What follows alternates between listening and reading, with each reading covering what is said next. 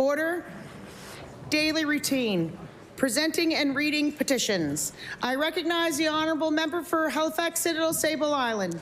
Thank you very much, Madam Speaker. I beg leave to table a petition. The operative clause is, we, the undersigned, call on the Nova Scotia Legislature to pass Bill 86, which would enact the Auditor General's recommendations and align the additional appropriations process with standards across the country to provide accountability and transparency over the spending of all public funds. There are signatures from across Halifax, Citadel, Sable Island, and I have affixed my own as per the rules of the legislature.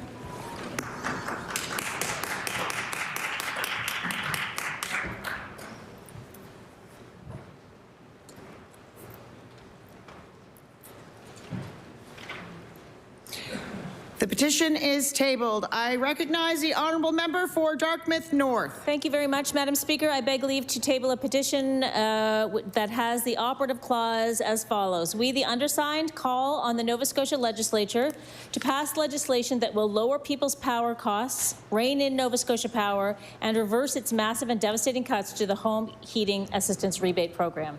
Madam Speaker, there are signatures from all across Dartmouth North here, and I've affixed my own as per the rules of the House.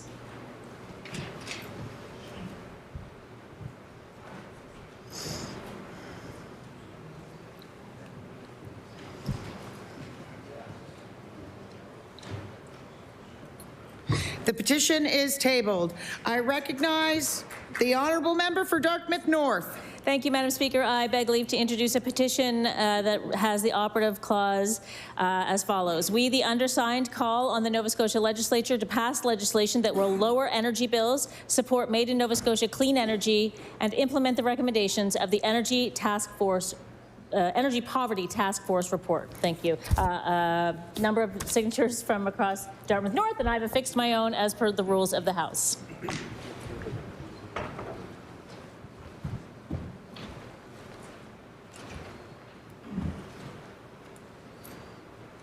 The petition is tabled. Presenting reports of committees. Tabling reports, regulations, and other papers. I recognize the honourable member for Halifax Citadel, Sable Island. Thank you, Madam Speaker. I beg leave to table a document relative to remarks in the House a couple of days ago, entitled Chiefs Respond to Letter from Nova Scotia Attorney General.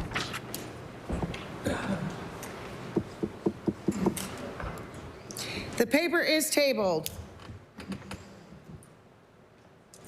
I recognize the honourable member for Halifax Needham. Thank you, Madam Speaker. I would like to table some documents about the provincial cuts and how they're affecting Nova Scotians. I have 285 emails.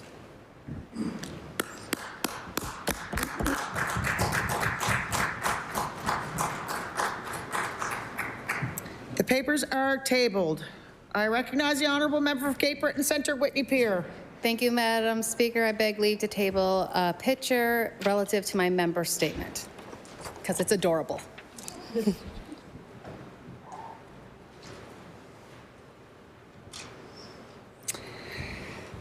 The paper is tabled. I recognize the Honourable Premier.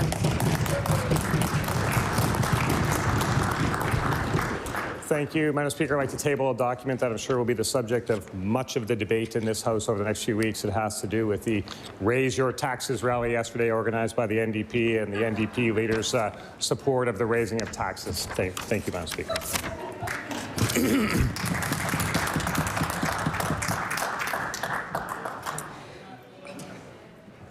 The paper is tabled. I don't know if it's too funny. I know some of the staff here today ended up having to clean sour cream and whatnots off of the side of the building due to that. Yeah, well. Order, order, order. Thank you.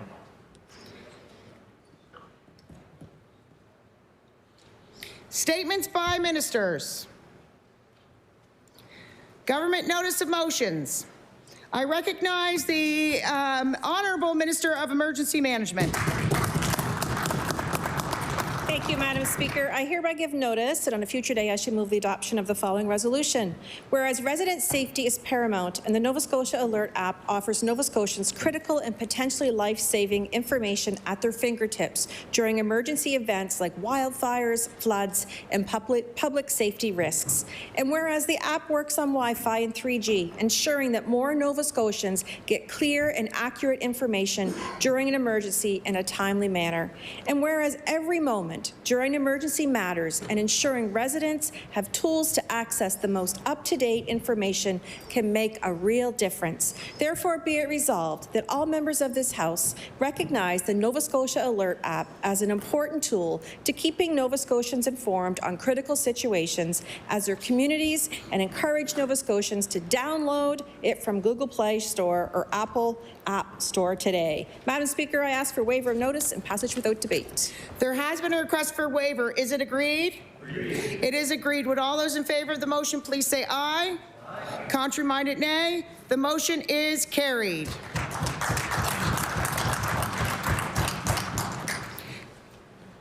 I recognize the Honourable Minister of Addictions and Mental Health. Speaker, I beg leave to make an introduction. Please do. I'd like to draw the members' attention to the Speaker's gallery. We have some really special guests here in the House today. We have leaders from the Anchor Youth Spaces sites in Amherst and Halifax. I'll ask them to stand as I say their names. T.L. Johannesson.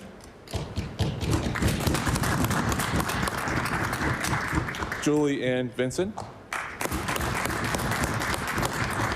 From the YMCA of the Greater Halifax-Dartmouth area, Jody Desjardins and Leslie Ann Shire from the YMCA of Cumberland.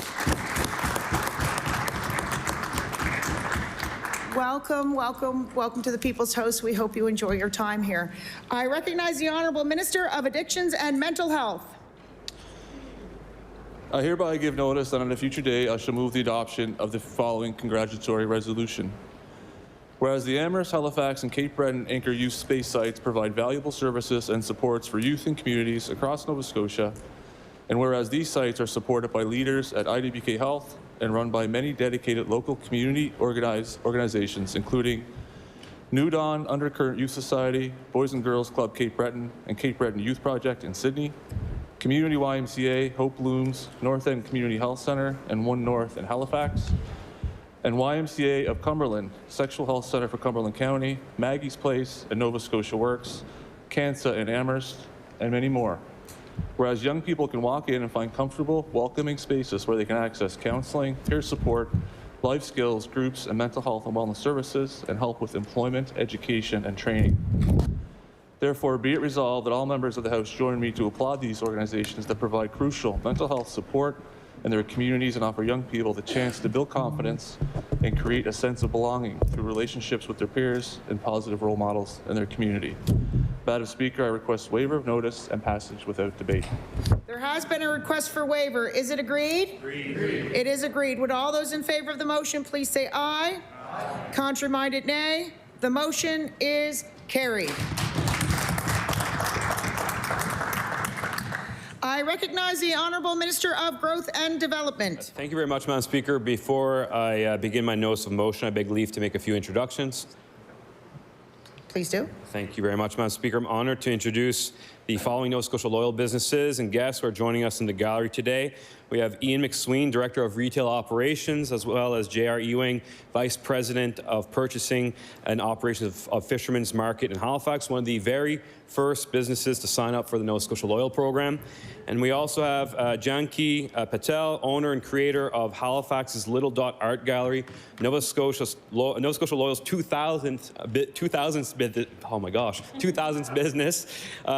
Janki is joined by her proud husband, Jigar Patel, and their 8-year-old son, Dhruvan Patel, whose favorite class is gym, he told me. Thank you very much for joining us today, and I'd ask all of you to rise and accept the warm welcome to the legislature.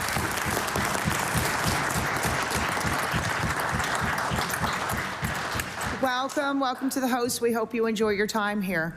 I recognize the Honourable Minister of Growth and Development. Thank you very much, Madam Speaker. I hereby give notice that on a future day I shall move the adoption of the following resolution. Whereas Nova Scotia Loyal has grown to a new milestone, proudly reaching a network of over 2,000 registered businesses for the program. And whereas Nova Scotia Loyal provides supports to Nova Scotia producers, retailers, and food service providers, making it easier for consumers, businesses, and institutions to look for and choose local products. And whereas Nova Scotian businesses produce almost an endless list of high-quality, competitively priced, everyday goods that can be easily substituted for non-local brands, and our local businesses don't just make the products we need, they also contribute to building vibrant communities, buying local echoes across the entire province. Therefore, be it resolved that all members of the House of Assembly join me in acknowledging this significant program milestone, thanking all of our local producers, retailers, harvesters, growers, and manufacturers, and food services providers like those with us in the Speaker's Gallery today. In joining the growing Nova Scotia Loyal movement, and now more than ever, we need to do all we can to support our neighbours, communities, and province. Buying local is simple, highly impactful. It's a highly impactful way we put our local businesses first. Madam Speaker, I request waiver of notice and passage without debate. There has been a request for waiver. Is it agreed? Agreed. It is agreed. Would all those in favor of the motion please say aye? Aye. Contrary-minded, nay. The motion is carried. I recognize the Honourable Minister of Communities, Culture, Tourism and Heritage. I hereby give notice that on a future day I shall move the adoption of the following resolution. Whereas Team Canada is competing at the Milano Cortina 2026 Winter Paralympic Games, which begins tomorrow, and whereas Paralympian Emma Archibald of the University of Ottawa, a University of Ottawa nursing student from Fall River, Nova Scotia, is representing Canada in para-cross country skiing, competing in 4 events starting March 10th. And whereas Emma demonstrates exceptional commitment, teamwork, athleticism, perseverance as a member of Team Canada's full delegation of 50 Paralympians for 4 guides and 50 coaches and a support staff. Therefore, it be resolved that all members of this House congratulate Nova Scotia's Emma Archibald on her remarkable achievements and recognize the pride and inspiration she brings to people across this province. Madam Speaker, I request waiver of notice and passage without debate. There has been a request for waiver. Is it agreed? It is agreed. Would all those in favor of the motion please say aye? Aye. Contrary-minded, nay. The motion is carried. Introduction of bills. I recognize the Honourable Member for Halifax Needham. Thank you, Madam Speaker. I beg leave to introduce a bill entitled An Act Respecting Environmental Racism.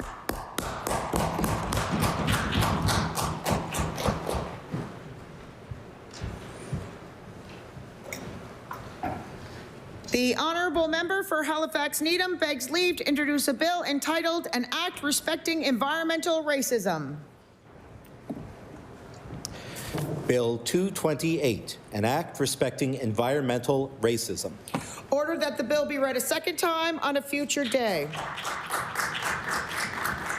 I recognize the Honourable Member for Sydney Member 2. Thank you, Madam Speaker. Madam Speaker, I beg leave to introduce a bill entitled An Act Respecting the Study and Improvement of Provincial Trade Infrastructure.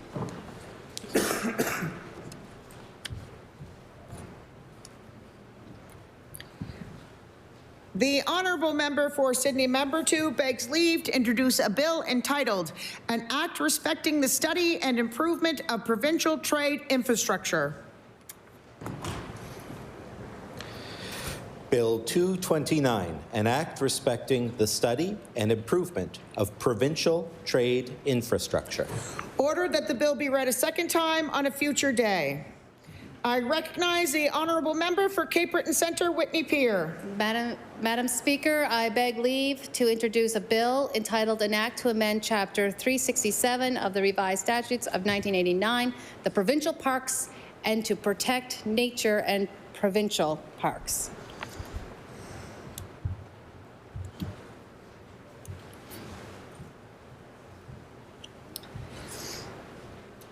The honourable member for Cape Breton Centre, Whitney Peer, begs leave to introduce a bill entitled An Act to Amend Chapter 367 of the Revised Statutes 1989, the Provincial Parks Act, and to protect nature and provincial parks. Bill 230, an act to amend Chapter 376 of the Revised Statutes 1989, the Provincial Parks Act, and to protect nature and provincial parks. Ordered that the bill be read a second time on a future day. Notices of motion.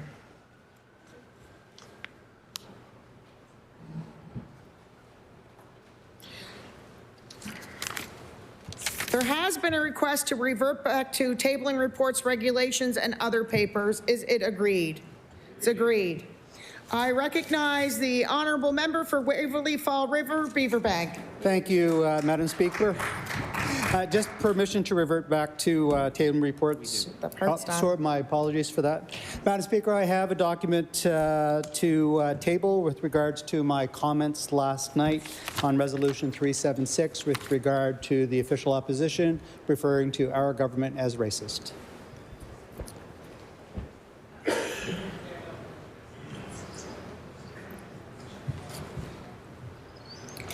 The paper is tabled. Statements by members. I recognize the honourable member for Cole Harbour. Madam Speaker, I beg leave to make an introduction before I begin my statement. Please do. I am pleased to introduce Robert Smith, President of the Nova Scotia Wildlife Carvers and Artists Association. Robert, could you please stand and accept a warm welcome from the members of this House?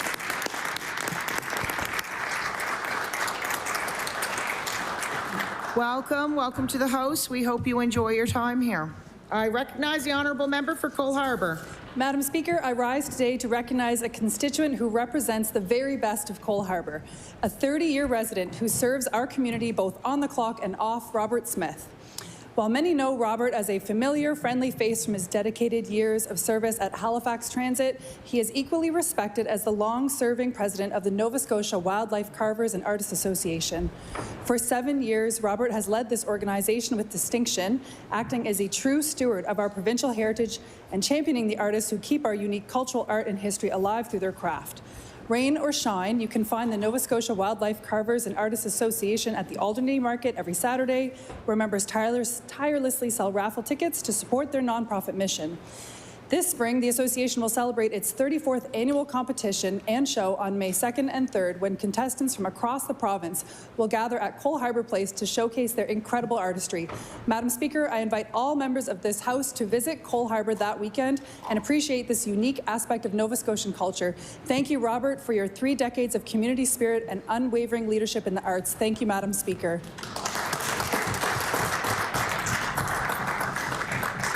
I recognize the honourable member for Dartmouth South. Thank you, Madam Speaker. I beg leave to make an introduction relative to my member's statement. Please do. I'd like to draw the members' attention to the gallery opposite, where we're joined by Margaret Skabar, an incredible gymnast and gymnastics coach. I'd ask members to offer her the warm welcome of the House. Welcome, welcome to the House. We all hope that you enjoy your time here. I recognize the honourable member for Dartmouth South.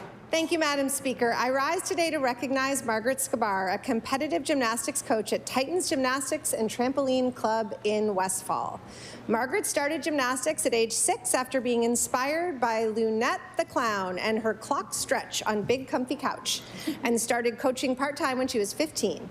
After graduating from St. FX in 2015, Margaret began coaching at Titans full-time and has coached hundreds of youth through competitive and recreational gymnastics.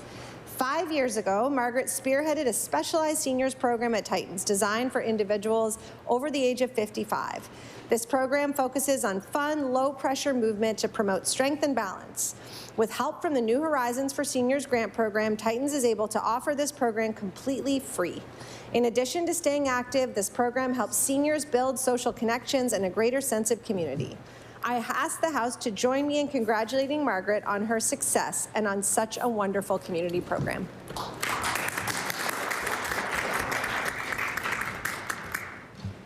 I recognize the honourable member for Timberley Prospect. Thank you, Madam Speaker. I want to recognize and thank the Community Bible Church in Timberley for their generous and vital offer to facilitate our third BLT food pantry in our community. At a time when the high cost of food, housing, and utilities is forcing even working families to seek support, the leadership and compassion by the Community Bible Church stand as an inspiring example of neighborly care and resilience. By providing a safe, weather-protected building for food storage and making church volunteers available to open their doors twice a week, the Community Bible Church is making a real and tangible difference in the lives of our neighbors. Their commitment ensures that families facing hardship do not have to choose between putting food on the table and meeting other essential needs. Such acts of generosity strengthen our community bonds and remind us all of the importance of supporting one another, especially in difficult times. On behalf of all residents, I thank the Community Bible Church for their unwavering spirit of service and for embodying the very best of Timberley. May their example inspire others to reach out with open hearts and helping hands. Thank you, Madam Speaker. I recognize the honourable member for Clayton Park West. Madam Speaker, I beg leave to make a quick introduction. Please do. This morning I was surprised to see my 11-year-old niece in the house. She was at the doors with me, knocking on doors during the campaign. At that time, she was 9. Her name is Blossom. She's on the West Wing. Blossom Olalupi over there. Thank you for coming to the house today. And please, I ask you to help me welcome her.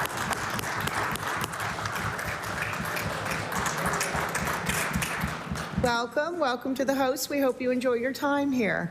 I recognize the honourable member for Clayton Park West. Madam Speaker, today I rise to recognize and congratulate Crystal Chalk. Crystal is the owner and the operator of PharmaSafe Chalk's Family Pharmacies in Clayton Park West. In December of 2024, our pharmacy was recognized as a community pharmacy primary care clinic, expanding access, assessments, prescription, and other services so residents can receive care closer home. But what stands out the most is not what they do, it's how they do it. If you read through Google reviews from patients, one comment says it best. A patient wrote that their staff are the sweetest on earth. That simple line reflects the culture Crystal and her team have created, a place where people feel welcomed, respected, cared for, and often joy moments when they need help the most. Madam Speaker, I ask all members in this House to join me in congratulating Crystal Chalk and the entire team for the care, compassion, and service they bring to the people of Clayton Park West every single day. Thank you, Madam Speaker.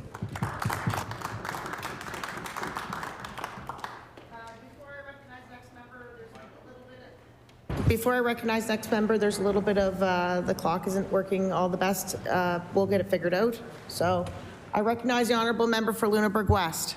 Thank you, Madam Speaker. I beg leave to make an introduction. Please do. Thank you. Joining us in the West Gallery are members of the Bridgewater Fire Department, and I'll ask them to stand and accept the welcome of the House. We're joined by Chief Michael Noss and members Reed Wynot and Pat Langell. Welcome.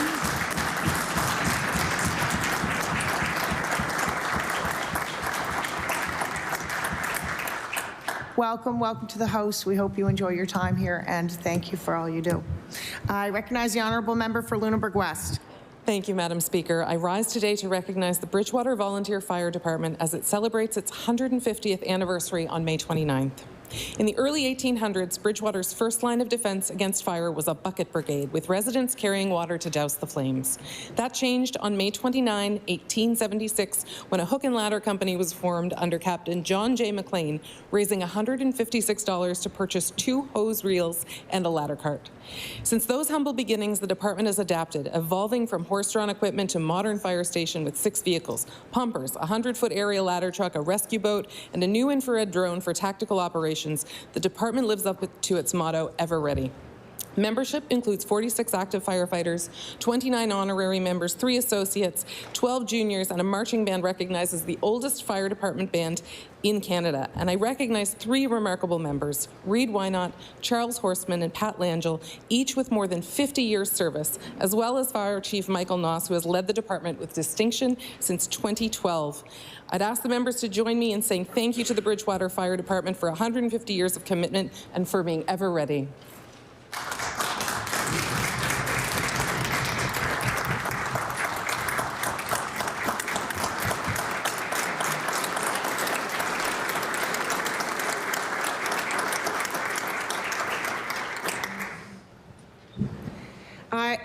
recognize the honourable member for Sackville-Cobequid.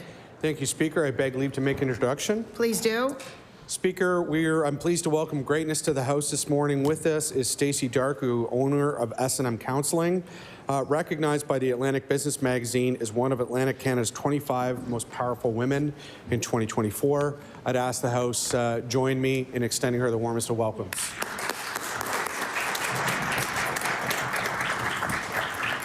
Welcome, welcome to the People's House. We hope you enjoy your time here. I recognize the honourable member for Sackville-Cobequid. At our most vulnerable, when we most need help, the best counsel comes from those we can relate to, who see us for who we are. It's this philosophy that guides S&M Counseling, celebrating 5 years of service to Sackville. Owner Stacey Darku has nearly 2 decades of experience working in mental health, specializing in assistance to those who've experienced sexualized trauma, domestic violence, addictions, grief, sexual difficulties, and racial injustice. In just 5 years, Stacey has opened a second location in Dartmouth North and welcomed 10 professionals to the team from diverse backgrounds. They offer services in English, Farsi, Arabic, and Spanish in an environment that is multicultural, trauma-informed, and welcoming. I ask all present to join me in congratulating S&M Counseling on their 5-year anniversary and in thanking them for making Sackville, Dartmouth, and Greater Halifax healthier, safer, and better supported.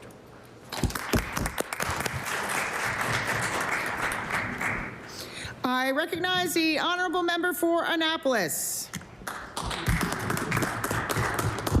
Thank you, Madam Speaker. Madam Speaker, I rise today in acknowledgement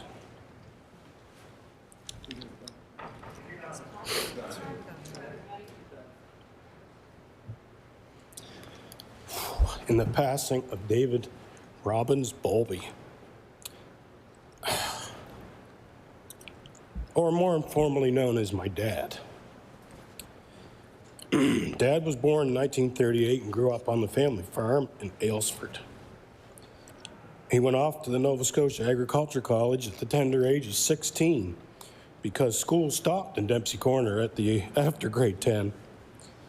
Dad and his brothers, John and Don, worked on the farm and were always eager to try something new. In fact, they decided they'd try putting newborn lambs with their mothers in a greenhouse to help warm them up and keep them nice and safe for 10 to 14 days after birthing, and had incredibly great results. Minister Moreau, it sounds like the beginning of the season extension program way back then. Dad transitioned the farm to apples in the early 70s, excuse me, and taught me all that he knew about growing crops, all the while doing it on a shoestring budget and instilling in me that if you wanted something, you put your head down and you worked until you could get it. Excuse me. In order to keep the farm afloat, like many small farms, Dad became a school bus driver, which he did for 17 years. It's wonderful these last few days that some of his former students he took back and forth to school reached out saying that he was their favorite bus driver ever. He instilled the importance of politics and giving back to the community in me, and he walked the talk. He was a charter member of the Aylesford Lions Club and was a member up until recently. He dissuaded me from entering politics in my 30s, saying I was too young and the kids were too small. Again in my 40s because the farm was growing. And then when it came to him with thoughts about running in this last provincial election, he said, "You better hurry up before you get too darn old." During the election, he had the opportunity to meet the Premier, who asked my dad, "David, what do you think of your son getting into politics?" Dad replied with a grin, "I have gotten him out of a lot of scrapes over the years. This one's up to you." He was a kind, caring, wonderful, community-minded man that offered to help everyone, every single time. I am honored to be able to have called him my dad, and I know my mom and lots of family members and friends are welcoming him home. Thank you, Madam Speaker.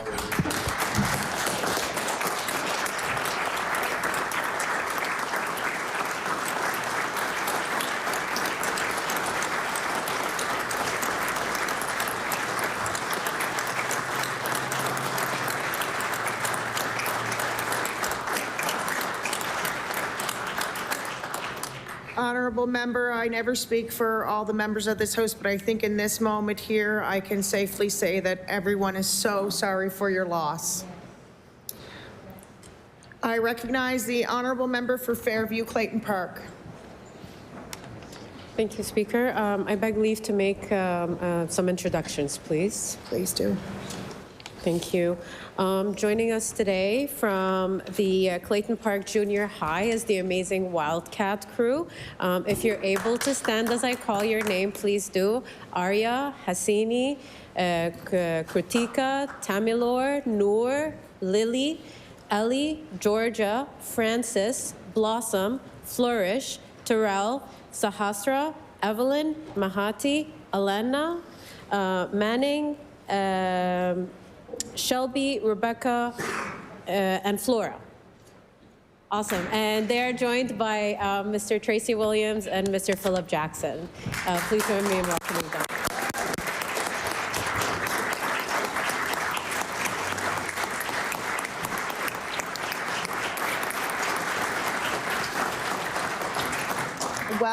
Welcome to the People's House. We hope you enjoy your time here. I recognize the honorable member for Fairview Clayton Park. Speaker, I rise today to recognize the amazing Wildcat crew, a group of students joining us again from Clayton Park Junior High. Established in 2019, the Wildcat crew provides a welcoming drop-in space for all students. The group truly reflects the incredible diversity of our community, providing a safe and inclusive environment where youth can connect, lead, and give back. This school year, those young leaders came together to spearhead their most successful holiday donation drive to date. Demonstrating a profound commitment to supporting their community, the students collected 40 boxes of food items and toys for 3 separate campaigns: Children's Aid Society Toy Drive, the SPCA Holiday Drive, and Stuff a Bus campaign. Through their hard work and outreach, they mobilized their peers and neighbors, showing a maturity and community spirit that proves you are never too young to make a significant impact on the lives of others. I ask all members of this House to join me in congratulating the Wildcat crew on their successful fundraising efforts and in thanking them for being such amazing and inspiring young ambassadors for Fairview Clayton Park. Thank you, Speaker.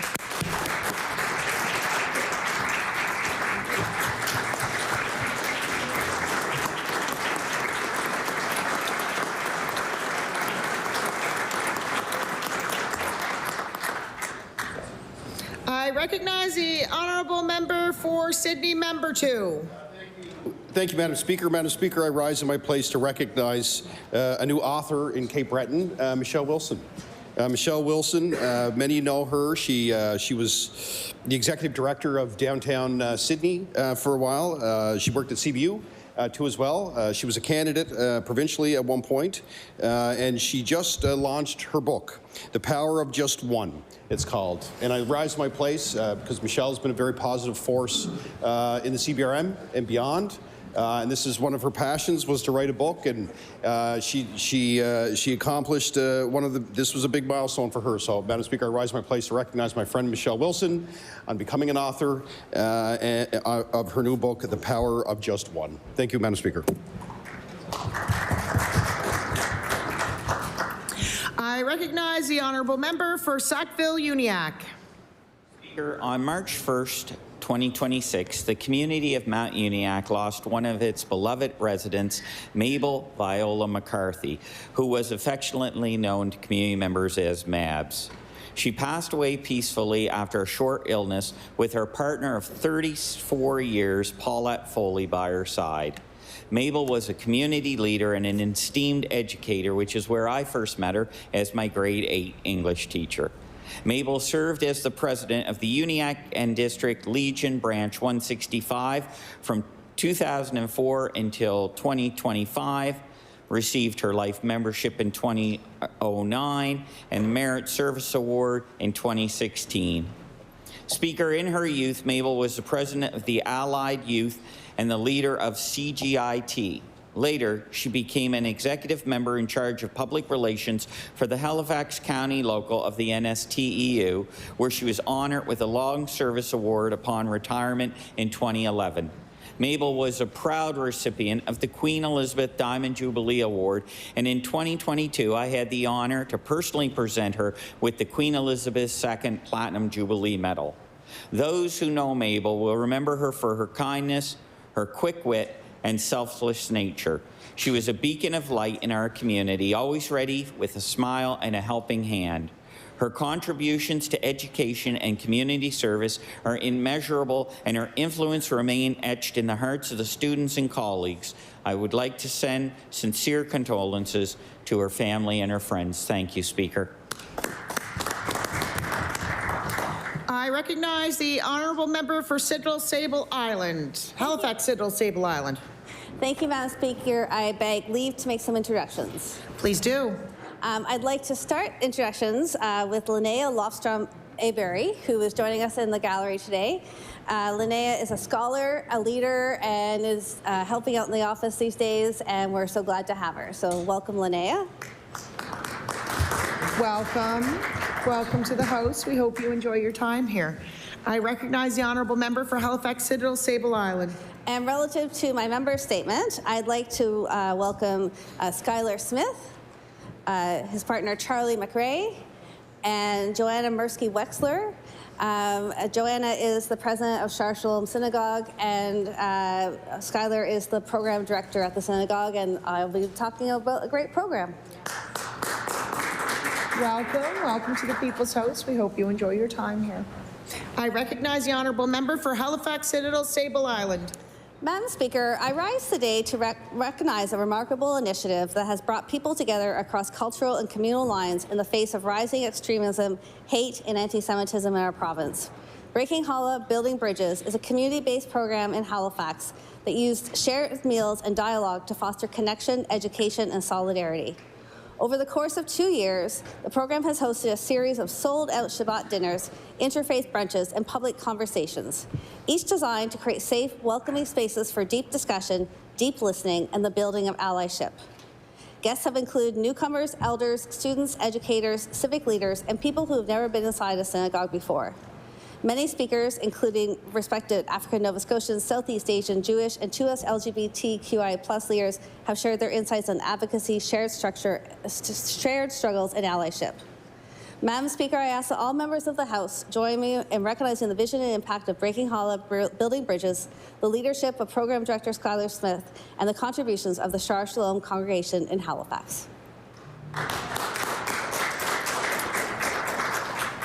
I recognize the honourable member for Timberley Prospect. Thank you, Madam Speaker. I want to recognize an exciting new initiative starting in the BLT community, the BLT Community Market. Just last month, neighbours gathered at the Lakeside Legion for what organizers hope will be the first of many markets showcasing local artisans, collectors, and small businesses. Events like this offer more than a place to shop. They help strengthen community connections, support local entrepreneurship, and create welcoming places where people can meet, share ideas, and celebrate the talent that exists right here at home. I also want to highlight the market's commitment to giving back. Organizers will donate up to 70% of the modest $2 adult entry fee to the BLT Food Pantry, and additional donations will be accepted at the door. This is a meaningful way to pair community building with direct support for neighbors who may be facing food insecurity. I extend my thanks to the volunteers, vendors, and supporters who are making this event possible, and I encourage residents across the area to attend, show their support, and help make the BLT Community Market a lasting local tradition. Thank you, Madam Speaker. I recognize the honourable member for Pictou West. Madam Speaker, if you are a fan of the spars and jabs traded here in the legislature, you might be interested in an event hosted by Fight League Atlantic, a mixed martial arts promotion with proud roots in Pictou West. Founded by Derek Clark and John Foster, Fight League Atlantic began by hosting jiu-jitsu tournaments at the Pictou Legion. From those humble beginnings, it has grown into the premier regional promotion. In April, they will host their 24th major MMA event, streaming on UFC Fight Pass, and showcasing maritime athletes to a global audience. Derek also coaches the Little Lobsters Grappling Club, where youth between the age of 5 and 12 learn discipline, resilience, and confidence through sport. Derek and John, congratulations on your UFC deal. I wish you continued success in growing not only your business, but also promoting sport in our community. Thank you, Madam Speaker. I recognize the honourable member for Cape Breton Centre, Whitney Peer. Madam Speaker, hockey is not just about winning, it's about sportsmanship, dedication, and hard work. But more importantly, it's about having fun and creating memories that will last a lifetime. At a February 16th U Under 13B Heritage Classic Final, all of these values were proudly on display. The County Islanders and the Waterford Sharks are division rivals. But at that day, they demonstrated why hockey is truly the greatest game on earth. After the Sharks were eliminated by the strong Cheticamp team, they came together in support of the Islanders. Wearing Islander jerseys, they cheered them on until the final buzzer, where the county went on to capture the championship. It was a powerful reminder of what youth sports are all about: respect, camaraderie, and community. And I tabled the picture that is the sweetest thing in the world. Thank you, Madam Speaker. I recognize the honourable member for Cumberland North. Thank you, Madam Speaker.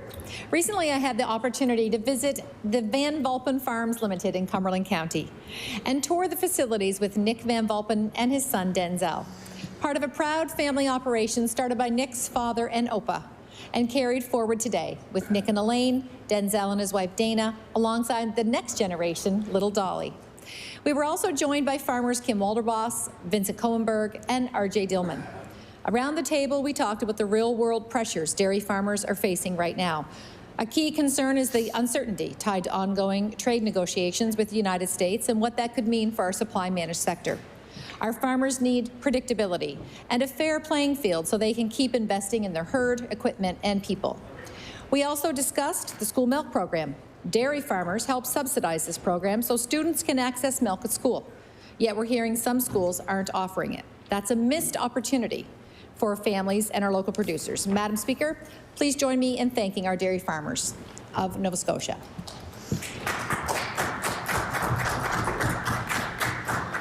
I recognize the honourable member for Sydney, member 2. Thank you, Madam Speaker. Madam Speaker, I rise in my place to recognize Horizon Achievement Centre. Horizon Achievement Centre is a wonderful organization that supports folks looking to transition into the workforce. They've rallied together as a community in the last number of years to open a new building down in Sydney. And I rise my place because they're one of the organizations that's receiving a 12.5% cut in their funding, which is going to affect the programs that they offer to people every day. It's really unfortunate that it's happening. It's happening to organizations across the province. So I rise in my place, sad, but also very proud to recognize Horizon Achievement Centre for what they mean to the community. Thank you, Madam Speaker. I recognize the honourable member for Northside Westmount. Thank you, Madam Speaker. Today, I rise to recognize the retirement of Sydney Mines Deputy Fire Chief John McPherson and to thank him for his many years of dedicated service to our community. Throughout his career, Deputy Chief McPherson demonstrated professionalism, courage, and steady leadership. Whether responding to emergencies, mentoring young firefighters, or supporting his chief and department, John carried out his duties with integrity and quiet strength. The role of Deputy Fire Chief demands not only operational expertise, but also the ability to guide, support, and inspire others. John has done exactly that, helping to build a strong, disciplined, and compassionate fire service that our community can rely on with confidence. Public safety professionals make sacrifices that are unseen, and their families share in that commitment. Today, we also acknowledge and thank John's family for allowing him to dedicate his time to service. Deputy Chief McPherson leaves behind a proud legacy of service and leadership. On behalf of this House and all the people of Northside Westmount, I extend sincere gratitude and wish him a healthy, happy, and well-deserved retirement. Thank you, Madam Speaker. I recognize the honorable member for Dartmouth North. Madam Speaker, March is Endometriosis Awareness Month, and so I rise today to help shed light on this often undertreated disease that affects so many people.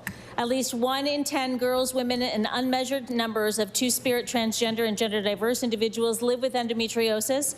It causes painful, abnormal tissue growth, most commonly in the pelvic area, and can make everyday activities challenging, lead to missed school or work, and impact personal relationships. Social life and mental health issues. It can take up to 5 years to receive a diagnosis of endometriosis, and who knows how many people are currently awaiting a diagnosis so they can seek proper care.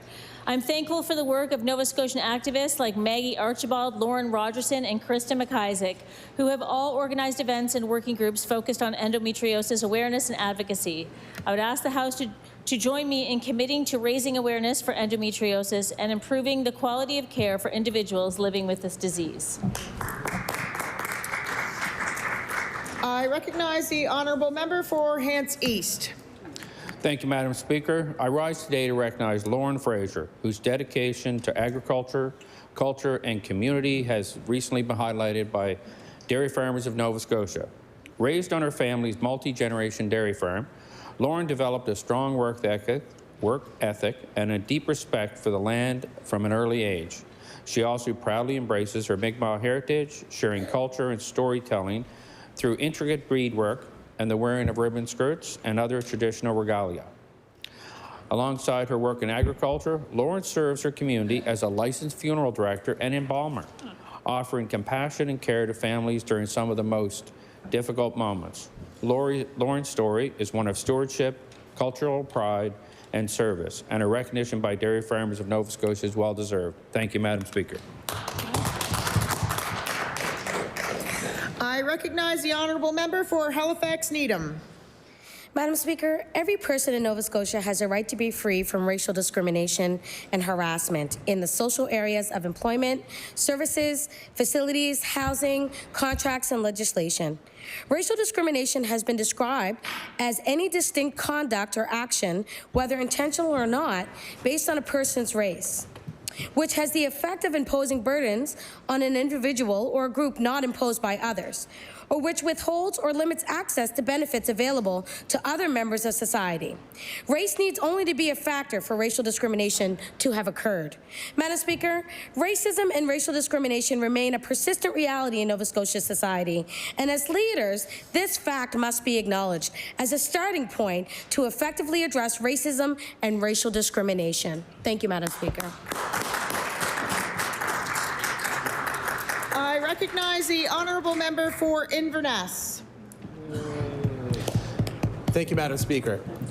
I rise today to celebrate a cornerstone of community life in Marble Mountain and the surrounding area, the Marble Mountain Community Centre. Operated by North Mountain Culture and Recreation Association, a volunteer-led charity serving the area. Built in 1907, the centre has served generations and continues to meet the evolving needs of the community. It is a vital gathering place in this small rural community with a larger seasonal population. The centre hosts community events, crafts, heritage groups, volunteer recognition, and social activities that bring residents together. The centre also provides a library with internet access, games nights, heritage displays, showcasing early 1900s artifacts, offering a glimpse into the area's rich past. Thanks to the dedication of volunteers and the shared use of this space, the Marble Mountain Community Centre continues to strengthen community connection and identity. Madam Speaker, this centre is more than a building. It is a living testament to spirit, resilience, and the heart of residents of Marble Mountain. Thank you, Madam Speaker. I recognize the honorable member for Lunenburg West. Thank you, Madam Speaker. I rise today to recognize Joey Richard and the reopening of La Caseta, the cherished house where our community can again gather and enjoy authentic Italian cuisine. For over 30 years, Joey brought people together through food, welcoming friends into his home, and creating meals that foster connection and conversation. He has carried that same spirit into La Caseta, creating a space where people feel comfortable, welcomed, and encouraged to linger. La Caseta is located in one of Bridgewater's most recognizable heritage buildings, the former Bridgewater Post Office on King Street. Built in 1909, this landmark has been a defining feature of our downtown for generations. Its reopening as La Caseta brings renewed life to this 115-year-old landmark and contributes to the growing vibrancy of our town centre. Madam Speaker, small businesses like La Caseta play an important role in the life of our community. I ask members of this House to join me in recognizing Joey Richard, and I encourage everyone to drop into La Caseta to enjoy hospitality, passion, and good food. I recognize the Honourable Minister of Acadian Affairs and Francophonie. Thank you very much. Merci, Madame la Présidente. I beg leave to make an introduction. Please do. Madame la Présidente, j'ai le plaisir d'accueillir dans votre galerie. Proud to welcome in your gallery a proud Acadian, a proud Nova Scotian, Senator Alistair Surrett, accompanied by Martine Belland, who's Vice President at Université Saint-Anne. Ask him to rise well, give a warm welcome to the House. Welcome, welcome to the People's House. We hope you enjoy your time here. I recognize the Honourable Member for Halifax-Chebucto. Thank you, Madam Speaker. Today, I rise to commend a local family restaurant for tremendous value that it brings to Halifax-Chebucto. Look Ho Ho Restaurant has been a community treasure since 1959. Serving a wide variety of Chinese Canadian cuisine, this family-owned restaurant recently celebrated 66 years. Restaurant owner Catherine has proudly described Look Ho Ho's egg rolls as the best in town, while longtime staff speak warmly of how they've been treated like family. Loyal patrons often note that the interior of the restaurant hasn't changed since they were children and holds cherished memories for several generations of customers. More than 6 decades, Look Ho Ho has been more than just a place to share a meal. It's been a gathering place where milestones are celebrated and community bonds are strengthened. Look Ho Ho is grateful for the continued support from the residents of Halifax-Chebucto and beyond, and I ask the members of this House to join me in thanking Look Ho Ho for being proud and enduring cornerstone of our community. Yay, Look Ho Ho! I recognize the Honourable Member for Cumberland South. Just very quickly, Madam Speaker, an Olympic gold medal game to a referee, that is their Olympic gold medal game. I want to give a shout out to Gordy Dwyer. Used to referee with them. Great individual, robo-ref, but Gordy, too many men, Gordy. Order. The time for statements by members has elapsed. It is now orders of the day. The time is 12 o'clock. We will finish at 12:50. I recognize the Honourable Leader of the Official Opposition. Thank you, Madam Speaker. Madam Speaker, Nova Scotians are still finding out about the full impact of this government's cruel cuts to them and their families. Every day we see new letters from organizations who will be forced to close their doors or reduce services, and media posts from people who are worried and alarmed. Thousands of Nova Scotians line the street outside this building to make their message clear that they rely on these services, and to cut them is cruel. And they deserve answers for why the government chose to cut specific programs and what those cuts will mean. Will the Premier finally give Nova Scotians some answers, Madam Speaker? I recognize the Honourable Premier. Thank you, Madam Speaker. Look, we know that families are dealing with challenging times. So is the government. $1.2 billion deficit last year, $1.2 billion deficit this year. It's not sustainable in the long term. We've had to make some decisions, but we'll continue to look for ways to support Nova Scotians. This budget has almost $19 billion in spending, Madam Speaker. That's all going to support Nova Scotians. We'll continue to look for ways to do more. We'll work with communities.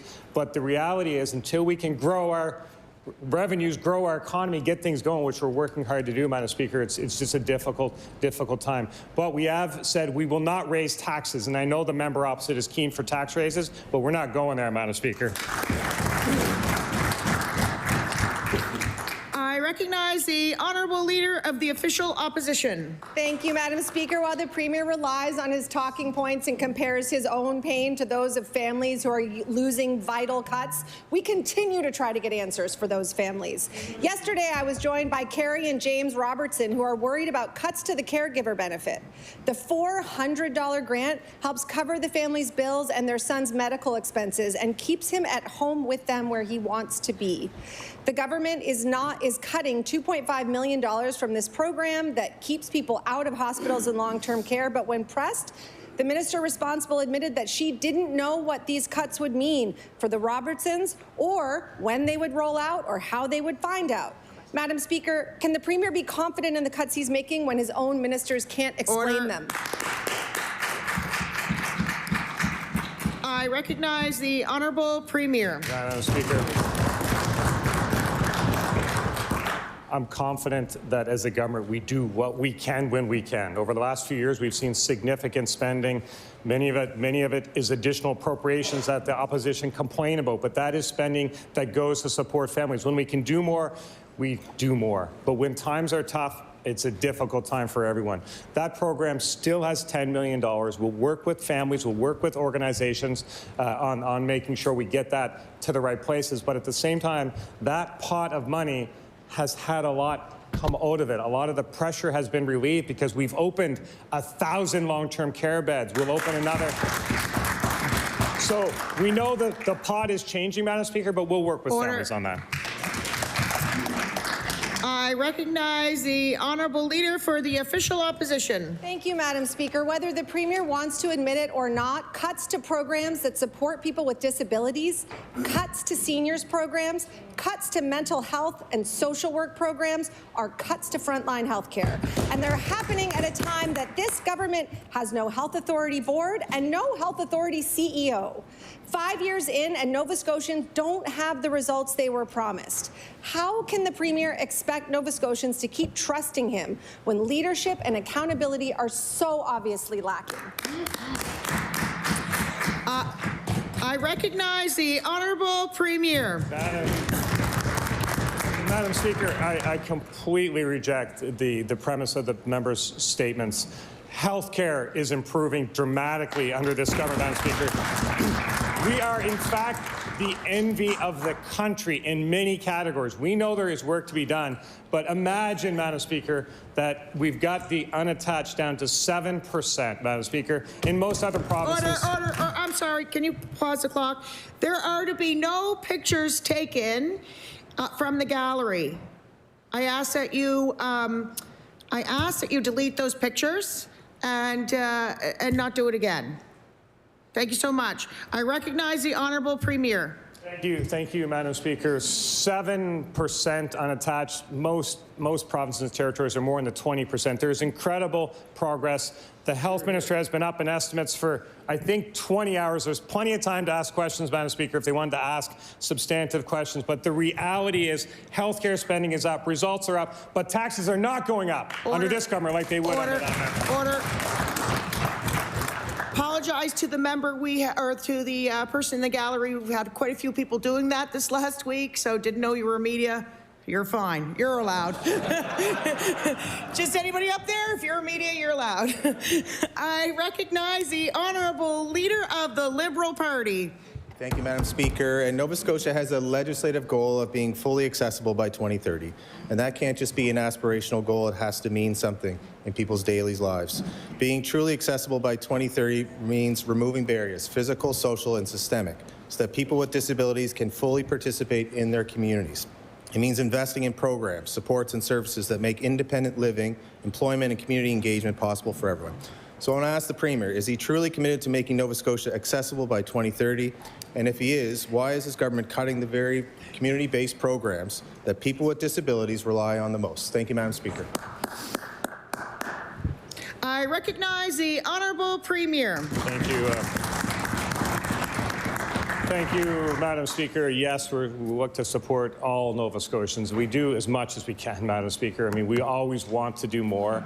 Remind the member we have a $1.2 billion deficit as it stands. We inherited quite a deficit as well, Madam Speaker. We thought it was just the off-book deficit from the failures to invest in healthcare, the failures to invest in long-term care, from the failures to invest in Nova Scotians. But now we know that that deficit was really on the books, too. We've seen the result of the Bill 148. We know the mess that government left this province in. We are working to clean it up. Madam Speaker, how dare that member stand in this House and talk about supports for Nova Scotians?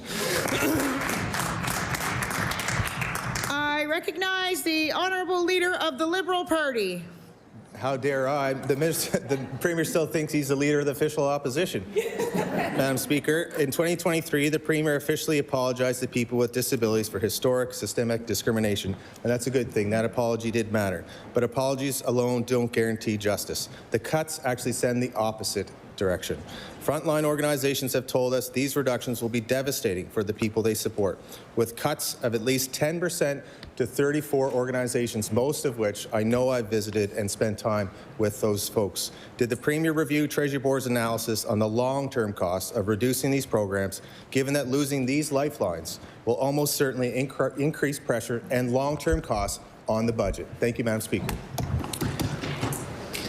I recognize the Honourable Premier. Thank you. Thank you, Madam Speaker. We're working with Nova Scotians. The Nova Scotians understand the reality of the financial situation, not just of this province, but across the country. We're seeing the deficits across the country. Many areas we're seeing taxes go up. That won't happen here, Madam Speaker. I know the NDP wants that, but that won't happen, Madam Speaker, here. We are doing what we can to support Nova Scotians, and we will work with families. We will work with organizations, but we all have to accept the reality and understand that some things have to give. We want to do that compassionately, like we always have. We've shown over the last few years with significant investments in Nova Scotians. When we have more, we'll do more, and we will continue to operate in that fashion, Madam Speaker. I recognize the Honourable Leader of the Liberal Party. Thank you, Madam Speaker. I'm curious to see if those budgets across the country are going to be categorized as punching down to organizations like Haley Street, like Easter Seals, like DASK, like Bridge Adult Service Centre, like Prescott Group, like Sunset Industries and Kay Nickerson Centre that are speaking out because these cuts will force them to cut critical services that those most vulnerable rely on. And not only will this be devastating to families, but the financial cost to the province when people lose access to programs that keep them healthy, connected, and out of crisis will be extensive. More ER visits, greater reliance on acute care, and setbacks and inclusion will cost far more in the long run to this province. So I ask the Premier, will he reverse these cuts and recommit to properly funding community-based disability supports so that accessibility is not just a goal, but a reality? Order. I recognize the Honourable Premier. Thank you, Madam Speaker. All incredible organizations doing incredible work, many of which I've personally visited. I have great respect for the work that they do, Madam Speaker, and we're always looking for ways to support them more. But I think the reality is also, if you looked at the funding that would have been available to them, and certainly to the arts and many groups that would have been available under the former Premier, under the budget that he tabled, under the motions that he put forward, the funding that those organizations receive today, even after program adjustments, which are difficult, would still be significantly higher in most cases, because that's the reality. It's a tough time right now, but when we can do more, we will, and there will be brighter days again, too, Madam Speaker. I'm sure of that. I recognize the Honourable Leader of the Official Opposition. Madam Speaker, this Premier says he respects the work these organizations do. He wishes that he could support them more, but he is making cuts to all of them at the expense of Nova Scotians who need support the most. They're cutting $100,000 from Easter Seals, whose New Leaf program provides skills training, recreational opportunities, and youth employment support to people living with disabilities. These cruel cuts will take opportunities away from the Nova Scotians who use these programs daily. How can the Premier defend cuts that make life harder every single day for Nova Scotians with disabilities? I recognize the Honourable Minister of Opportunities and Social Development. Thank you, Madam Speaker, and thank you to the member for this question. We all know that these cuts are difficult for all Nova Scotians. And to all the organizations who we meet with and talk to, the work that they do is vital. The reality, Madam Speaker, is that we can't afford everything that we want. And there had to be difficult decisions that were to be made. The reductions are able to allow us to support and feed the hungry. This year, we are going to double the amount of food that is given out to those in homeless shelters. That is a change that we are able to do. Difficult decisions had to be made in order to allow that to happen, but feeding the hungry is a priority of this government, Madam Speaker. I recognize the honourable leader of the official opposition. Madam Speaker, I submit that this government should be more focused on keeping people out of homeless shelters than feeding people in them. The reality is these cuts to vulnerable Nova Scotians are more likely to create people living rough, not having a place to be, not being supported by social services. And the total amount of these cuts do not amount to addressing 10% of this deficit. The idea that this is going to actually, that you're going to take money from people with disabilities and give it to other people to feed them, that is a cruel and false choice. This government can do both. And the idea that this government is chirping us about their cuts to people with disabilities is shameful. Why won't the Premier actually defend Nova Scotians? Order.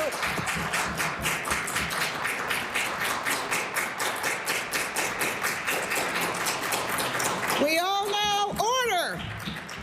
We all know I don't like it when we get over passionate and start coming across the desk. I understand there's passion here, but we all know I don't like it. I've called it before. There's a history of it. I ask members to speak to me. I recognize the Honourable Minister of Opportunities and Social Development. Thank you, Madam Speaker, and thank you to the member for the question. I am looking forward to being up at estimates so that I can talk to Nova Scotians about how we are supporting our most vulnerable. I haven't had the opportunity yet, but the work of the staff of the Department of Opportunities and Social Development are doing incredible things in challenging times. One of the things that happened this year is we opened up a beautiful new building up the street. You talked about getting people off the streets, Madam Speaker. We opened up Ozanam Place just up the street. It's a 38 beautiful apartment units for the chronically homeless, Madam Speaker. We haven't talked about that. That is how you support our most vulnerable, Madam Speaker, and we're going to continue to do that. Good job.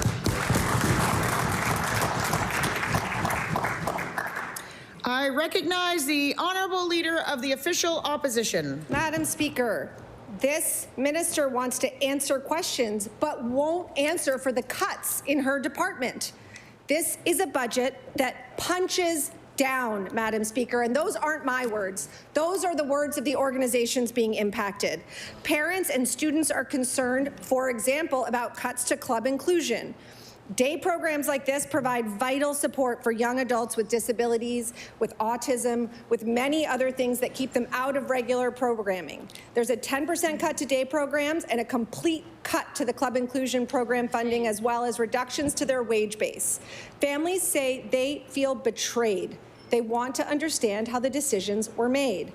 Why were the supports these families rely on considered expendable?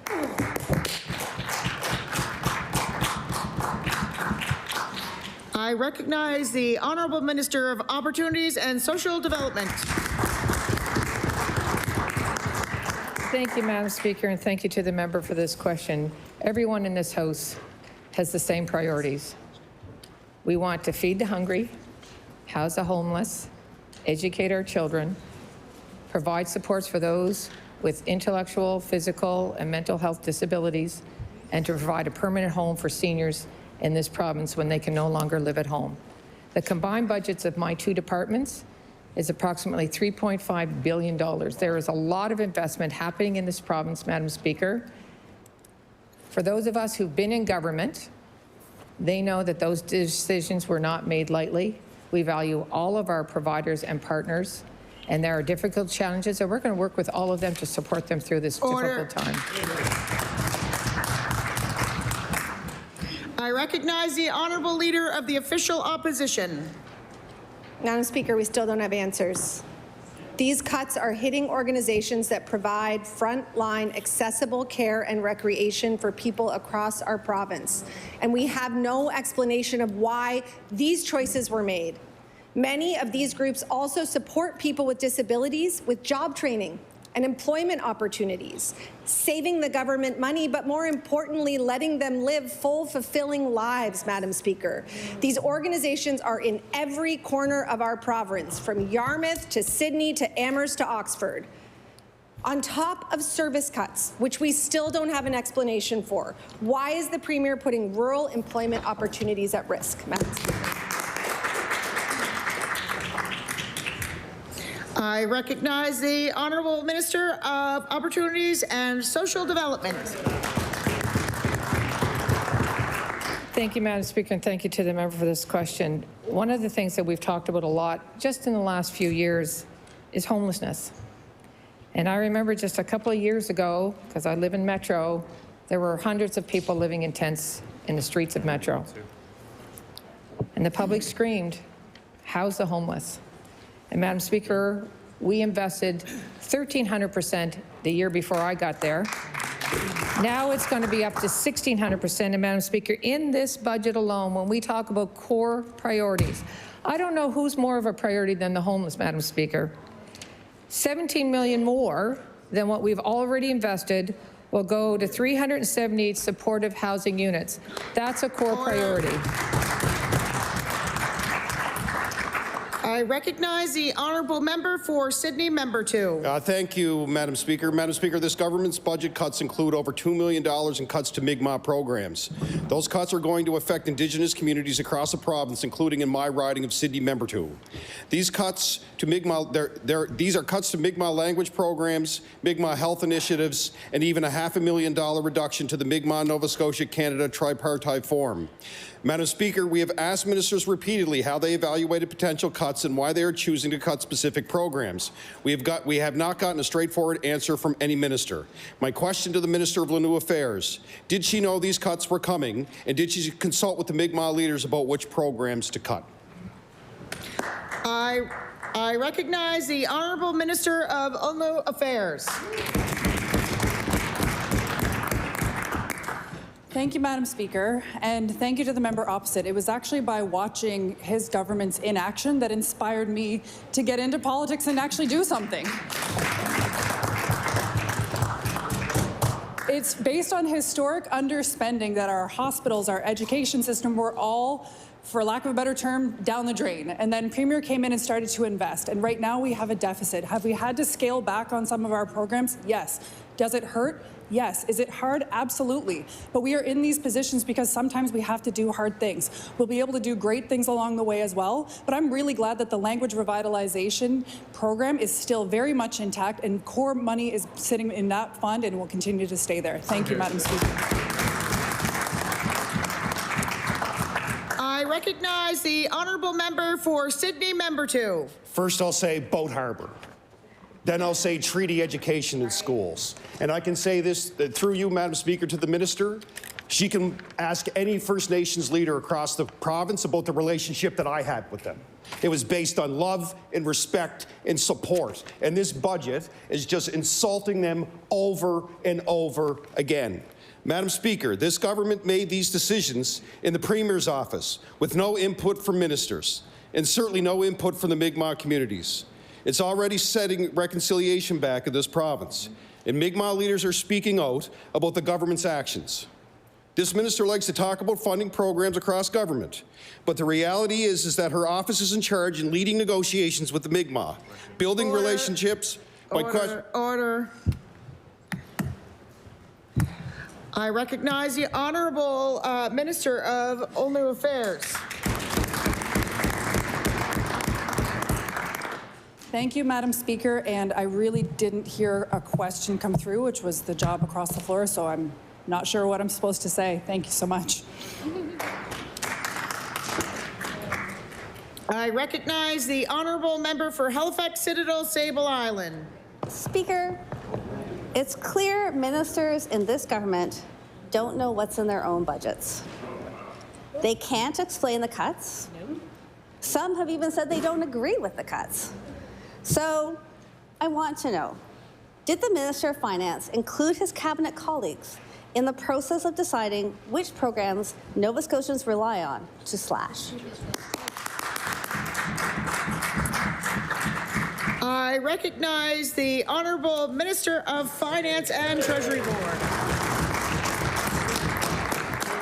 Madam Speaker, to say some of the same things my colleagues have been saying is that these cuts, we know these are real, they impact real people. What did we decide to do as a government? We decided to focus on the core needs of Nova Scotians, which includes $738 million in health care. We have one of the best records in health care in the country, but we know there's more to do. We know that. Another $116 million in education early childhood, which is a large part school food lunch program. Madam Speaker, we are focusing on the core needs of Nova Scotians. We will meet those needs in affordability, and I could go on. Thank you, Madam Speaker. I recognize the Honourable Member for Halifax Citadel, Sable Island. Speaker, this government made this problem. They spent irregular income at the tail end of a global pandemic. Who thought that growth spurt, that money was going to keep growing? And, you know, these budget cuts belong to each and every minister. They all need to account for them. This is ministerial accountability. They all need to explain them. It's deeply concerning that they can't. How can the minister and the rest of government, even the ones that are chirping at me right now, how can the rest of government, all of these ministers, push through a budget that they don't know what's in it? Right.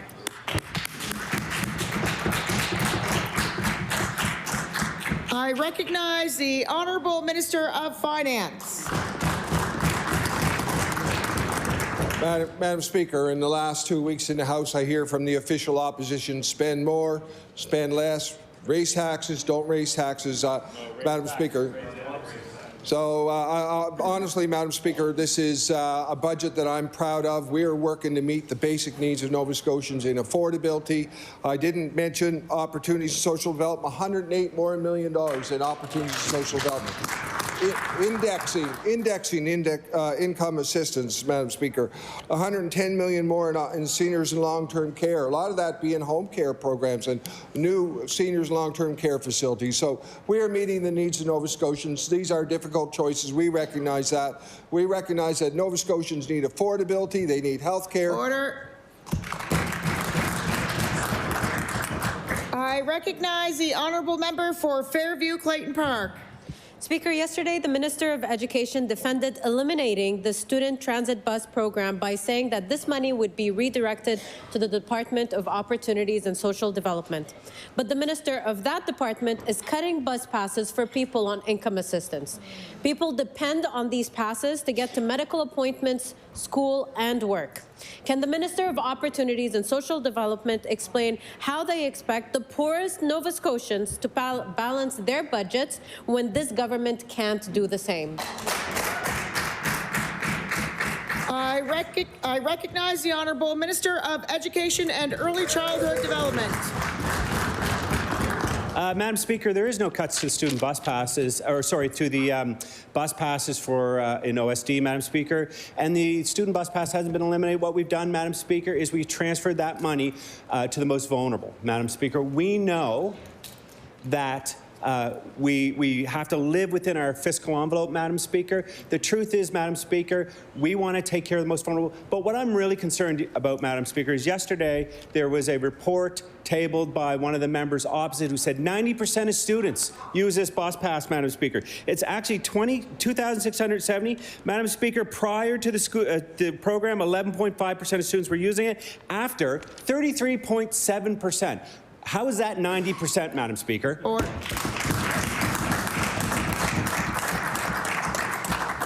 I recognize the Honourable Member for Fairview Clayton Park. This government just won't stop punching down. In this budget, we are seeing so many cuts that won't put a dent in the deficit, but they will hurt the people who can least absorb them. Cuts to the poverty reduction tax credit, cuts to programs to help people on income assistance pay for dentist visits, bus passes, and hearing aids. When will this government stop punishing people living in poverty for their own financial mismanagement?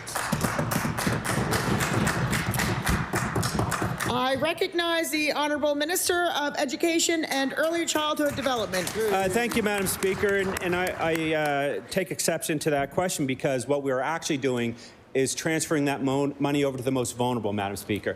Madam Speaker, everybody in this chamber makes over $100,000 a year. Yet, for those of us that have children, the government is buying them bus passes, Madam Speaker. That's the truth. That's the reality. We want to make sure our most vulnerable citizens get the care they need in a time where our fiscal envelope has shrunk, Madam Speaker. This isn't new to just Nova Scotia. This is right across the country, Madam Speaker. BC is running a historic deficit. Alberta is running a historic deficit. That's NDP, that's PC. New Brunswick, a Liberal government, is running a historic deficit. Manitoba is just about to release a historic deficit, Madam Speaker. Everybody's facing this, but we will do more when we can. I recognize the Honourable Member for Lunenburg West. Nova Scotians are expressing outrage at the sweeping cuts government is proposing in the 2026 budget, and many communities justifiably feel targeted. When asked about this yesterday, the Premier said everyone's saying they were targeted, but if everyone's targeted, that just means the cuts are broad. And he's certainly right that the field is flooded with the breadth of these cuts. But while this feeling came suddenly for most Nova Scotians, one group who feels targeted now has been raising alarm about government's treatment since last fall. These cuts cross departments, and I don't want to hear from a minister who can't speak to their own department, let alone overall direction. My question is for the Premier. Of the various communities now on the chopping block that is the defund Nova Scotia budget, was any one group singled out first as a focus? I recognize the Honourable Minister of Finance and Treasury Board. Madam Speaker, I'm very happy to speak to the budget in general. And the reality is this is a budget that has a 7.7% increase in spending. What are we spending money on? Madam Speaker, many communities, and I'm proud of that. We're spending money on the school food lunch program. We're increasing that program. We're spending money on helping the most vulnerable, and as the members have mentioned, in indexing income assistance, Madam Speaker. We're spending money on seniors and long-term care. We'll continue to invest in Nova Scotians. Every Nova Scotian family is getting $1,400 tax break this year, Madam Speaker. We're investing in the affordability of Nova Scotians, every family in Nova Scotia, every community. I recognize the Honourable Member for Lunenburg West. Still no answer from the Premier. The Cannabis Enforcement Directive issued by the Minister of Justice last fall was criticized as targeting First Nations. RCMP responded swiftly and unequivocally, saying they had no plans to change their approach to tackling illegal cannabis. Now, government has tabled legislation which would create government-embedded cannabis enforcement officers who will presumably investigate offences, seize property, and lay charges. This is in addition to a budget that First Nations say appear targeted at Mi'kmaq programs. So while the Premier says everyone feels targeted and Nova Scotians express confusion over these highly impactful cuts to community in an extravagant $17 billion budget, can the Premier tell this House, why do Mi'kmaq communities keep feeling the heat first in this government's enforcement and budget decisions? I recognize the Honourable Attorney General and Minister of Justice. Well, thank you, Madam Speaker. You know, illegal cannabis dispensaries do not meet the challenge that the federal government put forward when they first legalized cannabis in Canada.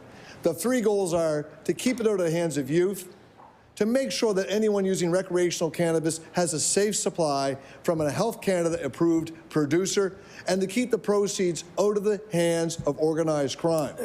An illegal, parallel black market community that's distributing marijuana across Nova Scotia doesn't meet that challenge. And that's why we're making sure the RCMP and our other police agencies have the resources they need to make sure that those challenges are forced and the Cannabis Control Act is followed. That's what we're doing. We're protecting people. Thank you, Madam Speaker. I recognize the Honourable Member for Halifax-Armdale. Thank you, Madam Speaker. Yesterday, the Minister of Long-Term talked about the number of beds that are being built across the province. At the same time this week, the Minister has told administrators of long-term facilities to expect a 3% year cut for the next 4 years.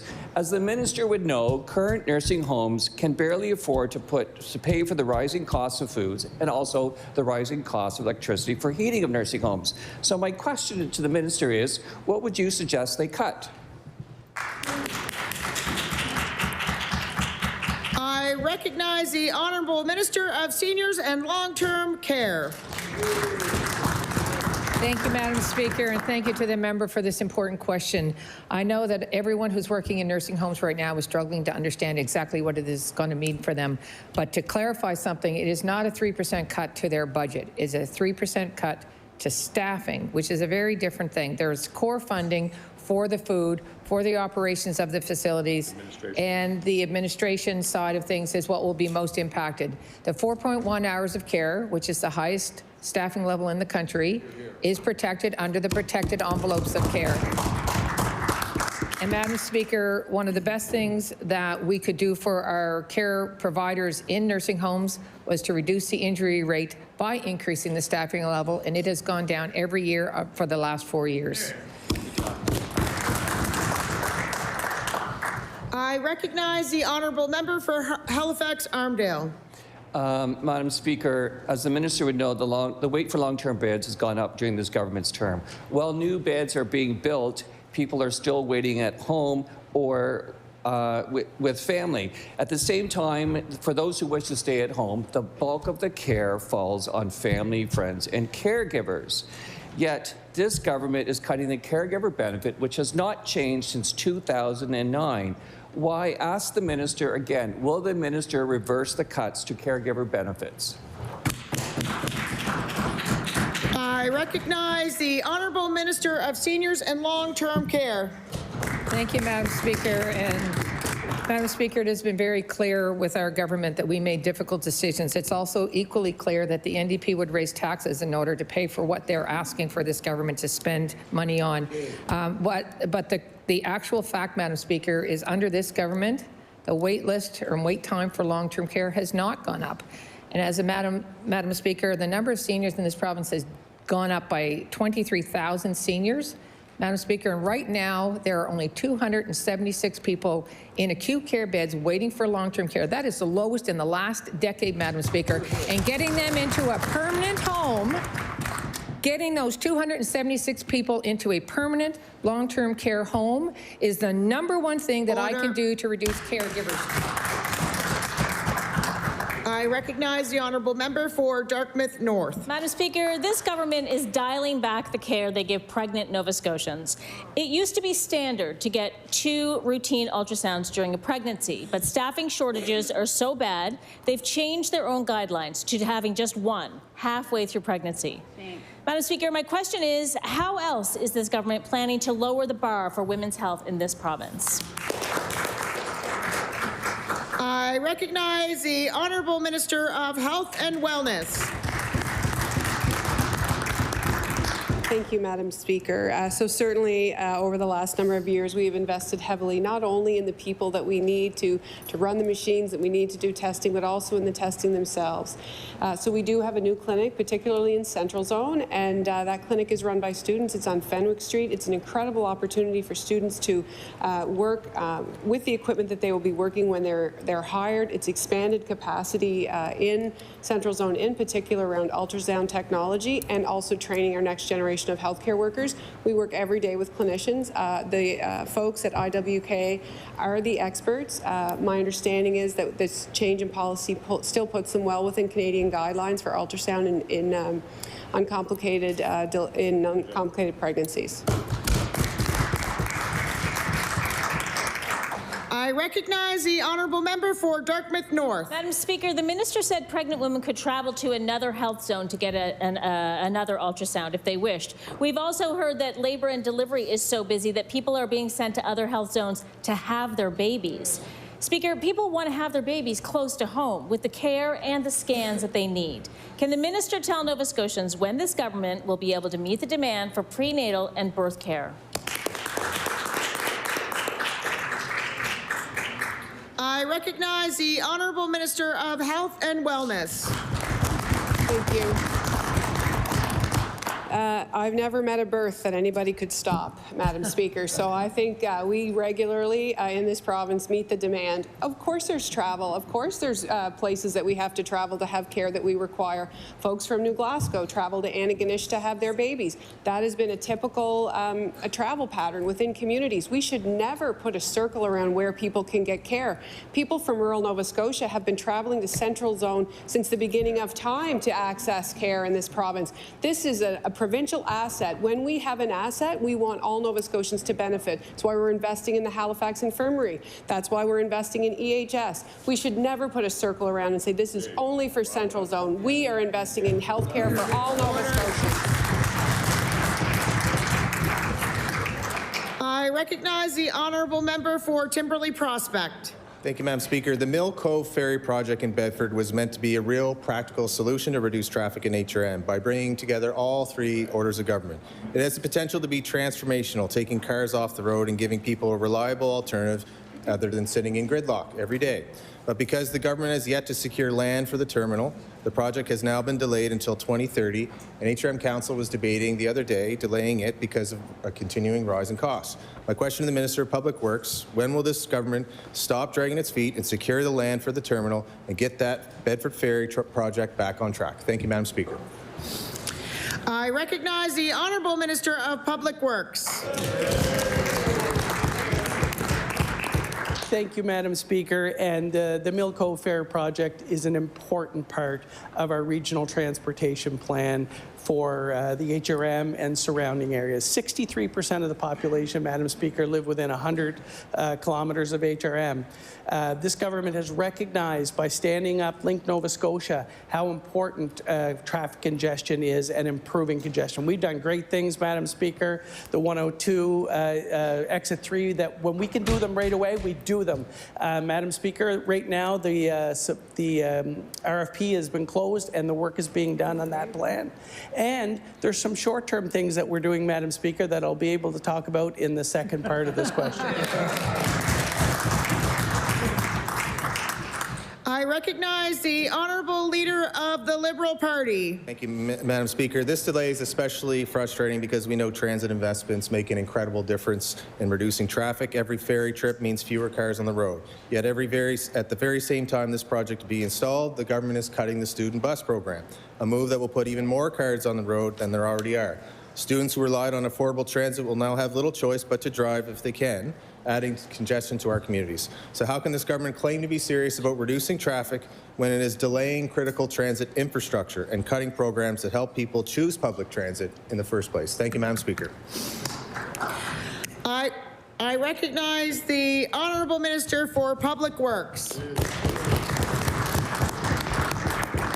Thank you, Madam Speaker. And I don't believe the Minister of Education could have been any more clear with regards to the bus passes. The bus passes are not being cut. The bus passes are being delivered to those who are most vulnerable. But with regards to the Mill Cove Ferry, this government has committed $65 million to this project, Madam Speaker.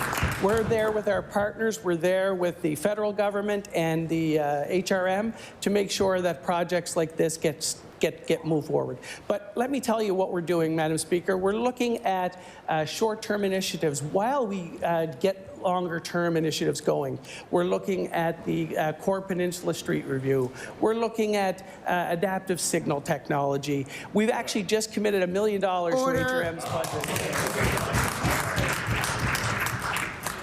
I recognize the Honourable Member for Sackville-Cobequid. The Red Apple Children's Centre in Antigonish wrote to the Minister of Early Childhood Development saying their sector is becoming unstable. Experienced educators are leaving. Centres still don't know what their long-term funding will be, and they can't plan for the future. Why hasn't the Minister provided the stable funding and support that daycare operators need to keep their centres running? I recognize the Honourable Minister of Education and Early Childhood Development. Thank you, Madam Speaker. We have made significant progress in creating more accessible and affordable childcare right across this beautiful province of ours. Madam Speaker, we're recognized as a leader across this country. We are second, but I would say first when you add pension and benefits and wages when it comes to childcare, Madam Speaker, we're doing an incredible job. Since 2021, the combined federal and provincial investment is $1.6 billion, with $433 million of that coming from the province. Hear, hear. I recognize the honourable member for Sackville-Cobequid. The minister has already made clear that we will miss the deadline to deliver $10 a day childcare in Nova Scotia. Parents across this province can't find care when they need it. And now we have childcare operators writing the minister asking for answers that this minister promised were coming. Why is this government leaving daycare operators without the support that they need? I recognize the Honourable Minister of Education and Early Childhood Development. Thank you, Madam Speaker. We are supporting our daycare providers. Madam Speaker, we're supporting Nova Scotians, and we're supporting our youth. Madam Speaker, like I said, it's a $1.6 billion combined investment between provincial and federal funding. $433 million of that is coming from the province. Madam Speaker, we're at an average of $12.13 a day. With over 4,000 families paying $0 for childcare, Madam Speaker. That is a huge, huge investment in childcare, Madam Speaker. $17 million to help train early childhood educators, and Madam Speaker, $309 million for pre-primary alone. I recognize the Honourable Member for Halifax Needham. Madam Speaker, I'm hearing every day from African Nova Scotians about this government's budget and the cuts inside it. Almost $1 million gone from the programs that support our students, our families, our communities, and we have yet to hear one single good reason why. These cuts don't put a dent in the deficit. They won't fix this government's 5 years of financial mismanagement. So my question is, will the Minister of African Nova Scotian Affairs appear at estimates to answer for these disastrous cuts? I recognize the Honourable Minister of African Nova Scotia Affairs. Thank you, Madam Speaker, and thank you to the member opposite for the question. I would be more than delighted. I would be pleased to appear at estimates to answer those questions so that we understand it is the opposition that determines the order and who appears at estimates. Thank you, Madam Speaker.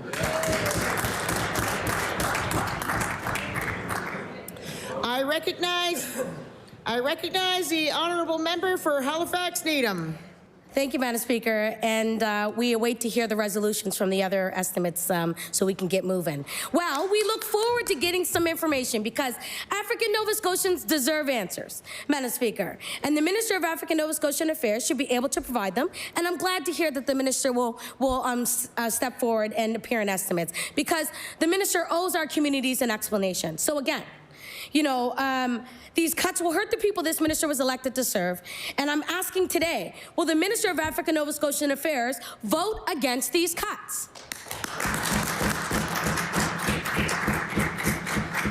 I recognize the Honourable Minister of African Nova Scotia Affairs. Thank you, Madam Speaker, and thank you to the member opposite for the question. I'm listening. I'm hearing what's being said. Our role in ANZA is to work with departments, which we are doing and which we will continue to do. We will assess these reductions and look for ways and means, partnerships, collaborations to help our communities move forward. This government has made significant investments in our African Nova Scotian community and will continue to work with community. Thank you, Madam Speaker. I recognize the Honourable Member for Cumberland North. Thank you, Madam Speaker. My question is for the Minister of Agriculture. On March the 9th, in just 4 short days, farmers, researchers, educators, and other industries will have no laboratory for 2 months. As the Animal and Feed Lab at the Department of Agriculture will be subcontracted to Prinia, and they're not opening till May the 1st. This is at one of the busiest times of years as farmers prepare, test soils for getting their crops ready for spring planting. Will the minister pause the closure of the lab in 4 days to ensure the important work at this lab continues for farmers in Nova Scotia? I recognize the Honourable Minister of Agriculture. Thank you, Madam Speaker. We've had to make some tough decisions right across government in what are very difficult fiscal times. They're not easy decisions to make. We are doing our best to mitigate any impact on frontline services across the board. Certainly appreciate the service that what this service provides to industry, and we will work with industry, we'll work with Perennia to mitigate any impact at this important time. Thank you, Madam Speaker. I recognize the Honourable Member for Cumberland North. Thank you, Madam Speaker. I am wondering if there's been a cost-benefit analysis done, because the numbers that have been shown to me, there's actually no cost savings. Perennia only has a plant health lab as well and does not offer any of the testing the animal plant and lab does. Perennia will not be able to run and report bacteria or wet chemistry analysis on water samples, which is a public safety issue. All Nova Scotians should be concerned. Safe drinking water is important. Animal lab testing for things like avian flu needs to be available. Order. I ask that the member speak to me, not directly to the minister. I recognize the Honourable Member for Cumberland North. Thank you, Madam Speaker. Will the minister pause the cuts to this lab to ensure public safety? I think I just grew 3 gray hairs.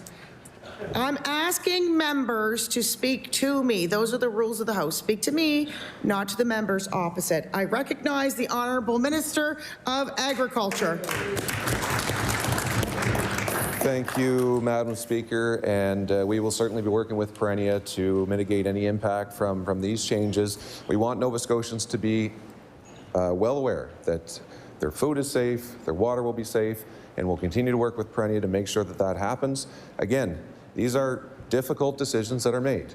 We want to mitigate the impact as much as we can by working with the groups affected, with Perennia, with industry, to make sure that they have what they need. Thank you, Madam Speaker.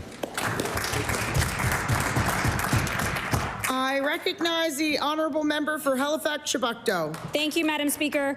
Nova Scotia farms had a really tough year. Farmers get help from Perennia. They get services, expertise, and trusted relationships from this government agency. But the government cut Perennia by 20%. Does this government expect Perennia to do more with less? I recognize the Honourable Minister of Agriculture. Thank you, Madam Speaker, and we certainly recognize that it was a difficult season for our farming industry.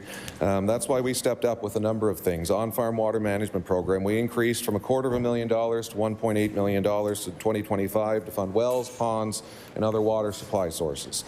We invested in season extension, Madam Speaker. Our business risk management programs really came through. $16 million in crop insurance claims have been processed and paid out in 2025, Madam Speaker, and we're expecting over $10 million in agri-stability payments related to drought. In terms of Perennia, Madam Speaker, across government, we are looking for efficiencies in what we do. Order, please. The time allotted for oral questions put by members to ministers has expired. There's so many people saying. I recognize the Honourable Member for Dartmouth North. Thank you, Madam Speaker. May I make a quick introduction? Please do.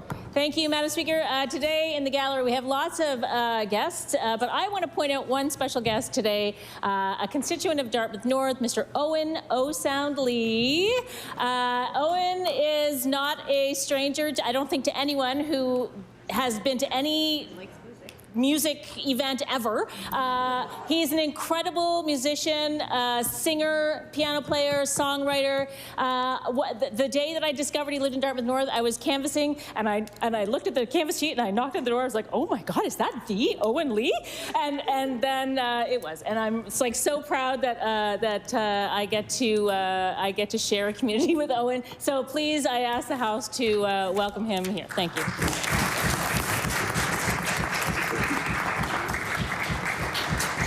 Well, welcome to the House. We hope you enjoy your time here. Thank you for coming. I recognize the Honourable Minister of Community, Culture, Tourism and Heritage. Thank you, Madam Speaker. Madam Speaker, I'd like to rise and make clarification for the House. Please do. Yesterday, the MLA for Timberley Prospect spoke about the budget for the Nova Scotia Film and Television Production Incentive Fund. He said, if I look at the budget, it's $11 million less in the budget than it was when I put it in 2021, $50 million. Check the record. Well, I checked the record, Madam Speaker. When that member was Premier in 2021, the budget for the Film Fund was $25 million, $44 million less than we invested last year. Order. We need to have, so this is the first time this happened to me, you need to have unanimous consent in order to be able to do a clarification. Yeah, table it tomorrow. I recognize the Honourable Member for Timberley Prospect.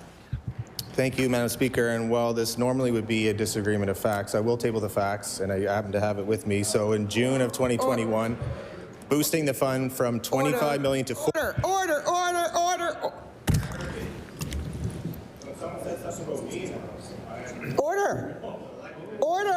Order.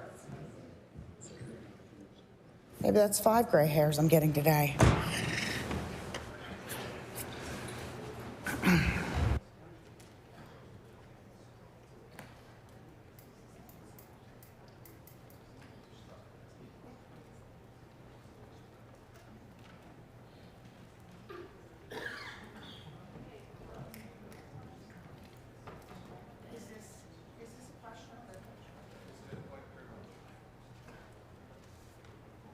I recognize the Honourable Member for Timberley Prospect. Thank you, Madam Speaker. I rise on a point of privilege because every member that has privilege in this House to be able to respond to accusations from the other side of the House.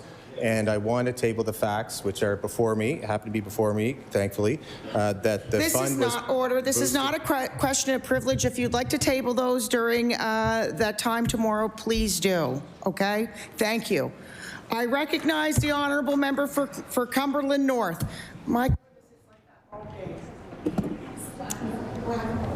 Thank you, Madam Speaker. I did want to rise on a point of order. During question period, the leader of the official opposition was called to order by you, Madam Speaker, and said, we all know I don't like it when we get over passionate.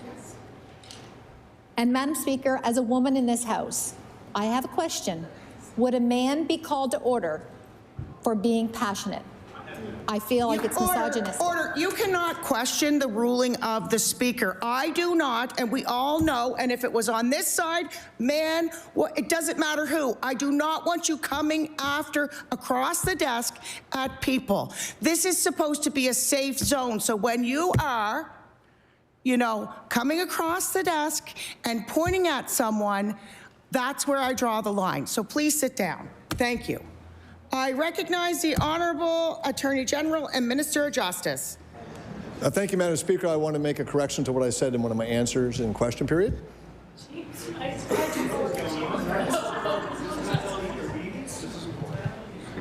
Is there consent? Yes.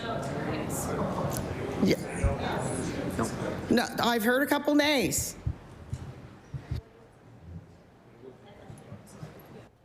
I recognize the Honourable Member for Sackville-Cobequid. I rise on a point of order, Speaker. Please do. Earlier in question period, the leader of the official opposition was challenged by the Speaker, and in your ruling... Order. We've gone through this. We've gone through this.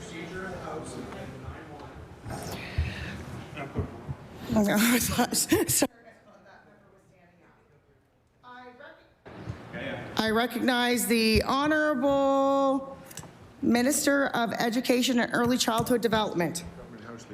Your Government House Leader. Speaker, would you please call the order of business government motions? Order of business government motions. Speaker, I move that you now do leave the chair and the House resolve itself into the Committee of Whole on Supply. I recognize the honourable member for Fairview Clayton Park. Thank you, Speaker. I rise today to voice the grievance on behalf of over 40,000 Nova Scotians whose lives are dictated by the decisions made within this chamber. I stand to echo the voices of our children and youth here in Nova Scotia. We hear the government boast about record spending and fixing healthcare, but when we look beneath the glossy press releases, you find a hollow reality. A hollow reality for the youngest citizens of our province. Speaker, the Nova Scotia NDP, community groups, and children's advocates have been very clear. We need an independent, fully funded office for the child and youth advocate now. Not a vague promise, not $300,000 to establish an office without an advocate. We need a watchdog, and we need a watchdog with teeth. We need it because the status quo in this province is nothing short of a moral emergency for our children and youth. Looking at the map of Canada, from Newfoundland and Labrador to British Columbia, there is consensus.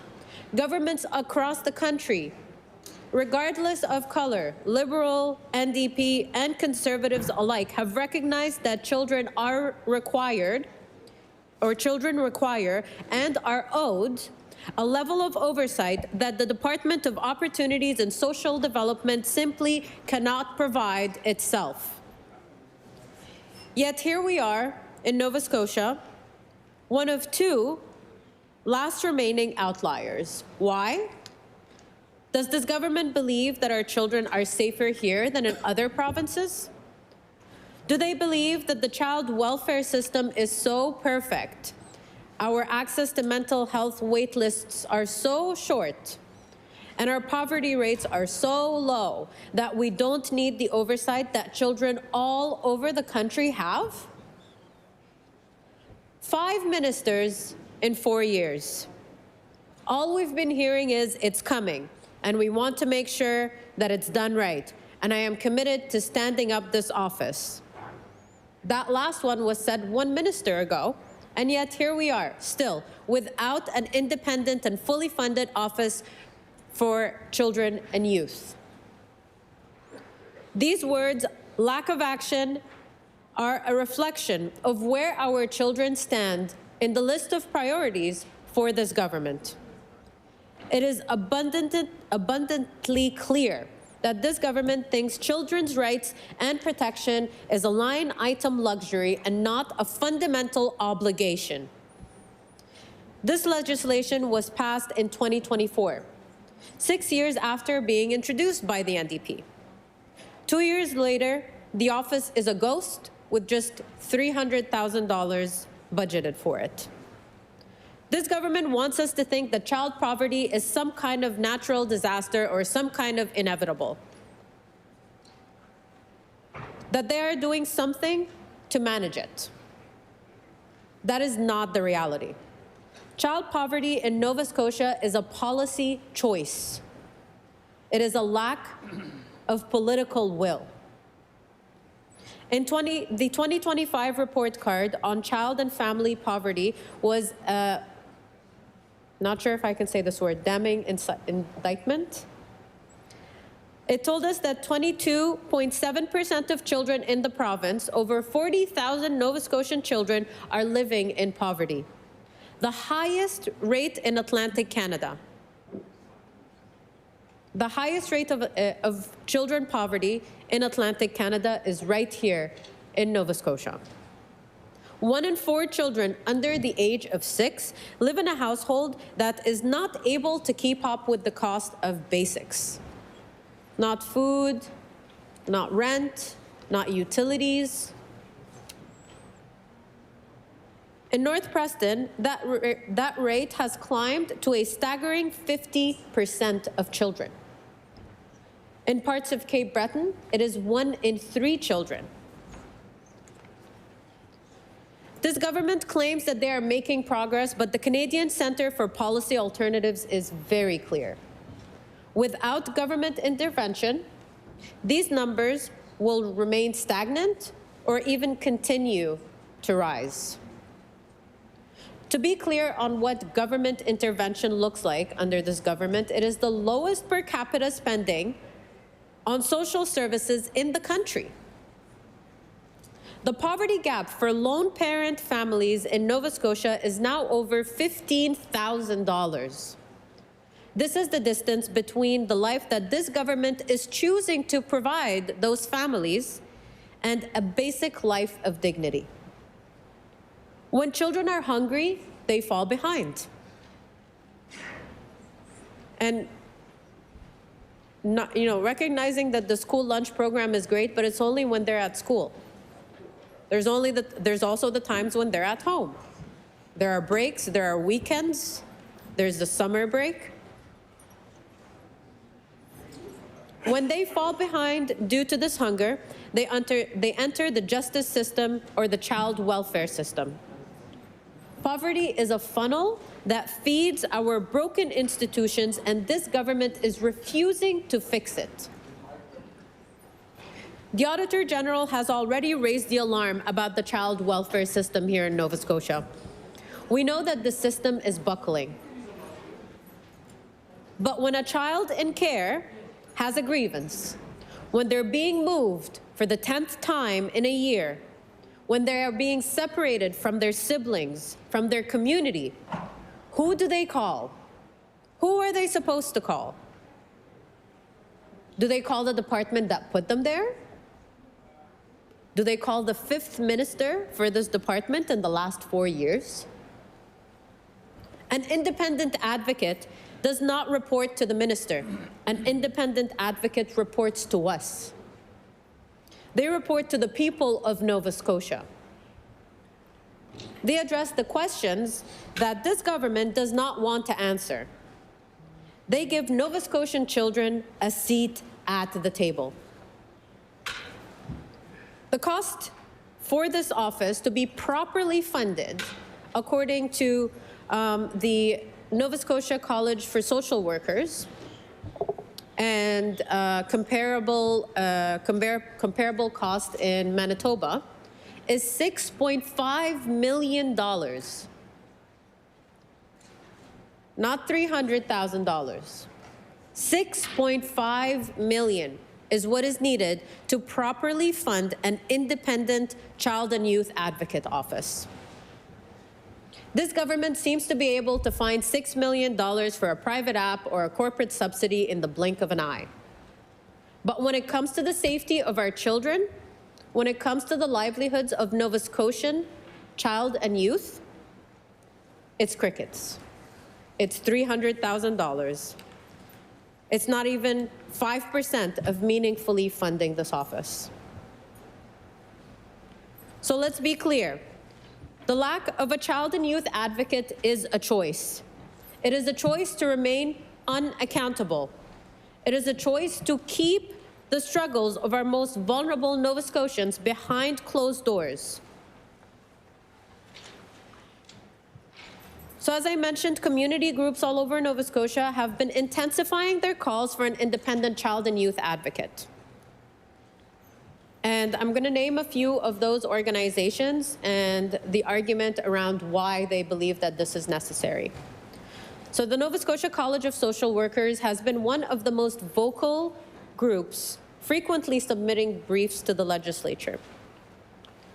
Their argument is that Nova Scotia's existing services often lack the voices of children that they serve, leading to programs that violate international children's rights.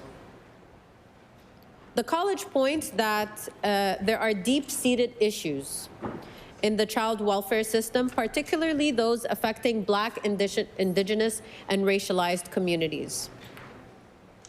The advocate for an office that combines individual case advocacy with systemic and policy advocacy ensures that children are not just managed by the state, but that they have legal rights protected. The East Coast Prison Justice Society. They have raised concerns about the lack of independent oversight for youth in the justice system, particularly regarding transportation and conditions of confinement. They have emphasized the need for an advocate who can investigate complaints from youth in the Nova Scotia Youth Centre in Waterville and other facilities, where youth are often the most vulnerable to abuses of state power. Voices of Children and Youth. Various advocacy coalitions fall under this banner, and they have highlighted that Nova Scotia is now the last province without a dedicated independent advocate. A common stance is that the current model, the Office of the Ombudsman, which handles youth complaints, is insufficient.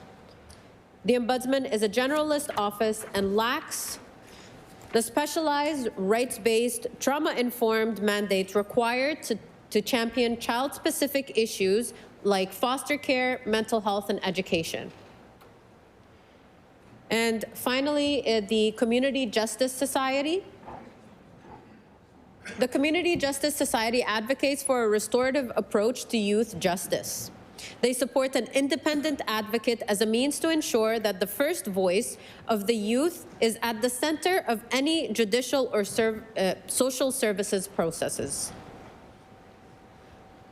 They argue that without a dedicated advocate, children often do not know their rights or how to navigate the complex legal and social systems that govern their lives. And finally, I'm gonna read a few lines here in a news article that I will be tabling.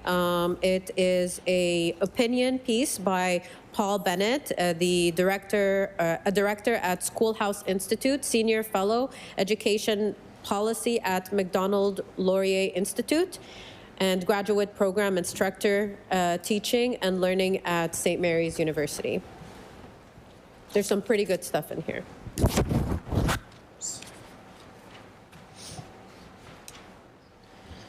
Paul says Nova Scotian children go hungry every day. Hundreds of kids with complex needs are in and out of school. A disproportionate number of Black and Indigenous children are on foster care rolls. Many families receive social services, are burdened with the excessive bureaucracy and paperwork, and most such families eke out lives with woefully inadequate resources. Far too many kids are suffering in silence in abusive situations. And that is the reality of the everyday life of those caught up in the child welfare system. 2 years ago, the Nova Scotia College of Social Workers Executive Director, Alex Stratford, had seen and heard enough. Youth cannot wait. Children cannot wait.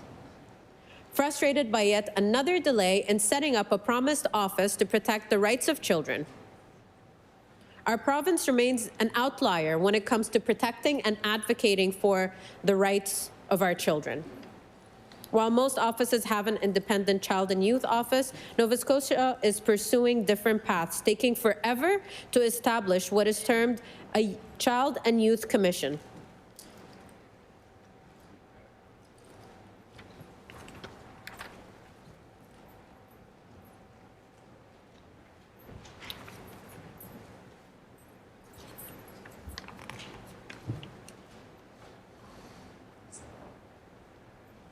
There was one more really good line here. I can't seem to find it, and I'm running out of time.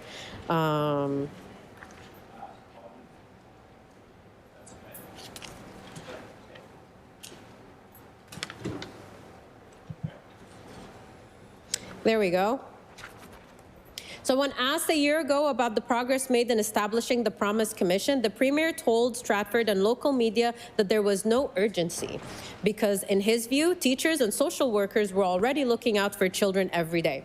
That stretches credibility for those in the ranks who try to raise concerns about children's rights only to be either ignored, subject to reprisal, within the system. And so no more excuses and no more delays, no more significant investments, which really, again, don't do very much, don't do anything to establish the Child and Youth Advocate Office. Our children have waited long enough. It is time for this government to do its job for our children so that they can be safe enough to do theirs, which is simply just growing up. Thank you, Speaker.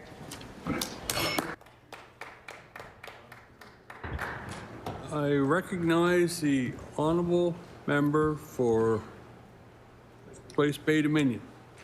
Thank you, Mr. Chair. Thank you, Mr. Speaker.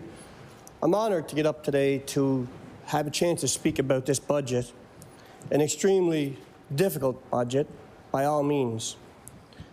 But before I even start going through the numbers, Mr. Speaker, what I hear quite often is the play between arts and culture, which is an absolute shame that there's a cut there. There's no doubt about that.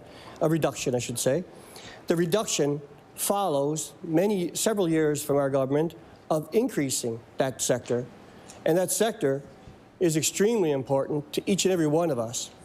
And I know it's important across Nova Scotia, but as a Cape Bretoner, we love our culture. There's no doubt about that. Madam Speaker, I would say that the people I've talked to and what I'm seeing in posts is that people realize that we're at a point where we have to build our province. We can no longer be a have-not province. Nova Scotia needs to become a have province that we once were. And that's where we're at. And this budget really directs us that way. That is what's happening here.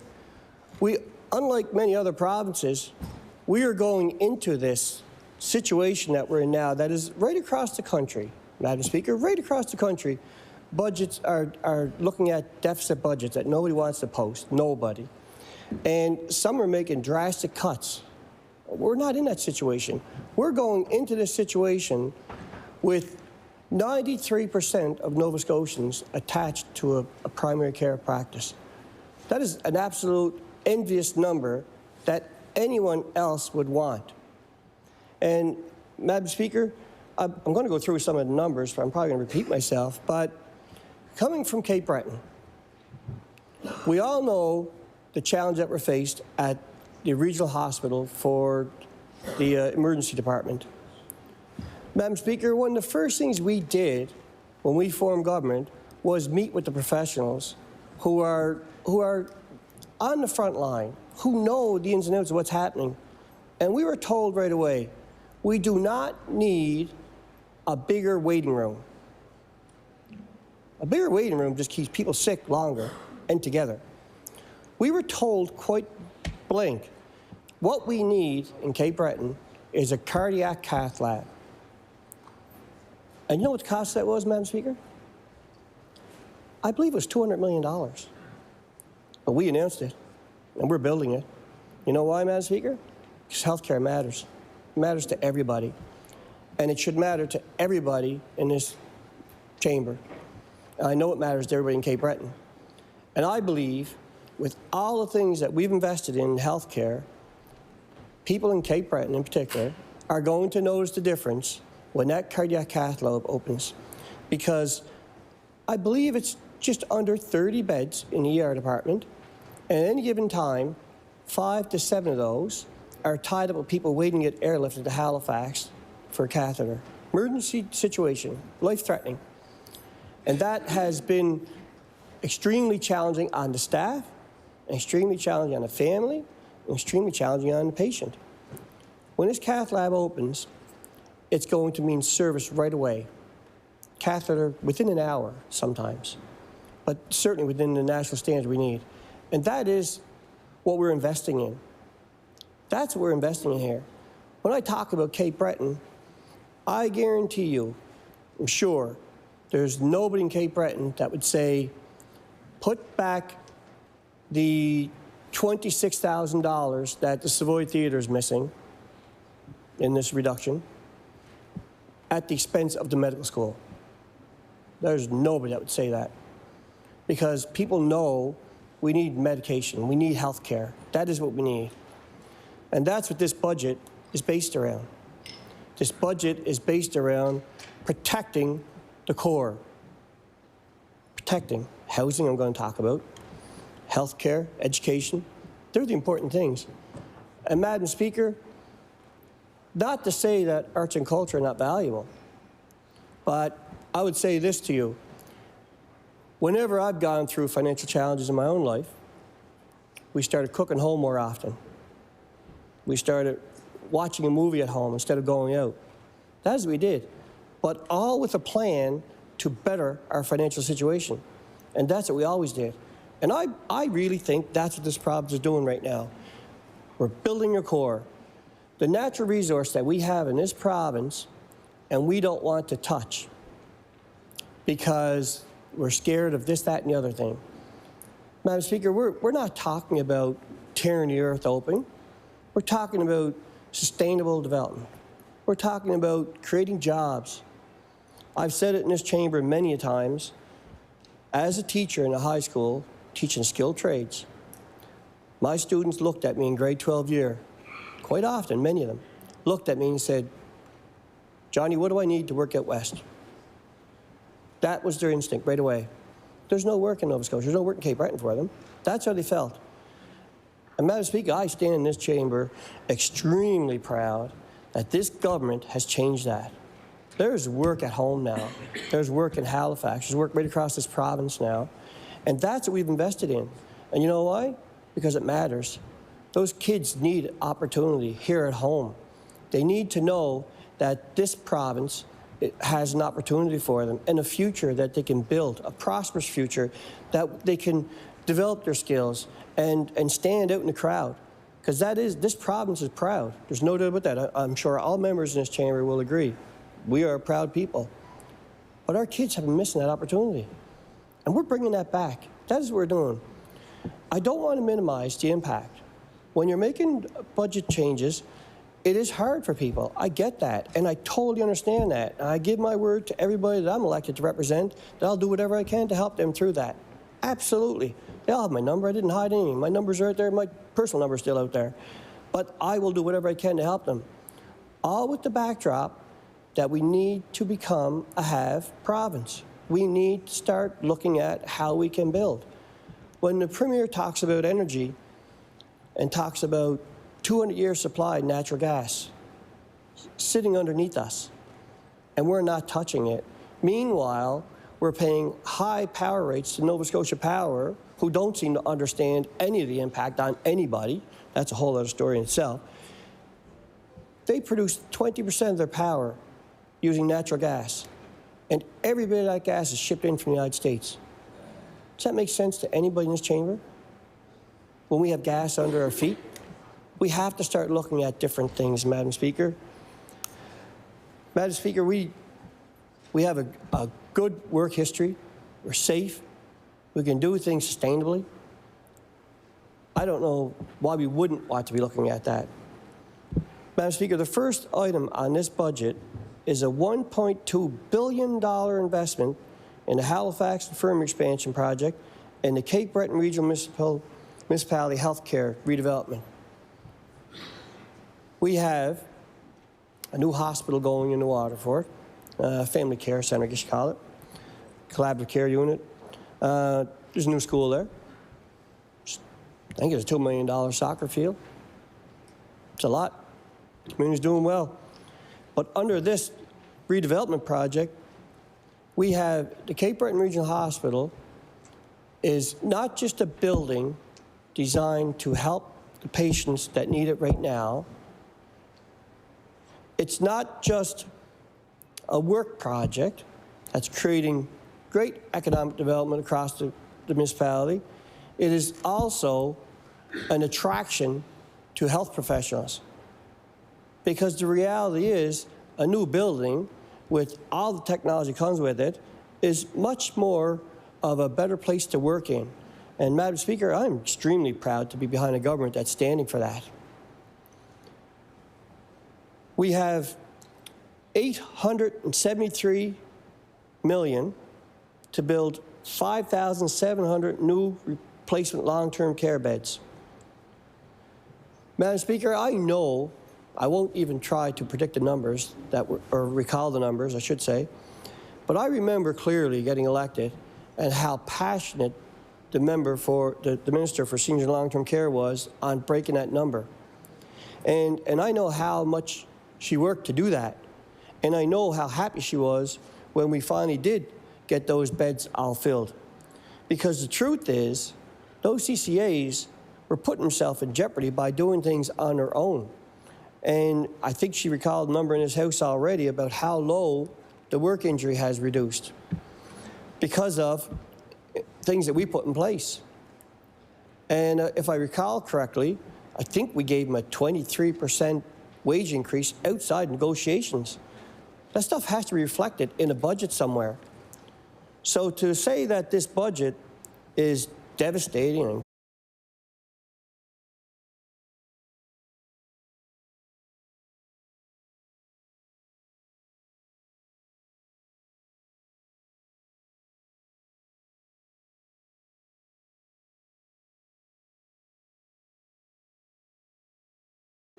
is devastating and cutting and slashing and all the words that we're hearing, I just don't know where I can find the justification in that, Madam Speaker.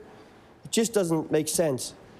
I would ask the members, $681 million in tax saving measures for Nova Scotian families. $681 million. That is an incredible number.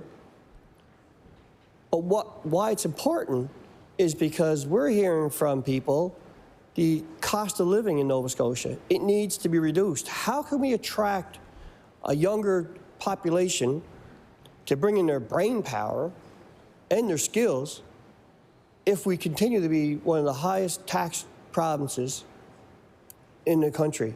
We need to be reducing our taxes. And I know that the opposition still complain about our 1% reduction in HST, but yet they didn't seem to mind increasing it by 2%. That wasn't a big deal. So I don't know where they're going with it, Madam Speaker. I really don't understand where their final point is, because I will agree with them that it's difficult. It's difficult to help, to look people in the face and say, I'm sorry, but we can't give as much as we have. That's absolutely difficult. There's no doubt about that. I'll stand shoulder to shoulder with anybody to say that. But I would also add to that it's not reckless reductions. It's not reckless at all. It's with a plan to become a have province, not only for Nova Scotians, but as a matter of national unity. This country is tabling deficits. If Nova Scotia is sitting on natural resource that can help, I think it's actually our national expectation to help pick up other provinces as well, if we can do that again. We've done it before, and I would be proud to get back to that spot. That is exactly where I want to see this province going. We've relied on Alberta for a long time, and Alberta's tabling a deficit budget. How can we sit on 200-year supply of natural gas and trillions of barrels of oil and not look to explore it? How dare us to sit on that over and over and over again? And I am extremely proud of a government that has the courage to stand out in front and say, you know what, we've got to hold back a little bit here and there, but we're going to go forward with this because Nova Scotians deserve it. Our kids deserve it. Our seniors deserve the support right now because they've already done the work. And how can we continue supporting them if we're not investing and we're not pulling up our own economy? That is what we need to do. Our GDP is improving, and that makes us much more attractable to anybody and everybody. And I'll tell you, Madam Speaker, the Premier has been all over the place advocating for this province. And he wants development here, and I would stand shoulder to shoulder with him to ask for that development. Again, our kids deserve it, our seniors deserve it, our province deserves it, and the country deserves it. National unity. Everybody is tabling a deficit. How can we sit back and say, yeah, we don't want a deficit, but we're not going to touch this and that and the other thing. We deserve it. We deserve it, and we can do it sustainable. You have a proven track record that we can do this.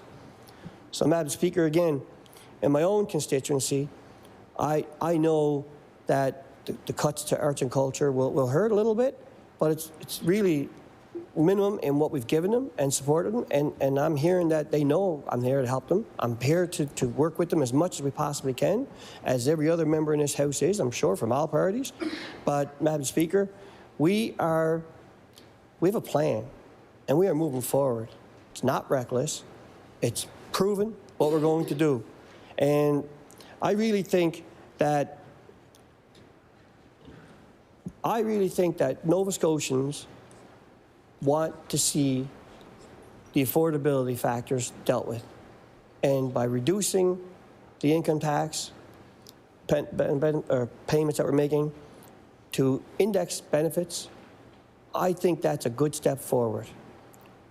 I don't even have time to get into this thing on how much support we've done for all the other groups, but I kind of wish I had a couple hours to do this, to be honest with you, Madam Speaker.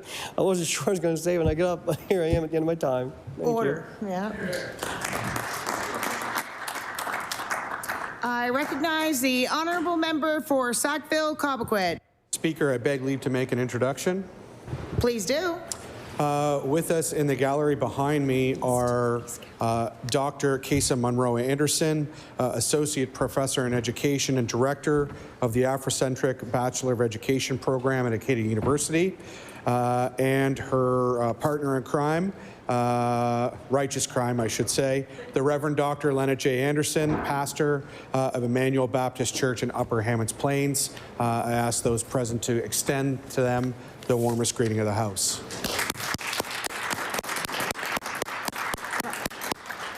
Welcome, welcome to the House. We hope you enjoy your time here. I do not know who to look at. Hey, welcome to the House with the People's House, and we hope you enjoy your time here. I recognize the honourable member for Sackville-Cobequid. Thank you, Speaker. I'm just going to ask if my 15 minutes could start now and not have my introduction eat out of that time.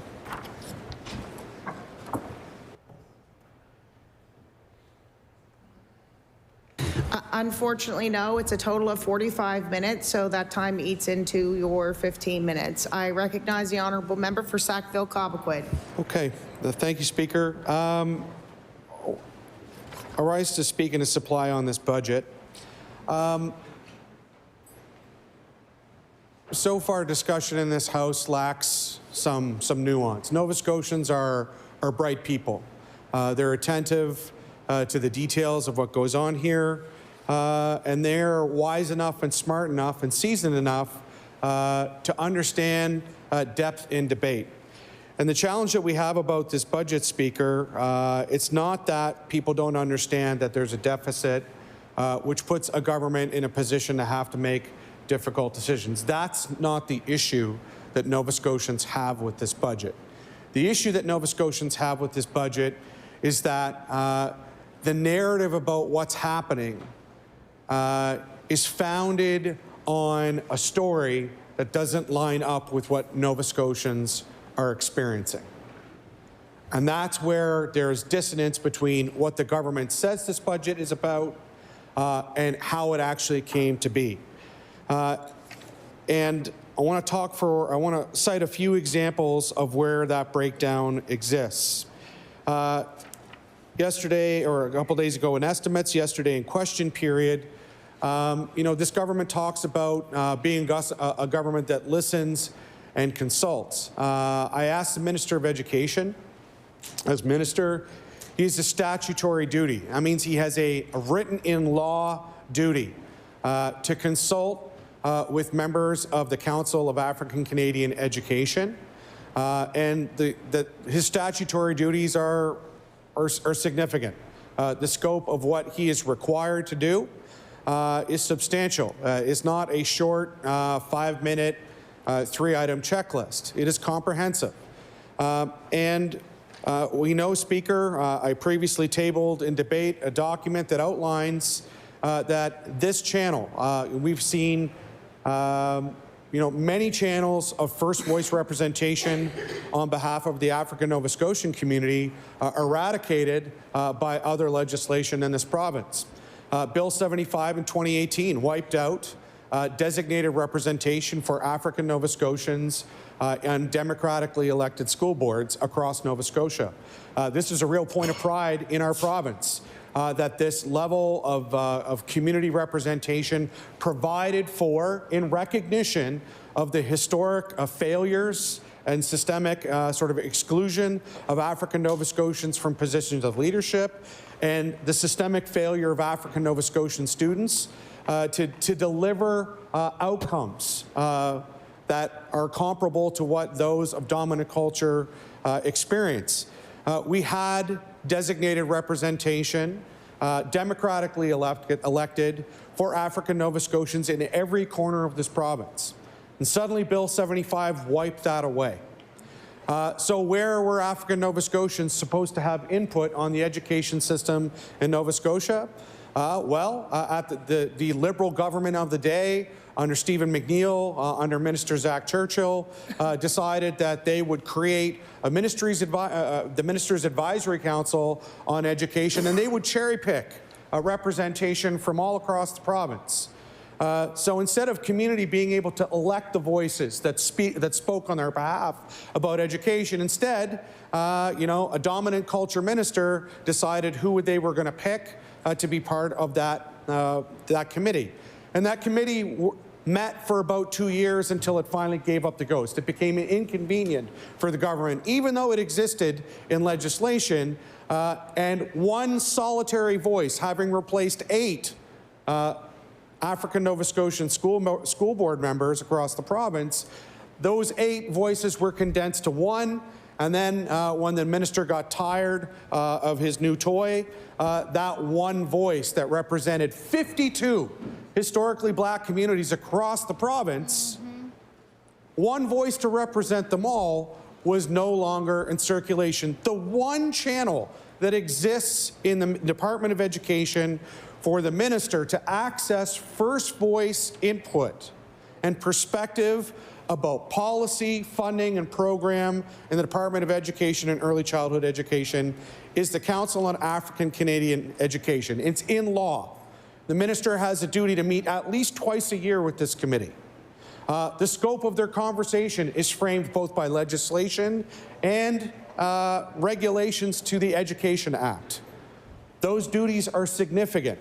And what we hear from CASE, what we hear from African Nova Scotians appointed in an appropriate way to represent the diversity of the African Nova Scotian community from one end to the other, their own voices tell us that the minister never told them that these cuts were possible, and he did not seek any insight from them about whether or not what the impact of these potential cuts might be.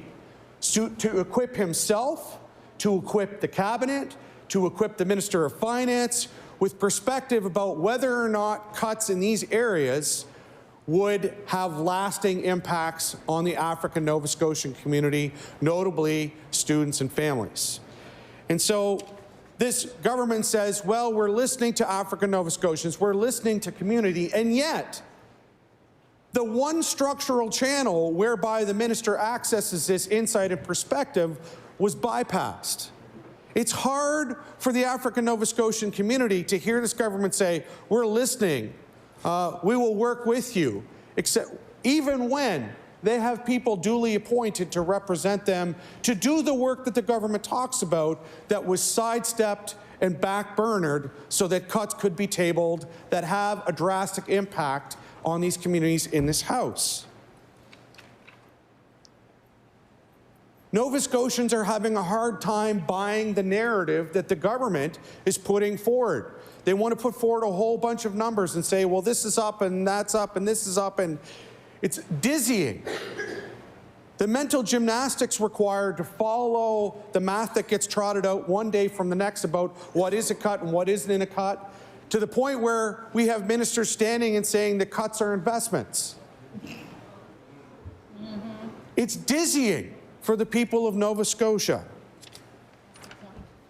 I want to turn to some examples about this budget that leave us concerned as it relates to childcare. I acknowledge that the minister and I have had significant back and forth on this topic through question period. It's part of the job. It's not personal. It's my responsibility as the critic for this portfolio to hold the minister to account for how childcare is delivered in this province. I respect his office and I respect his role, but I do need to ask questions of the minister to clarify what is and isn't happening in this province as it relates to childcare. I've been contacted by hundreds of families, by dozens of daycare operators, by hundreds of childcare staff in pre-primary, in publicly funded childcare centers, in privately operated childcare centers, all signaling to me that things are not well in childcare in Nova Scotia. I acknowledge that the government has made some investments, but the government only wants to talk about investments and not what's actually happening in childcare from a grassroots perspective, from the perspective of the people that rely on the system, from the perspective of the people that work in the system, from the perspective of the people that operate centers that deliver the service in a frontline way. These are the voices that are not being heard in debate. Earlier today in question period, I arose to ask the minister with regards to an email that he received and that I received from the Red Apple Children's Center in Antigonish. And despite the minister's glowing list of numbers that make it sound like everything is awesome and we are the crackerjack envy of the entire country, the email raises a number of concerns from the perspective of an operator. It highlights that the 9,500 number that the ministers suggest we're right around the corner from meeting, even though we have a CCPA report that tells us only about 3,000 of those spaces that have been created are compliant with the terms and the definitions and the agreement that we've signed with the federal government. The operator is concerned that the original target was 11,556 spaces by 2026. The target of 9,500 is a reduction in the commitment of the government to provide childcare. 9,500 is less than the spaces that we knew were needed when this agreement was signed.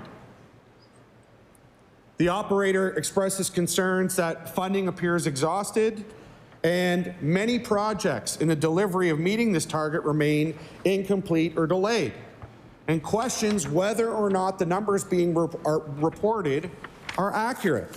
And I want to give one such example of this. I received an email from some folks at the Ingonish Arts and Cultural Society. It's a non-for-profit organization concerned about the state of the Ingonish daycare. This daycare was announced in 2022 under this current government. And this current government committed over $1.2 million to the realization of this project. The project included the renovation of a space that it wasn't suitable for the delivery of childcare. There was capital funds there for that space to be renovated. This was to be a childcare that would support students who are neurodiverse and have developmental needs. But there are concerns about the building. The bulk of the space that this center relies on are on the second floor, on the second story. It's 12 feet above ground. And the building where the center is to be housed has windows on the second story that, if opened, children could fall out of and land on the ground below. It's 2026. This design flaw in the building has been known to the department since the time that the funding announcement has been made. And yet, 4 years later, those windows haven't been renovated so that kids don't fall out to the ground below. And this has been flagged time and again by community and by the not-for-profit society that is intended to operate the center. The funding has dried up, and the community, concerned about the slow pace of progress on this building, have taken to devoting hundreds of unpaid hours of volunteer work to see the construction and renovation move forward. On top of this, there's a frustration with access. The building requires plumbing work, which require access to municipal services. And there has been a lack of action to deliver that. All of these things together are frustrating a space which, if completed, should create 24 childcare spaces in an area of the province that is the very definition of a childcare desert. In Ingonish, you're 2 hours from pretty much anything. Speaker, I bring this example because this government's story about this budget, about historic investments and an overall increase, doesn't line up with the realities that Nova Scotians face. If we were honest about where we are and what it doesn't affect, people could probably accept some of what's here. But I would urge the government to consider whether or not its insistence on a narrative that completely is dissonant with what people are experiencing in every corner of this province is what's best or the way to support and defend our province. Thank you, Speaker.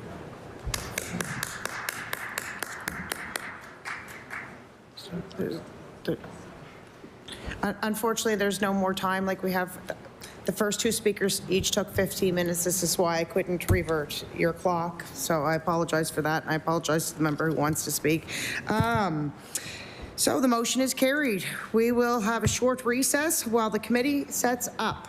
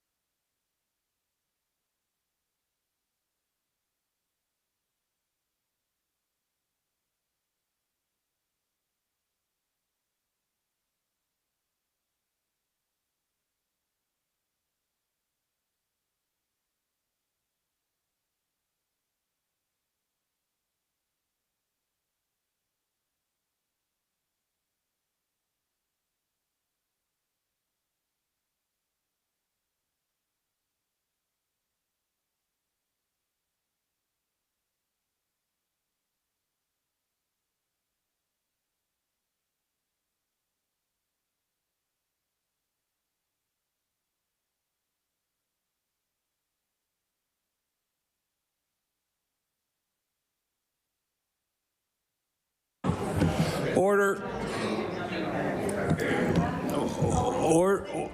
Order, please. Oh, I haven't got my notes.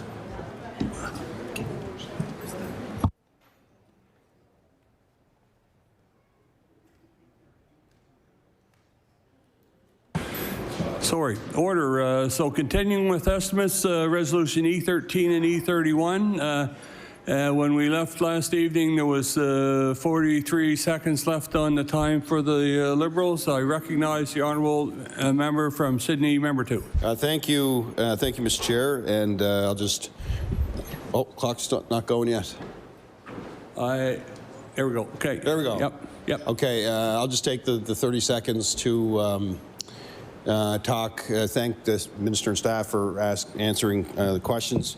We'll have more as we do. That's what question period's for. We got lots of time to do that if we want to. I'll use the last 20 seconds to just reiterate that there are some real challenges in emergency room and at the regional. People are working very hard on the ground there trying to support people, but it's something that we need to continue to talk about and advocate about because we need to try to figure out how to fill those gaps. Thank you, Mr. Chair. Order. I turn to the NDP caucus. I'm sorry. I recognize the NDP House Leader. Thank you so much, Mr. Chair. We would welcome the minister to read the resolution at this point, but we have no further questions. Thank you. It's my understanding there's members of the PC party that would like to ask some questions of the minister, so I recognize the honourable member for Argyle. Thank you very much, Mr. Chair, and I want to again thank the minister and her staff. Both those are present, and those were in virtual land supporting the minister over the last number of 21 hours of estimates. And certainly I recognize it's a lot of work to prepare for estimates and to ensure that the minister is well prepared, and she's doing a great job to answer questions on behalf of Nova Scotians. And that work is also translated, and that hard work is also translated to the outside of the legislature, outside of the budget process. It takes strong leadership, and I'd argue that we have the best health minister in the country that has really helped transform our healthcare system in Nova Scotia. It is a big ship that we're trying to turn around, Mr. Chair, and it's not easy. And it takes bold action. It takes investments in people. It takes investments in technology. It takes investments in infrastructure, all of which that our government has done year over year, increasing our spending in healthcare to drive better improvements and better healthcare delivery for Nova Scotians. And it's not easy. Health system change requires people change and systems change, and that does take some time. But as been mentioned on the floor of the legislature, we are making progress, and patient attachment has improved. 93% of Nova Scotians having access to primary care and support through different access points, 80,000 new access points per month. Mr. Chair, that did not exist when we formed government in 2021. Not to say that there's still work to be done. I don't think there'll be ever a day where any government of any stripe will have all of the challenges of healthcare addressed and fixed, but I can say within our government, we're making a concerted effort in every area to improve the delivery of healthcare for Nova Scotians. The minister has previously spoken about how we have a whole health system, how integrated the healthcare system is, from pre-hospital to acute care and emergency room care to long-term care, and what that means for the way that we manage and the way we look at addressing the systemic issues within the Nova Scotia's healthcare system. My experience, as I have had the honor to speak about in this legislature before, Mr. Chair, as having the opportunity to work as a paramedic in this province, both as a primary care paramedic and then later at the end of my career as an advanced care paramedic, witnessed firsthand what paramedics do and the quality of care that they deliver. and arguably the leading scope of practice in all of Canada, and if not North America. And that is kudos to the paramedic profession that has advocated for advancements in that profession. It goes to kudos to the late Dr. Ron Stewart, who championed emergency healthcare in this province and across North America. But you know, as been said before, you get in politics for a couple different reasons. You're either asked, you have an interest, or perhaps you don't like the direction that the province is going. And for me, it was a little bit of all three. Of course, long-standing interest in politics and governance and government rather, in helping people. I really enjoyed helping people as a paramedic. I really enjoy helping people, Nova Scotians, as an elected official and member of this government. But also didn't really like the way that things were going in my time as a paramedic back in a day where the previous government was balancing the books on the backs of healthcare workers and other sectors, and really having a negative impact on the people that our government's investing in, whether it be paramedics, doctors, nurses, and other allied healthcare professionals, and all of the folks that go into ensuring the administration of health, and seeing firsthand that decline. And I'll give you an example, Mr. Chair. And this is something that our government's done. The bridge to ensure that paramedics coming out of school did not have the same experience as me. I graduated as a paramedic, I believe it was in July or August. And I can tell you when my first shift was, Valentine's Day. Now do the math, that is many, many months that I had to wait, going through my national licensing, going through the hiring process. But our government has really shortened that period and created an opportunity that we get graduate paramedics onto the trucks, working as paramedics faster.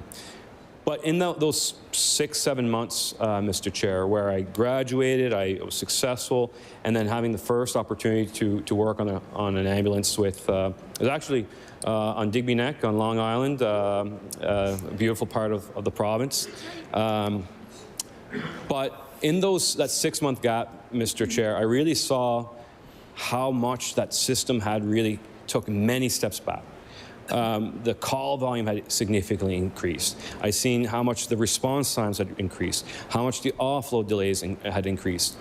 And it's not just an EHS problem, it's not just an emergency room problem, it's like the minister said today in question period, it's not looking at one particular zone and drawing a circle around it. The pressures here in HRM create real pressures in southwestern Nova Scotia, and as it is a dynamic system.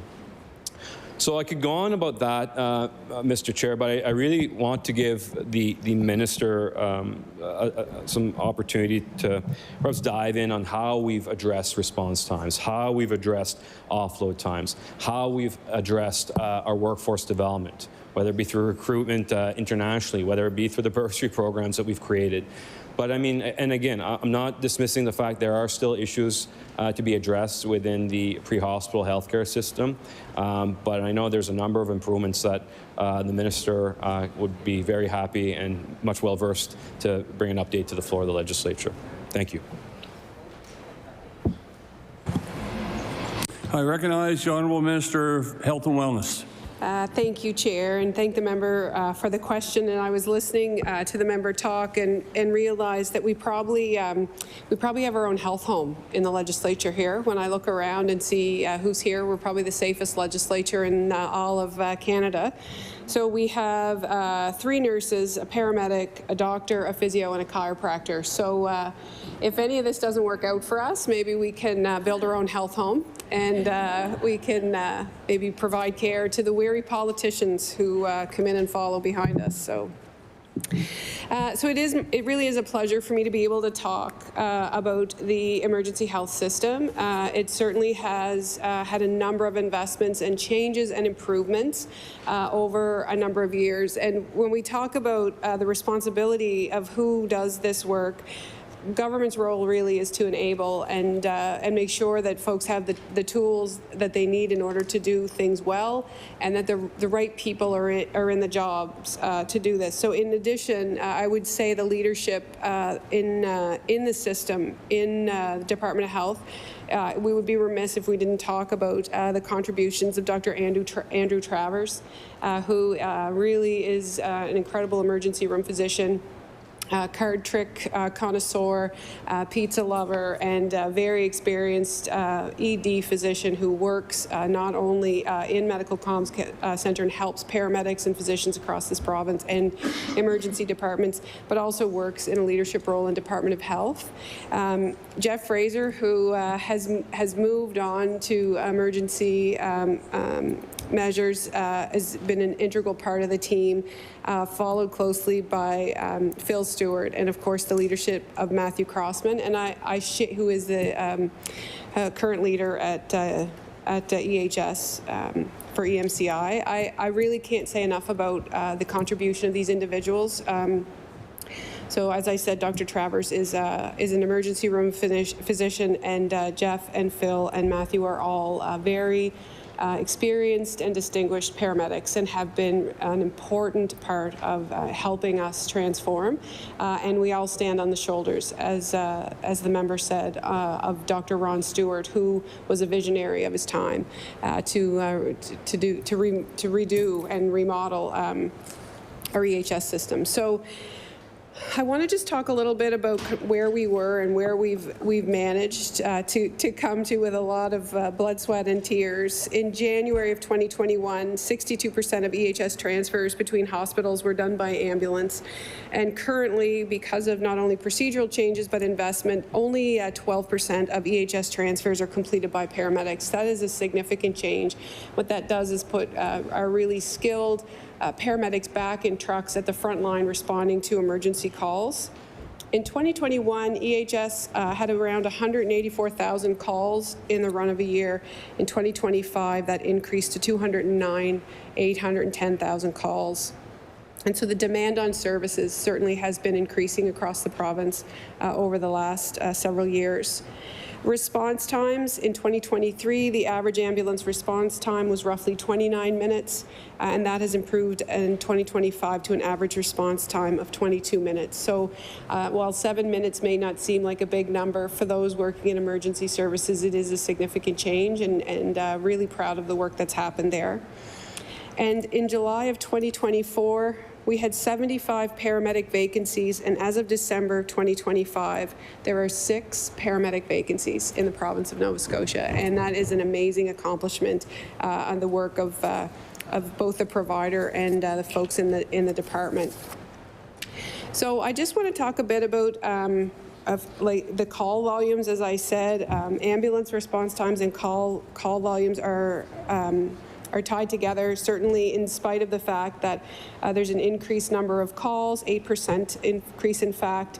Ambulance response times are down as a result of that. In regards to the personnel, there have been 362 paramedics have been hired since 2021 with, as I said, 6 paramedic vacancies.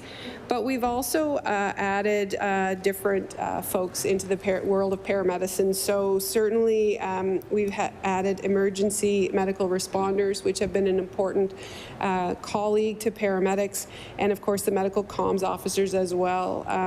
We continue to work and expand that profession.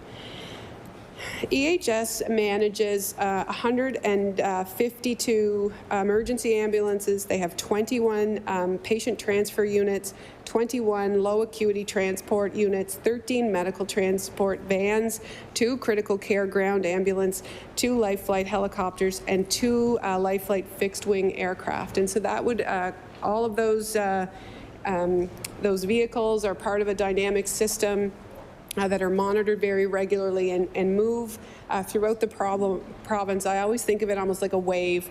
So as there's a crisis in one spot, resources are staged and moved just ever so slightly towards where some of the resources may be depleted because they're responding to an emergency, and similarly. And so I always think about it like a formation, and if we could see it overhead, we could see that all of those assets are being distributed across the province in order to respond in emergency situations. The air medical transport, which is the non-critical care life flight, has, as a result, it was implemented in August of 2023. The result of that service has been an increase of 28,364 hours of ground ambulance back into the system that allows us to respond, or allows EMCI to respond to individuals who are calling 911 and requiring emergency response. And an interesting fact within that fleet, always looking at sustainability, EHS is now using 3 solar-enabled vehicles and 2 hybrid vehicles. So also, looking at the environmental sustainability associated with having that many vehicles, of course, and the carbon footprint, et cetera. So looking at ways in which we can have a sustainable and environmentally friendly fleet. And so it's been a very interesting pilot that's happened there, reducing the carbon footprint, as I said, and improving the longevity of the overall fleet. I do also want to talk a little bit about some of the things that we've changed or introduced or have been introduced. Single response units have been an important service that have been added. As of December 2025, EHS has 7 single response units. They're where individuals are staffed with an ACP, and people will go out and be treated by an ACP, an advanced care paramedic. Their situation will be looked at. They'll be assessed. So we know we have primary care paramedics, advanced care paramedics, and this assessment is done, and understanding what people needs. And so as a result, those single response units have responded to approximately 1,285 calls, and 46% of the individuals who were assessed and treated by paramedics actually did not have to go to the emergency room as a result of that intervention. And so that's a single paramedic vehicle going in, supporting folks, triaging them and supporting them in reaching alternative level of care or treating the issue that is at hand. And so really grateful for the services. Patient transfer units, as we said, have been a significant addition, reducing the number of transfers required by EHS. So our very skilled paramedics in 2021 were transporting patients, low acuity patients, between facilities or from hospital to home or hospital to long-term care. And we really did need to look at having a different skill set, taking folks who were, maybe being discharged from one facility to another or going for tests or other things, and did not require the skill set and the knowledge of our primary care or advanced care paramedics. So that has been an important addition. We've also worked, I think one of the members talked about it earlier, we have a very important partnership with a number of fire departments across this province, particularly in rural Nova Scotia. So we know that sometimes, because of the geography, response times can be a bit of a bigger challenge.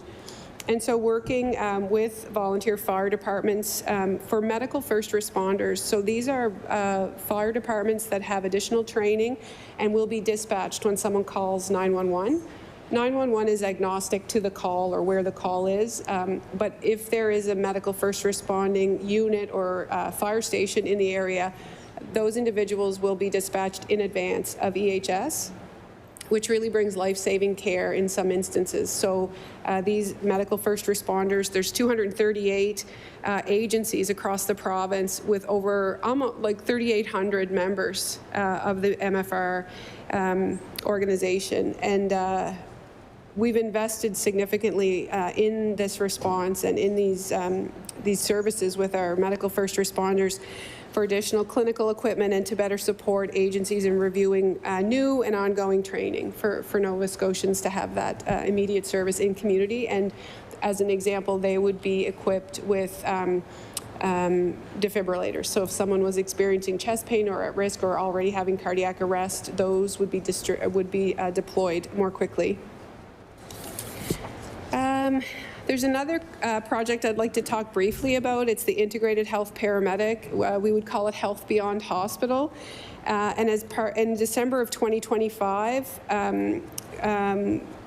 as I said, those transfers were down to 12%, but there are currently 4 full-time integrated health program paramedic units in Nova Scotia. There's 1 in HRM, there's 1 in Sydney, there's 1 in Eskasoni First Nation, and 1 in New Glasgow, Antigonish, between that corridor, so that it can kind of be staged between the 2 spaces. And it's really important. There are 26 folks working in Eskasoni, Northern Region, Halifax, and Sydney, and have responded to approximately 14,000 calls, which provide community with in-home services, including follow-up appointments at patients' homes, and prevented patients from requiring visits to hospital to have some care. So this is a program I think we should expect to be expanded. It's utilizing the full scope of paramedics and helping support individuals in not traveling to services, but actually having services come to them. And I will talk a bit about the technology. So the Good Sam camera is, it enables the Medical Comms Center clinicians to connect to frontline first responders via a video link. And so I started to talk about it yesterday. If I am out in the field and I'm talking about someone who's experiencing shortness of breath, sometimes subjectively what I think about shortness of breath and perhaps the ED physician or the physician in the Medical Comms Center may be different. And so a video link would allow both clinicians to assess the patients at the same time. So it's very, very helpful to see work of breathing as an example, perhaps, to assess a situation, perhaps a fracture, different things like that. And so really, not only now do the Medical Comms Center physicians have hands in the field, but now they have eyes in the field as well. So we continue to work with that technology and understand how best we can deploy it and roll it out. There's been some changes too in the Comm Center, and we had, we've really expanded our workforce through paramedic training and tuition bursaries. That has really improved our workforce, and also significant recruitment and retention. So we've negotiated a very good contract with the IUOE. They were great partners as we addressed some of the longstanding issues in the compensation and benefits for paramedics. And it's made us very competitive. And so EMCI has completed a number of successful recruitment initiatives, and Nova Scotia has welcomed 38 advanced care paramedics from Australia, with another 23 ACPs between fall 26 and spring of 27 from both Australia and New Zealand coming to work in our province. So we're really proud of that. So just an overview. I know that EHS is a worry for a number of people, and sometimes we hear about the things that aren't going well, but I want to thank the member for the opportunity to talk about what is going well and being on the record and acknowledging the work and the dedication. I always, as a former emerge nurse, I have a deep appreciation for first responders. The work that I did in the emergency department was hard, but I always was cognizant of the fact that I did not see what did not come in. And our police, our paramedics, our firefighters, many of whom are volunteer, and also the tow truck drivers who work throughout our community. These are heavy jobs, and when these folks respond to tragedy, sometimes they can't change the outcome. People are too sick or too hurt. So as difficult as some of my experiences were in the emergency department, I want to acknowledge the work of first responders and want them to feel that they are valued and supported, because they do really hard things and they walk towards things that the majority of us want to run away from. And so they're special people, and I just want to acknowledge that before I take my chair. Thank you. I recognize the honourable member from Argyle. Thank you very much, Mr. Chair, and I really appreciate the Minister's response there. It's a fulsome response, a lot to unpack there, but and certainly want to echo the Minister's comments. Certainly my gratitude to those that I've had the privilege of working with. Although in the last, I think, 6 years, of course, some have taken the retirement or looked at other professions, but it was really humbling opportunity to work with dedicated people that are doing their best when people are experiencing sometimes their worst day. People don't call 911 when they're having a good day. And it is a job that you get to see all kinds of different things. As the minister mentioned, sometimes things that don't make it to the emergency room. And even the way that care is being provided by paramedics, that not every transport or every call requires a transport now. You know, you don't bring that patient and you provide some care and you no longer, they don't require transportation. Or how we're delivering palliative care, or how paramedics are delivering palliative care in the field, and respecting patients' wishes to stay home and be treated with that extra level of care. Certainly, since my time, I'm a former paramedic. I've left my license lapse, so I don't want to be in violation of the act and call myself a paramedic any longer. But you know, those folks are some of the best people that I've had the privilege of working with. Since then, we've had the introduction of EMRs in the system. The minister mentioned MFRs. I've had the privilege of working with a number in my constituency and throughout the Western region when I was a medic, and you know, all those that go you know, that are working behind the scenes to support, including the mechanics, because ambulances break down too, but these are all playing a core function in the delivery of pre-hospital care. You know, certainly down home, TriStar, where the ambulances are built in our province, is the biggest private employer in Yarmouth and a major employer for our region. So certainly a big impact there. The minister mentioned how patient transfers have evolved. That's incredible. It's not a paramedic's dream to go, especially living in Yarmouth, start your shift and ended up going to the Halifax and back and spending the night on the road. And so, you know, you don't, we've really looked at the way, the department has looked at the way of how we ensure that the folks with the skill set are the ones that are doing the best job. So making sure that paramedics are trained for acute calls, are doing those acute calls, and looking at how we can ensure that patients that require a transfer between facilities are getting that, whether it be with the introduction of fixed-wing air ambulance, which I know has had a major change on for Southwest Nova and the Yarmouth area.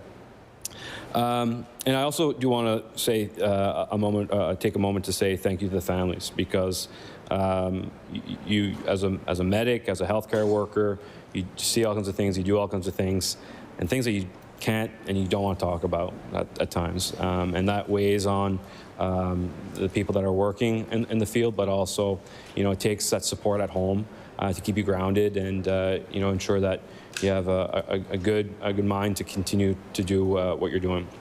I do want to, before passing it back to my colleague, the member from Clare, the minister has talked about how care starts when you call 911, and I couldn't agree more. Because there are certain instances that you can't wait for MFRs to arrive, for paramedics to arrive. I think cardiac arrest. And I've had the chance to take part to intervene in pre-hospital cardiac arrest, where the importance of bystander CPR was made clear, where minutes and seconds matter. So as we just come out of Heart Month, I think it's a reminder for all of us and all Nova Scotians to recognize the importance of bystander CPR, of knowing how to do CPR, looking at where our AEDs are located, which we've seen a significant growth in the last 7-8 years since the registry has been established, and how that Nova Scotians are a key part of the chain of survival in ensuring that care is provided the moment that 911 is called in those high acuity situations. The minister talked about changes to the communication center. It's been a few years since I've had the chance to walk the comms floor, but understand there's some changes there, including a doc in a box, nurse in a box, not to be confused with a jack in a box. But perhaps the minister could explain what those changes have done to the EHS system. Because I'll give you an example. There's always that medical oversight. At times I had to call a doctor for additional medication or deviation from what you typically do, and you wait on hold. But now there's a doctor in the communication center, there's a nurse in the communication center, there's a paramedic in the communication center. Perhaps that the minister could explain how that triangle level of phoning a friend, providing that additional support, when you don't have all the resources and tools in a tin can on 4 wheels rolling down the highway, and how they play a really critical role ensuring that paramedics have the best advice to intervene and provide the best care to Nova Scotians.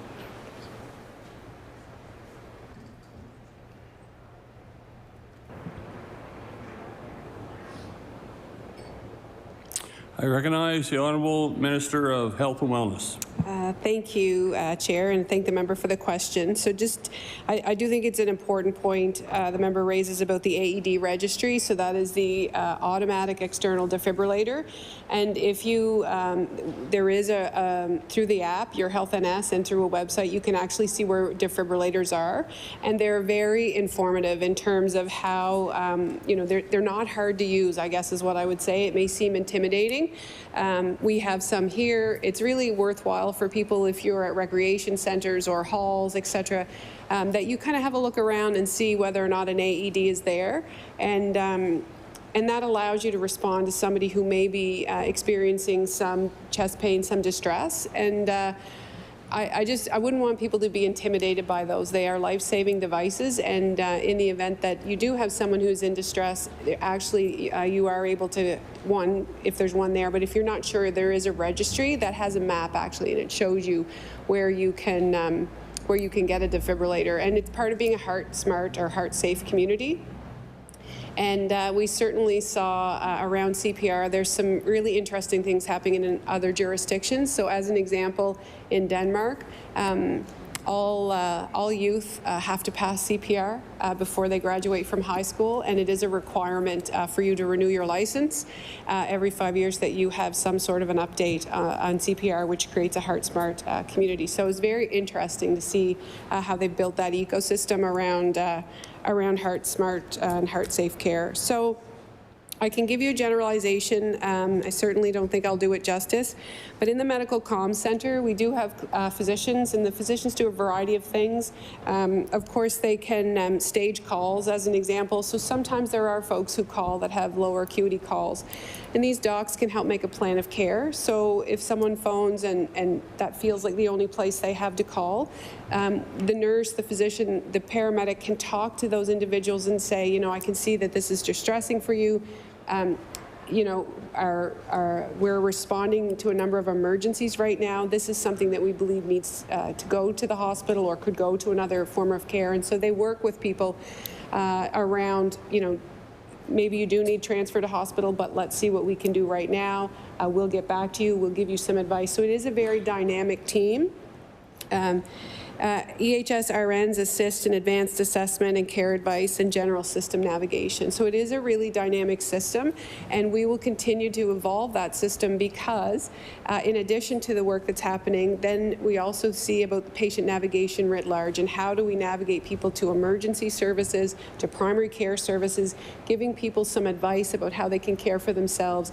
And so we just posted an RFP for 811 services in the province with a hope of really extending and expanding the navigation services and integrating community-based care across the province. So it's exciting time. We've certainly seen in other jurisdictions what's possible. So the folks in the Medical Comms Center really do provide support to the folks in the field, depending on the reason for the call.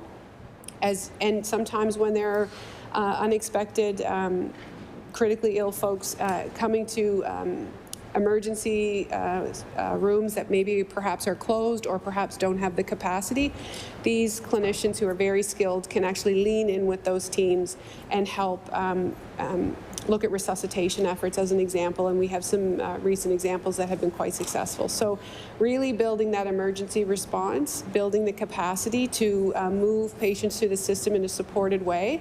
And we also know that sometimes there are people who call 911 because they are afraid or they are overwhelmed, and we understand that, and that is suffering as well. And so looking at pathways, not only just for emergency care, but how do we actually move people into some social supports and some social interventions that can really support them, because there are different ways and many ways to suffer, and we want to be able to respond to people who phone for help when they are feeling really kind of alone or scared and aren't sure where to turn. So more to say. I look forward to being able to come back next year and tell you about some of those big changes that are happening and evolving in the department with our community-based providers. Thank you, Minister. I recognize the Honourable MLA for Clare.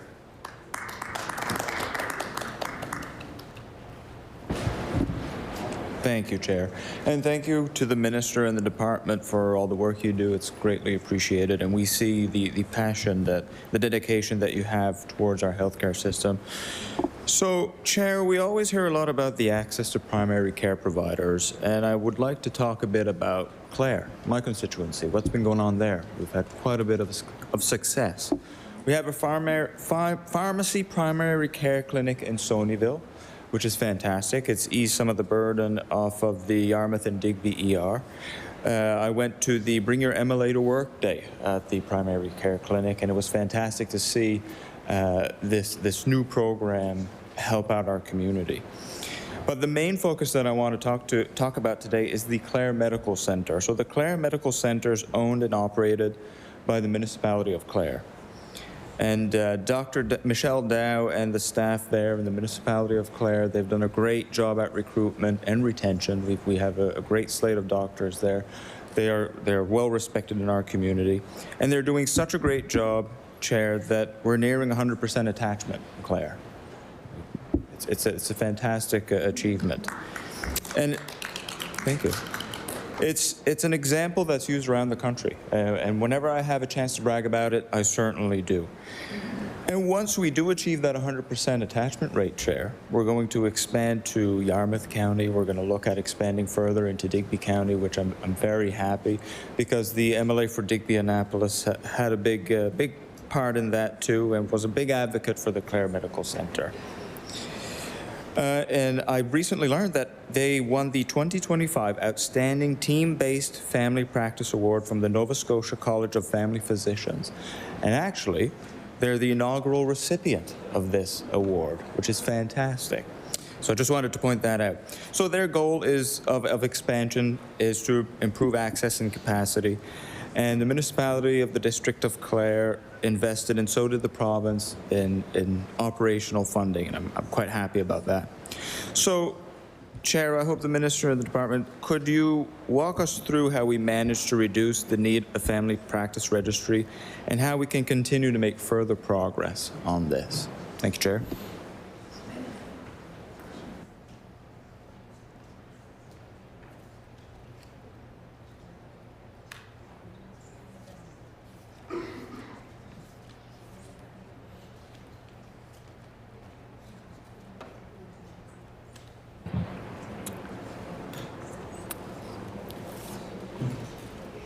I recognize the Honourable Minister of Health and Wellness. Thank you, Chair. And I would like to thank the member for the question. I certainly I couldn't agree more. The clinic in Clare is a model that we have looked to on a number of occasions, really firmly embedded in community with the municipality. Certainly Dr. Dow in particular, who I've had the most contact with, is an incredible champion. But hearing the ecosystem, when we talk about recruiting clinicians, physicians, what struck me was how much the community in that area is so involved. And you know, I was a bit jealous, in fact, up to and including Christmas gifts that are sent to medical school, care packages at exam times for their recruits.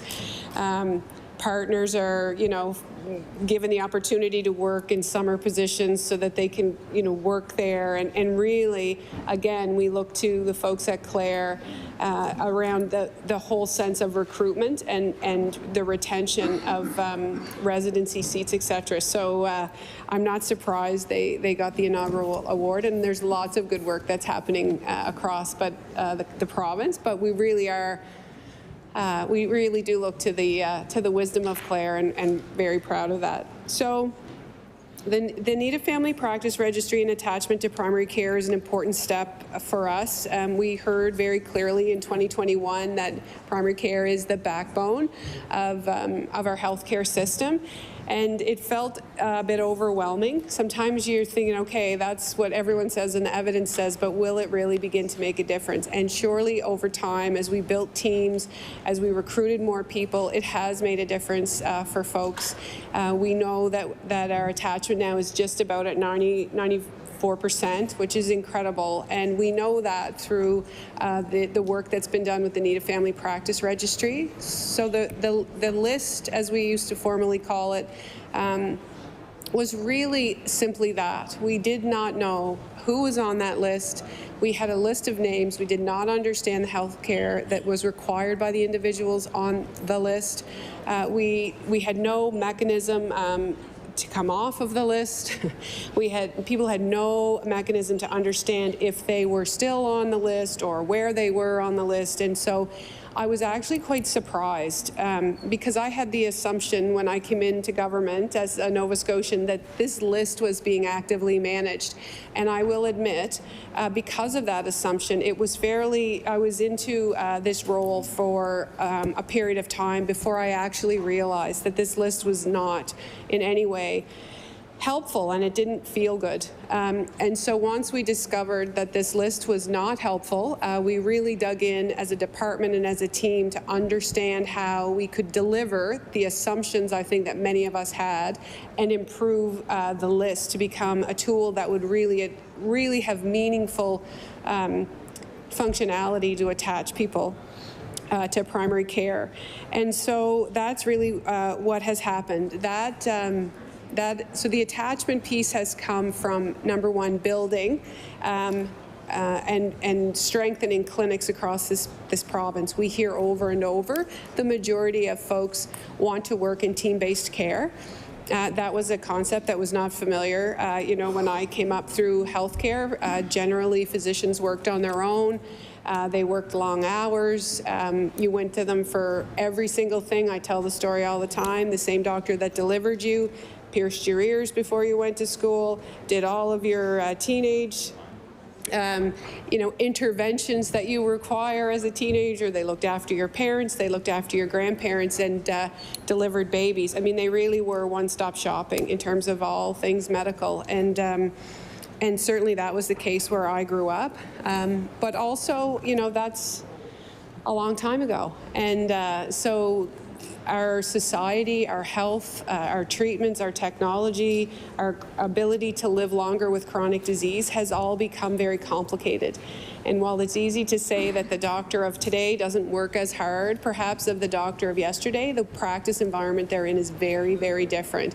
And they indeed are working very hard. And the complexity of the system, the forms that we have, all of those different things. So there's a lot of different pressures that have evolved over time that new doctors are contending with and really wanting to work in team-based care. Also, my own scope of practice as a nurse is very different today if I were working in healthcare more directly than it would have been when I graduated. So really looking at team-based care, we heard it on Speak Up for Healthcare. We had to understand what best practices are. And so starting to build teams that include physicians, but also incorporate nurse practitioners, also looks at other allied healthcare professionals. The pharmacist now plays an important role, and sometimes they're co-located, but sometimes it's actually part of a health neighborhood. So really looking at a number of different clinicians, social workers, dietitians, family practice nurses, all of these folks who can take a part of the healthcare journey, but actually wrap their arms as a team around a patient who is attached, or a citizen who is attached to that clinic. And so that's what's happened. We really looked at improving, and then we felt we needed, as we did that work, a payment model that reflected the work that clinicians were doing. And so we have two models of payment, so healthcare, or LFM, where you are predominantly office-based and paid based on your panel and the complexity of the people that you care for. And also looked at rural Nova Scotia because there were many gaps in terms of our healthcare system workforce, and how do we remunerate physicians when they look after long-term care facilities, when they're doing shifts in the emergency department, when they're caring for patients in the inpatient in those smaller hospitals. How do we compensate them for the care they do? Because they really are caring for an entire community across every part of the healthcare system. So office, emerge, hospital, long-term care.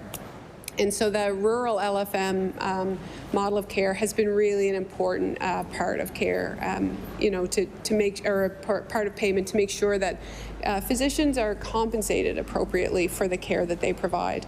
And also expanding teams. There's lots of things that I could do as a registered nurse, as a family practice nurse, that would extend the physician's ability to see those who are more complicated. It would allow me to do some of the things that really do help, like prenatal visits. It would allow me to do some chronic disease management. It would allow me to do immunizations of children, which I would hate, because I really I avoid babies and little people at all costs unless I can play with them, because I don't like to hurt them, even when it's for their own good.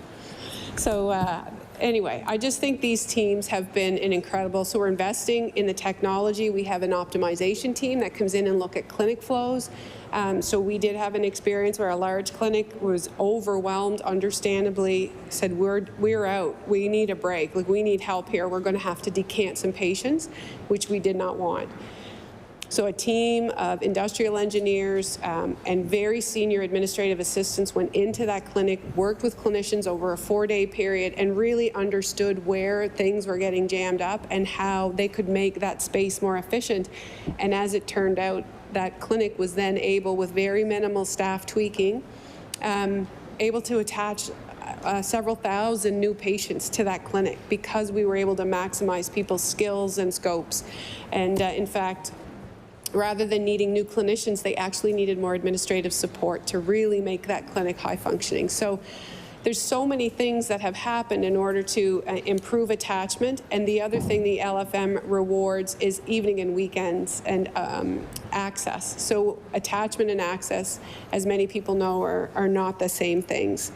So really, the other thing I'd just like to know is the work of the validation work that occurred. Not only attached folks, but it actually prevented over 50,000 people from going on the Need a Family Practice Registry, which was really important. So some folks were signaling that their clinician, their physician, was going to retire, and as a result, prematurely, because they were worried they would be left, and they wanted to get on the list so their waiting time would start sooner than when they actually did not have primary care, when in fact, when we were able to speak, or when the team was able to speak with them, actually realized that their clinician had a transition in and a transition out plan.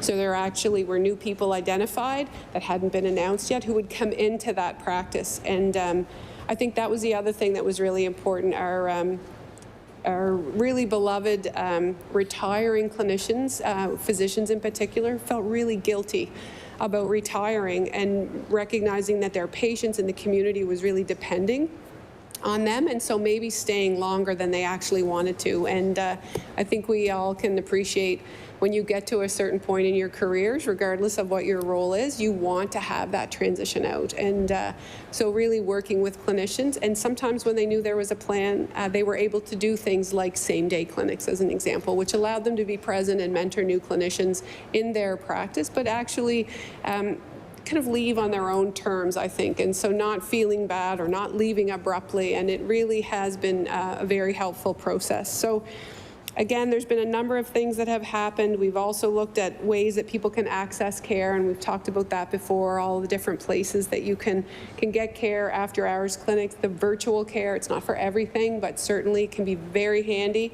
I know a couple of members just this session alone have had their time compressed and weren't really sure what to do, and virtual care actually was able to help them out and get them to the next spot. Again, it's not for everything, but it certainly does have an impact, and it allows people to continue on with their day with the convenience.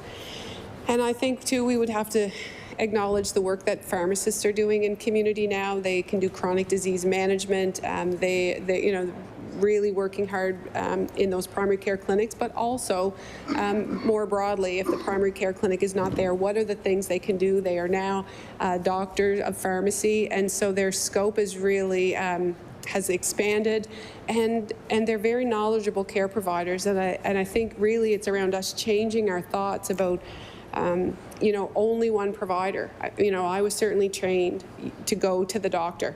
And so now we see nurse practitioners, and now we see pharmacists, and a variety of different ways in which we can touch the system, and recognizing the knowledge, the skills, and the abilities of people in these varied clinics. So there's been a lot of work happen. There's a lot more to come.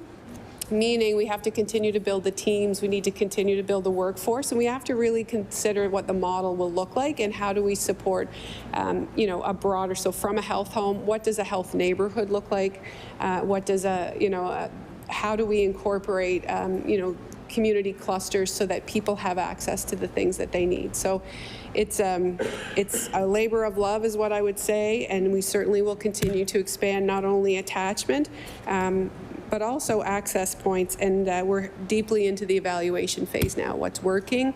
What could we do differently? What could we do better? What is the patient experience, a citizen's experience?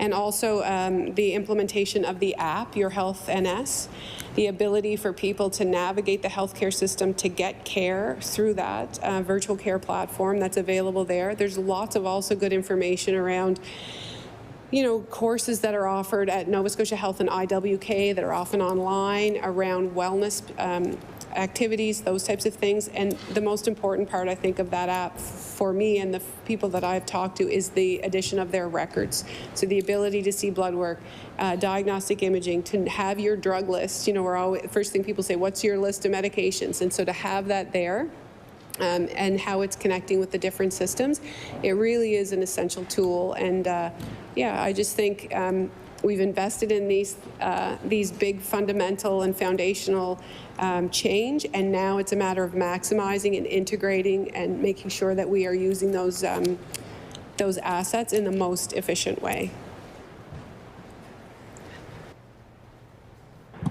I recognize the Honourable MLA for Clare. Thank you, Chair, and thank you for that answer. So just to continue on the Need a Family Practice Registry, and it's great to see how programs evolved, how we're expanding a wide variety of things. So the Need a Family Practice Registry has evolved from an analog list, as you mentioned earlier, the list. Now it's a dynamic tool. So you recently announced that there would be further changes to the registry. So what differences will this make in improving primary care access? So what difference will this make to improving primary care access, the new changes?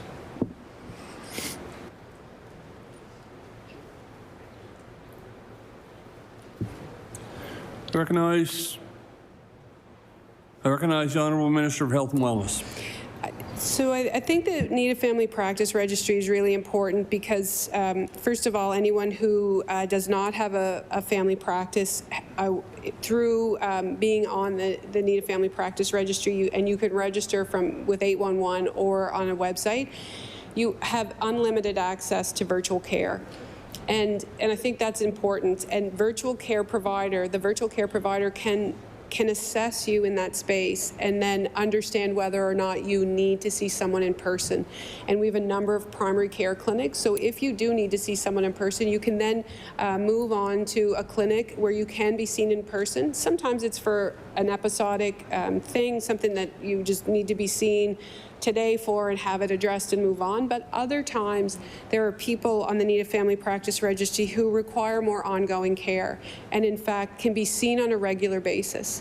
Additionally, if you have time-sensitive things like a pregnancy, as an example, if you're not attached to a primary care provider forever, at that point we can actually send you to prenatal care. People living with diabetes can be referred to the local diabetic education center, as an example. So if there are ways in which you can get alternative care, particularly chronic disease care, we can actually support, or the folks on the registry can actually support you in accessing that care. So that's probably the most significant way that it helps people navigate. And it also helps us really quantify the story of how many people are waiting. It helps us do health and human resource planning as we understand, how many people do we expect. We look at what we know about retirement. So it really does give us a key piece of data, help us understand what are our needs going to be now and into the future. And so that's what I would say mostly around access. It really does give us a chance to have a look, and we'll go from there. So it is ongoing, but something that we can be proud of, I think, in Nova Scotia and the envy of other provinces.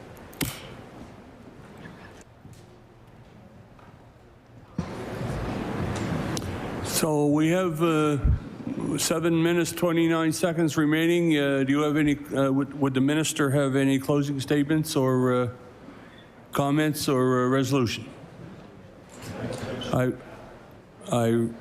recognize the Honourable Minister of Health and Wellness. Thank you. So thank you, Chair.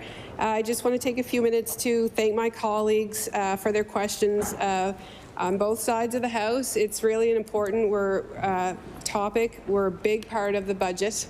And I don't take that lightly. I know that there's a lot of work to do, and I know that healthcare is a very intimate part of our lives, and wellness is really our wealth. And so we take this very seriously in the department, and I just want to thank everybody for their commitment to health. The questions are tough sometimes, but I'm grateful to have the opportunity to answer them. So with that, I think I will read my resolution. So be resolved that a sum not exceeding $6,714,896,000 be granted to the Lieutenant Governor to defray expenses in respect of the Department of Health and Wellness pursuant to the estimate. James, do I read the other one? Yep. And then E31, resolve that a sum not exceeding $5,574,000 be granted to the Lieutenant Governor to defray expenses in respect of the Office of Healthcare Professionals Recruitment pursuant to the estimate. Thank you, Minister. Shall the resolution stand? Yes. Yes. The resolution is stood. We are going to take a brief recess while the next department gets set up. I believe that's energy, but I'm not certain. Yes. Yep. Okay. So we'll take a 5-minute recess.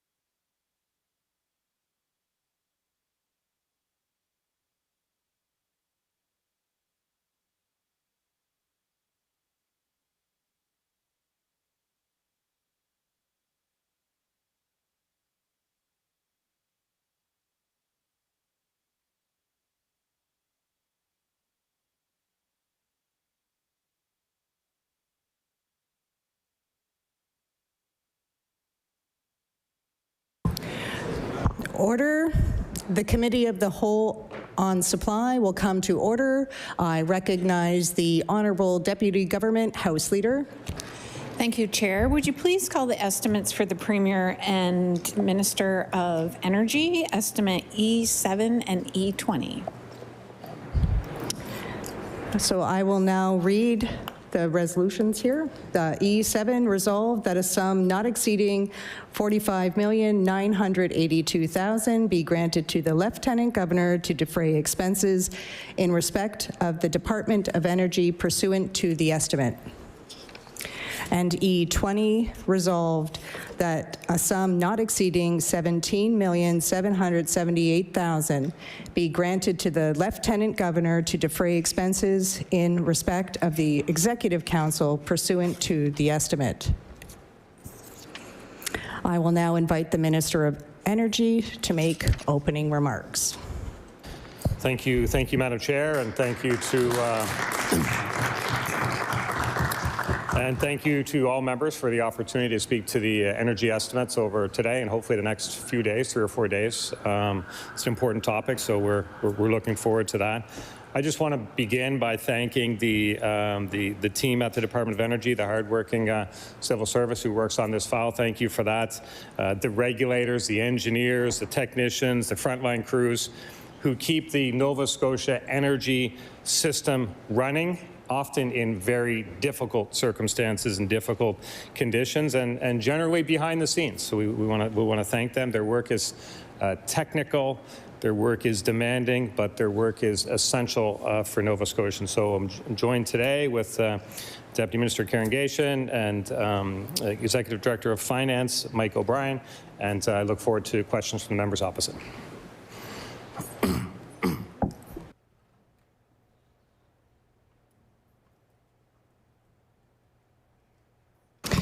According to the practice that has developed in this legislature, the opposition caucuses take turns asking questions for approximately 1 hour each.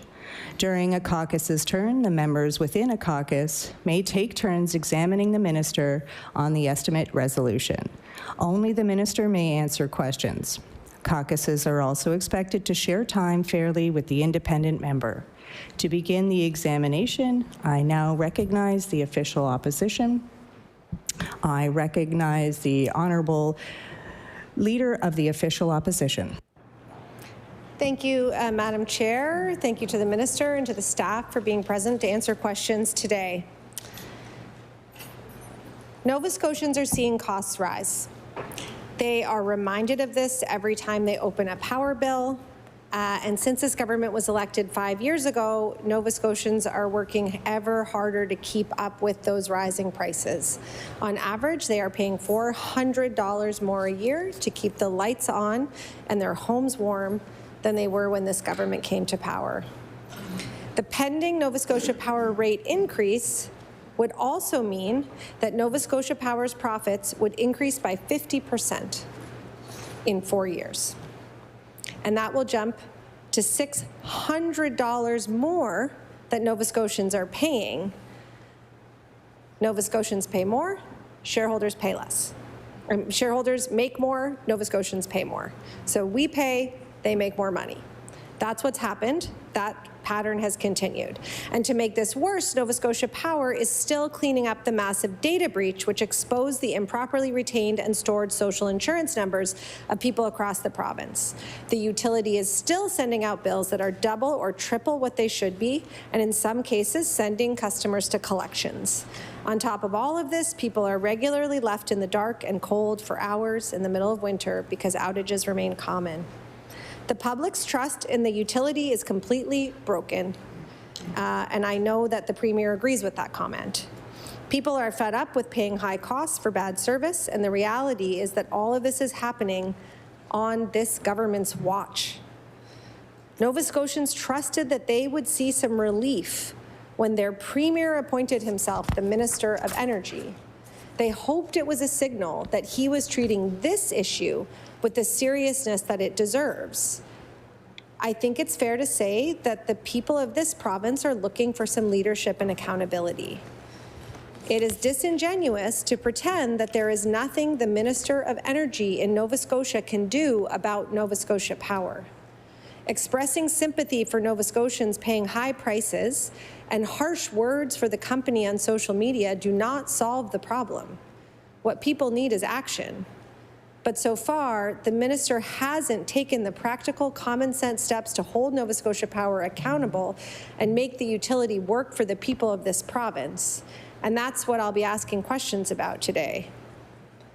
The minister has not launched a full review of the operations and ownership of Nova Scotia Power to see how families can get affordable, reliable power. He has not put in place an affordable energy rate program with on-bill discounts, arrears management, crisis intervention, and energy efficiency measures to help the hundreds of thousands of Nova Scotians making tough choices to keep the heat on. A program that his own government's department helped design, sat at the table with the Affordable Energy Coalition, and that sat on the desk of his predecessor and has now sat on his desk. He has not put in place the comprehensive privacy protections that other jurisdictions have to protect people's personal information, or offered credit freezes to the Nova Scotians who had their social insurance numbers stolen. He did not come in person to intervene at the rate hearing that would see ratepayers on the hook for another 8% increase. And people have been left to sort out the chaos and stress without a clear path forward from this government. Heat is an essential expense for Nova Scotians, and this is a regulated utility. It is the energy minister's job to make sure that the regulations in place keep this company in check so that the people of this province aren't gouged, taken advantage of, or left in the cold. But unfortunately, Nova Scotians have less support than they did before the Premier became their energy minister, because his government chose to cut the heating assistance rebate program, kicking 46,000 people that received the program previously off of that program and slashing hundreds of dollars from those who remain eligible and who rely on the program. If this government was serious about sorting out the high cost and bad service people have had from Nova Scotia Power, Nova Scotians would be feeling it. But they aren't. We have been asking Nova Scotians from across the province to share their questions and concerns with us so that we could put those questions and concerns directly to the minister. And that's what we intend to do. Nova Scotians expect their leaders to listen, to answer, and then to act. It is my sincere hope that the minister will listen and take the time to answer these frustrated Nova Scotians who are tired of dealing with the mess of paying for power in this province.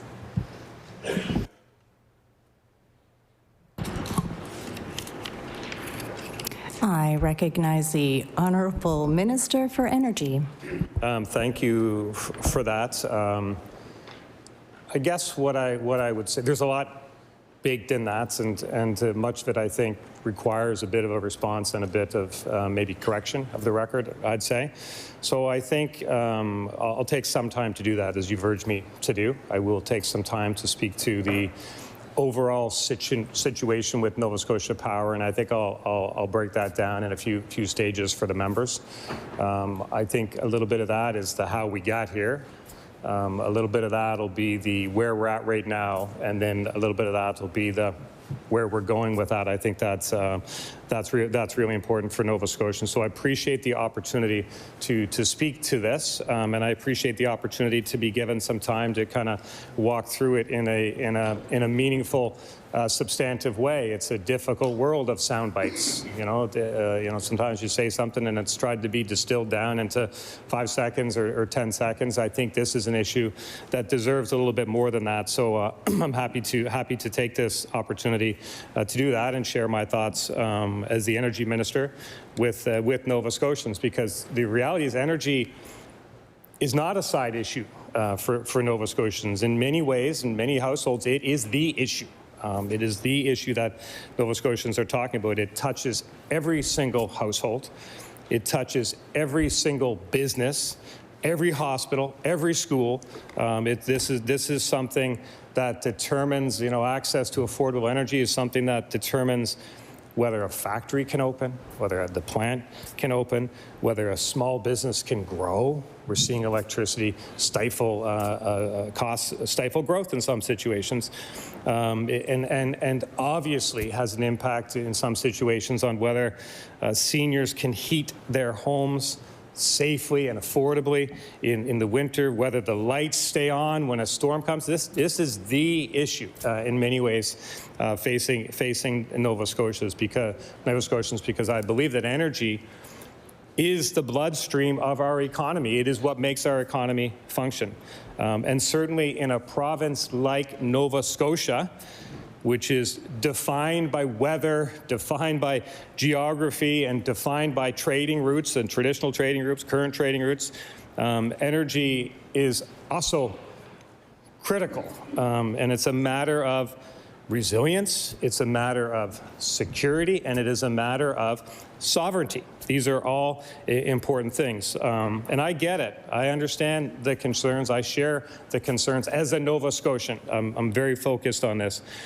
So today, I do think it is important that today and over the ensuing days, I guess we only have 12 hours of estimates left. I wish we would have got to energy earlier on in the process. It was certainly something that the opposition was talking about quite a bit in advance of the House session. So, but here we are. And so we have time, and we should use it. We should use it effectively. And I think that effectiveness requires an honest conversation about the state of electricity in Nova Scotia. And I think that it requires a discussion that is grounded in facts, not slogans, not other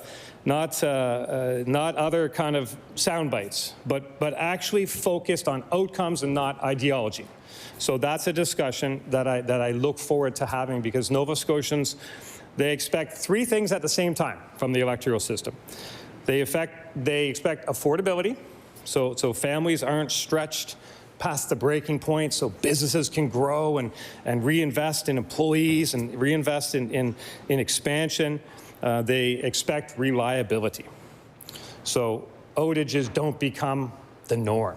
And we're seeing that in this province. And they expect a credible, clean energy transition so that we meet our obligations to future generations without sacrificing stability today. Affordability, reliability, and a credible, clean energy transition. And let me be clear, affordability, reliability, and clean power are not competing goals.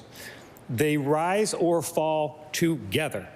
And today, people are frustrated, and they are right to be frustrated by the system that is before them. Power bills have been high, outages have been too frequent, and too often, Nova Scotians feel like decisions are being made somewhere else, but they're the ones that are receiving and paying and holding the bill. And the frustration that Nova Scotians feel is justified, and I feel it as well. Because when the power goes out, and we've all experienced that no matter where we're at in the province, it isn't some abstract concept. It is direct in our faces. It is insulin that is getting warm in the fridge. It's a small business that has to close early because they don't have any power. It's a family wondering how much the next bill will be. I mean, these are the realities of the situation. So Nova Scotians have a right to expect better than that. And I am with them with that, on those expectations. That has been our focus. But like many files, when we came to government, things were a little bit behind the eight ball. There was a mess in this file. There's just no question about that. The electricity system was under severe strain. Aging infrastructure, delayed projects, accumulated deferrals, and global fuel prices that were at and reaching and continue to reach even today historic highs. Left untouched, those pressures would have produced incredible rate shock for Nova Scotians. And to really appreciate this, I want to unpack this a little bit, because to really To really appreciate this, we have to, let's have a look at what a power bill is. And it's not a single price tag, although that's what, customers see the bottom line, how much do I owe? But there's a few ingredients that make up that power bill that I think we need to unpack and we can discuss in detail. You have, of course, the energy usage charge. This is the part that charges you per kilowatt hour for the electricity that you used. So you have the energy usage charge. You have the base rate charge, the base charge.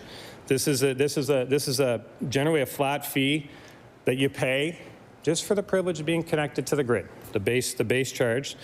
And then you have the fuel and purchased power adjustments. These are extra charges that cover the utilities fuel costs and any power that they have had to buy from elsewhere. So those are the three main ingredients in the bill. And the last one, the adjustments, they're a big deal. They've been a killer for Nova Scotians. And why is that? Well, because when the price of coal or natural gas or any of the inputs that Nova Scotia Power uses shoot up, and this is a global thing that happens. Nova Scotia can't influence the price of coal or natural gas on the global scene. But when the price of coal or natural gas shoots up, those costs, the increased costs of Nova Scotia Power, they get passed straight along to us as consumers, as customers. And that is through a mechanism called the Fuel Adjustment Mechanism, the FAM, as it's known in the industry. And I have to tell you, if I look back 8 or 10 years, I really didn't know too much about the FAM, what the FAM is, but I sure do now for sure. In a system like ours, which still, for now, I'm working hard on this and we will make progress on this, but the system for now burns a lot of fossil fuels. It just does. And when you have a system that burns a lot of fossil fuels and you have a spike in global fuel prices, it is a direct spike in your bill. And it's as simple as that, and it's no fun. It hurts a lot. So yes, overall bills have gone up over the past few years, no question about that. But I can say with 100% certainty that without the steps that we took as a government, without the government intervention in this file, Nova Scotians would have been hammered with much higher prices, and they would have been hammered harder on every aspect of the bill. Remember, I mentioned 3 aspects, but they would have been hammered on all 3. We would have seen, for sure, the base rate increase. And that base rate increase alone would have been probably in the high single digits, and that would have compounded year after year after year after year, just on the base rate. Fuel-driven increases, the FAM, we're going to talk a lot about the FAM, could have easily approached 10 to 15% in a single year. We could have seen the FAM go up 10 or 15% in a single year, certainly during the times of peak volatility. We're probably in another one of those times of peak volatility now when we look at what's happened globally and the wars that we have and the impact that it has on the price of fossil fuels. When I say that the base rate would have increased single digits and could have compounded, and the fuel-driven increases could have been 10 to 15%, this is not just pure speculation. I'm not just pontificating on this. This is real. This is a real thing that could have happened. But you can even take that a step further when we think about what might have happened. There's other things to be concerned about, which I think when you look back at the history, and I think the history will be important as a discussion over today and the next few days. But there's been some pretty cozy relationships in this province between Nova Scotia Power and Emera and prior governments. And we've seen, certainly NDP officials flying around on Emera private jets with them. We've seen special arrangement. Who knows what might have been. But we know very well that there might have even been higher profit mechanisms. The member mentioned about profit recovery. There could have been higher profit embedded in the rates. These are things that could have happened. But regardless, what is clear is that the increases that we have experienced would have been higher. They would have been higher had we not intervened. So we intervened. We did a couple of things. First, we capped non-fuel increases for 2023 and 2024. Now that action alone stopped permanent compounding increases that would have followed families and businesses for decades. Once that went up initially, it would have stayed in the rates for decades and it would have compounded. But we capped it through legislation in this House. Said it's not going to happen. The next thing we did is we limited the utilities' return on equity. The member has talked about the profits of Nova Scotia Power, and we want to talk about that for sure. The member would know that it's the regulator who sets all those types of things. There is a rate application that's going on at the moment. We did something rare. We did something that's just not seen a lot. We did intervene in that process, and we capped, we limited the allowed return on equity, which ensured the shareholders shared some risk, a little more risk, instead of passing it all entirely to customers. We did that. We took steps that addressed the fuel crisis. I talked about the FAM. I talked about the global impact. We took steps to address the fuel crisis directly. So remember those wild fuel price spikes that I mentioned can happen? They happened. They happened. By 2023, Nova Scotia Power had accumulated almost $117 million in fuel cost variances in the FAM. And under normal regulatory treatment, that balance would have been recovered very quickly, instantaneously almost. It just would have went right through, $117 million. And it would have added several percentage points to the bills of Nova Scotians in a single year. That's a massive bill. And of course, that was driven by global prices for coal. It was driven by global prices for oil. Anybody see what's happening with oil right now? What do you think is happening to the FAM over the last few days? It would have been driven by global prices for gas. And all of these things go into the FAM, the Fuel Adjustment Mechanism. And they get passed through, straight through to consumers through a massive rate hike. That's always the risk. Well, we said, it's got to be a better way. It has to be a better way. We can't put this on Nova Scotians. There has to be a better way. And we found one. We found a better way. We brought it, it was debated in this chamber, and we took a lot of grief from opposition at the time for this, who were choosing the politics of partisan, let's say the government's always wrong just because we think that's what we should do, and at the other side, ignoring the impact on ratepayers. But we put ratepayers above politics at every instance, Madam Speaker, so we found a better way. And basically, the government bought out that $117 million to avoid the sudden spikes and give households some breathing room and put that over a period of time. So that's a really important thing that we did. So if you want to know what steps we've taken, and we haven't taken any steps, there's a couple there that I think are really important. But we also stopped policies in their tracks that would have made things worse on their own as well. And I'm thinking specifically at this time of the proposed monthly system access charge on solar customers. Anybody remember when Nova Scotia Power tried this one on? They wanted to have an increased monthly system access charge for solar customers.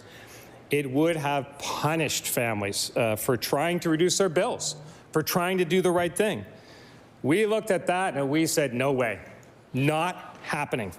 This was the Nova Scotia Power idea, and it would have directly discouraged families and small businesses from going green, and it would have discouraged them from taking steps to save on their bills. Basically, it would have punished people for doing the right thing. We stopped that fee right in its tracks, said it's not happening. We stopped that fee before it could hurt anyone. So these are some of the steps we've taken to date, and there'll be others we'll have a chance to talk about some of the historical steps. But I just share those because I accept and understand that these actions did not eliminate all increases. Because it's pretty hard when you think about the way the bill is made up, especially the fuel adjustment mechanism. They didn't eliminate all the increases, that's for sure. But they did dramatically reduce both the size and speed of increases that Nova Scotians would have otherwise faced. It would be unfair to use the characterization that nothing has been done. We've taken steps. We will look for more steps for sure. But just those steps alone, I think, give a bit of example, a bit of insight into what standing up to Nova Scotia Power looks like, for standing up, what standing up for ratepayers looks like. Because for our government, we understand affordability is not some footnote on some document. It is an actual commitment from our government. We've done a lot because a lot had to be done. I mean, that's just the situation. We couldn't just hold a press conference and huff and puff. We actually had to roll up our sleeves and get to work. So we went to work. We rolled up our sleeves and we did the work to provide relief in the moment, but also improvements for tomorrow and improvements into the future. Now, inevitably, being the world as it is, inevitably, when we talk about these actions, some folks, especially my colleagues in the opposition benches, they're going to chime in. And they're going to say, well, power rates are still going up, or why didn't you do X or Y or Z? And we'll have those discussions. I'm happy to have those conversations. But I think those are conversations that should be based in fact and not selective memory. So it's easy to criticize when you're not the one that's responsible. We know that. And the previous governments, both NDP and Liberal, they have been a part of how we got here today, for sure. I know today it's a new day, and they're very vocal about what we should be doing. But I think it's important for the understanding of Nova Scotians to just think about how we got here today. Just have a little trip down memory lane, as it were, and see what these governments did, both NDP and Liberal, what they actually did or didn't do when they were in charge, when they had the opportunity. What did they do? What didn't they do? Because every action on this file has a compounding, it just comes forward. Whatever the rate is, the rate keeps going up as it just gets compounded on. So I think first, let's take a look at the NDP's turn in government. People remember that turn in government very well between 2009 and 2013. I will tell you, Madam Chair, with 100% certainty, we are still dealing today with those 4 years. They are still in our rates. They are still, they pushed our rates up so much. They're still in our rates today. They hurt Nova Scotians badly. The NDP government at the time they pinned a lot of hope on a project called the Maritime Link. People might remember the talk of the Maritime Link, an undersea cable to bring power from Muskrat Falls in Newfoundland to Nova Scotia. In theory, seemed like a pretty good idea. Lots of clean, renewable power coming into Nova Scotia, which would help us shut down the coal plants. The Premier of the day was so confident that he said publicly that he looked forward to that electricity flowing by 2017. Well, here we are, 2026. And a little spoiler alert for those listening, we are only now, just beginning to see some of that power flow. Nearly a decade late. And even now, it's still not at the full amount that was promised to us way back when, all those years ago. So what happened in the meantime? Delays, overruns. And Muskrat Falls itself ran way over budget, and it was terribly delayed. But as delayed as that project was, thanks to the NDP, Nova Scotians didn't get a delay on the bill. Oh, no. No reprieve for Nova Scotians. Nova Scotians started paying for that project, for Maritime Link, before a single watt ever arrived. Before it even started, we were paying. It's like paying for your phone bill for a line that isn't even connected yet. We started paying, and we were paying and paying and paying and paying and paying. And we're still paying for that now. By the time we actually get the full contingent of power, by the time we all these years of paying for nothing, and I will tell you, that cost is not insignificant. It is millions and millions and millions of dollars. And that is a very heavy burden that has contributed to the rising rates. It has contributed to the bills that Nova Scotians pay for years and years and years. We have paid and we have paid and we have paid. And it is, I would say, not exactly the outcome that the NDP advertised as free, clean power by 2017. That's what the NDP said. That's not what they delivered. And we are paying for it in our rates, and the members stand up today and say, why are our rates so high? Well, that's one part of it, and it is not insignificant. But unfortunately, it's not the only part. It's not the only part. Madam Speaker, the NDP Muskrat Falls situation, which we've been paying and paying, it didn't happen in isolation. They made at least one other extremely bad decision that continues to cost Nova Scotians very, very dearly. Back in 2011, now I know the members say, well, that was a long time ago. Yeah, you're right. And we've been paying for it every single day. So we know it's a long time ago. But back in 2011, the NDP participated in a decision to extend the life of our coal-fired power plants. The NDP now. Extend the life of our coal-fired plants.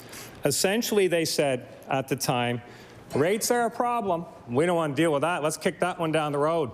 Someday the PCs will be in and we can point like, but they didn't want to deal with it. But they just said, let's keep these old plants running longer than we originally planned, so we won't have to replace them anytime soon. And think of it like you have an old clunker of a car. You say, let's keep it on the road for a few more years instead of buying a new one. Seems like a great idea. Save all kinds of money. And maybe it did save some money up front, and maybe it was something that was cooked up in the private jets they were flying around on with the mayor executives. I don't know. But they didn't pair that decision with an actual plan to transition off of those coal plants. They didn't start any process of setting money aside to deal with the fact that even at that time, the federal government was already signaling that all coal plants would have an end date. They'd be retired. And just a little side note, I'll come back to this one, but the federal government actually did make that decision in 2016. And even the next government that came along, the Liberals, even with that decision so clearly in front of them, they didn't try to course correct. They didn't acknowledge it. They just pretended it wasn't there. We'll get into that a little bit, but suffice it to say that our government is the first one that's not just sticking our head in the sand and hoping this will all go away. We're not hoping it'll go away. But we have the benefit of history because we've seen what happens.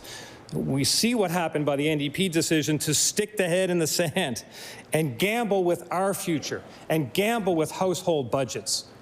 We know what happened. Look at our rates today. It's a big, big factor in that. The decision to stretch out the coal plant era has had a big impact on us. There's no question. Nova Scotia Power, first off, they kept those plants on their books much longer, and they actually get paid a profit for having these things on their books. So they kept them on their books. They got profit for it. Rates go up. We all pay for it. All of this came with a very significant cost. Not just to keeping the plants on the books and getting a return on them, but the real cost, maybe less hidden at the time, but certainly not hidden today. The real cost is that capital was not directed towards replacement supply. They just ignored it. And that 2011 settlement pushed the higher cost down the road. Today, we're dealing with it. But even the additional element to that, in addition to the impact that it had just on itself, the most devastating additional element to those decisions of that day was that it locked Nova Scotians into volatile fuel exposure under the FAM for longer and longer and longer. And it delayed any investment in any effort to modernize the system. It cost families a lot. It has cost families a lot. And it is baked into the rates that we are going to be talking about today. But because no real new power was added to the system during that time, and why would Nova Scotia Power add new power to the system? Because they had the NDP telling them, don't bother. Just don't bother. Just keep going. Because of that, we remained dependent on coal and on fossil fuels during this period of record high global fuel prices. They actually set it up. And it unfolded in a very unfortunate way for Nova Scotians. And just remember those costs, those FAM costs, the fuel adjustment mechanism costs, they go right to consumers, and they drive the bills that we pay higher and higher and higher. So that toxic combination of extending coal without a plan, and the delayed hydro, which they were relying on, it left Nova Scotians exposed in the most serious of ways at exactly the wrong moment. It has come home to roost, and we are dealing with it. I mentioned the steps that we have taken, some of the steps that we have taken to try to protect the ratepayers. Well, we did those because we had to. We did those because nobody dealt with this file before us. We had to deal with it. And I don't know what was discussed at the government of the day on the private jets when they were pretty chummy with the NDP and the power executives hanging out together. But Nova Scotians remember that. They spoke on it. But whatever was being discussed, I don't think it was power rates. So we did not create the Muskrat Falls mess, but we are certainly not ignoring it. We're dealing with it. And this is another step in what we have done. Member want to know, what have you done? Well, we're going to walk through, and we'll probably get asked again, what did you do? You didn't do anything. But we'll hopefully some of these will stick. Because we didn't ignore Muskrat Falls. We actually went to the federal government and we said, hey, we need a bit of help here. We need a bit of help. We're paying for power we're not getting. We're paying for record high fuel costs as the global market is driving the FAM through the roof. We need help. And we need help regarding the Maritime Link costs. We worked on getting federal support, like loan guarantees, so that we could soften the costs that the project's delays were costing people. We haven't been afraid to work creatively with whoever will work with us to protect Nova Scotians from the worst of these cost spikes and work to mitigate the impact of the cost overruns. We've worked with the federal government through loan guarantees and financial restructuring. We're thankful that the federal government was supportive and worked with us on that. But these are all steps that we took that mattered. These steps mattered. Lower financing costs means lower charges flowing through rates, means lower costs flowing to Nova Scotians. Without our intervention, in partnership with the federal government and their support of us to mitigate these costs, Nova Scotians would be paying significantly more every year, just on account of that delayed power from way back then. So, like, I don't think that's nothing. I think it's something. It doesn't get a lot of discussion. But I'm glad to use this format to talk about it because it's important that Nova Scotians have some perspective on the how we got here. We couldn't erase all that damage, but we've worked to reduce it and mitigate it, and we've had some success at that. And that was just the NDP period. We come to our friends on the Liberal benches. The Liberal record on energy is at least equally as expensive, probably more expensive, but it's at least equally as expensive. And it can be boiled down to one policy that they did take. There's a bunch that they didn't take, but much of the pain that they've caused Nova Scotians can be boiled down to the restricting of supply without replacing supply. The Liberal governments, especially in that era, if people will remember, it's the Liberal government that talked a lot about clean energy, talked a lot about it, but they didn't take any steps really to significantly reform the system to deliver clean energy affordably. And we can never lose sight of affordability. So when the Liberal government took over after 2013, one might have expected the new government at that time to review the whole coal plant situation. What's this coal plant situation? But they didn't. And they didn't even review the coal plant situation when the federal rules changed in 2016. The federal government actually changed the rules in 2016. And even then, the Liberal government of the day in Nova Scotia just ignored it. Let's pretend that didn't happen, shall we? So we don't have to deal with it. To me, as an accountant, when you think about useful lives and all these types of things, it's just insane. Like, it's literally insane. It would have been very prudent to check the plan, adjust the timeline, start preparing so we're not caught without replacements for the energy we need. But that review never happens. Order. Can I please have quiet in the gallery? Thank you.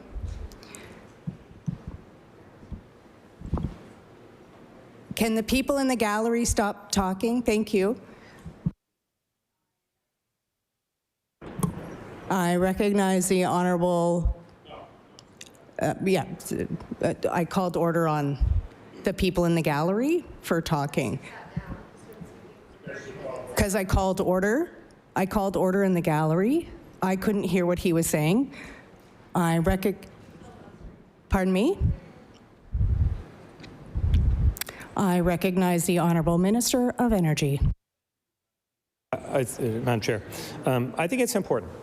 The member started with a series of statements, didn't ask a question, but I think it's important that we speak, we level set as to where things are. So I think it's really important, and I'll continue to do that so we can kind of move forward with a discussion based in facts and reality. So how did we get here is the question. And so the Liberal government took over after 2013. And one might have expected them to look at this coal plant situation, especially when the federal rules changed in 2016. But they didn't. I don't know why that didn't happen. There's lots of speculation as to why that didn't happen, but I won't speculate on it. I don't know. But I would say it was irresponsible. Either way, perhaps the Liberal government of the day basically just said, let's let that sleeping dog lie. Let's let that lie. Maybe they thought, well, 2030 is a long way off. Somebody else can deal with it later. I don't know, but what I do know is it's now later. It's later right now. And we are dealing with it. But we're dealing with it under much, much more pressure around the world. But even put that to the side. Even just give them a pass on, I guess, not dealing with a hard issue. But there is one Liberal decision in particular that made things dramatically worse for Nova Scotians. In 2014, the Liberals banned fracking. Now, no matter the ideology, no matter how one feels about onshore development, this single Liberal move had an impact that has been very, very real. They removed a potential domestic energy source without replacing it. Leaving Nova Scotians more dependent on imported fuel prices and a volatile global market, once again exposing Nova Scotians. Because the demand for energy didn't disappear. The demand is not going to disappear. Demand is going to continue to get higher. But what happened? Well, the demand got higher. They took some supply away. Guess what happened? That pressure alone put the costs to Nova Scotians pay up. The costs increase. So Liberals didn't revisit planning after the federal rules changed. They did not create an independent system operator, and they relied on deferrals instead of solutions. They essentially left us more dependent on importing fuel because we couldn't develop our own natural gas and natural resources. They stopped that. So they left us more dependent on importing fuel, which meant we lost potential jobs. It meant we lost revenue, but it also meant that the fuel costs went up. Madam Speaker, Madam Chair, a ban without a plan, it make for a splashy headline, I guess, in the moment, but it sure didn't help families who were worried about their bills and are worried about their bills today. Pressure just accumulated, and yet again, Nova Scotians inherited the Liberal bill on top of all the bills the NDP left laying around, and just all these bills just stacking up, and we're here to deal with them. So we are dealing with them. They wouldn't do the hard work. We're doing it now. And I don't say this to throw mud. I just think it's important that we understand how we got here. It's important to remember the context. So when the opposition criticizes, we can have the context of how we got here. We can understand the choices that they made. And these choices that they made, they're baked significantly into today's bills. They are baked significantly. And it's important that we acknowledge that. But it's also, a responsibility we take to clean up the mess. We're going to clean the mess up. It's a decade in the making. And talk has been cheap, but it certainly hasn't kept the lights on for Nova Scotians. It takes hard work. And we are absolutely We're here to do that hard work. That's the only reason we're here. So now, a little smidgen of how we got here. We can revisit some of the other factors of how we got here, but I do think it's time to talk about what are the next steps we're going to take in the process. There is still a lot to fix. I mentioned a number of steps and fixes that we've taken in real time, in the moment, but we know that we also have to change the system so we don't end up in the same mess 5 or 10 years down the road. We won't leave this for somebody else like it was left for us. That means structural changes are necessary. We are making those too. Madam Chair, for decades, Nova Scotia Power had complete control to plan the grid, to procure generation, control the interconnections, dispatch power, recover costs. It's like they were playing the role of the player and the referee. Well, as my dad would have said, nice work if you can get it. Nice work if you can get it. They had the full run of the field. Well, clearly that's a model that failed ratepayers. So we're changing it. And one big move that we've made, and I haven't heard a lot of talk about this, but I really need to stress the importance of this move, and that's the setting up of the Independent System Operator, the ISO. And basically, the ISO, in my mind, is kind of like an independent air traffic controller for the grid. It's not beholden to the utility shareholders. It's focused on the system operation. We can't control global fuel prices. We can't stop storms from hitting us, but we're not helpless. We are not helpless in this province. We are far from it. And the Independent Energy System Operator will plan the grid independently, will run competitive procurements, will manage the interconnections transparently, will dispatch power based on system needs, not corporate incentives. And here's the crucial piece to me, Madam Chair. We're using competitive bidding to bring new sources of renewable energy online. Instead of just letting the utility build whatever they wanted and bill us later, we say, who can build wind or solar farms the cheapest? And who can provide the most benefits for communities? And then we let them compete. And that's happening. We'll have a lot of time to talk about that over the next 3 days on how that's helping. It's a big boulder to move, but we're moving it. It's already starting to bear fruit, though. New wind projects are coming in at lower costs for ratepayers. Over time, adding more and more renewables through this competitive process, it will stabilize prices because guess what? The wind and the sun don't send us a FAM bill for later on. The more we shift to those, the less we'll be gambling on the roller coaster of fossil fuel markets globally.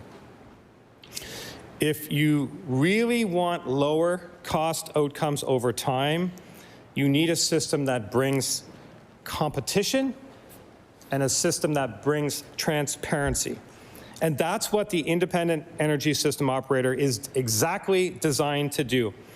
It will manage the connection of clean energy projects to the grid, be responsible for system planning, procure new energy sources, roles that were all previously handled by Nova Scotia Power. This is a profound change. This is a very, very powerful change.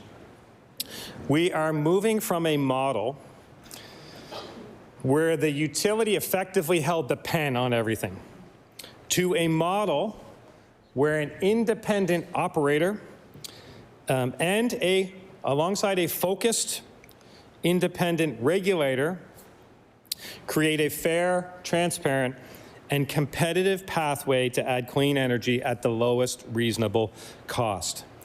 This is how you get lower cost outcomes for ratepayers. This is how you avoid past mistakes. This is what transparency looks like in the energy world, Madam Chair. This is how you protect ratepayers during a time of massive transition. Massive. Now, remember this. When you hear the opposition lecture us about rates and what's happening with rates, just remember, they never built an independent operator to take the pen away from the monopoly. No, no, no. They flew around in jets with them and talked to them. The independent energy system operator will work, and it will matter. It will matter, and it will help Nova Scotians, will offer Nova Scotians a real opportunity at a fair system built for strength. Nova Scotia, as a province, is not energy poor. We are energy rich. And the last thing I want to talk about in this segment is probably the most significant. And it hasn't got a lot of attention because it's not politically advantageous to the opposition to even acknowledge it. But it is real and it matters to Nova Scotians. On February 26, 2026, I will mark that day down, at the Lakeside Lodge at White Point Beach Resort, something very significant happened. And this is the first steps to break the monopoly.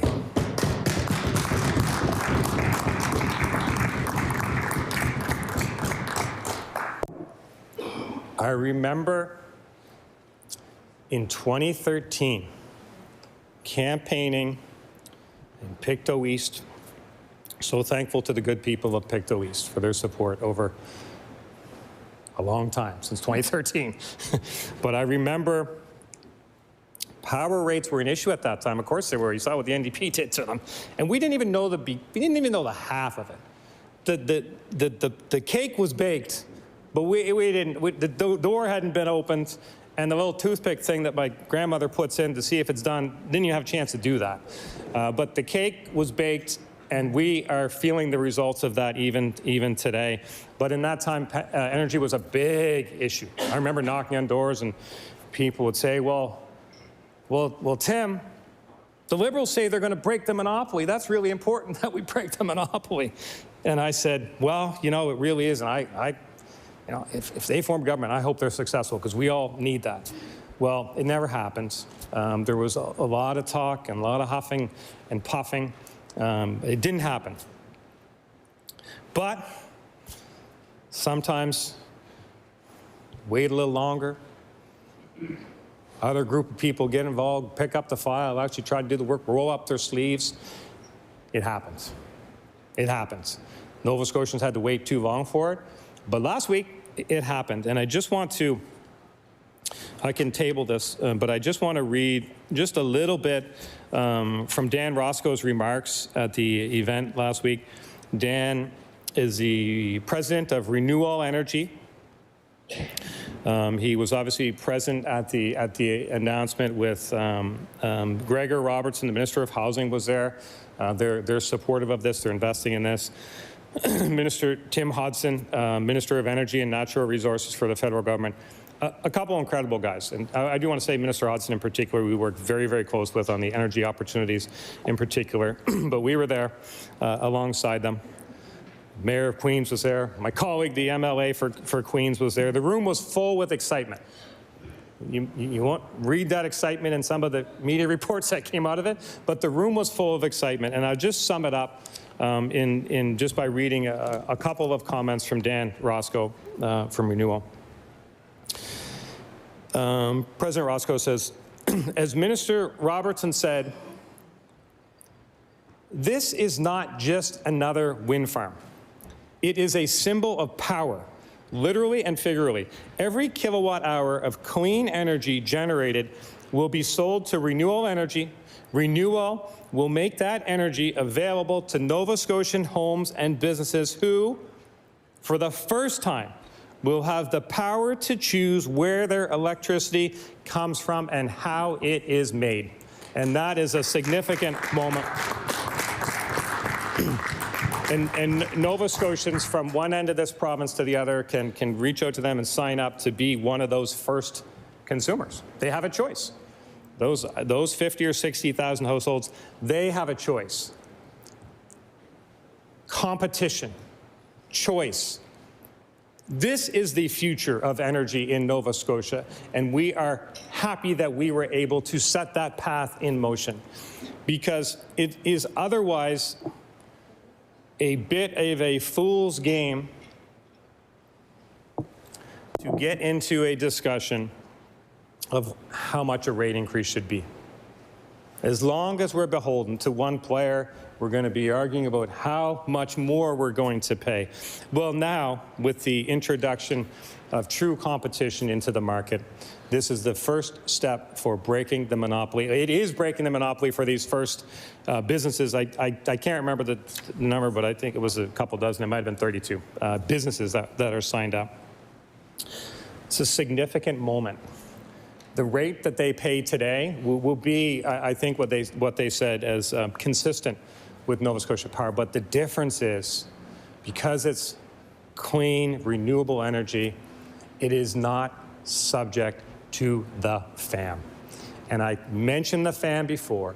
I mentioned how the FAM has just hammered Nova Scotians year after year after year. Well, for these customers, these first tranche of customers, they don't have to worry about that. The rate they pay today is the rate they will pay for whatever length of power purchase agreement time they signed. It could be years. Imagine having rate stability for years, but my rate won't go up for years. That is what standing up for ratepayers looks like. It's not about anything about competition and choice. And back to the independent system operator and how that all jives into it.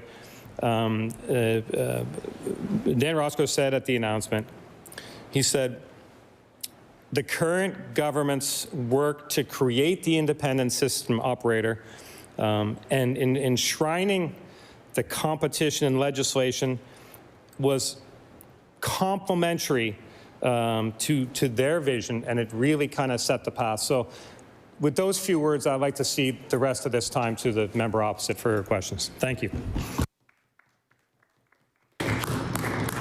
I recognize the honourable member and leader of the official opposition. Great job not answering any questions, Minister. Order. The time for the NDP caucus has come to an end. Before I move to the Liberal caucus, I would like to ask if the minister and his team need a short recess. Okay. I recognize the honourable member for Timberley Prospect. Thank you, Madam Chair. And what a glowing review of a lot of work that wasn't done under this government. I do have a number of questions, some 20-something questions that were pertaining to a big project that I was going to give some credit for this government to look at our opportunities around the offshore wind. And I thought the Premier was building up to the end of his speech, I guess we'll call it, to my colleague's one question. I thought he was building up to brag about that project and that I could ask some detailed questions around timelines and capacity and partnerships, and maybe I'll get to that. I'm still holding up hope that I'll be able to get some detailed answers and estimates on the progress of a truly transformational opportunity for our province that all parties in this legislature support. But instead he ended off celebrating a key piece of legislation that was brought forward under that previous government, under the McNeil government. Not my government. I was part of it. I was not in cabinet yet. But the renewables to retail legislation. And I believe that the member who has been in this House as long as I have, I believe he knows that he actually voted against that piece of legislation when it was brought forward to this House. I remember being a backbencher at the time and being one of the few in the House talking about the merits of pushing forward with renewable energy and how the price would come down. And I was in that 2013 election. I actually remember my first interview on CBC Radio. All the candidates were talking about this, and we were criticized for our position that we can end the monopoly and have true choice for consumers. And how we would do it is because renewable energy, the price at the time, just started to come down. The previous feed-in tariff program had a fixed price that was higher than some of the fossil fuel sources that the Premier was talking about. And I'm not sure how much I want to get into the discussion around that, but I also thought it was curious that there was a lot of good things the Premier talked about in the speech and the benefits of clean energy and the transition, that it's the lowest cost. Yet he talked about how much natural gas is an important part and how that product somehow is not as volatile as the other fossil fuels that we're reliant on. And he's prepared to spend $30 million of taxpayer money to subsidize this, not even knowing what the potential is in our province. But it was Bill 1 that the former member from Dartmouth East brought forward. Liberals voted for it, of course, as the government. I actually don't recall what the vote was from the NDP, but I remember distinctly the House leader at the time for the Progressive Conservative Party got up, had a whole bunch of questions, and said very clearly on the record, we will not be supporting the renewables to retail legislation that the Premier now, amazingly, is taking credit for. Now, I'll give credit where credit is due. There is some good work happening. There actually has been some good work happening through successive governments on the renewable file. Me, as a member, when I came into this House, I wanted to go faster. I wanted my own government to go faster. But to say that there was nothing happened is completely disingenuous, and I think the Premier knows that. And it's not my role to talk about the good work that happened under a previous government that I was part of, under the NDP. I will mention one quick one, though, because I have a lot of respect for my predecessor, the late Bill Estabrooks. He was energy minister, but he did create the first independent utility for energy efficiency in the country, and I think that that was a really bold policy brought forward. And demand-side electricity, there's massive opportunities in that. Massive. It's the cheapest form of reducing greenhouse gas emissions. Helps jobs. And actually, since this government came in, we've slipped from being the first in the country. We're no longer rated the best place in the country for energy efficiency. You may have forgot about that key component to energy prices and what we're paying. So I will defend, because I think we have to. He's putting us in a position that we can't let certain statements stand. So renewable retail legislation, that was brought forward, voted against, made clear. We knew regulations would take time. They were passed. And as that happened, energy prices continued to come down for renewables, specifically wind. The project that the Premier cut a ribbon at and supports now, people working on the project told me, you wait, the Premier will be there and he will take credit for ending the monopoly. Knowing that it actually could have came off the ground sooner and that there were delays after delays getting permits from the Department of Natural Resources. And maybe that is part of the impetus from reorganizing. I don't know why the Wildlife Division has been penalized for that. but we do know that permitting and the actual permits for wind projects on Crown land were increased. And I know the government likes to talk about streamlining red tape, removing unnecessary permits, reducing cost of business. That's a lot of good work. And again, good work started previous to that, where awards were won by the McNeil government in terms of reducing red tape reduction, highest grades. That good work continues. But I would say that at the very least, it's disingenuous to not acknowledge the work that had happened before this government has come in. And I didn't get to my government yet, which was not a long-standing government, but it was nonetheless, I got to work right away during that time. But before that, the Green Choice Program, I believe it was 2018, that my colleague from Sydney Member 2 was part of, bringing forward a way for we can continue to press the renewable energy file as, again, prices started to come down. Net metering. Again, I know the Premier mentioned to it about the program quickly because I think he tried to make it seem like when they came into office there was some kind of plan from the previous government to make changes. No, the government changes, and then Nova Scotia Power had a plan to bring forward a monthly charge. And I will give credit where credit is due. I think that's what we should be doing in this House, and the government stopped it after pleas from industry, opposition, customers that had solar energy, the same way that there was a lot of pleas to keep the solar rebate program. That's gone. And I would make the exact same arguments that the Premier just made of why we should keep a program to incentivize people to have independent energy sources going into their homes, and not, this is a program Nova Scotia Power doesn't like either. So where was standing up to Nova Scotia Power then to ensure that we continue to have a rebate program so Nova Scotians could have affordable, clean energy? So there were a number of positive programs to move the needle. Renewable energy grew by some 20% during that time. Not by accident.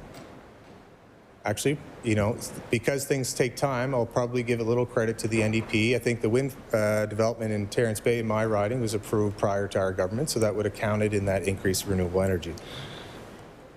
Then we get to 2021, and the Premier and I, we've had conversations about renewable energy in the past. He knows I've given speech about solar. I actually remember a conversation with him around how solar had such a massive opportunity and that we were one of the lowest cost or highest capacity, one or the other in the country, and that was challenged. The Premier didn't think so after talking to people.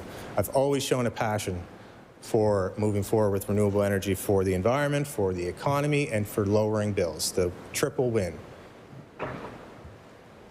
And my whole leadership was based on driving forward and trying to push off of volatile coal.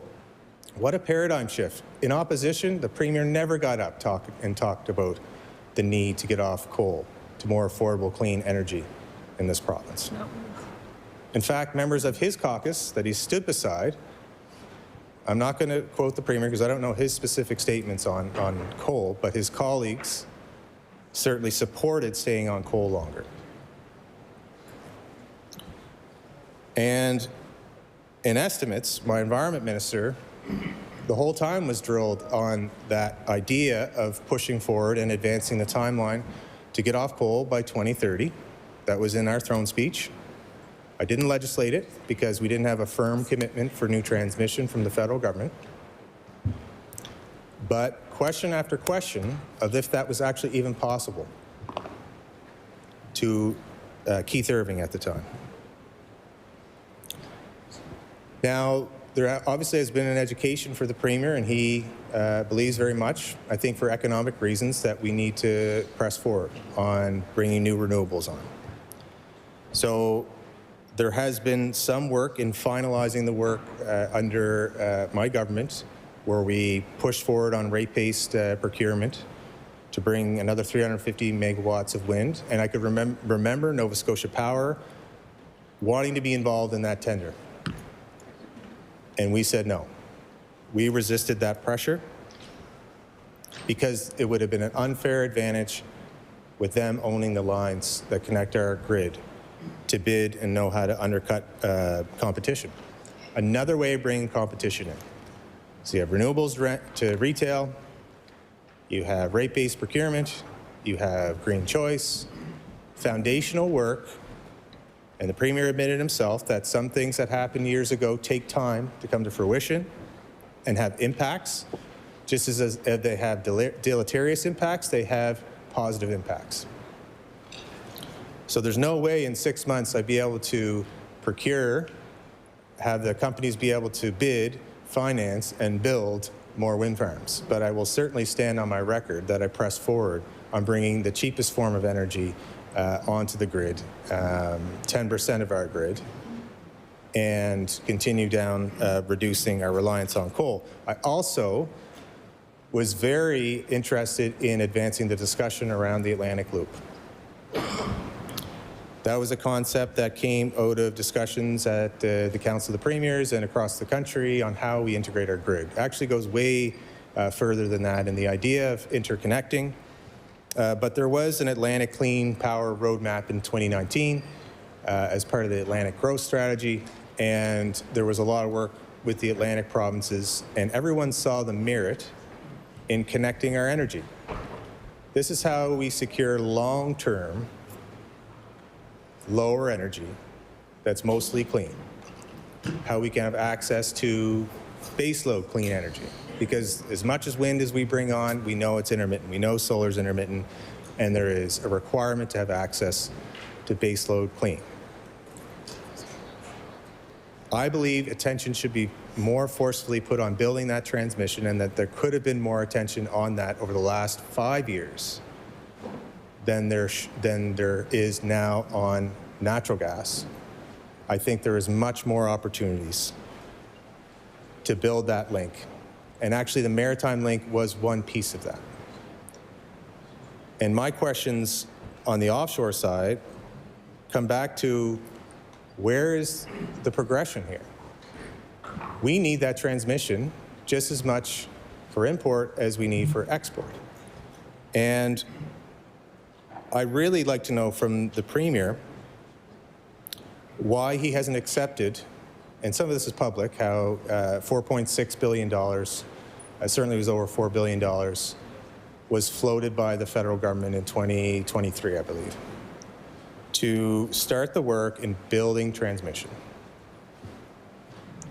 Now, I know it was mentioned at committee, well, this is different than the Atlantic Loop. Well, maybe the Premier can actually provide certainty of what route this mega project is actually going to go through. This is, again, public. Overland to New Brunswick and Montreal, or subsea to Hydro-Quebec substation, or directly to New England. So we have at least three different choices. And if we haven't even chosen a route yet, we are many years away from building transmission, which still, in my view, is the key de-risk factor to make this project a reality, to make exporting energy from our offshore a reality. And I do have detailed questions around the de-risk plan to provide certainty, because one of the biggest pieces of uncertainty has always been collaboration with other provinces, especially Quebec. And so I really want to know if the Premier has had deep conversations with the Premier of Quebec and Hydro-Quebec, and when those conversations took place, and if we actually are even further ahead on transmission.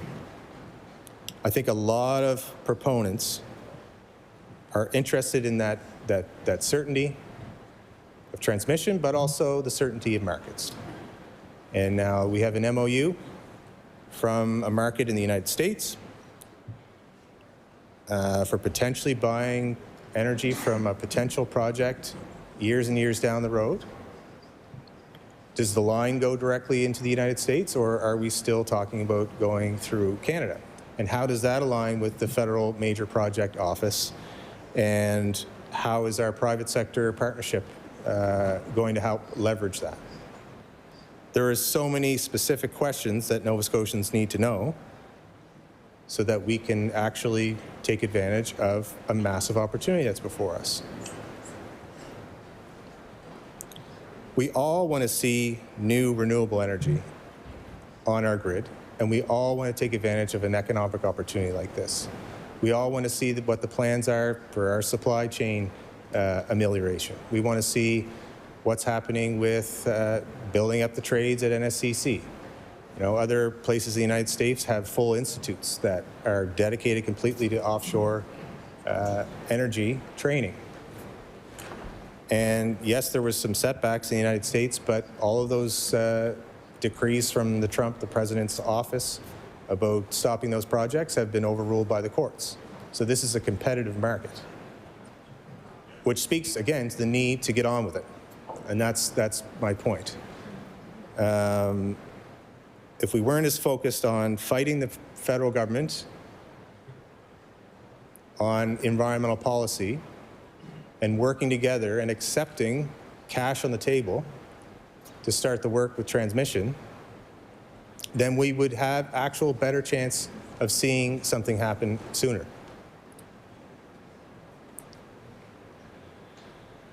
So the Premier says there's going to be bids put out in 2026. And we have the CNSOP, or the offshore regulator, with a budget to look at that, plus the offshore opportunities with gas, oil and gas. And I had some questions around their budget and why their budget has remained flat for this year, adding more work that needs to be done, and if that will have an impact to actually call out for bids and make sure that we have the bids ready. There's a number of questions that need to be asked on this. Transmission, certainty of markets, resources, both with the regulator, resources in the Department of Energy. I'd like to hear about that. Certainty of routes, why there was no accepting of funds that were available in existing federal funds, and what does the sequencing look like? Are they getting regulatory rights first and then waiting for transmission to be built, and then they get their financing? There has been a lack of transparency on what we can expect from this. And I have a number of specific questions on this. So I'm a bit torn on whether I should continue or actually if the Premier will actually answer my questions on a really, really important project. But I think that Nova Scotians really want to know where this project's at. We have to figure out how we're going to get off coal. I think that still should be important. And it wasn't legislated in 2021 until this government came in without certainty of federal funds to build that kind of transmission. In my view, we lost leverage. So when people say, well, it was a federal deadline, we had to, by law, by federal law. There was actually an equivalency agreement that gave more time. So the government could have took some time from 2021 till today to secure the funds, and sounds like there were funds there to start the work.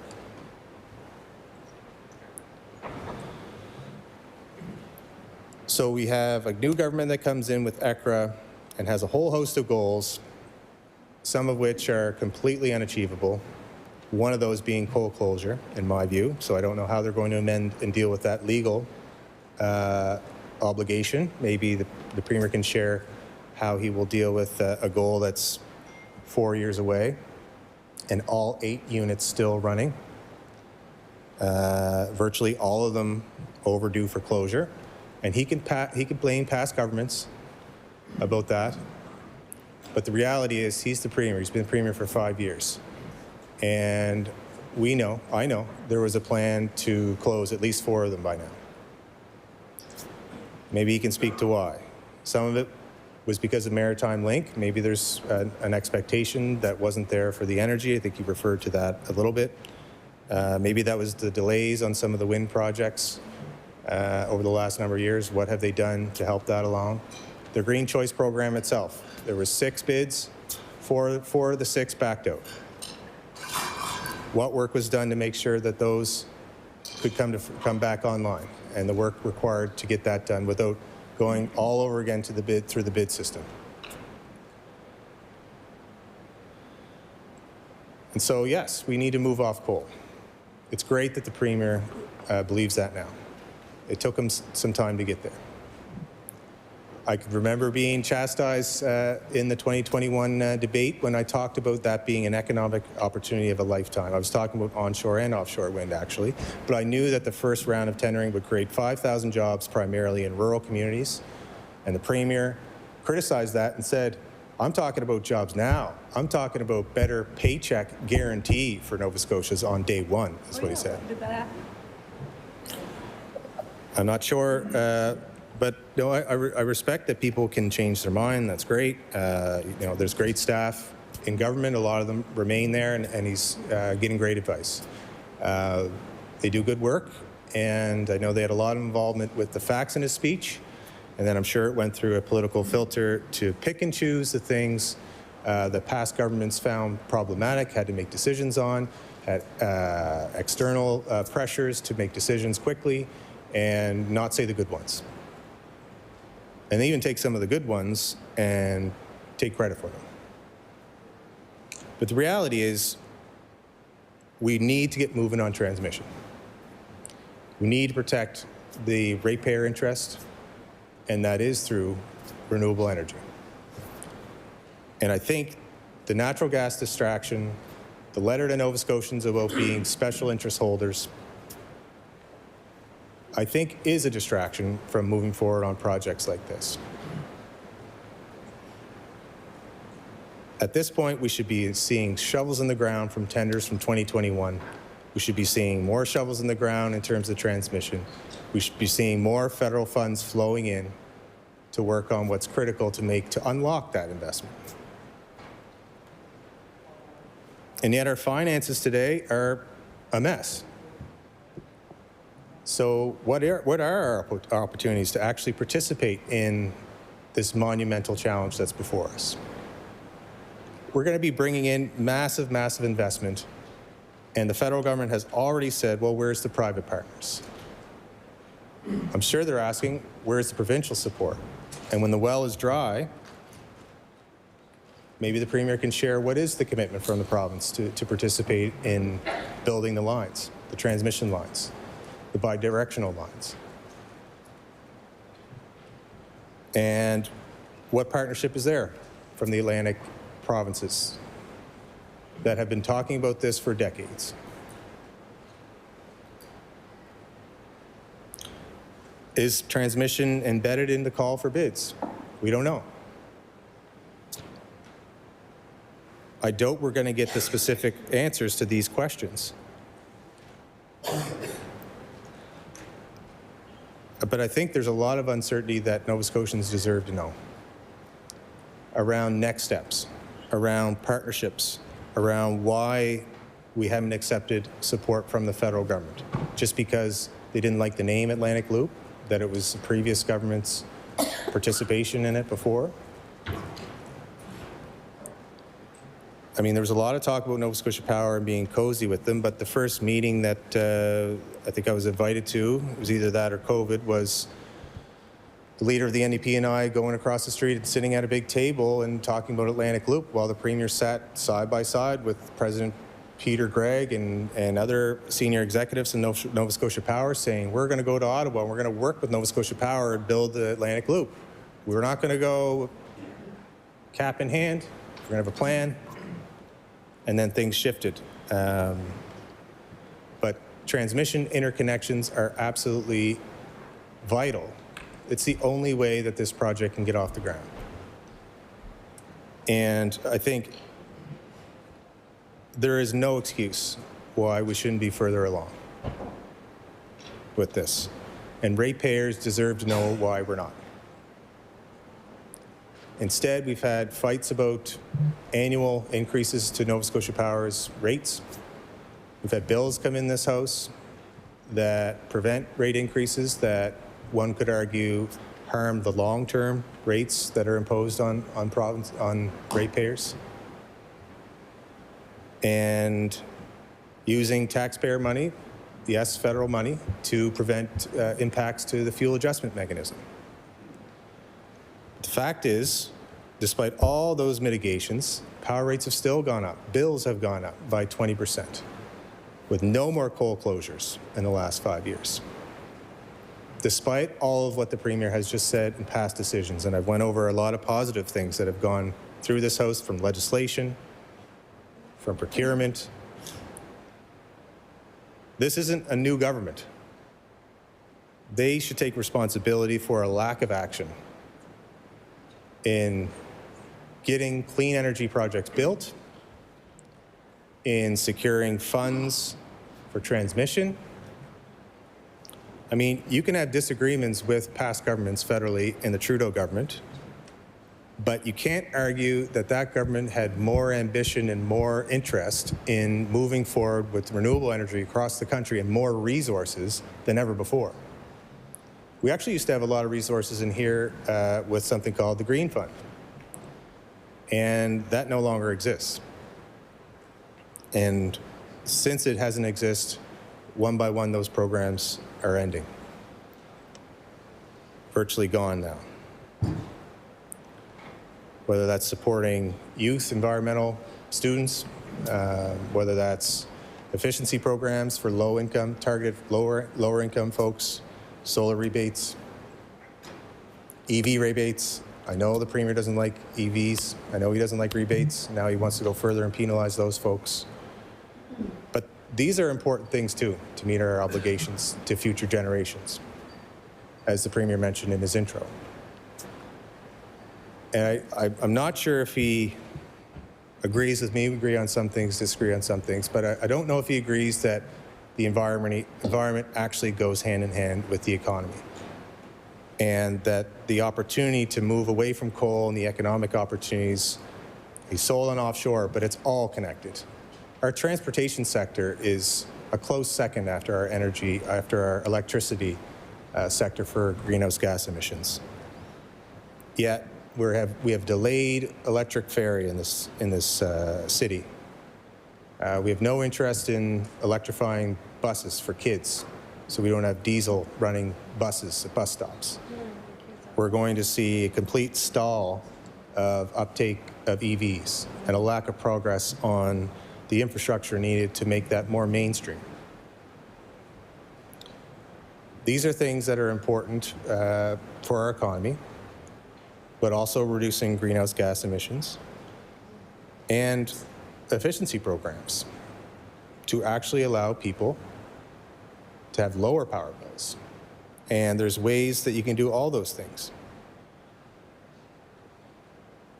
And so I wonder if this is just about economics and if there is an interest in moving forward on the environment.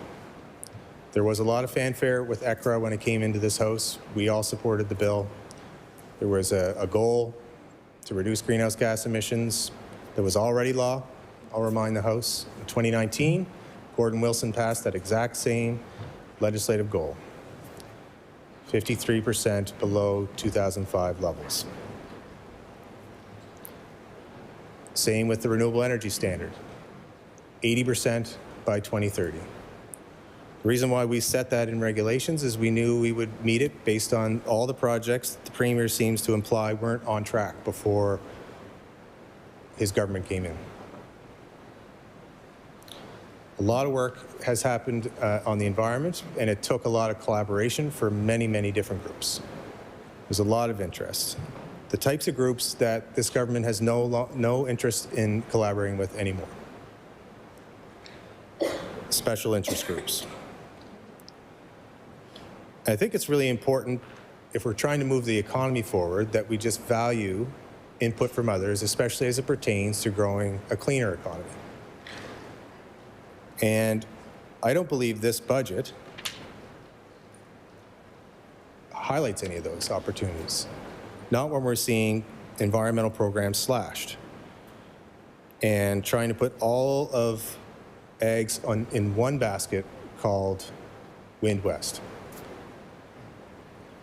I think the Premier knows this is not a new concept. Literally, the information that was put out when this concept was floated by the Premier's office was the same information that, I think his name is Peter Nicholson, provided online through a paper about where we should be going with offshore wind, same numbers. But what has happened since then? How are we now just getting to a point where a feasibility study is being created? It makes you wonder why this project wasn't approved like other major projects across the country. How much further along were they in studying to acquire certain federal support? These are the kinds of questions that we have for the Premier. To move forward, we need federal funds to make sure we build that transmission. We need to work together, something that this government isn't particularly known for. Working with provinces in Atlantic, working with the federal government. Maybe with Trudeau no longer there, maybe there's a better opportunity for the Premier to work with the Carney government. But we haven't heard from the Premier about private sector leverage and how we can use that to acquire the right deal with the federal government. We haven't heard about what the province is willing to put in to make sure that this happens. We haven't heard about an equity opportunity through ownership, potential ownership, so ratepayers can have ownership over some of this transmission. We haven't heard about port infrastructure, laydown area, what we need to make sure that we have space for the monopiles and which ports, Halifax, Sydney, where are we going to actually see this work take place? And that's really what estimates should be about, to be able to ask detailed questions. And I can ask them, but I think as soon as I sit down, my time's going to be completely used up by the Premier. So I'm trying to get a whole bunch of questions into one and provide him an opportunity to answer them. Hope that he will.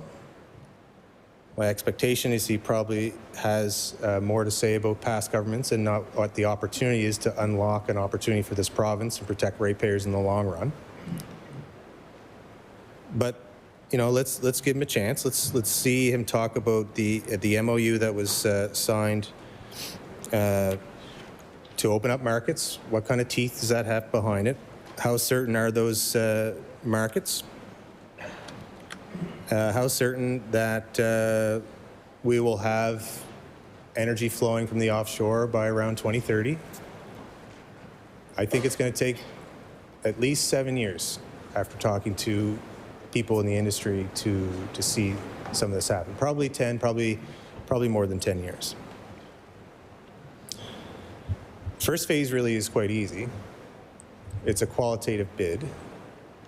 It's the next phase that's going to be a challenge. But I do want to know specifically, how is the Canada-Nova Scotia Offshore Energy Regulator set up to succeed from a financial perspective? We're here for estimates. They have $4.1 million as a base contribution. And if this is a government priority, why is the regulator being asked to take on expanded responsibilities with no more funding? So my understanding from this arrangement, though, also is that when the province put money forward, the federal government basically matches that. So we're actually potentially talking about 50-cent dollars invested to make sure that we have that opportunity, that we have capacity. The regulator's budget in 2018 was higher than it has been in recent years, despite this independent joint agency tasked with meeting, I think, pretty monumental challenges ahead and assessing these projects. And because my time is limited, finally, I do want to mention the opportunity that the Premier has to look at how Nova Scotia Power, while we're working on this massive opportunity, and I hope I get some answers around that, this opportunity to look at an independent review within Nova Scotia Power. Actually, I'm going to mention two things about Nova Scotia Power. But the first one is, and credit to my staff, they did find this in the Public Utilities Act. I like to know environmental legislation, but I don't know it all. But under Section 34A, there was something where the Energy Board can perform an independent savings review of Nova Scotia Power to identify savings to the ratepayers. So I know the Premier has asked for an investigation just on the cybersecurity issue. What we're asking for is to take that broader and actually have that independent savings review happen. And so that is something that, you know, credit to this government, actually was amended to actually be possible. And it's in his regulations to be, as the Minister of Energy, to approve that and to find out from an objective point of view what can happen.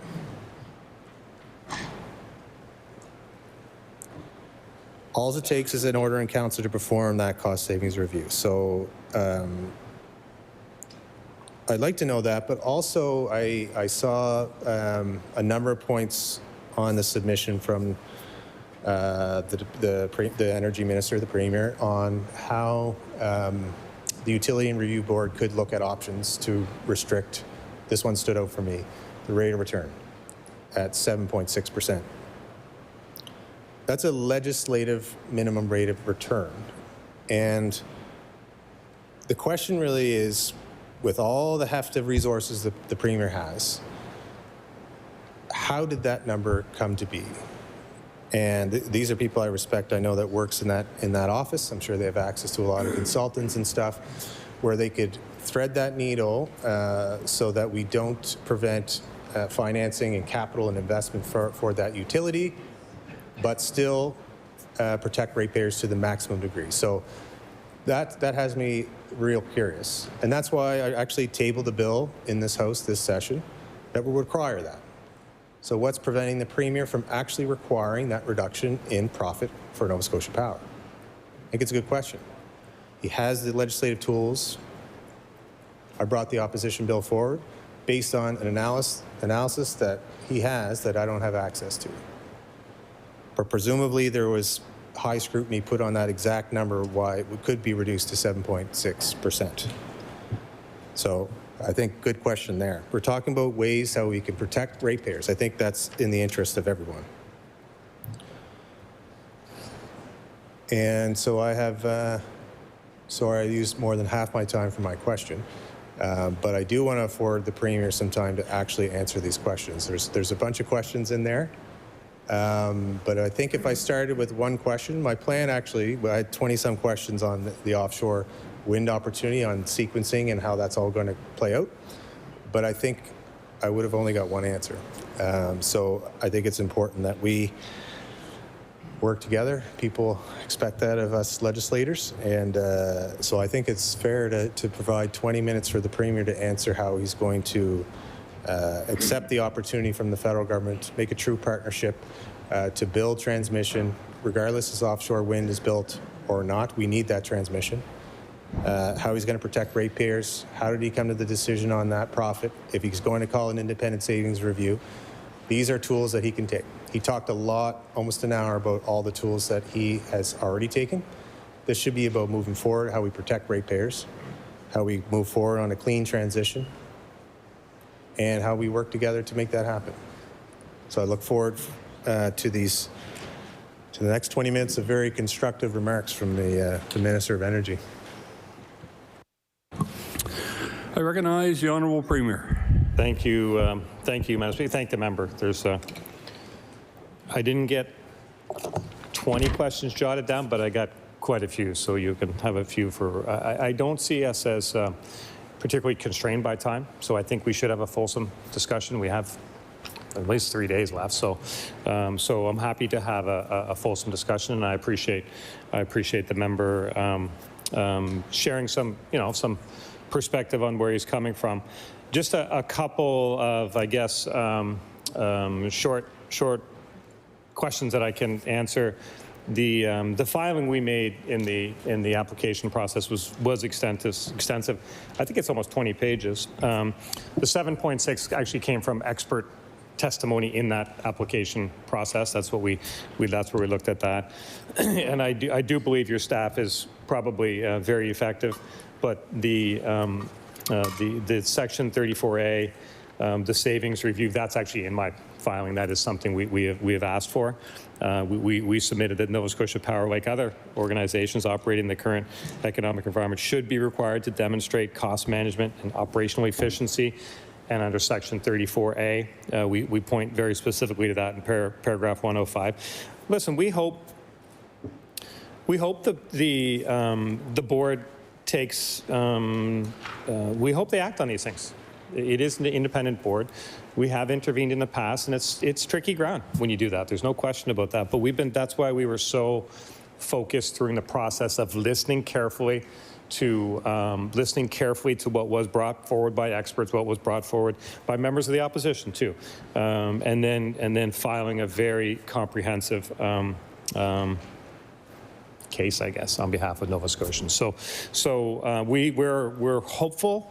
We remain hopeful that the board puts some weight on this and acts on that. In terms of the offshore board and their budget, their budget was traditionally $2.9 million. Last year, I think it was last year, we did just an emergency top-up, 1.2. That brought it to 4.1. So they are operating with the 4.1 from the province. Now, it's important to remember that this is a joint board, provincial, federal, so that is also matched by the federal government, and they did match our bump of 1.2. I believe that 1.2 was probably an additional appropriation. We know we have a lot of talk about additional appropriations, but there was a need, there was the ability, and we acted on that. So that's a couple of ones. But in general, what I would say, first off, the federal relationship with the federal government is very important on this. And we had, as a country, a period of 10 years where there was really little development. There wasn't, I don't know if it's exactly the case, but it's almost the case that there were no major projects approved in our country for 10 years. And that has put our country behind the 8 ball. We see that in the Nova Scotia budget. We see that in the budget next door. We see it in the BC budget. We see it in the federal government. So there is a lot of leaders hustling right now, trying to get going. And I think the Prime Minister is leading the way on that. The Prime Minister is traveling extensively, trying to put Canada back in the discussion. As Premier, I am working hard to put Nova Scotia back in the discussion. It's a process. I do feel like we're having some success on that, but it is a process for sure. It's going to require work. We're happy to put that work in there. I do want to speak about the significant opportunities we have.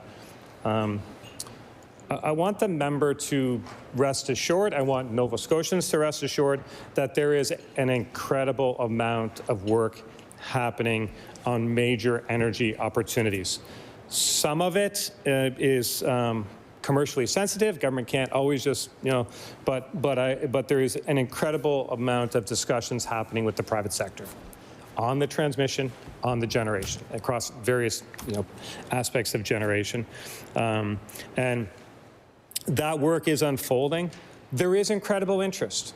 And we're having to get that interest move forward, we have to overcome that 10-year period that I referenced. And this is one of the reasons that I committed to run again, is because business leaders in the energy space in particular are looking long-term.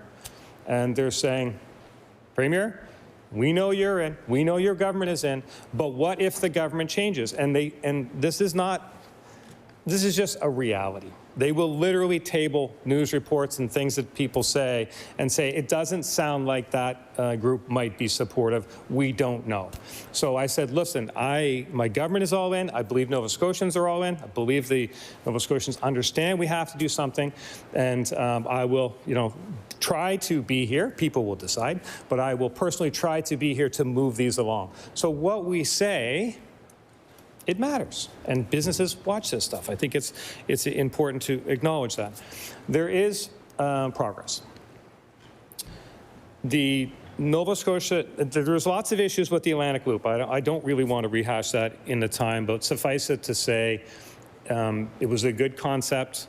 It wasn't perfect, but it was, it was spoke to some of the transmission.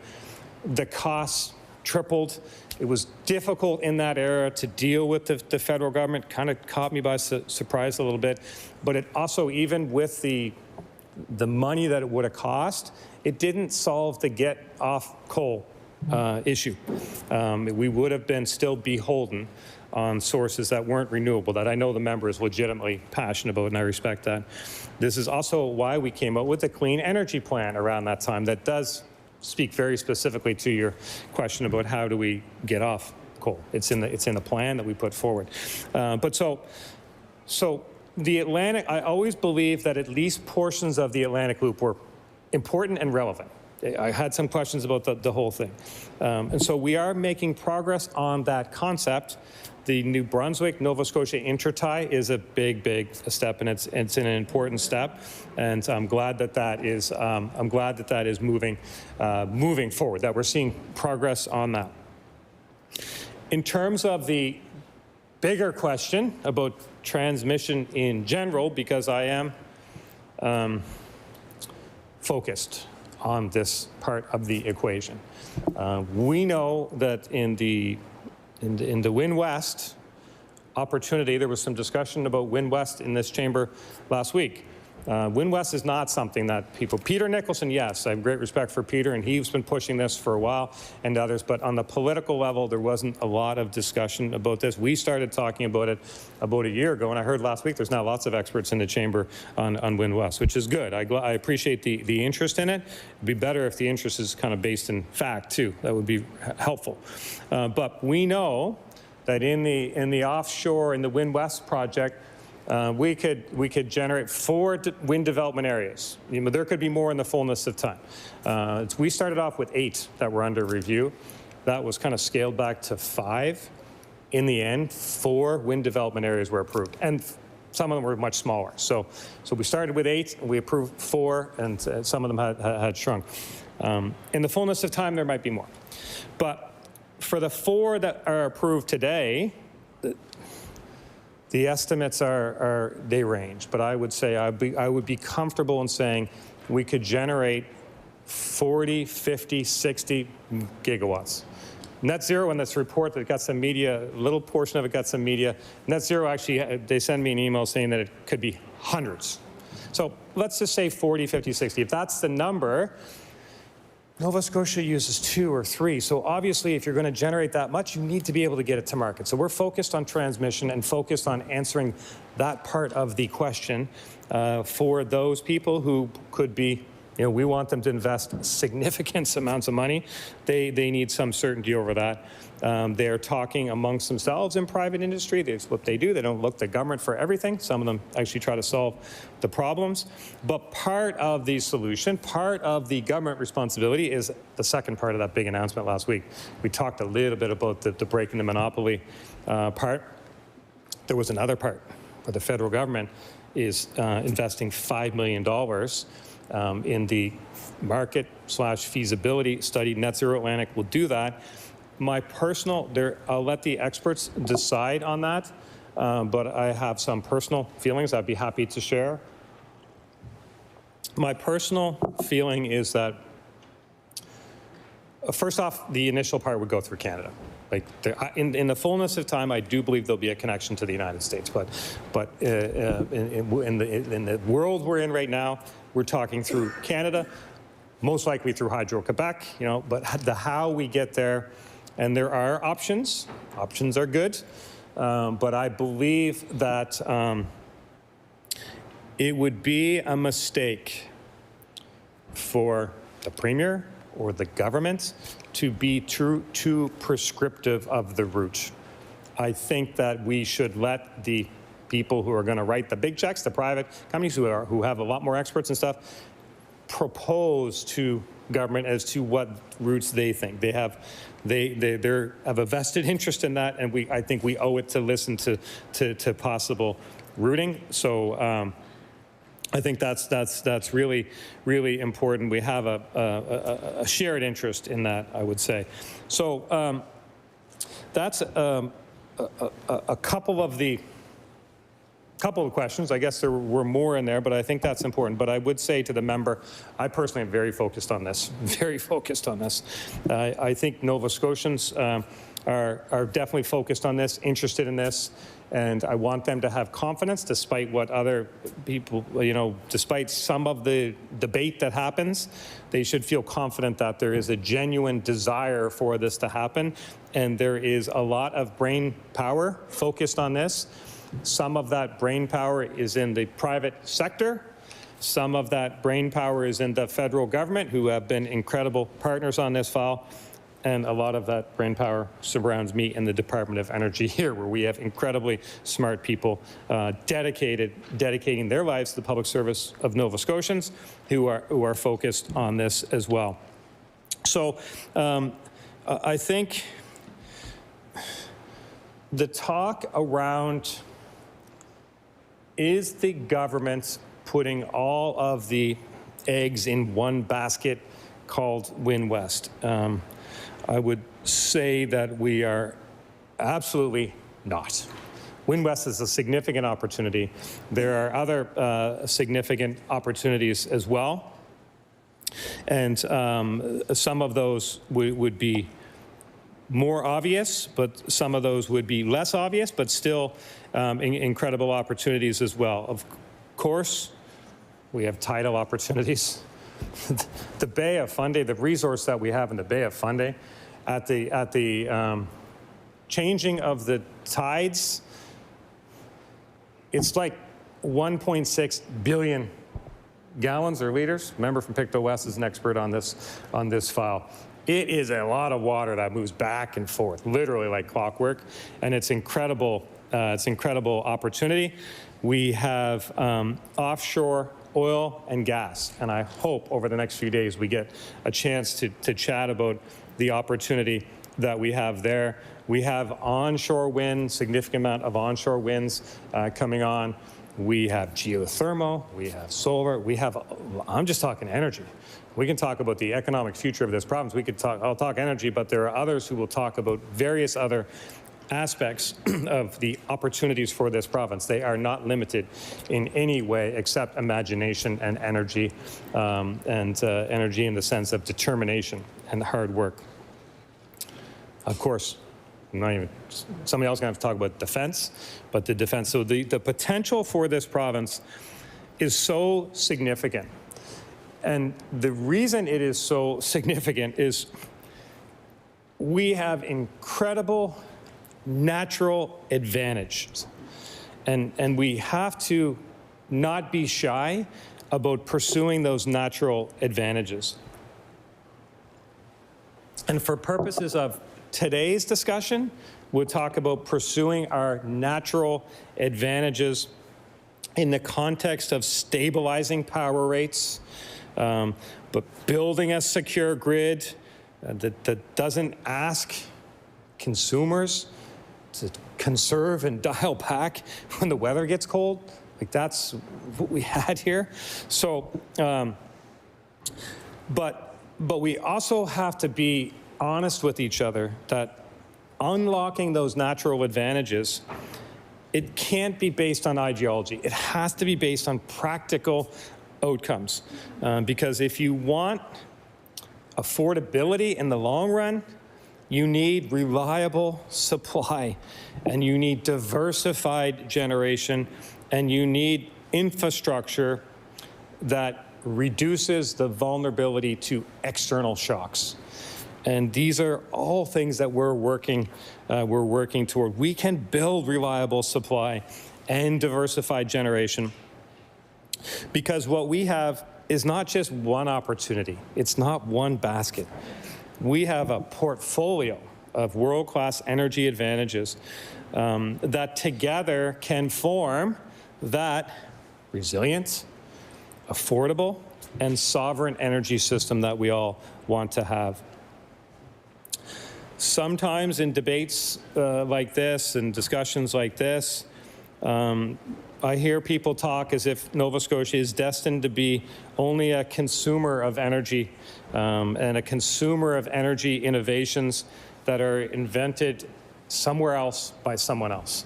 And that is not a fair view. That is a view that misunderstands history. Nova Scotians have been pioneers in energy development for generations, often earlier than the rest of the country, and sometimes even earlier than the rest of North America. We have been leaders and innovators. We're built on energy innovation. Think about it: coal, tides, offshore resources, innovation that reached far beyond our shores. And I know the member mentioned a former colleague of mine who was passionate about coal, and there was definitely a couple of them.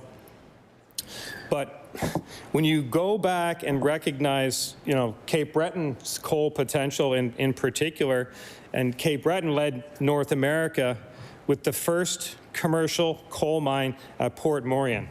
And that member, we all know him, he was a wonderful person, was passionate about coal for that reason. It's the history of his community for sure. But based on that first mine at Port Morion and in Cape Breton, Nova Scotia became, and I should say, obviously, for those who are wondering, of course I'm speaking about the great Alfie MacLeod. And he was a passionate person.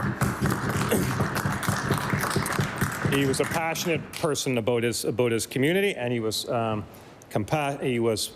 passionate about coal and the jobs in his community. He was also passionate about the New Boston Road, too. But members will remember that. But that mine that started at Port Morion, that was really Canada's primary coal producer for more than a century, and that was coal that powered national growth right down to helping make the National Railway possible. So really important, world-changing energy initiative that came out of Nova Scotia.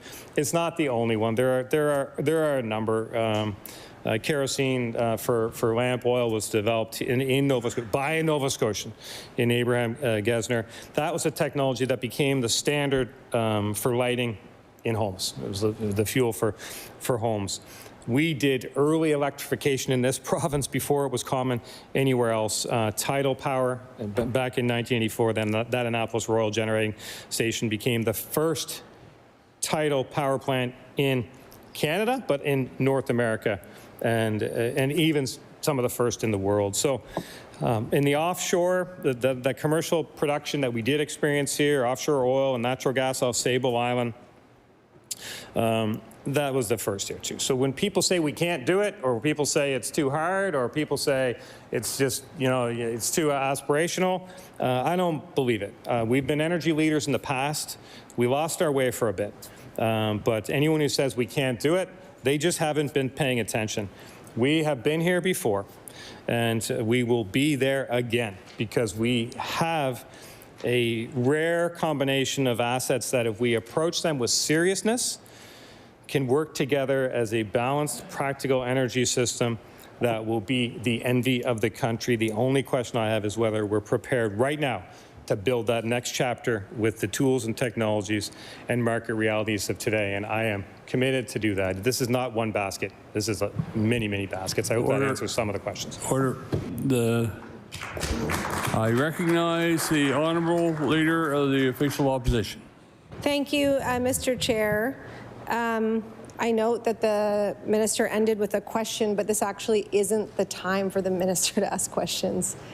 This is the time for the opposition to ask questions, and as I said at the beginning of the hour I didn't get to use, we've brought into this chamber hundreds of questions from Nova Scotians. And now we've sat for 2 hours, and I know the Premier, well, actually, I didn't really know the Premier liked to talk. I've never heard the Premier speak that long on a bill in this House. But I guess when he has the floor and he can say whatever he wants without reference to anything, he'll just do that. I'd like to table these hundreds of questions that Nova Scotians have, and I'll refer to some of them. But first, I do want to address some of the comments. The conversation last hour was interesting. Always interesting to hear and think about energy policy. I remember the Premier voting against environmental measures. I remember pushing for more coal. I remember him interested in the Atlantic Loop and bringing us together with Nova Scotia Power. And so the history lesson is interesting if flawed. But I want to just say a few things off the top, and then I want to switch to these questions from Nova Scotians.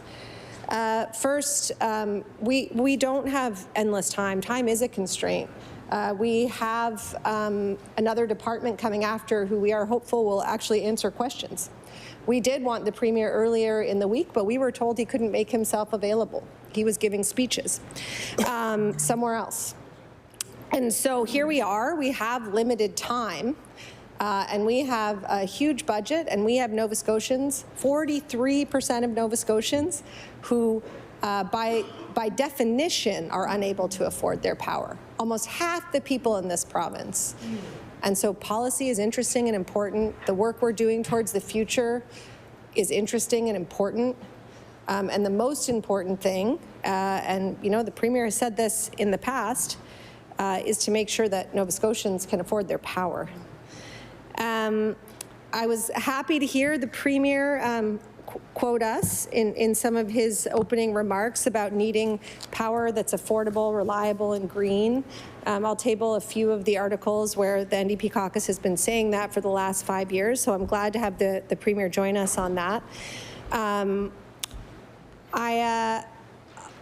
want to talk a little bit about the HST rebate that exists on energy bills in this province, which was referenced.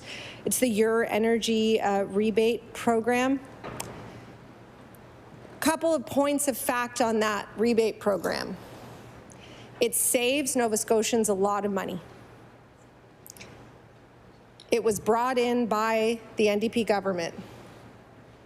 And it was brought in a provision in the Energy Act that explicitly said that if a government wanted to change this, if they wanted to remove the HST rebate from energy bills, that they would need to put a referendum to Nova Scotians. That's how important it was that we made sure that Nova Scotians were able to have this rebate. And for a government that loves to make announcements, it sure was interesting that they repealed that provision without letting Nova Scotians know.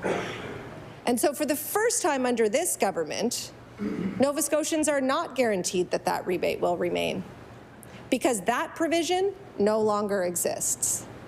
And as if that weren't insulting enough, Mr. Chair, when this government, at the beginning of this budget process to do damage control, started to talk about the tax savings that Nova Scotians would have from their government, from their tax cuts, they included the Your Energy rebate that Nova Scotians have had access to for 15 years.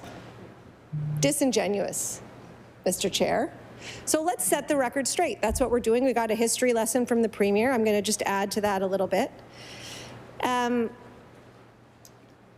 We heard about working towards cleaner, more reliable energy. We support that. We always have. But at the same time that we've seen $130 million worth of cuts to young people, to people with disabilities, to African Nova Scotians, to programming for the Mi'kmaq community, we've seen a $30 million check to incentivize fracking, to incentivize multinational companies that might want to frack in Nova Scotia. And although the Premier says that energy is the bloodstream of Nova Scotia, I mean, if he has his way, maybe it will be one day. It isn't, Mr. Chair. It isn't a pillar of our economy in the way that, no, it's not. We have a large multinational company that makes more and more and more money every year while Nova Scotians pay more and more and more and more for their power. But we don't have fracking. We don't have offshore wind.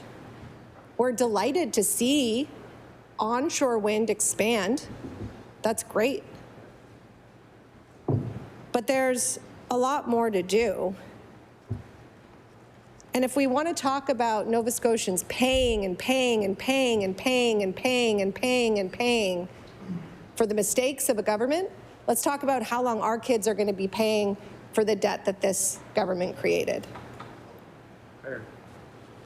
Let's talk about the deficit. Let's talk about $6.7 million that this government doesn't feel the need to account for.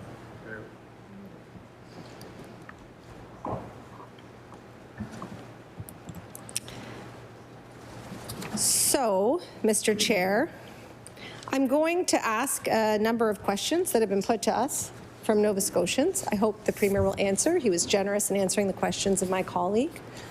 One from Grant in Halifax, these have been tabled. He asked that thousands of SIN numbers were stolen from Nova Scotia Power when they should not have been retaining data of this nature. The privacy legislation this government put in place does not require Nova Scotia Power to stop storing the SINs that they have. And asking if this government will take action to bolster the privacy legislation in place to correct the issue, if they'll hold the company accountable, and if Nova Scotians can trust that their data won't be mishandled in the future. This government passed a bill regulating privacy, but it's too weak, Mr. Chair. It doesn't obligate any company that holds any of our social insurance numbers to dispose of them. I think Nova Scotians are concerned about that.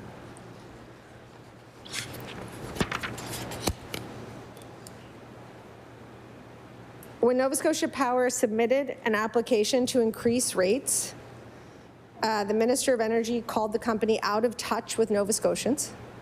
And then 3 weeks later, he reduced the eligibility for the heating assistance rebate program and kicked 46,000 people off of the program. Megan in Halifax says that as a single person supporting a child who earns an average income in Nova Scotia, I was disappointed to be cut off the heating assistance rebate programs. How much of my monthly income, or what percentage, does the Premier think should go to Nova Scotia Power? And we got lots of questions about the Energy Poverty Task Force. This is a task force that the minister's staff participated in over a number of years, along with Nova Scotia Power, along with advocates, that is designed to reform the way that government and Nova Scotia Power work so that people can afford their power bills. The final report had several recommendations that government could implement, like on-bill discounts, arrears management, crisis intervention, and, as my colleague recommended and mentioned, demand-side management, something that we've heard very little about, and I would reiterate that Nova Scotia has slipped. What we're really talking about at the end of the day are how much money is on your power bill. And while the Premier spent a lot of time breaking down what those different charges are, 99% of people see the number at the bottom, and then about 80% of those feel a pit in their stomach and figure out how to pay it. And so that's what we're talking about. And that number, Mr. Chair, goes down with every energy efficiency measure in your home. If you blow in insulation, if you replace a window, if you replace the doors, if you get a heat pump, if you get solar panels, but we don't have that incentive anymore. Any of that work brings your bill down. And while we can talk about the intricacies of billing, of fuel adjustment mechanisms, power, how it's billed, I mean, that's important stuff for us to all understand. But Nova Scotians want to know that they can afford their bill. And what we heard from over 200 Nova Scotians is that they don't feel that way, Mr. Chair. They don't feel that way. And so this report has been sitting on the minister's desk and the minister before him. Why haven't we seen any action? Every MLA has people in their offices asking what on earth they can do about their Nova Scotia Power bill. And I will say about Nova Scotia Power, they'll work with customers to figure out how to pay because they want to get paid. But we don't have any kind of serious arrears management program. And so, you know, I have many times in the last 9 years had someone come into my office and say, I owe Nova Scotia Power $1,300, $1,500, $2,200. What do I do? And so we work with them and we work with the company, and usually we'll get to something where the company says, how about you pay $200 a month until it gets paid off? For you or I, that would feel probably possible. If you're making minimum wage, if you can barely afford your rent and you have to pay your power bill on top of that, well, Mr. Chair, it's impossible. It's impossible. And that's the situation lots of people are in. And this is why people are asking why this government won't work to implement these recommendations. Common sense recommendations developed with expertise over a long period of time, looking at the regulatory environment, looking at the cost of power, looking at government capacity.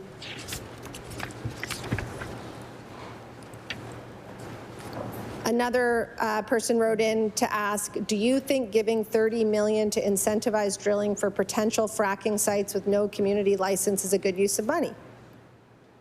Could that money have been used to keep thousands of Nova Scotians on HARP? It's in the list there. I don't have it on my piece of paper. You can look through the names. I'll put it in my voice, Minister. Do you think giving $30 million to incentivize drilling for potential fracking sites with no community license is a good use of money? That money could have paid to keep thousands of Nova Scotians on HARP this winter, thousands of Nova Scotians who are cold, not heating their homes as they should. Another cold snap coming tonight.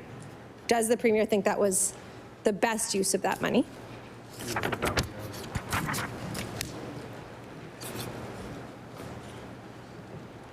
We have a lot of questions about the estimated bills that Nova Scotia Power has been sending out.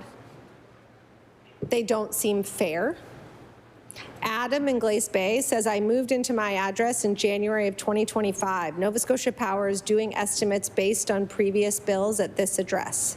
How is this even remotely reasonable to estimate my bill based on the usage of a previous homeowner?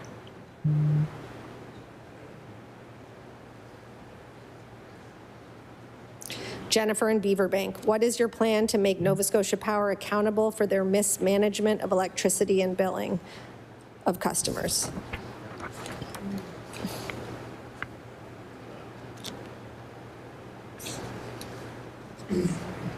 Grant in Halifax, again, SIN numbers. Thousands of SIN numbers were stolen from Nova Scotia Power when they should not have been retaining data. How will they be held accountable? I might have asked that one already. Sorry if I'm repeating myself. We have a lot of questions. Vernon in Lorne. We voted you in to represent us taxpayers. Why aren't you doing your job and going after NSP for ripping us off with their overestimated bills? Times are tough enough. We can't survive anymore. Anka in Lunenburg. In light of ongoing billing irregularities and unexplained changes at Nova Scotia Power and the serious data breach that may have compromised system integrity, why has your government not required an immediate, independent, forensic investigation of the entire billing and programming system? So those are a few of the many questions, and I hope the minister will take the time to respond to all of the questions that were tabled today. I have a number of other questions that I look forward to asking.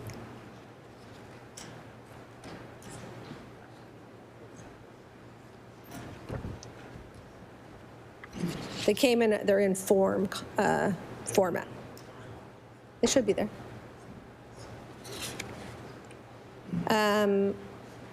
So I have a number of other questions that we've sort of synthesized. These ones are more policy related, but I don't really have faith that we're going to get to them.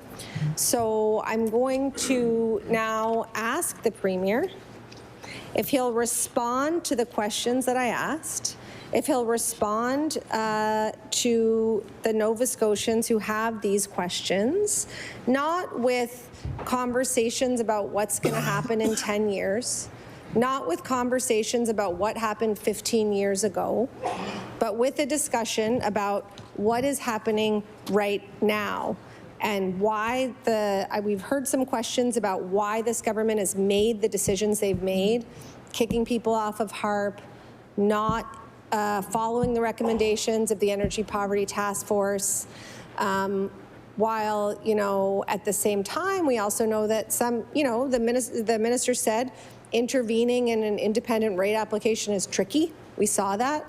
Nova Scotia Power got their credit downgraded the last time the government did that, which probably ends up costing consumers more. But this is a government that is in charge of that independent regulator that writes the legislation that creates the Energy Board. This government created the Energy Board, in fact. And so they determine what is it that the Energy Board regulates? Whose interest do they regulate in? And so, I know that there is always a temptation, and every government has succumbed to it, to make Nova Scotia Power the boogeyman. But at the end of the day, the Premier's made himself the Minister of Energy. 43% of Nova Scotians can't afford their energy. And so I look forward to hearing his answers to their questions. I recognize the Honourable Premier. Thank you, Mr. Chair. Thank the member for the question. First off, I would say thank you for the list of questions. Where there's contact detail, we're happy to, most likely, department staff go in and respond to Nova Scotians on that. But certainly, I'll make efforts right now to speak to some of the,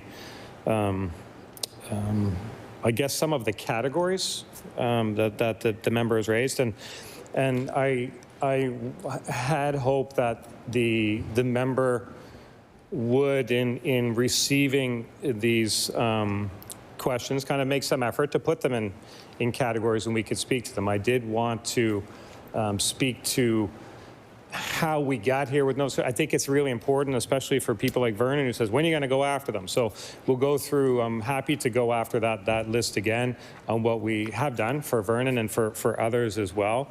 But I think the opening part of today's session was kind of to speak to oftentimes when I have a chance to interact with Nova Scotians and have a chat, they say, oh, I didn't know that. I didn't know that. But what about this? What about that? So the first part of today was for that, to put some information out there that might be helpful. I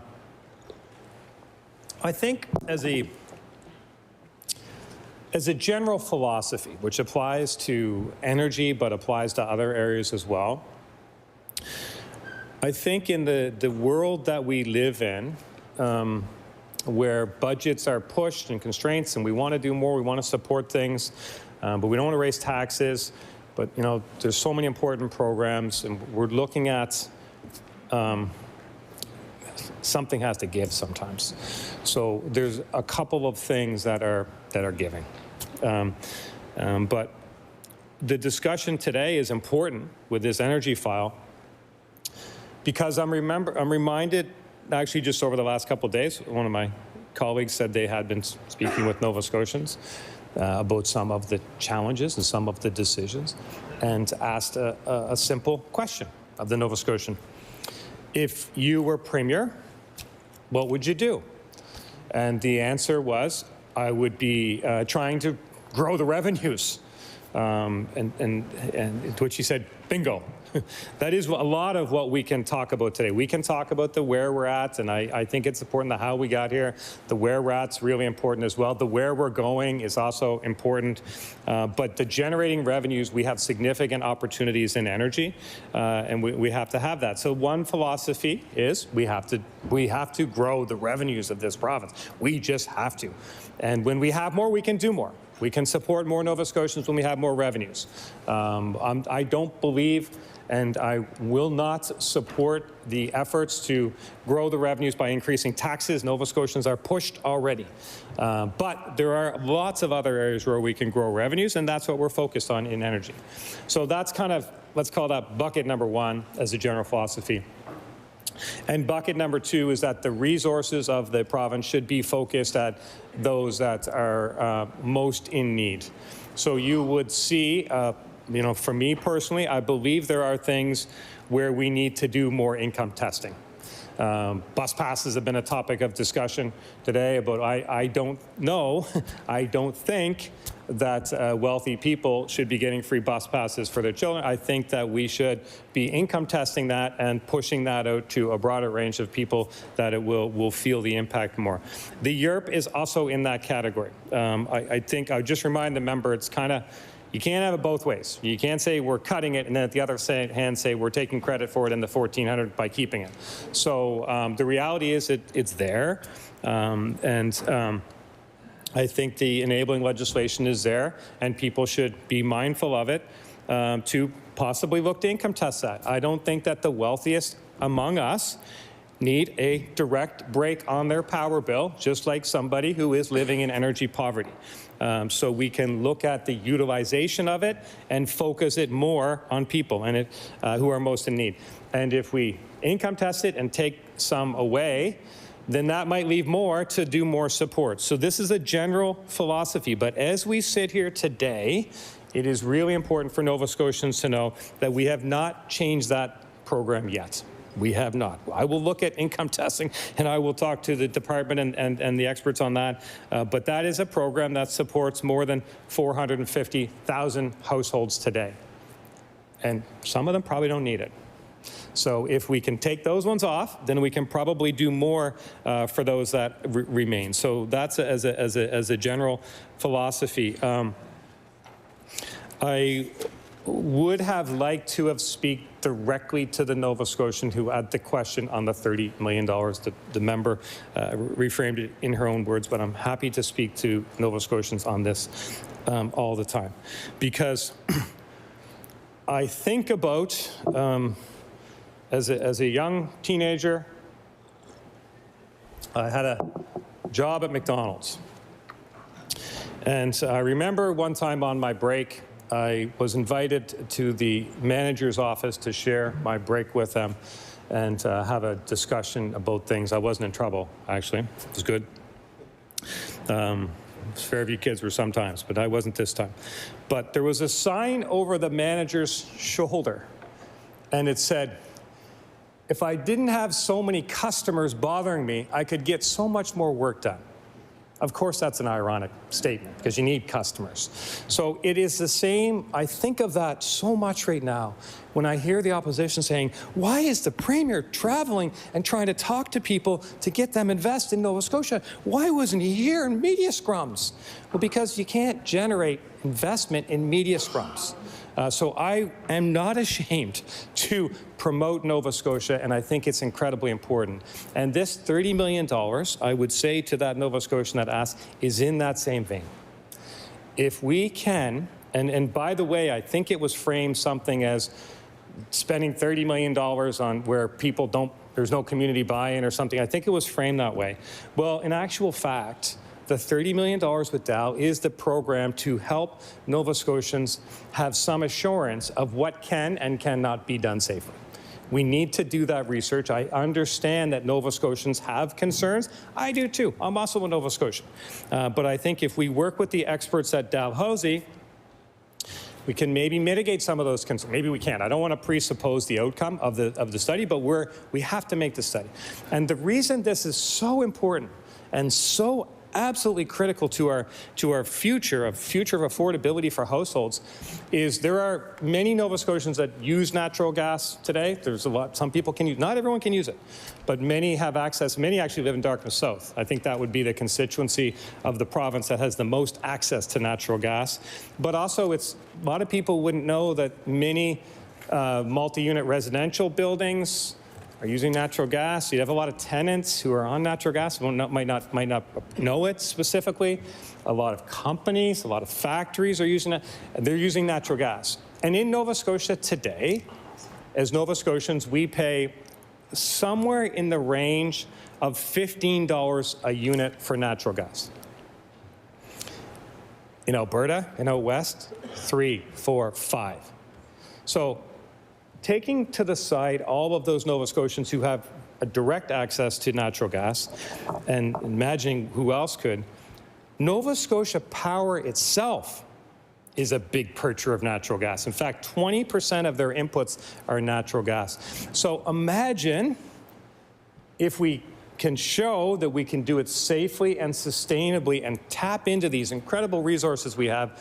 There's a lot of research been done on the size of the reserves, proven, probable, but there is of a range of estimates, some of which say that there could be 200 years worth of natural gas at our current rate, 200 years worth of natural gas under our feet. 200 years. We got some incredible brain power in the department focused on this area, but imagine if we could tap into that. And imagine a world where consumers who are directly buying it, instead of paying 15, we're paying 5. Oh, that makes a kind of a difference in the monthly budget. That could be the difference in a factory expanding. That could be the difference in a new business coming and employing people. There's all kinds of opportunities for that. But now imagine if Nova Scotia Power took 20% of their inputs and instead of paying, pick a number, 12, 13, 14, 15, started to pay 3, 4, 5. Imagine if the price of 20% of their inputs dropped in half or a third. Now you're talking about a difference in the overall rate. I talk about the fuel adjustment mechanism, and I know that was kind of sloughed off as, oh, no, we don't care about the fuel. It's important. And it's important for a discussion like this, because if we can get at those fuel costs, then that bottom line on that bill that the member referenced can drop. And that's what we all want. But if we don't make the investments, like the $30 million to see what's possible, if we don't do that now, then we're no better than the NDP of 2010, 2011, 2012, and 2013, who would not look to the future and only stuck their head in the sand and looked to today. And we're paying for that. And it's an uncomfortable discussion, but it's true. So we are not ashamed and all happy to have that discussion with any Nova Scotian. And most of them, when they hear the full context and not the scaremongering headlines and sound bites and tweets and all the other stuff that happens in the world, most of them, when they hear it, they say, yeah, I think it would be pretty good if we could get the 20% of their input down. We're not doing it. We're getting it from Alberta. We're getting it from BC. We're getting it all through the United States. Every bit of natural gas we use in this province comes through the United States. That is not a comfortable position for us to be in for energy sovereignty. And it is shameful, considering that we have the potential here on our own. And by the way, not even delving too far into the discussion of our country.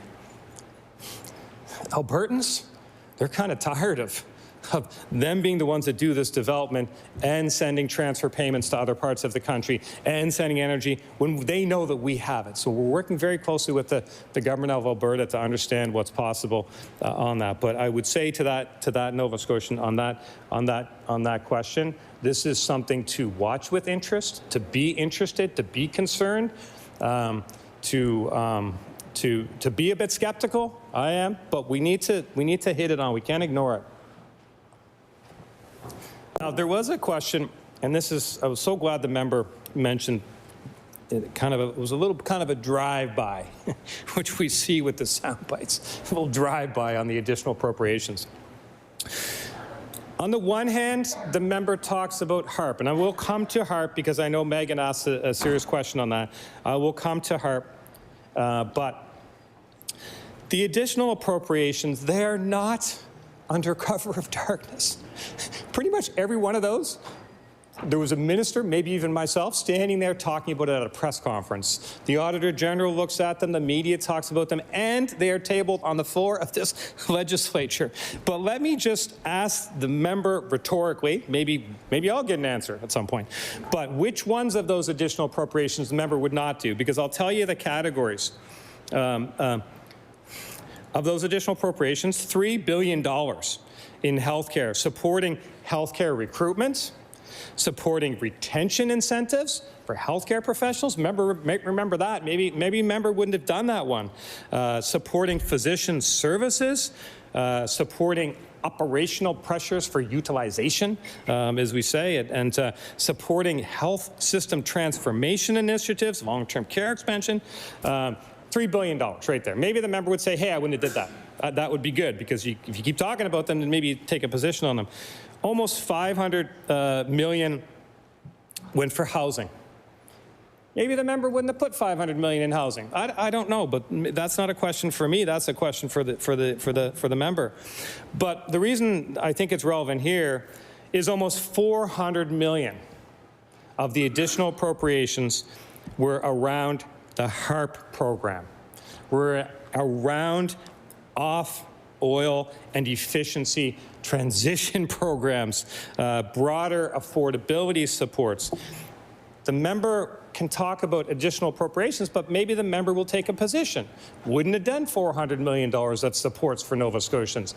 We, in that moment, thought that was a good use of taxpayer money, and we are proud we did it.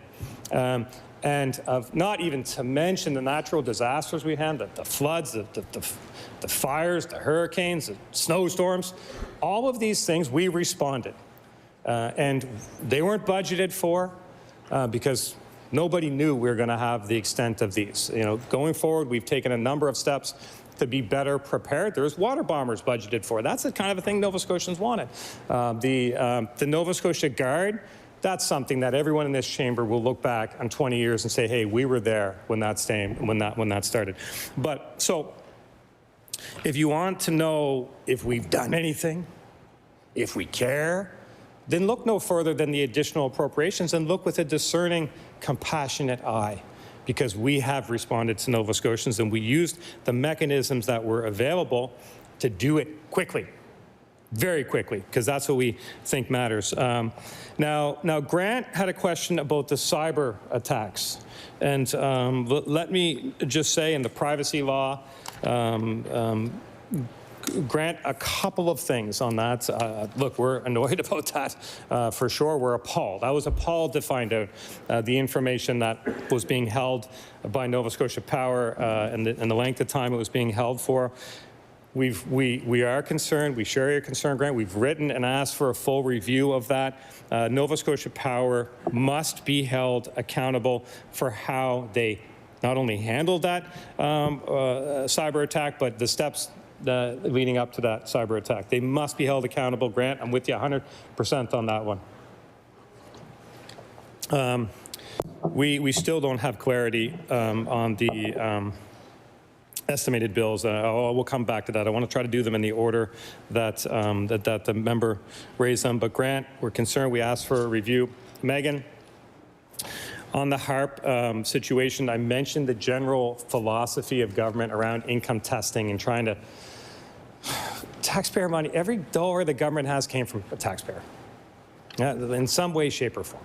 And it is a scarce resource. It is a very scarce resource, and we need to be very thoughtful in how we distribute those. So we're looking at programs around what we can do income testing.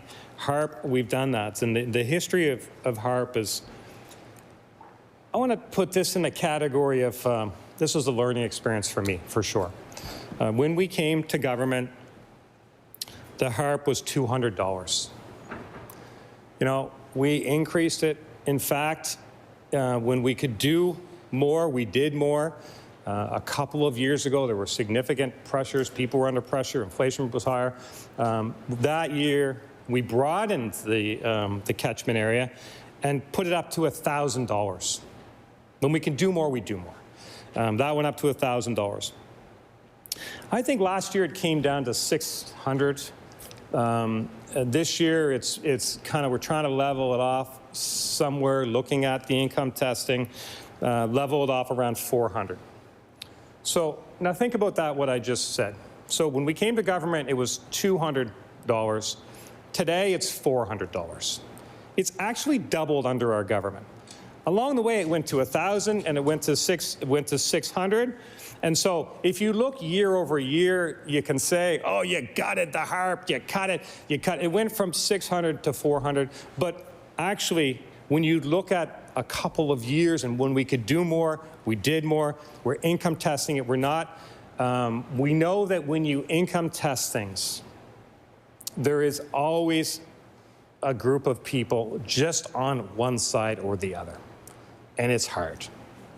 No matter where you put that line, somebody is just on the other side of it. And I hear from them. Even when we did the MOST program, the More Opportunities for Skilled Trades, I heard from a lot of people who are 31 years old. Right? Wherever you put the line, there are people just on the other side of it. So Megan, look, I don't know how far you are on the line. I'll assume you're really close to the line and on the wrong side, and I feel bad for that. But if we can have success in growing our economy, getting some of these projects off the ground, if we can really grow the revenues, then we can do more. We always want to do more. That's why we always want to do more. So Megan, I hear you on that for sure. Now, on the demand side management, since I'm not going to go back to when we were first elected on this one. I think that's kind of a window of time under our government, I think is a relevant period of time. I look at where were things then? Where are they now? Have we been able to do more for Nova Scotians? The answer is yes. Even if you look at last year's budget to this year, from last year's budget, you would not know this. You would not see this reported. You won't hear it on the floor of this chamber, unless the finance minister says it. But from last year's budget to this year's budget, overall spending is up 7.7%. We are spending more. We are spending more. So I think those are important references for the for people to understand, for like the thought process of the government. When we can do more, we do more. I won't go back to the election in 2021 on the demand side management, because it is true that if you can take away a demand for a watt, they say that's the cheapest energy you can generate. You don't need it anymore, right? So it's really important. That's why since just March 2022, not going back to 2021, but to 2022, we've invested as a government, taxpayer money, over $250 million in efficiency programs. It's not nothing, folks. It's not nothing. And by investing that $250 million, we were able to unlock from our good partners in the federal government an additional $300 million on top of that. So by putting $250 million forward on efficiency and demand side management, the feds added 300. So the 250 turned into 550. All for demand side management. So we're not minimizing that. We think that's really, really important. And I do agree with the member that, you know, as much as we as leaders and as elected officials should understand the facts so we can speak clearly to Nova Scotians.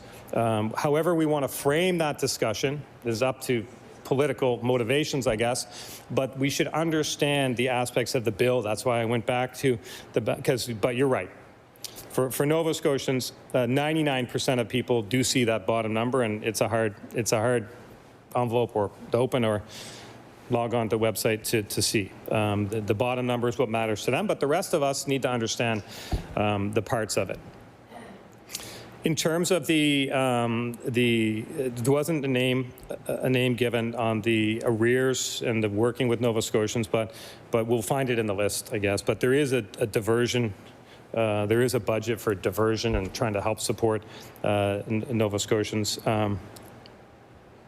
And I should have said as well that it was Adam and Annika, I think, that were concerned about the cyber attack and the response there. But also, I'll put them into that same bucket, I think, Adam, Jennifer, and Vernon, on the estimated billings and the feeling of being ripped off, and why don't you go after them? We have, obviously, I've spoken about my concerns about the estimated billing and the response to the cyber attack in general, but I think in my opening few comments, I did try to, I think it's important for Nova Scotians, just for their own frame of mind, and to know that the government is going after them, and to use Vernon's words. We are doing what we can, but the best thing we can do is what happened last week, and that's give you choice, Vernon, and put competition into the market. That is the very best thing we can do that. But there is a number of things that we have done that I want to share with Vernon on the different initiatives that we have taken, just so Vernon can have some comfort that we are moving on things. And some of these have been pretty extraordinary steps for a government to do, but I just want to kind of go through. So obviously, I didn't put it in the opening section, but this was a very significant move. It was one of the initial steps we took as a government, and that was we took a step to extend relief for Nova Scotia Power from some of the greenhouse gas requirements. So that was a policy change that actually saved the ratepayers over $165 million. It was a policy change that saved ratepayers $165 million, and a saving like that doesn't show up on the bill. Like, here's your bill, and oh, let's take off this, and now here's your net amount. But Vernon, I want you to know that if not for that, your bill would have been higher. That is a very significant step we took. I talked earlier about Bill 212, that Public Utilities Act, that capped the UARB's ability to approve higher rates on Nova Scotia's rate application at that time. That had an impact, for sure. The $117 million I mentioned, that was in 2024. That was a $117 million investment to get at that FAM. It would have went straight through the bills, and try to level it off over time. Imagine getting whacked with the $165 million on the GHG requirements and the $117 million on the FAM in quick succession. Can you imagine what the rates would have been? But we were able to mitigate those, avoid in one case, and then mitigate and smooth in the other case. And I think those are important things. That is, I would say that's going after them. We also helped negotiate. I mentioned on the maritime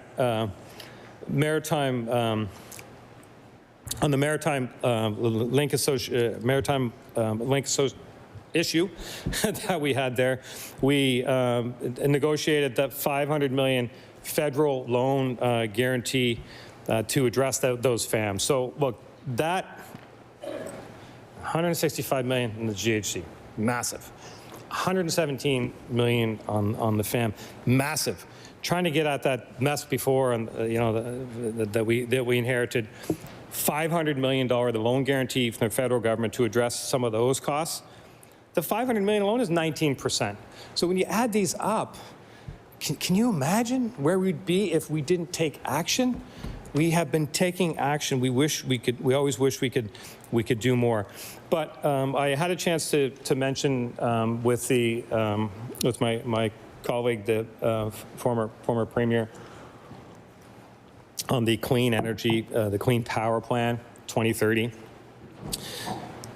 This is the plan that supports and lays out Nova Scotia's transition to 80% renewable electricity, which is so important for the long term to help reduce that ratepayer exposure to volatile global fuel prices, coal prices, and replaces it with locked-in, lower-priced renewable energy. Imagine if those steps would have been taken in 2010, 2011, 2012, or even 2013.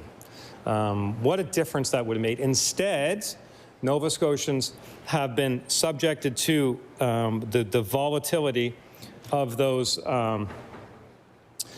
fuel, the volatile fuel costs for all that time, and it's just stacked on top of each other. It just keeps growing. So, but we put that power plan there. There is a plan there for more renewables. It's really important.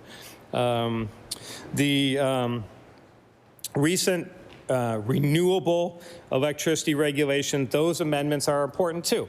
Those are amendments to the mandate for Nova Scotia Power to acquire at least 160 of dispatchable renewable electricity annually. This will have such an impact for ratepayers in the long term. This is a really important step. Of course, we had efforts to oppose. This might not be popular in all opposition circles, but I think our efforts to oppose the former Prime Minister's Liberal government carbon tax, I think those were effective for Nova Scotians and necessary, even with the benefit of hindsight.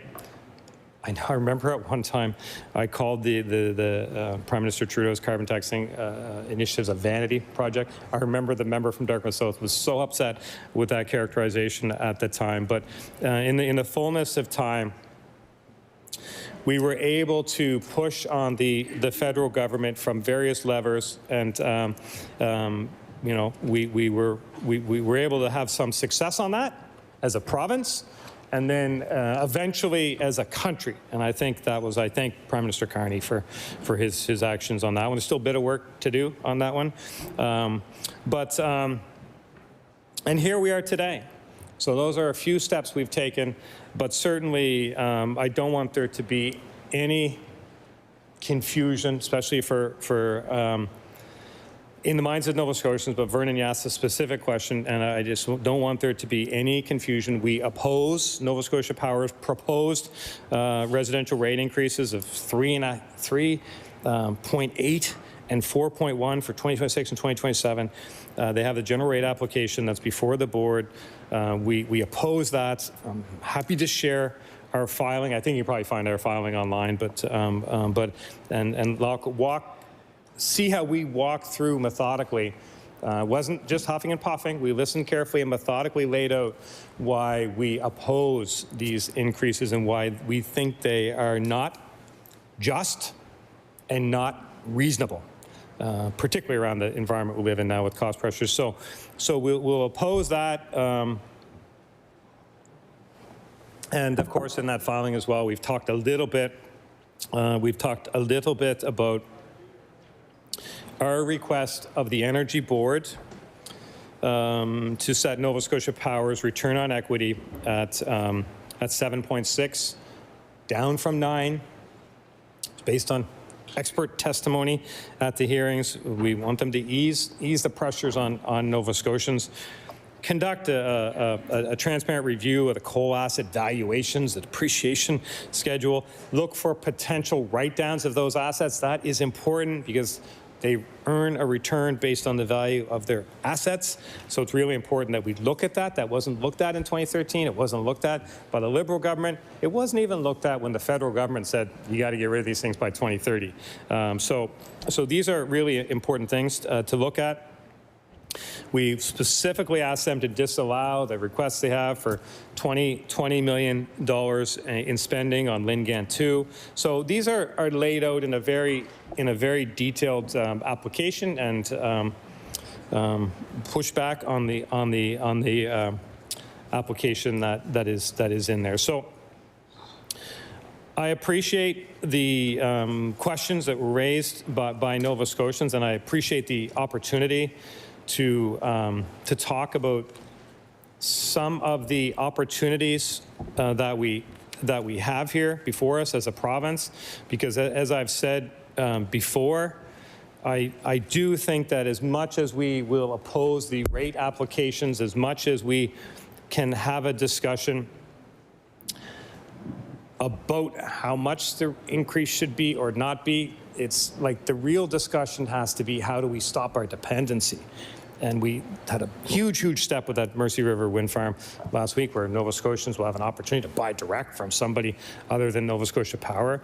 But in the fullness of time, the diversification of our grid, in a world where the demands for energy are only going up, more things are requiring more and more electricity.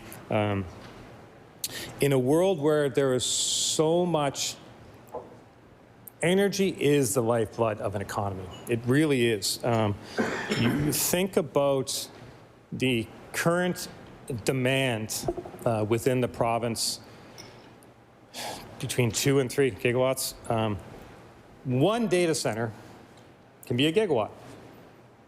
Put 2 data centers in Nova Scotia, you just doubled your domestic demand. So imagine the world when we are awash with energy and the opportunities, and especially the clean energy that we have opportunities to pursue. And companies are more and more, they're being judged by this on their shareholders, on how they power themselves. So Nova Scotia can be an extremely attractive jurisdiction for it's such an important thing for economic development.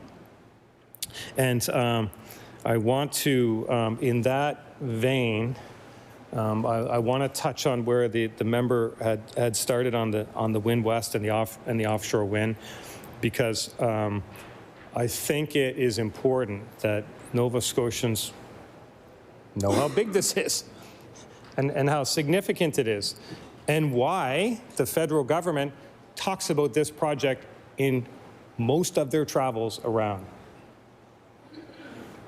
And yes, there is a need to, advance things with some of the private interests that are circulating around that want to be part of this. But I think the interest is significant and relevant. But why is that interest significant and relevant? And the reason is because the Nova Scotia offshore has some of the most powerful, if not the most powerful, winds in the world. I often say that and it blows a lot. It blows a lot. They call this the capacity factor, and the offshore of Nova Scotia has a tremendously high capacity factor, 50, 55, 60%. It blows a lot. Nova Scotians know it can be windy, but it's powerful and it blows a lot. And I often say that the only place that the wind blows more than the offshore of Nova Scotia is probably this chamber, Mr. Chair. There's a lot of wind that blows in here too, but it blows a lot in the offshore, and it's strong. And the bottom depths are really conducive to less than 100 meters or less.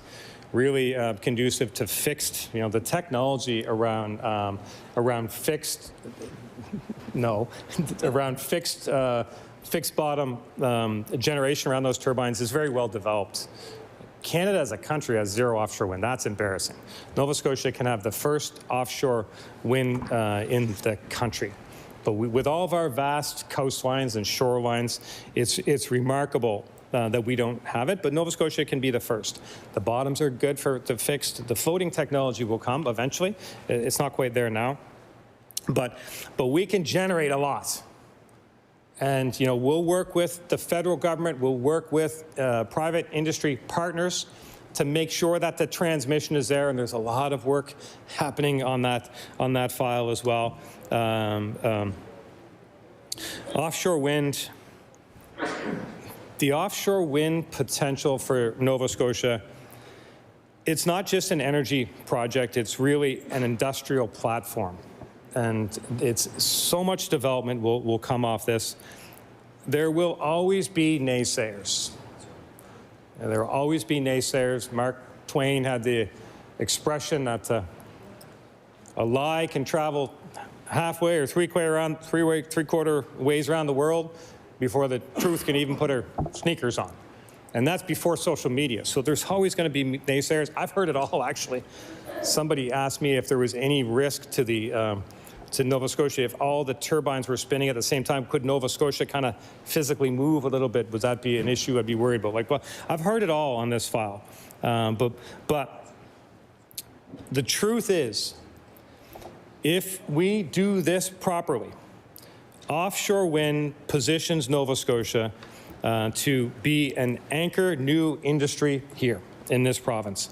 And there will be jobs and opportunity in the construction of the actual generation. There will be jobs and opportunity in the construction of the transmission. There will be jobs and opportunity in the construction of plants and companies that are built because this energy exists. And there will be jobs and opportunity operating those plants and factories in the long term. There is a lot of jobs and opportunity. And so I'm excited about that. Could we stop the clock for 1 second? Or just check on something, Mr. Chair? Order, okay? Please. We'll pause the clock. Can we do that?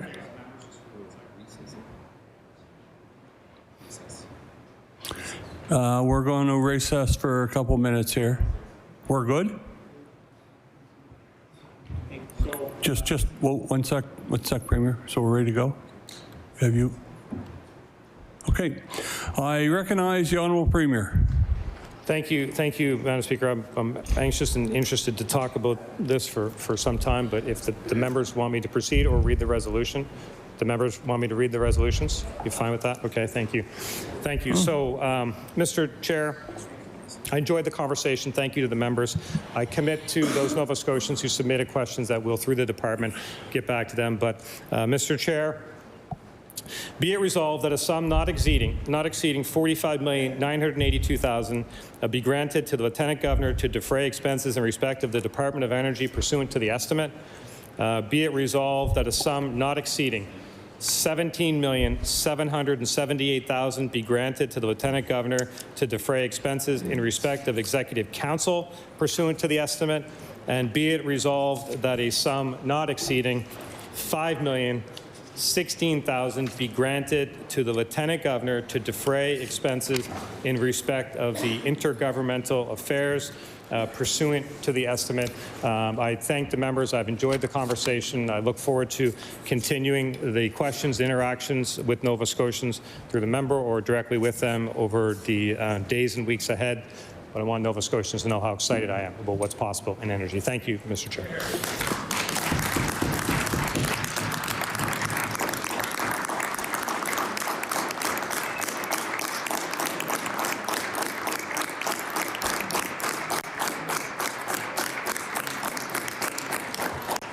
Order.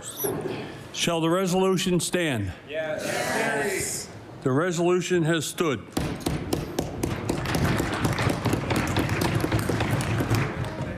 I'm just gonna...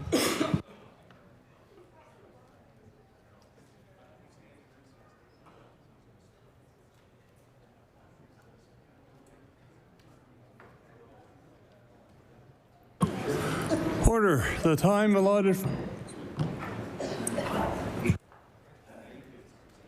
The time allotted for debate today has expired. I recognize the Honourable House Leader. Thank you, Mr. Chair. It's been an enlightening night. So let's get you to leave the chair, report back, progress back to the House.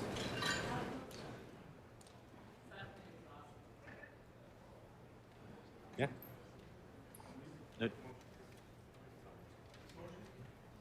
Motion is carried.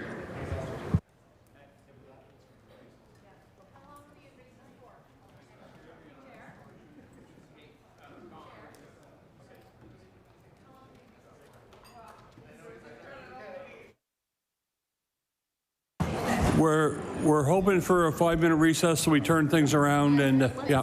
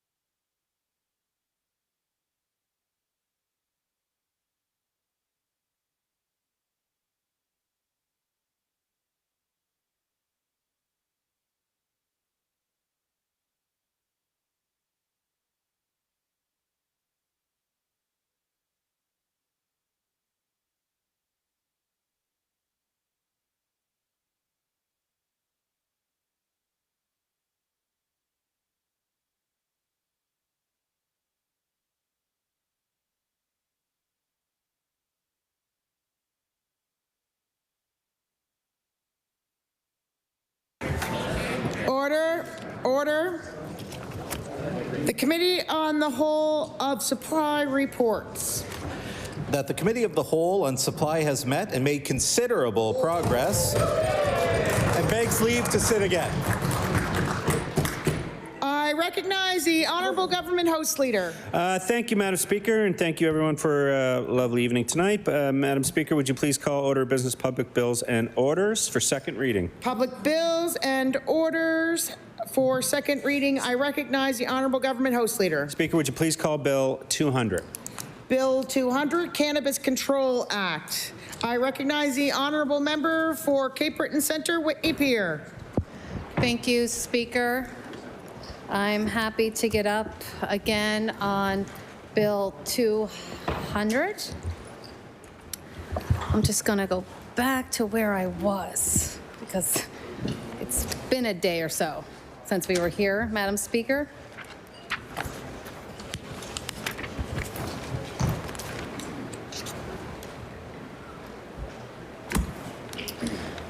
So, Madam Speaker, there's a few things I want to start off the top with and going through this bill. And let's start with where it all began.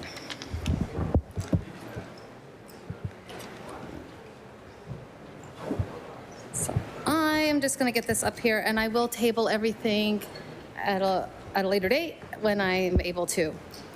So we had heard about this bill potentially coming forward a while back when there was a discussion that was had when the Minister for Justice and the Premier had alleged that there was cannabis laced with fentanyl. Now, Madam Speaker, I did my homework and I looked, and there was no real reports, credible reports at all that I could find that actually said this, Madam Speaker. What I did find was users who also used opioids, Madam Speaker, in conjunction with cannabis. That was the only credible evidence. So, and most times when there is fentanyl involved, it is usually laced in an opioid. But it's never been straight with marijuana laced fentanyl. Couldn't find anything, Madam Speaker. There was nothing there that gave credit to or had a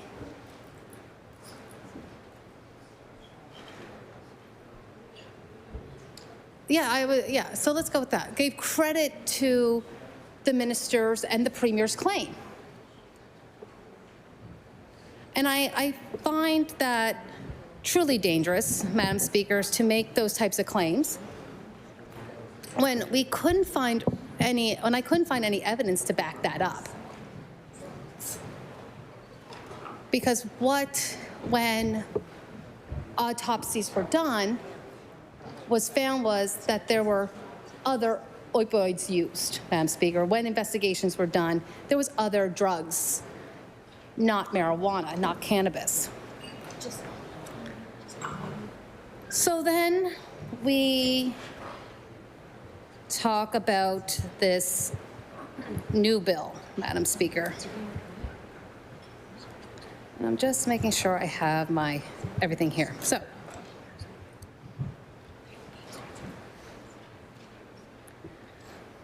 when this bill came forward, there was a few articles.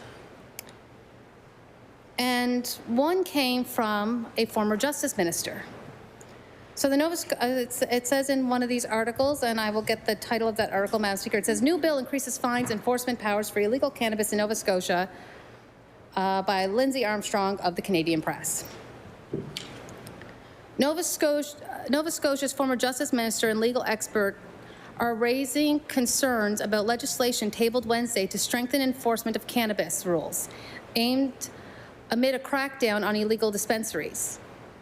The bill increases fines and allows peace officers, including constables and conservation officers, to enforce rules alongside police, which Justice Minister Scott Armstrong, Minister of Justice, Madam Speaker, said is needed to further deter illegal operations, Madam Speaker.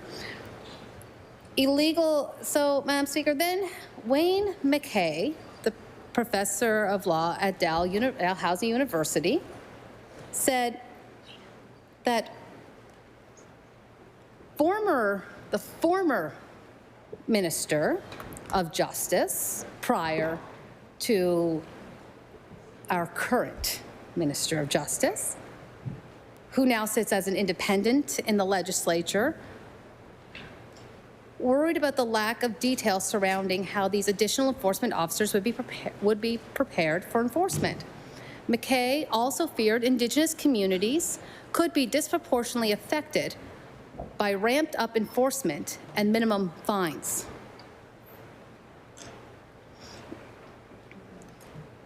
Now, all of this comes after the provincial government issued a directive on December 4th that police prioritize efforts to stop illegal cannabis, with the now Minister of Justice sending a letter to 13 Mi'kmaq chiefs asking for their cooperation. The move raised the ire of critics, including the Assembly of Nova Scotia Mi'kmaq Chiefs, several First Nations members, 2 legal experts, opposition leaders, and some of whom have accused the province of encouraging law enforcement to target Indigenous communities. The Premier and the Minister have repeatedly said these measures were not meant to target the Mi'kmaq cannabis operations, that all included unlicensed cannabis. Now, Madam Speaker, that being said, I know, and I have reports of this occurring, that the Department of Public Works were going around taking signs that promoted the sale of cannabis down around Indigenous communities, Madam Speaker. Many people had reported this and stated that this was indeed happening, Madam Speaker, which grew a lot of concern from Mi'kmaq communities that this was occurring.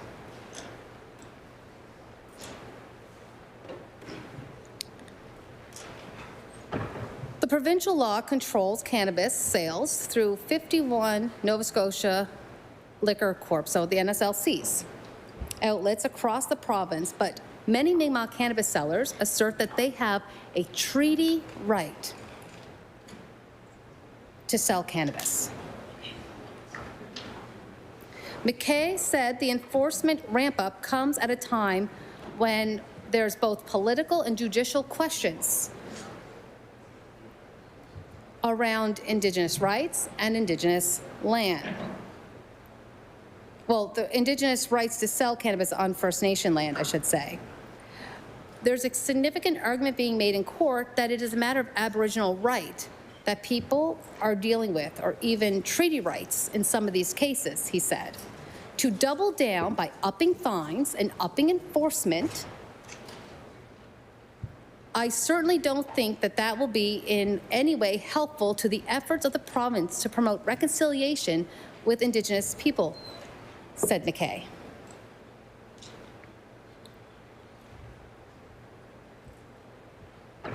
So, Madam Speaker, that brings us to Chief Michelle Glasgow, who has said that the Premier, Justice Minister, and the Minister of Elnu Affairs have been banned from banned lands over the dispute, and accusing the Premier and the Premier's government of continuing to radicalize colonial practices to suppress our community and fellow Mi'kmaq by forming laws that direct harm against us.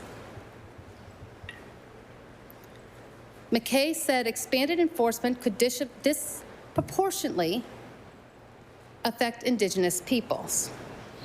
Whether or not you intend in any way to target Indigenous people, if the effect of your legislation is to have a more negative effect on Indigenous people than other parts of the population, that is problematic, said McKay. In April, the province changed the regulations so that Mi'kmaq communities could partner with the NSLC in opening the retail stores on reserves. However, as far as I know, I do not believe, and the minister can correct me in his closing remarks, I'm sure, if there have been any agreements signed on this.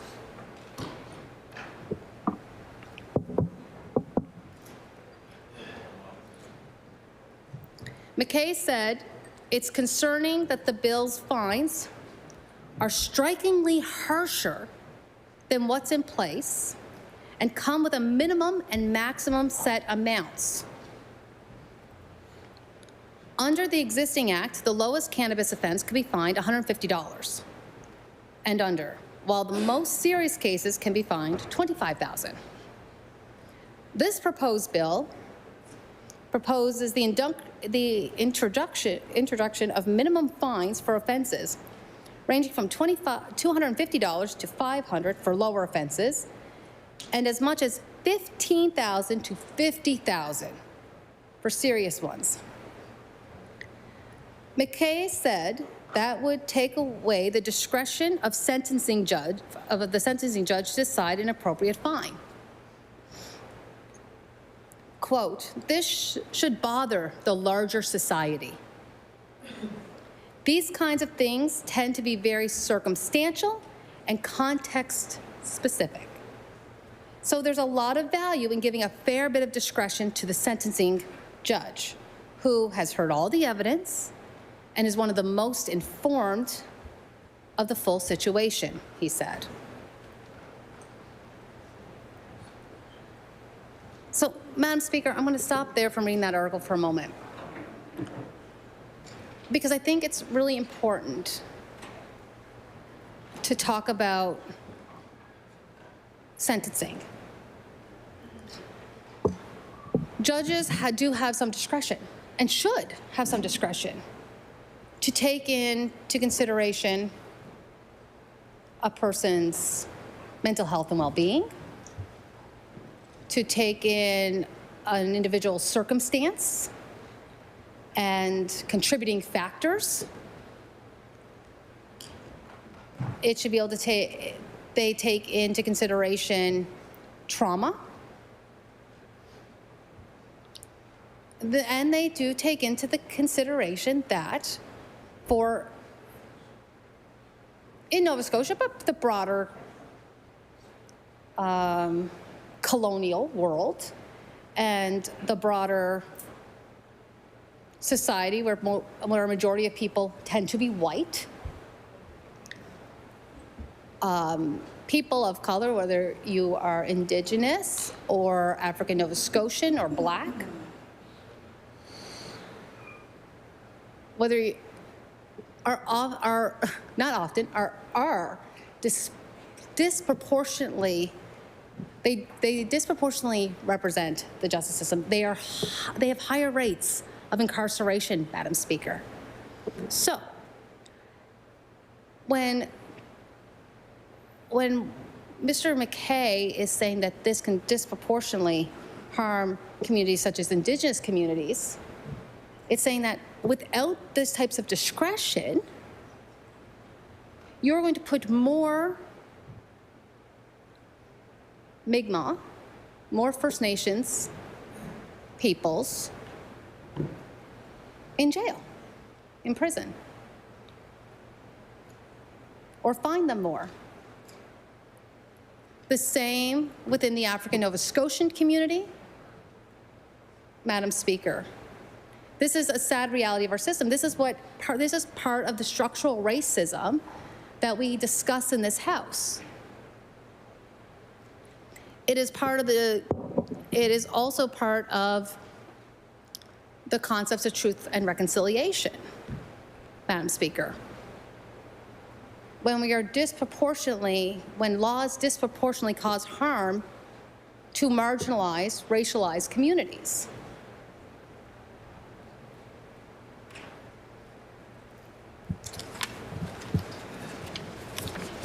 So, Madam Speaker, I'm going to go back to December 18th. This comes from Millbrook First Nation. Millbrook responds to government threats regarding cannabis sales. Millbrook Chief and Council are disappointed by the recent threats to our sovereignty made by the Attorney General. In a letter and public statement made recently, Minister of Justice makes clear he is attempting to impose provincial cannabis laws on Mi'kmaq communities using police force if necessary. As a community that has already experienced significant colonial violence at the hands of the justice system, this is unacceptable unacceptable threat to our right of self-determination and the safety of our community. Millbrook will take the necessary steps to protect our community from the actions of the provincial government. The Mi'kmaq Chiefs are duly elected representatives and have repeatedly urged the provincial government to work collaboratively to develop a regime for the sale of cannabis that respects our rights of self-determination and our treaty rights, including the right to trade to earn a livelihood. The minister's directives were issued without any consultation or cooperation with the Mi'kmaq and show a shocking lack of understanding of Mi'kmaq rights and the province's constitutional obligations. The letter from the minister incorrectly relies on a provincial court decision and misrepresents the conclusions reached in that case. That decision is also under appeal, and Millbrook plans to intervene in that case to make the community's perspectives known. The minister's directives appear to be an attempt by the province to protect its profit margins and its profit monopoly over the sale of cannabis, rather than to protect public safety. Millbrook Chief and Council stand in solidarity with our Mi'kmaq Chiefs in opposing this colonial action. Millbrook continues to work to develop its own cannabis law with fulsome community engagement that will govern the sale of cannabis in our community in accordance with Mi'kmaq laws on behalf of the Millbrook Chief and Council. And I will table that, Madam Speaker.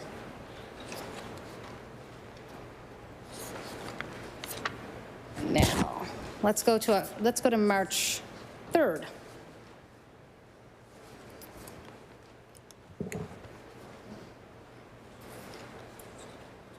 From Member Two's position on cannabis in community. In light of the recent raids that have taken place in Mi'kmaq communities across Nova Scotia, Member Two's Chief and Council stands firmly behind the rights of the Mi'kmaq and the importance of creating fair and just process for our people. Let us be clear that the Mi'kmaq have a collective treaty right to the sale of cannabis. We have the right to self-determination in our communities. We govern our people, lands, and priorities, not the province. The RCMP and the province of Nova Scotia continue to call our treaty right an illegal operation.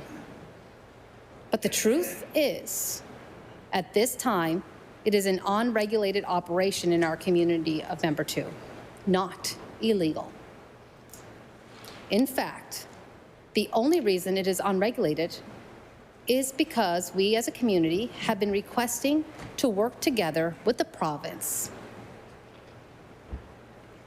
and the Justice Department to no avail.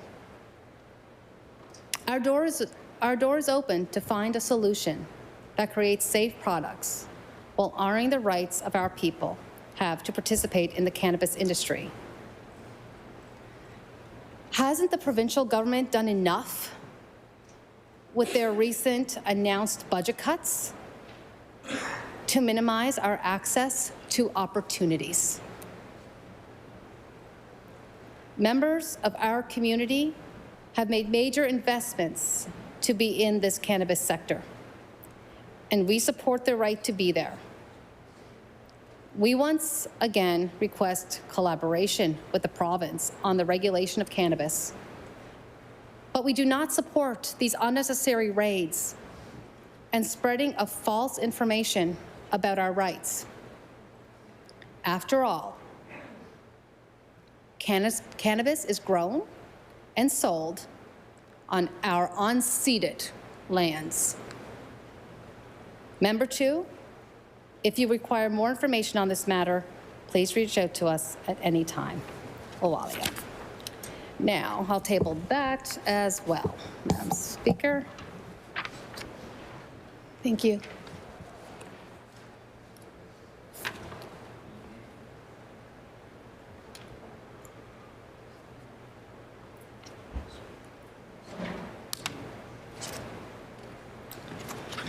Madam Speaker, I'm not sure how much the province or the members are aware of the raids that occurred this past week on First Nation communities.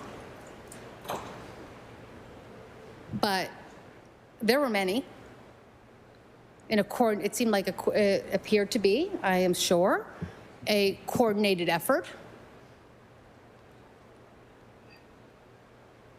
before really this bill was even passed.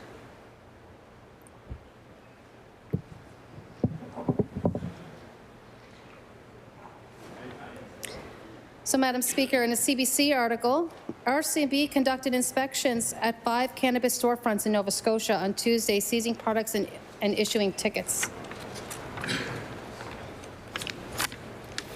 Officers carried out activity at businesses located including several Cape Breton, actually. Every one of them are Cape Breton except for Digby.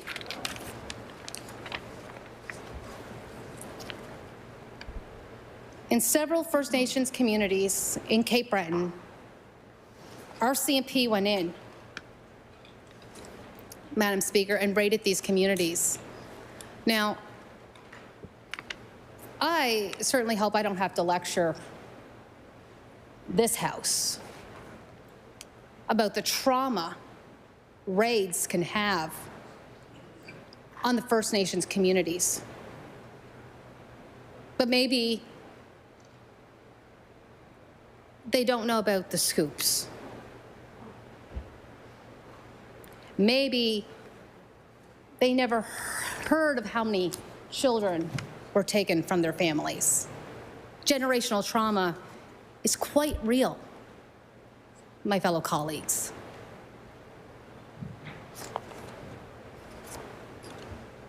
So is structural racism. The RCMP release says officers had the authority under the Cannabis Control Act to do the inspections, and their investigation continues. But some Mi'kmaq leaders say the authority to sell cannabis at dispensaries in their communities is protected by treaty rights. Millbrook First Nation Councillor Chris Gugu said in a Facebook video Tuesday that he was patrolling his community to keep an eye on things as the raids unfolded elsewhere. I've got to stick around to be certain that the RCMP don't try any of their violations on our constitutionally protected rights. It's unfortunate that these government bodies refuse to recognize and affirm our rights, said Gugu. Google has previously told CBC News there is a treaty right to sell cannabis through truck houses, a term referenced in the 1752 treaty signed between Mi'kmaq chiefs and the British governor of Nova Scotia that dealt with a number of issues, including trade. Those truck houses are constitutionally protected on and off reserve, he says. The question of whether Mi'kmaq have treaty rights to sell cannabis outside of federal and provincial regulations has never been actually fully adjudicated here in Nova Scotia, but it's being. So, Madam Speaker, Gugu said on Tuesday that Mi'kmaq people must continue to asserting their rights and exercising their sovereignty. You're born with the inherent right, and nobody can take that away from you, he said. We're rising up as Mi'kmaq people, and we're putting these fights to the forefront of our stance on our economic sovereignty, protecting our people and our rights. Madam Speaker, Chief Michelle Glasgow said in a Facebook post that at the time there were three raids had taken place when she posted, but she was hearing that there would be more. And they had set up checkpoints at their community's entrance and exits. For those who want to do us harm by force in our community, you are not welcome here, she said. We, as Mi'kmaq, have jurisdiction over these lands. I am tired of this government trying to push us around and tell us what we can do and what we can't do. You're not telling us, we're telling you. In a statement issued Wednesday by the Assembly of Nova Scotia Mi'kmaq Chiefs, said the raids constitute interference in Mi'kmaq jurisdiction. The provincial government giving directive to the RCMP and then having the RCMP respond with raids, rather than discussions with community chiefs and councils, only further deteriorates our relationship with these Crown entities. The statement said many Mi'kmaq communities have been developing their own cannabis laws after the province refused to work with them on regulation of cannabis. While the province may see the result as illegal, that is not the viewpoint of the Mi'kmaq leadership or communities. The result is exactly what was predicted: a provincial system that does not work in Mi'kmaq communities, leaving the Mi'kmaq to find their own solutions. Madam Speaker, I do hope that the minister can clarify in his comments at the end of second reading regarding the fact that the chiefs, the Assembly, and leadership within the various communities have said that they have tried to work with this government. They have tried to create regulations, and that it is this government that is not listening. It is this government that is not at the table. Before this House puts forward a law that is going to have really adverse effects and cause potential harms due to the structural racism that is in pretty much all of our laws and our institutions, one would certainly hope that conversations could be had and that a resolution to the situation could be found between the province and Mi'kmaq communities and the Assembly. Madam Speaker,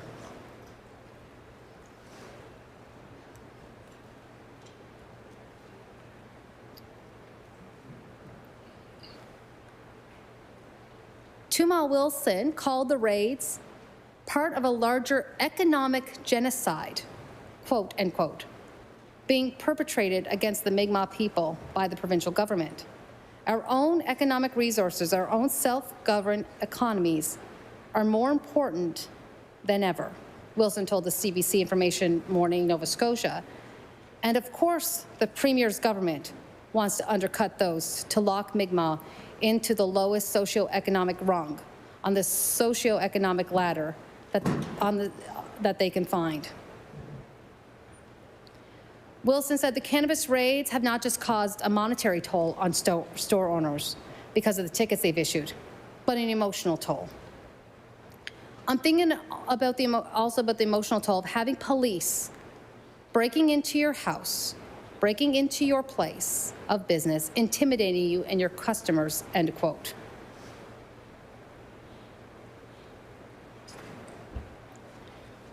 The cannabis raids took place just a week after the Minister of Justice tabled the legislation that would strengthen enforcement of the province's cannabis rules, increasing violations and fines and permitting enforcement by peace officers and conservation officers as well as police. So, Madam Speaker, and I'll table that, Madam Speaker. So, Madam Speaker, so far from what I've read, it is not hard to see why the Mi'kmaq communities, the chiefs, would feel that this bill is targeted towards them, considering several Cape Breton communities were raided while we sat in this House on cannabis. While we're talking about a bill about cannabis, it is really not hard to make that connection, Madam Speaker. And I don't know if it's hard to argue that it was just coincidental, Madam Speaker. But it could have been. But it's hard to make that argument when you put those facts on the table. Coming from the directive in December, which came around the same time that just in the fall, two ministers and the Premier, I believe, it may have been more, were banned from banned lands. Something I don't know if it was ever done in Nova Scotia before. So, you know, kudos to being the first, I guess. Congratulations, that's history. So the minister, the two ministers and the Premier get banned from banned lands. Then a directive comes in about cannabis within the First Nations communities. Then you get this cannabis bill, and now you have the raids. I'm no lawyer, but that is an interesting straight line.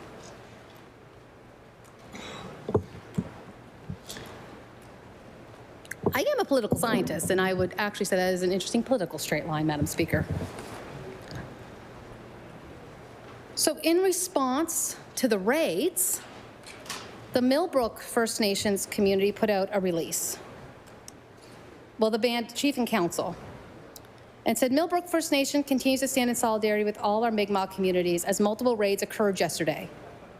Millbrook chief and council are disappointed by the recent acts that continue to inflict unnecessary stress and trauma to our people. Millbrook will continue to work to develop its own cannabis law with meaningful community engagement and will govern the sale of cannabis in our community in accordance with Mi'kmaq laws. As mentioned multiple times, the Mi'kmaq chiefs have repeatedly informed the province that we are a nation and have the inherent right to develop our own laws and regulate ourselves. In fact, the delegation of authority to the province completely ignored the responsibility of Canada to consult our Mi'kmaq communities. We are not asking for the province to negotiate. We are advising them that we are implementing these laws and that they need to respect them. This government continues to move forward with no consultation, no cooperation, or meaningful communication with the Mi'kmaq, proving with recent budget cuts to necessary funding to programs that are vital to our culture, heritage, and language that there is no intent to move forward in reconciliation. And I will table that press release, Madam Speaker.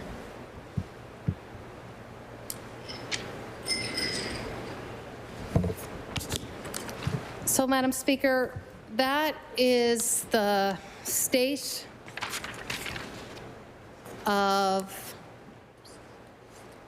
the province from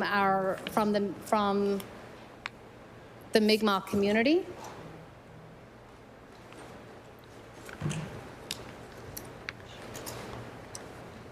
And I think their perspective was very important with regards to this bill.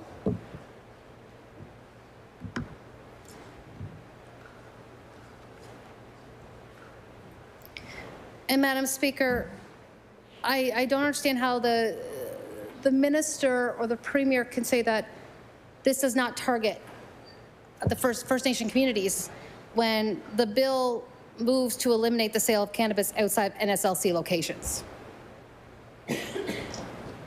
That would be that right there is the real target, I believe, that why First Nations communities believe that they're the ones being targeted in this bill, because of that one part of the line that moves to eliminate the sale of cannabis outside of NSLCs.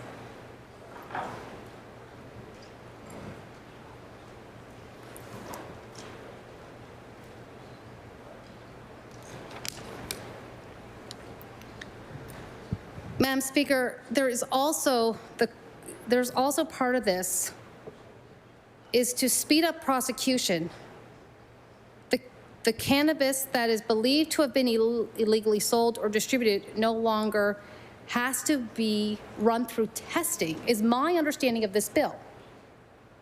Prosecutions can be based on appearance or odor. And that brought me to my comments the other night when I said, it's oregano. Appearance or odor. But it says appearance, it could be appearance or odor to my member over there. If that is the case, and no testing needs to be done, that is a very low bar to assume something is illegal. That would be like looking at a bag of baby powder and saying it was cocaine. And I don't say that to be glib. I'm not being glib about it at all. It's very serious that we are risking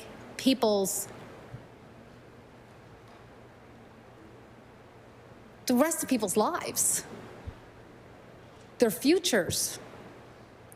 Because if somebody is charged,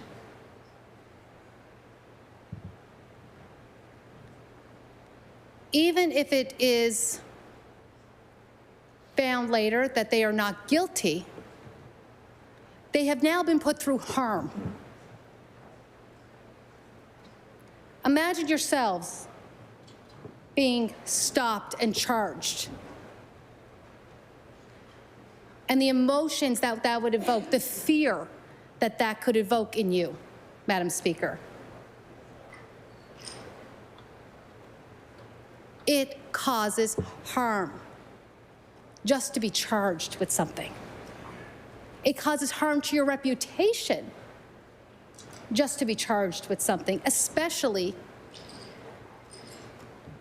when you were never guilty in the first place. And this could be for someone who is a youth, a young person, which then if the prosecutions are sped up and they're immediately found guilty, what have you, with potentially no legitimate evidence. This is my concern for this bill, and maybe I'm wrong. And I look forward to law amendments to hear from people smarter than me, more knowledgeable about the law than me, to tell me that my layperson's reading of this bill is wrong. But I look forward to hearing that from them. Because my concern for this part is that an individual who is charged, particularly a young person in parts of this bill that it discusses young people, if they are charged and found guilty of this, of selling cannabis or possession of cannabis, of illegal cannabis, whatever that standard of illegality is, and depending on their age, of course,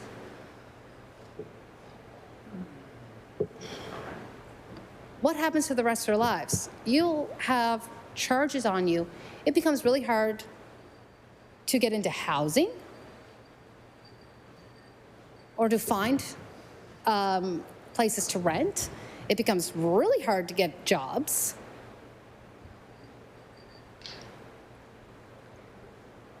And it affects you for the rest of your life.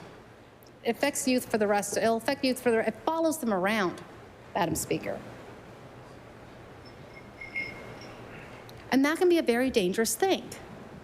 So I do hope that the minister can tell me that I'm wrong in my interpretation of this. I'm hoping not just the minister. I don't know if the full educational background of the minister, but I'm also hoping that legal experts, lawyers, maybe a judge or two, can tell me that no, I'm wrong. But as a lay person reading this, it sounds very, it sounds kind of nerve-wracking to see prosecution being sped up and what was it? It can be looked at as look or odor alone, Madam Speaker.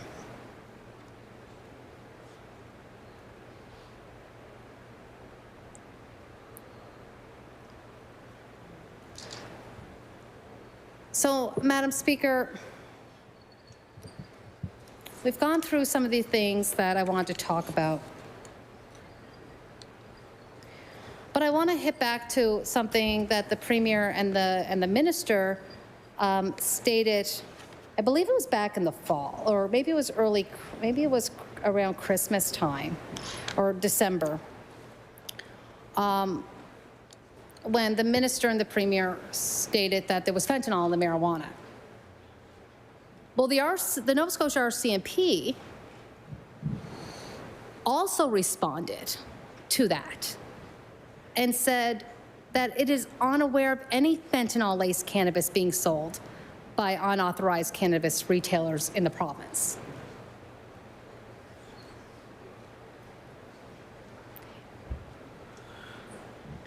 The other thing that the Premier stated during that time and made claims about was that there was a link between illegal cannabis and human trafficking in the province. Again, which the RCMP said that although they count both cannabis and human trafficking as significant issues in Nova Scotia, Madam Speaker, they saw no evidence to suggest the two issues were linked. The Halifax Regional Police said also stated that it's not that they weren't investigating any files or any cases where human trafficking and unregulated cannabis sales were connected.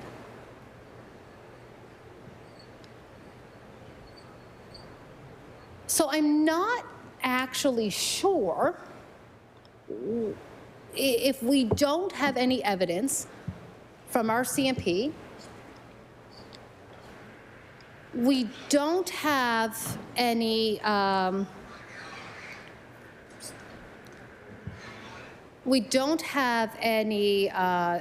of the RCMP. I'm sorry, I'm just distracted by a noise over at the other side, Madam Speaker.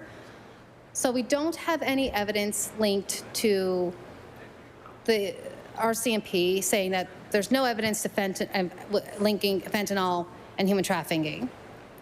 There is no evidence from the HRP have also stated that they can't find a link between human trafficking and cannabis.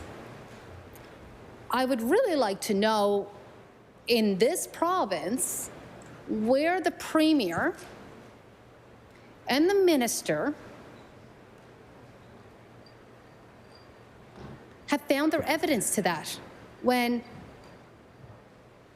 police forces here in this province say that they have not found a link in any of their investigations. Madam Speaker, we know human trafficking is a serious issue in this province. We know we have extraordinarily high rates of it. But we can't inflate the two issues together. That can also cause serious harms, Madam Speaker. It can also, and if the police and the RCMP are saying it is inaccurate, then we shouldn't be putting it forward as a reason to do something.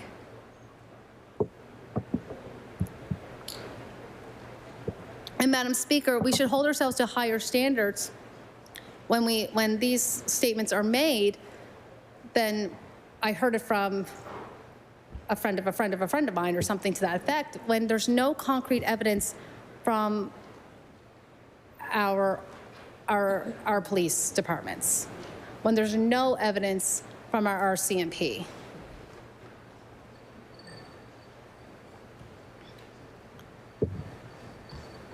And I have some questions. More questions maybe, or maybe some summarizing questions at this point to the minister. What evidence is this government using to make decisions on illegal cannabis? When the government is talking about illegal cannabis, Minister, what are their benchmarks?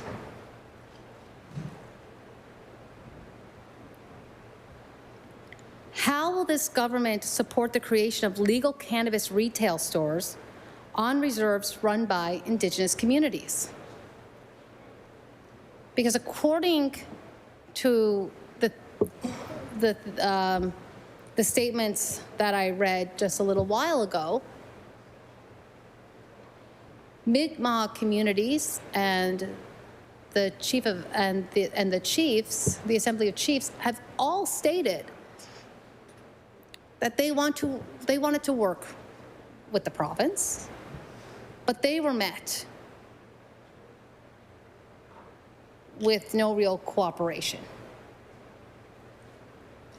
So I'd like to know what's happening here, and if the minister can table any documents to support some of the allegations that have been made, including a link between human trafficking and cannabis, a link between fentanyl and cannabis without the use of other opioids. I would like to see those tabled. If the minister could table documents that include the discussions being made with Indigenous communities, that would also be welcomed here, I am sure. The minister now has the ability to hire individuals to enforce the, I think it's going to be under this bill. We'll now have the ability to hire individuals to enforce the Cannabis Control Act other than police. Is this because at the time of this bill, the RCMP had refused to change their policing of the Cannabis Control Act?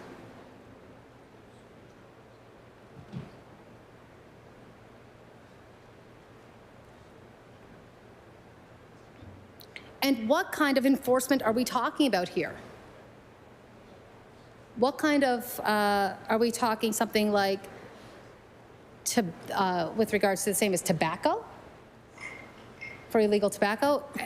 Well-trained officers, particularly officers also trained in trauma? I would really like to know what the plan is for that. And really, all of that should have been put into this bill in full detail. Why is the government, and the other part of this, and I didn't really touch on it, but there's a part of this bill that talks about landlords. And I'm going to go back to it before I ask this question. And that there's a part of this bill that prohibits landlords from allowing premises to be used to sell cannabis. And this bill seeks to fine landlords who knowingly allow unregulated cannabis dispensaries to operate on their properties. I understand the concept of when drugs are being illegally sold. I get that. And nobody would be against that. But the definition of unregulated and illegal cannabis on First Nations communities is in question here.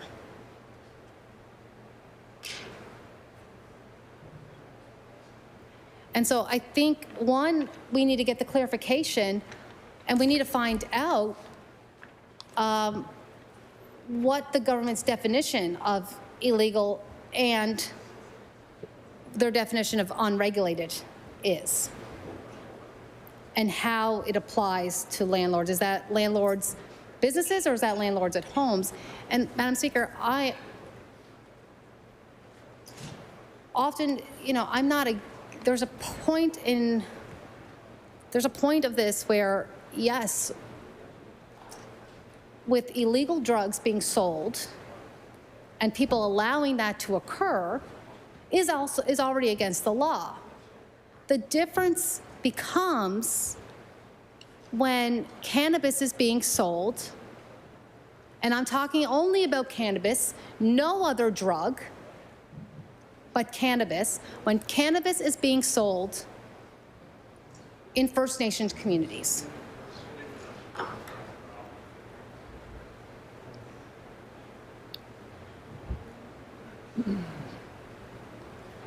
We need to understand this part of the bill.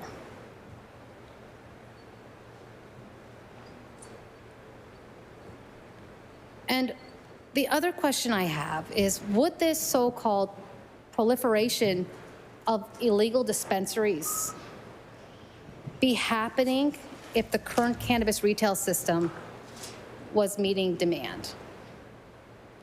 So, Madam Speaker, NSLCs don't sell, not all NSLCs sell cannabis.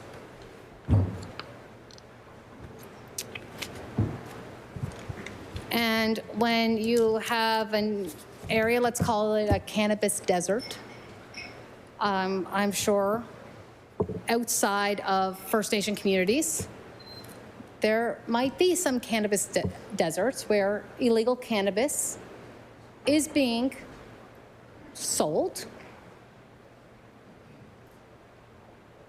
But that might also not be, that may also be connected to the fact that there's no NSLC selling cannabis in those areas.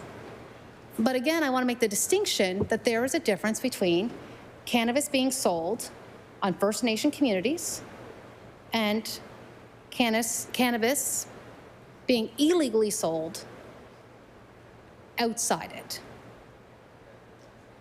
There is a distinction here. But again, I'm out of time. Thank you. I recognize the honourable member for Timberley Prospect. Thank you, Madam Speaker, and I'll try not to repeat some of the points. I know there's been long debate on this particular bill, but our caucus is confident in opposing the bill, especially in the context that it's been brought forward and a lack of certainty around the why. So, there's a lot of public comments on the need to crack down on cannabis sales in the province, and the why was around fentanyl and things like that being in cannabis, and we just haven't seen any evidence of that. And we are seeing raids in Mi'kmaq communities, and that's troubling, knowing that there isn't consistent dialogue with chiefs, and that they are concerned that they don't have an opportunity to participate in a fully regulated market. There's been a lot of work with chiefs over the last number of years to truly be a partner, whether that's treaty education in schools, but economically and having them participate and grow revenue that support their community and put that revenue back into things to help with addictions and community supports. And this bill seems to be taking a step back with the progress that has been made. So I think that the main areas that broadly that I don't think is necessary, or I've been yet to be convinced that is necessary, is first of all, I think I'll start with the biggest one, and that is the direction of potentially going in a reverse onus direction for the defense to have to go back to court and prove that they shouldn't have been searched based on a subjective reason that there was odor or appearance. So I think some other provinces are trying to go in this direction too, not the majority of them. But I think there is some charter complications in terms of presumption of innocence here, especially in a Nova Scotia context where we had the street check issue and the disproportionate folks that are targeted by unlawful searches without reasonable grounds. So it is a real issue that I think is important to note.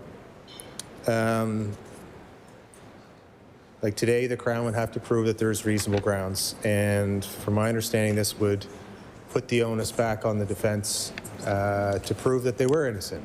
So I don't think that is a positive thing. And going back to the why, when I see that the fines are going to change based on expected loss of tax revenue for the province, I think that kind of indicates potentially the real impetus for the bill is to try to scrape back revenue that the province would have got, and they obviously admit they have a revenue problem. So perhaps it's not about fentanyl or public safety, that it is about trying to recover revenue for the budget. And again, the context that there has been a back and forth where the province came down, sent an order for RCMP to start enforcing existing laws. The Mi'kmaq responded very strongly. Some ministers were told to stay out of their communities. So the next House session, a bill comes in the House trying to strengthen enforcement, increase fines, and give more latitude to searches. So seeing that play out gives me concern, because things like odor are inherently unreliable and subjective. So we're trusting not only the police, and I'll get to the final change that we have a problem with, but now a new enforcement branch, or at least existing conservation officers that will now be having new broadened powers. And I know this is compared to enforcing tobacco laws, so those types of officers would have had training specific to tobacco, and what kind of training is provided to ensure that these officers are going to have that same training. And those are really the three main areas that I have concerns about. There's one area I think is good in terms of changing the offense, a new offense for youth. I think that makes sense as long as it is less severe for youth. I think that's important. But it looks like packaging, when you look at it as a package, they want broader overreach, more fines, and we'll say, at least from the outside looking in, less independent enforcement officers that report to a minister rather than an independent police force. Now, I know officers aren't reporting to a minister on a day-to-day basis, but they have superiors, and those superiors report to the head of a department, and the department is responsible to the minister. So at least there is an appearance that could be controlled by a minister.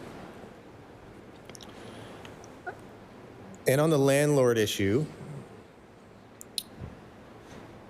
my question around that is how broad would that go if it gets to court? If a landlord unknowingly has someone in their building, not just commercial building, but a residential building, let's just say, multiple units, and somehow they're blindsided by someone that has been distributing cannabis within their building and they're unfairly penalized. So finally, it goes back to consultation, I think, especially with Mi'kmaq. Have a duty to consult. I think it's important that we sit down and have conversations with those chiefs, especially the chief that's responsible for this area. This conversation has been going on for a long time. I've had it directly. It's been some years, but I was open to the idea of a regulated market within First Nation communities. I think it makes sense. I think it's a step forward in reconciliation. I think there's lots of examples of how that could work, and really work on that nation-to-nation relationship.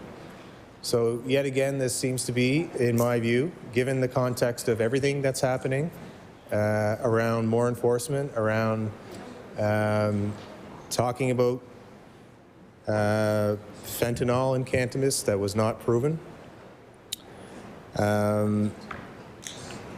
It seems like poor timing to bring this in before having that conversation with our chiefs. And, you know, I have to say, given the context of this budget and scaling back the programs within these same communities, it seems to me poor timing. So for those reasons, we'll be voting against this legislation, of course, because it does not doesn't pass the smell test, Madam Speaker.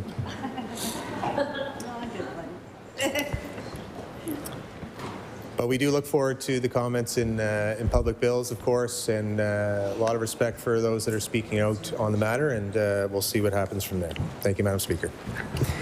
I recognize the honourable member for Queens. Thank you, Madam Speaker. I move to adjourn debate on Bill 200. The motion is to adjourn debate on Bill 200. Would all those in favor of the motion please say aye? Aye. Contrary-minded, nay. The motion is carried. I recognize the Honourable Government House Leader. Thank you, Madam Speaker. Speaker, pursuant to Rule 5C, I move that the hours for March 6th be 9 a.m. to 1 p.m.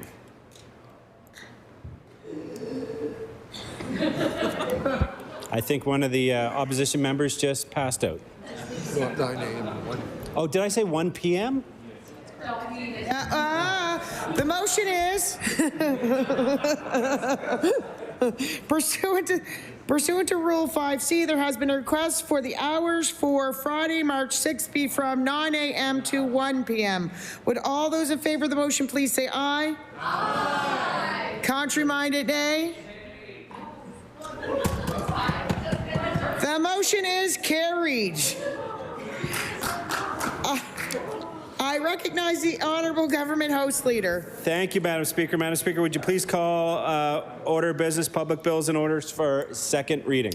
Public bills and orders. I recognize the Honorable Government House Leader. Thank you, Madam Speaker. Would you please call Bill 200? Bill 200. I recognize the Honorable Member for Halifax Armdale. Madam Speaker and members of the legislature, thank you for allowing me to speak to this. Especially as the third speaker, I hope to leave you with some questions, and I have probably 200 questions for the Justice Minister, so I hope the Justice Minister has a sharp pencil. Excellent.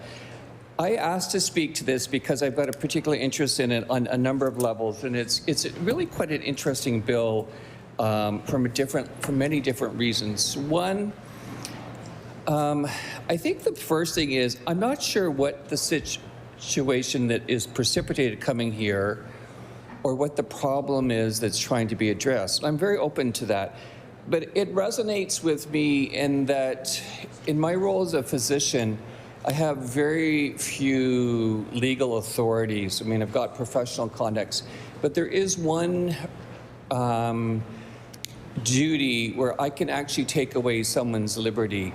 And that's where if I believe someone's, for whatever number of reasons, at a risk to themselves or someone else, I can complete, which most jurisdictions we call Form 1. And that allows me to have that person detained and transferred to another center where there has to be a second opinion.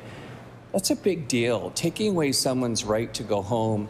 And it's not done lightly. And it's one of the things, it's not done lightly, nor should it be done lightly, because it's got all kinds of implications. If you get it wrong, you're taking away someone's liberties, you're taking away someone's respect and dignity. And so I think there's a bit of a similarity here.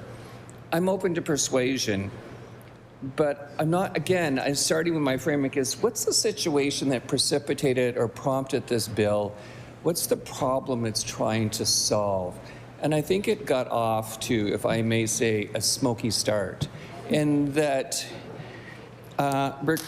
the statements that appeared to come out last December was from the Premier that there was a problem with illegal, unlicensed cannabis shops, or and also secondary to that, there was fentanyl. There was an allegation of cannabis with fentanyl. Whoever said that, that's problematic in itself, regardless of who would say that, for a number of reasons. And it was supported by a personal conversation with a frontline worker, which I believe, and lab results. So what's the problems with that statement is that's what really prompted this conversation that the Premier or someone had with a colleague or a friend? I hope not. And I sincerely question that.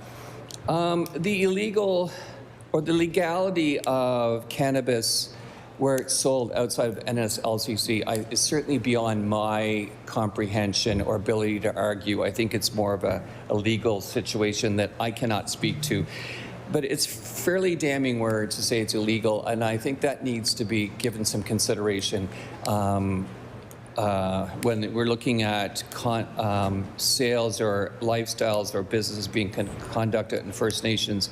I'm not sure how to do, what is the definition of illegal?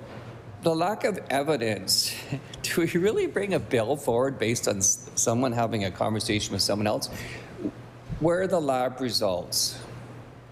I can't apply a diagnosis or come up with a treatment unless I see the lab results. Can we create a policy based on a rumor of lab results? I mean, I'm being a bit cheeky, but honestly, if we're going to use that in our presentation, that statement was contradicted by both two police departments.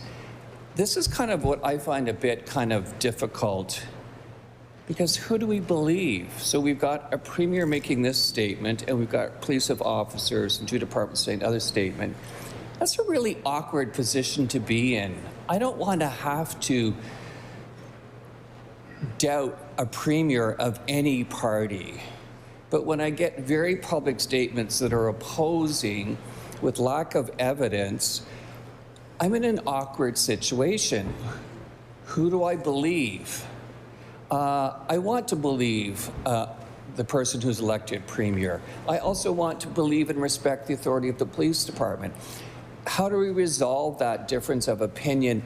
And I found it really awkward going, regardless of my political and partisan stance, many things is, hey, and how do Nova Scotians respond to this? I'll come back to that in a minute. So is that my second framework, is that the background that got us here? So again, my first question to the Minister of Justice, what's the situation or what's the problem that this bill is trying to address? Because I'm not clear. And I'm open to persuasion, but I'm hoping it's more than conversation and lab results that haven't come forward, because I can't accept it on the basis of that. There's other things that came to mind that might be, so cannabis has been legal in Canada since October 17, 2018. It's a relatively short time, but it's a relatively recent time. And we can actually, there's some data out there to suggest what's changed since then. So I'm wondering, I was looking and thinking about that. And that's why I really wanted to speak to this, because I actually found it quite interesting. So what is the reason for this bill? What's the problem it's trying to solve? And what are the issues that might arise with the use of cannabis since 2018? And I hate to admit it, but I was being somewhat nerdy and did some homework on this. One of some very high-level research, I saw that one of the goals of the cannabis bill was to actually decrease illegal use, mean outside of any, I used the term illegal, outside of a provincial authority regulation, so NSLCC in Nova Scotia. There's evidence to suggest that legal sales of cannabis has probably displaced the illegal, meaning, and I'll come back to them, meaning the local drug dealer, by about 70%, and 30% of cannabinoid sales are still probably done by, for lack of words, a drug dealer. But I also want to bring that point up in another context in terms of health and safety. Is this bill under justice intended to have some impact on health and safety? There's a couple things I'm hoping the Justice Minister will consider and think about. Is this intended to have impact on health and safety? For example, is the purchase of cannabis outside of NSLCC contributing to, during cannabis sales in the last since 2018, are there higher rates of impaired driving because of cannabis? I don't know. Is it impacting the safety of people? There is some again, it's only been less than 10 years, but there's some evidence that there's maybe higher rates of poisoning from edibles in children under 10. Certainly what I have seen anecdotally in my clinical practice is an increase of what we call cannabinoid hyperemesis syndrome, and that's where people are coming in with profuse vomiting who've been smoking a lot of pot for many days. And it's difficult to treat unless you recognize why it is. So is the bill meant to tackle that? Again, I'm open.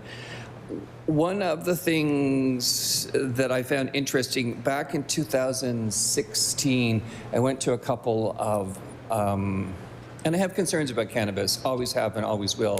I went to some early research presentations done by the local early psychosis unit here, because there is a high rate of association between early use of cannabis and early onset of psychosis.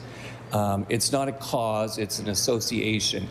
And one of the things that I found really interesting that I'm not sure this bill is going to address, when the early psychosis unit locally back in 2015-16 looked at how do we educate people on the onset of early psychosis, they were going to speak to high school and students. They did surveys and engaged with people. Guess where people were getting, teenagers were getting their pot from it and again, a small study.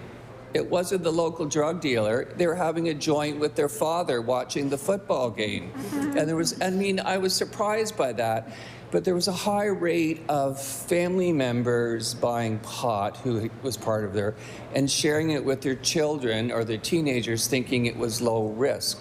And so the early psychosis unit then decided to change the attention to not youth, but to the parents and educate them on the impact that the cannabis can have.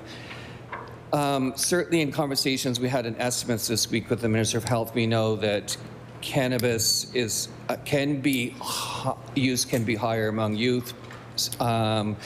It's difficult to really measure that because nobody really wants to self-report. We know that vaping's up, and certainly alcohol can be problematic across the population. So the early evidence, again, we're less than 10 years in, shows that cannabis use is probably leveled off to about 26% of the population, depending on different population. That would suggest 1 in 4. So that might suggest 1 in 4 people in this room use cannabis on a regular basis. But I'm being cheeky in that. So again, I use those as kind of questions is, what's this bill, and I'm open to learning and persuasion, trying to achieve? What's it trying to achieve? One of the problems, if you haven't already discovered, which I find amazing, is the lack of consultation with subject matter experts. I haven't seen anything great. Perhaps it's there and I miss it, law enforcement. But the glaring is the lack of consultation with First Nations. My friends in government, I really have to ask, how many times do you get called out for not consulting with First Nations before it becomes maybe it would be a good idea to consult with First Nations? Might it make bill and acceptance be a little bit easier if we consulted the people who it may impact on? So I really, truly would love to take one or several of you out to lunch and say, how do you, what is it that keeps you from consulting people? Because it's part of change management. So I'm totally, sincerely boggled by the lack of consultations. And I hope sooner or later it becomes part of any process for any bill. Your life might be a little bit easier if that becomes part of the process. The other questions I have with this is, again, what's the bill trying to achieve? Bills have different reasons, regulation, enforcement, and protection. I'm thinking something under justice may be related to protection. I'm not being facetious, I just don't know.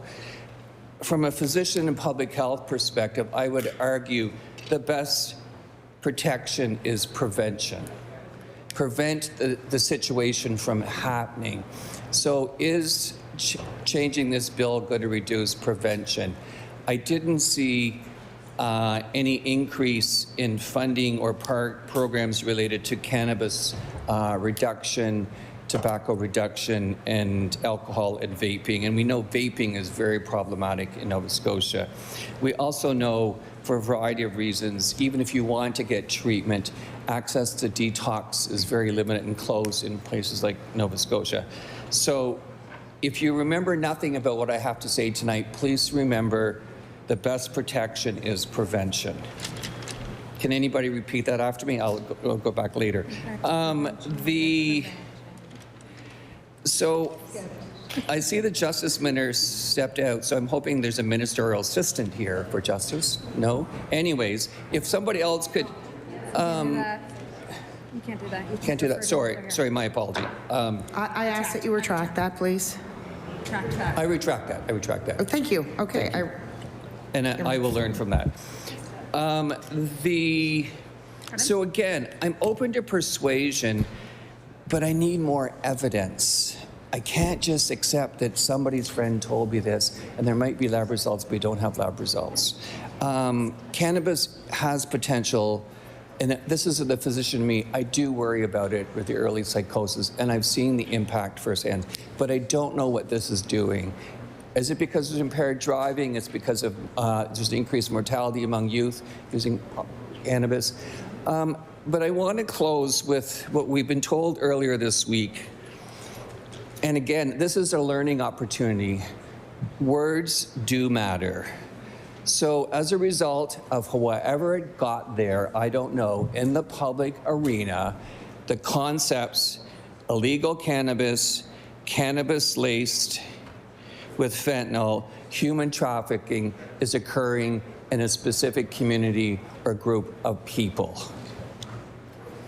You've heard feedback from First Nations on this. My colleagues have spoken to this. What I would suggest is, whether it was intended or not, that causes harm. However it got into the public arena, those words cause harm. And if that was part of the initiation of this bill, those words are in the conversation, and I will open to being challenged, but it appears to come with the initiation of this bill and discussions around it. I've seen this so often, having spent 25 years working with Indigenous community, judgments, assumptions, and I have to take my extra burden of responsibility and be careful with the languages I use. And so I would suggest perhaps this bill, or the conversations leading up to it, and the lack of evidence has added to stereotype, stigma, and may be causing harm. I can't speak for anybody in the Indigenous community, but the community has spoken back. And so I ask for that consideration in the future, not only for this bill, but for any other bills. And again, besides prevention is protection, I would also suggest that could be avoided by consultation. So if you could listen to one other thing, consultation is your best friend. Think about it. So I really found this quite interesting. I do think there's an opportunity here. I'm open to supporting it. I just don't know what the opportunity is. And so I'm looking for more clarification as to what is the situation that this bill is trying to address? What's the background? Can we move past some of the smoke that's got us here, because that wasn't helpful, and look at what is the government trying to achieve with this bill? And please think about I guess my question is, what does success look like? And I would suggest success may be more likely to occur with consultation and being super careful around the language we use. So again, it's the second reading. I'd like to learn more about this, but I think it needs a little bit of more homework and diligence to understand what its impact is. So if we're impacting someone's lifestyle, their freedoms, we've got to look at, are we causing harm? What are the risks versus the benefits? At this point, I'm open, but I'm not seeing I don't know what the benefits this legislation is trying to achieve, but I'm seeing lots of risk and potential harm. So I'm hoping through further discussions we can arrive at what are the benefits, and are the benefits out greater than the risk. But at this point, it needs some more homework. Thank you very much. I recognize the honourable member for Dartmouth North. Well, thank you, Madam Speaker, and I am pleased to add a few words to this discussion. I'd like to start by saying that it has been a good discussion so far, and we've heard a lot of important sort of debate on this important topic. So I want to begin by saying that every member in this House has the same goals, basically. Safe communities, fair laws, and a regulatory framework that actually works for the people of Nova Scotia. And I think these are goals we can all agree on.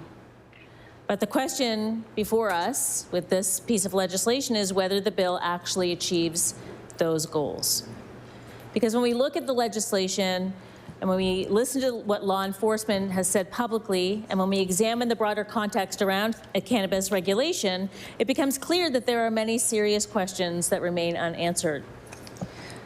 And Madam Speaker, our responsibility is, as legislators, to answer those questions. This bill expands enforcement powers. It increases penalties, it creates new offenses, and it changes the way cannabis cases can be prosecuted in this province. These are not small changes. These are significant changes that affect Nova Scotians, affect businesses, affect renters and landlords, affect Indigenous communities, and affect the justice system itself. And so the question we have to ask is, are the changes based on evidence, or are they based on assumptions? Because good policy, Madam Speaker, must be grounded in evidence. Good policy must be grounded in facts. And good policy must reflect the realities faced by Nova Scotians in communities, large and small.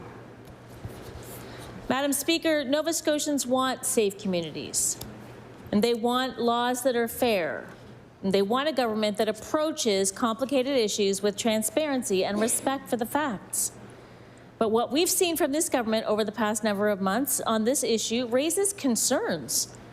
We've heard the claims, we've heard the statements, but we've not always seen the evidence that supports the claims, and that is troubling. So, for example, Madam Speaker, the Premier publicly suggested that illegal cannabis being seized in Nova Scotia had been tested and found to contain traces of fentanyl.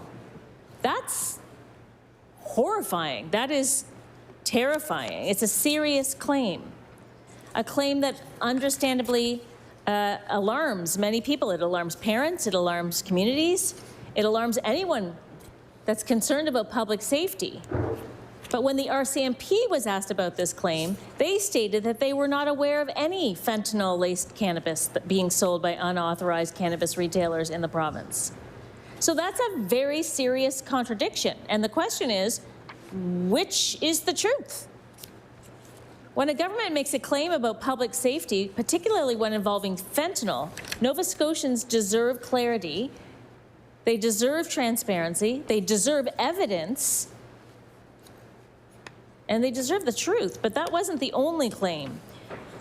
We heard suggestions from this government that there's also a connection between illegal cannabis sales and human trafficking in Nova Scotia.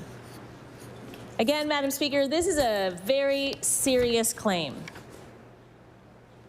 Human trafficking is a horrific crime, and it's something every member of this House wants to see eradicated. But once again, when law enforcement was asked about that claim, the response was very different. The RCMP stated that while both illegal cannabis and human trafficking are very serious issues, they had seen no evidence linking the two. Halifax Regional Police similarly stated that they were not investigating any files where human trafficking and unregulated cannabis sales were connected. Madam Speaker, when the government's claims do not align with what law enforcement is saying publicly, we have to ask ourselves, what's happening here? Are policy decisions being made or being put forward, at least, are they based on verified evidence? Or are they just being made based on speculation? Because legislation like this must be rooted in facts, not fear, not exaggeration, but facts. So now I'm just going to turn to what the bill actually does. One of the most significant provisions in this legislation is the creation of new enforcement authorities. The bill gives the Justice Minister the power to designate individuals who are not police officers to enforce the Cannabis Control Act. This raises a number of questions. Who will those individuals be? What kind of training will they receive? What oversight will exist? What powers will they have? Will they have the authority to enter businesses? Do they have the authority to issue fines? Will they have the authority to seize products? These are not minor administrative details. These are fundamental questions about law enforcement and accountability, and we need the answers to these. Madam Speaker, Nova Scotians deserve to know who will be enforcing the law in their communities. They deserve to know how these individuals will be trained, and they deserve to know how these individuals will be held accountable. We heard from the member for Halifax Needham the other day an incredibly compelling speech about how in her community, policing traditionally has not been the same as possibly in other communities that aren't communities of African Nova Scotian people. We know, based on all of the evidence that has come through about street checks, that black kids and black people, black men mostly, are 6 times more likely to be stopped than white men by the police. That's an alarming statistic. And since those reports came out, there's been some work being done by the Halifax Regional Police, by the RCMP. So when we have these new law enforcers on cannabis, illegal cannabis, are they going to get all of that new training that the HRP and RCMP are doing? Because this could set back the work that's being done in this area, and some would say that work is not being done enough or fast enough. I mean, most people would say that probably if you're a person of color. But regardless, everybody in this province needs to know how these individuals are going to be trained, how they will be held accountable. We're told something similar exists for illegal tobacco enforcement, but that comparison raises its own questions. Is the government proposing a similar enforcement structure for cannabis? And if so, what lessons have been learned from tobacco enforcement? Has the model been effective? Has it been evaluated? Has it improved the compliance? Or has it simply added another layer of enforcement complexity? These are questions that deserve answers. Another major change in this legislation concerns penalties. The bill adjusts maximum penalties and introduces minimum penalties for certain offenses. It also limits the discretion judges have to reduce penalties in specific circumstances. Madam Speaker, judicial discretion exists for a reason. It allows judges to consider the circumstances of each individual case. It allows them to consider the broader context, and it allows them to ensure that penalties are proportionate and fair. But this legislation reduces that flexibility. Previously, judges had the ability to reduce penalties if applying the full penalty would cause unreasonable harm to a marginalized individual. This bill restricts that discretion. So the question is, Madam Speaker, why? Why is this government limiting the ability of judges to exercise judgment? What problem is this change intended to solve? And what analysis has been done regarding the potential impact on vulnerable communities? Madam Speaker, justice must always be applied fairly and equitably. And fairness requires flexibility. It requires the ability to recognize that not all cases are identical. Another provision in this legislation changes how cannabis offenses can be prosecuted. Under the proposed amendments, cannabis believed to have been illegally sold or distributed would no longer need to be tested. Prosecutions could proceed based on appearance or odor. Madam Speaker, this is a significant shift. Testing has traditionally been used to confirm the nature of substances in legal proceedings. Testing provides certainty. In fact, when the Premier, as I already spoke of, talked about how there was cannabis that was tested and it was found to have been laced with fentanyl, and then the RCMP said, actually, we've never had a case like that. Well, testing is how we were able to discover that disagreement of facts, shall we say. Testing provides certainty, testing provides evidence. And removing that requirement raises important questions about due process and evidentiary standards. How reliable is identification based solely on appearance or I can't even say that name, that word, odor? What safeguards will exist to prevent mistakes? And how will this affect the fairness of prosecutions? These are not abstract concerns. They are real questions about how the justice system functions.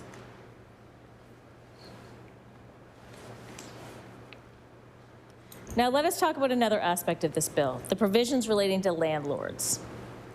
This legislation would prohibit landlords from allowing premises to be used for the sale of cannabis outside of the regulated system. And it would introduce fines ranging from $5,000 to $25,000 for landlords who knowingly allow unregulated cannabis dispensaries to operate on their property. Madam Speaker, on the surface, that might sound straightforward. But when we look more closely, it raises several concerns. First, how will landlords determine whether a tenant is operating in an illegal cannabis business? Second, what level of knowledge is required for the landlord to be considered responsible? And third, what impact might it have on tenants? We know that discrimination in housing is already a serious issue. Tenants who operate legitimate businesses sometimes face additional scrutiny from landlords. Could this legislation create another reason for landlords to reject tenants? Could it disproportionately affect certain communities? These are real concerns that must be addressed. Madam Speaker, it's also important to consider the broader context of cannabis retail in Nova Scotia. Currently, the Nova Scotia Liquor Corporation operates over 170 retail and agency stores across the province, but only 51 of these locations sell cannabis. That means large parts of this province have limited access to legal cannabis retail, particularly rural communities. And when access to legal product is limited, what happens? People look elsewhere. This is not complicated. This is not rocket science. In fact, I remember when we debated this bill way back when cannabis was legalized. We talked about this. We rang that alarm. If legal access is limited, the market will respond. That is basic economics. Interestingly, the Nova Scotia Liquor Corporation's own financial results show that cannabis sales increased by more than 10% in a recent quarter. And that tells us something. It tells us that Nova Scotians are willing to purchase legal cannabis when it's available, when it's accessible, when it's convenient. So perhaps the question we should be asking is not simply how to increase enforcement around illegal legal cannabis retailers, but perhaps we should be asking about whether the current legal retail system is adequately meeting the demand. Because if legal access is insufficient, enforcement alone will not solve the problem. Madam Speaker, there's another dimension to this discussion that we cannot ignore, and that is the relationship between cannabis regulation and Mi'kmaq communities. In April of 2025, the government announced the Mi'kmaq communities would be able to open legal cannabis retail stores on reserve through agreements with the Nova Scotia Liquor Corporation. That announcement was presented as a step toward partnership, a step toward economic opportunity, and a step toward recognizing Indigenous participation in the legal cannabis economy. And here we are. What did I say? That April 2025. Just going on a year, Madam Speaker. That announcement has gone nowhere. The stores have not opened. So we have to ask, why is that? What barriers remain? What conversations are happening with the Mi'kmaq? How does this legislation affect those discussions? Madam Speaker, if we are serious about reconciliation, then Indigenous communities must be true partners in economic development opportunities like cannabis retail. Not afterthoughts, not symbolic participants, true partners. And that means meaningful consultation. It means collaboration. And it means ensuring that legislation does not create unintended barriers.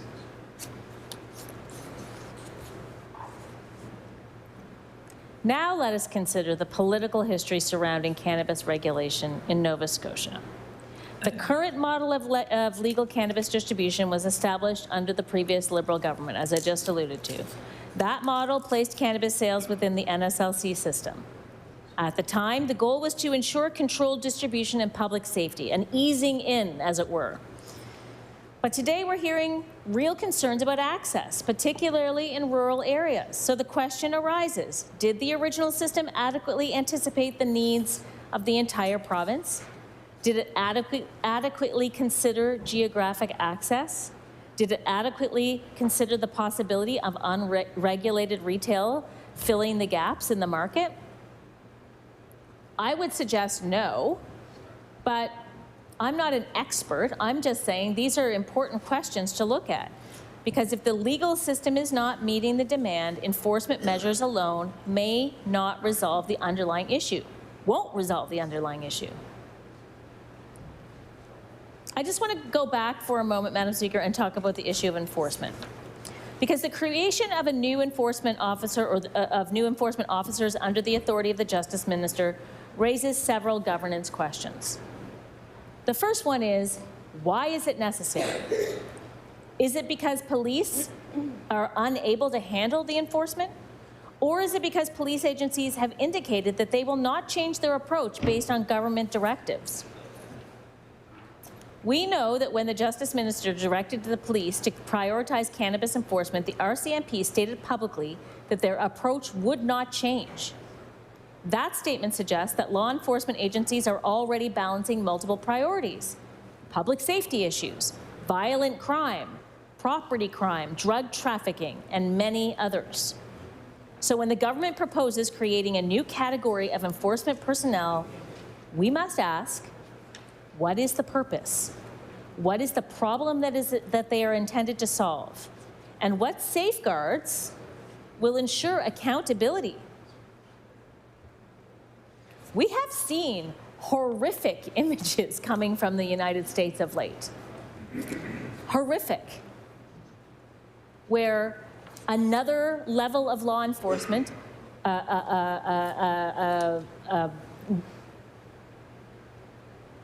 I don't know what the word is, a band of law enforcement agents have been unleashed on communities in the United States of America, and people are dying. People are literally getting shot by them in the street. People are getting arrested by them and hauled away and caged with no evidence. There's no, it seems to me, from this side, there's no accountability. We don't want something like that to happen in Nova Scotia. Madam Speaker, Nova Scotians deserve clarity. They deserve transparency, and they deserve legislation that is grounded in evidence rather than assumptions. This bill raises many questions. Questions about enforcement, about penalties, about Indigenous partnerships, about access to legal cannabis, about the questions about the role of landlords, and questions about judicial discretion, and questions about the evidence used to justify the existence of these changes. And these questions deserve answers because good legislation requires careful scrutiny, it requires open debate, and it requires a willingness to listen to the concerns raised by the members of this House and by Nova Scotians themselves. As I said at the beginning, the goal should always be safe communities and fair laws. And achieving that goal requires thoughtful policymaking, and it requires collaboration and transparency. Nova Scotians deserve nothing less. With that, I will take my seat. Thank you. I recognize the honourable member for Fairview Clayton Park. Thank you, Speaker. There have been a lot of great questions that have been raised in the second reading of this bill. And so I do look forward to hearing the minister's responses to those questions. So I would like to start by echoing the question that was raised by my colleague, MLA for Halifax Armdale, and that is, what's the problem that we're trying to solve here? What happened for this type of targeted effort to need to come up? We know that we all want our communities to be safe. We want to make sure that there's a justice system that works properly for everybody and that the law is, laws are fair. But a few different concerns that I have about this bill are the expansion of enforcement powers, the increase to penalties, the creation of new offenses, and the changes to the way that cannabis cases will be prosecuted in the province. What I would like to start with is the impact it's going to have on Indigenous communities, as well as sort of in one point together, the RCMP saying that they were not aware of fentanyl being in any illegal cannabis in Nova Scotia. And so Nova Scotia's RCMP says it's not aware of any fentanyl-laced cannabis being sold by unauthorized cannabis retailers in the province after the Premier made this claim in a news conference. The Premier's remarks came amid growing tensions between the province and Mi'kmaq communities after a directive earlier this month from the Attorney General and Justice Minister ordered the province-wide crackdown on illegal cannabis. The directive calls on all police agencies in Nova Scotia to prioritize shutting down every unauthorized cannabis dispensary, regardless of location. And I highlighted that part twice, regardless of location. I'm not a legal expert on, and I try to get better on the exact ways in which the treaties that we have with the First Peoples of this land work when it comes to trade. However, even as someone who is not fully educated on that part, the regardless of location definitely raised some red flags for me. And while this government has claimed that this is not a targeted bill, it's not something that's supposed to be targeted at Indigenous communities,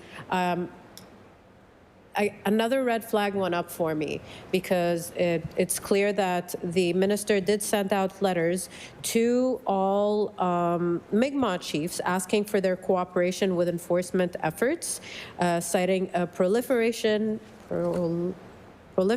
of illegal cannabis dispensaries that are largely concentrated on First Nation reserves across the province.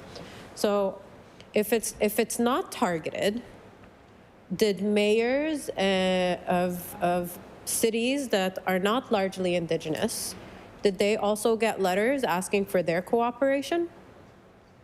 I don't believe that's the case. It seems that these letters only went out to Mi'kmaq communities. The Premier is, in the article here, has dismissed calls to repair the relationship between the government and Mi'kmaq communities, saying that the province has met its duty to consult. Now, I've mentioned this previously in the House. There's these nice little booklets that talk about truth and reconciliation that are available for free in a lot of places, but I have one, and I've read through it several times, and it's clear that consultation is not even the bare minimum. It's like a step below that. Consultation is one thing. What's really required for true reconciliation is consent. These communities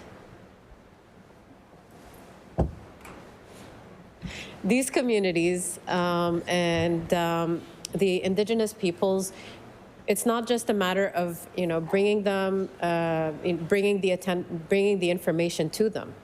It's a matter of ensuring that this is something that is okay with those communities. And clearly, based on news articles that have come up in the recent months following these raids, that they are not in agreement. And so it does make me question the Premier's wording saying that there's no need to repair a relationship because the government has done what it needs to do.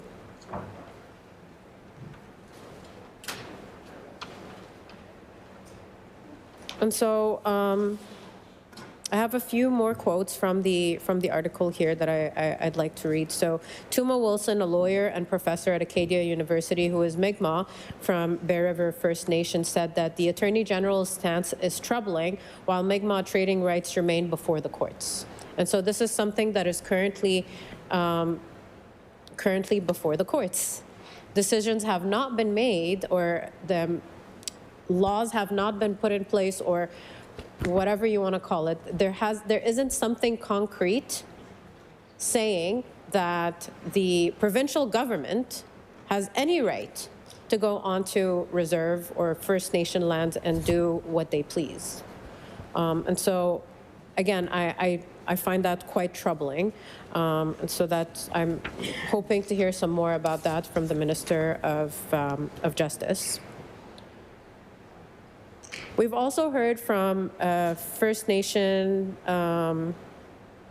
band counselors and chiefs that these stores are beneficial for the community for a few different reasons, but a few of them being creating employment and supporting entrepreneurship. And so, you know, talking about wanting to make sure that our economy is thriving, looking at shutting these down, wrongfully so, in my opinion, until I hear some evidence otherwise, is impacting the jobs and livelihoods of those peoples. And so it seems that the aim here is really, unfortunately, to keep pushing down communities that have already faced significant systemic barriers.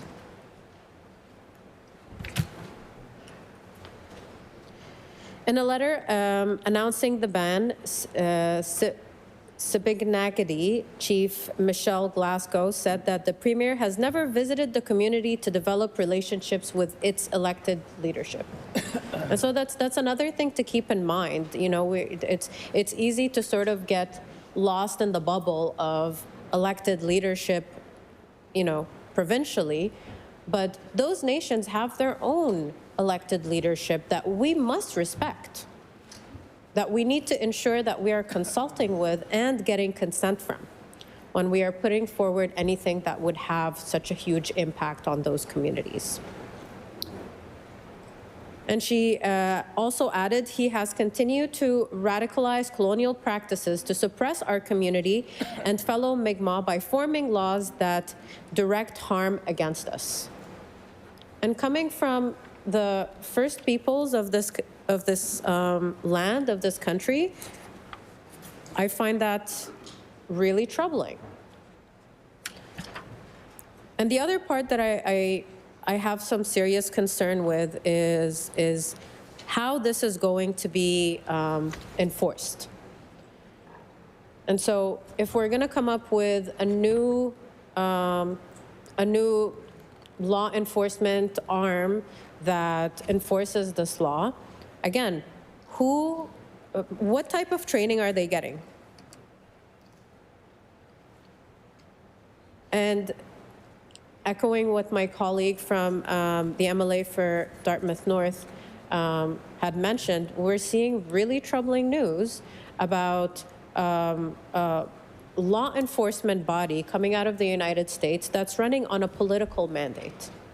Because that's the reality at the end of the day. This is a policing force that's going to be answering to the Minister of Justice and not really governed by regular policing regulations. And so what's that going to look like? What type of impact is that going to have on racialized communities that are already facing over-policing? And what's the plan in the meantime? Because it's clear that the RCMP and the HRP are not really on board with this. The Nova Scotia RCMP say that they have no plans to change their approach to tackling illegal cannabis in the province, despite the new provincial directive calling for a police crackdown. They already have in place units that deal with drug enforcement throughout the province, and they will continue to do that very important work. But it's business as usual for them. Wayne McKay, professor at Dalhousie University in Halifax, said that it's unusual for a provincial government, to be directing the police in such a way, and thinks that it's very wise that the Nova Scotia RCMP do not intend to alter the operations based on this directive.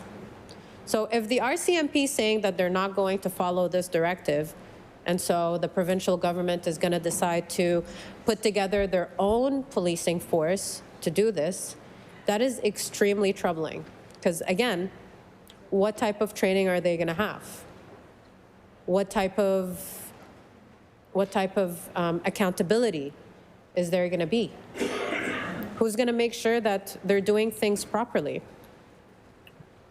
And we've seen similar bodies in the U.S. be able to literally get away with murder. And so what's this going to look like for us here in Nova Scotia? Specifically, what's it going to look like when the directive obviously directs them to First Nations,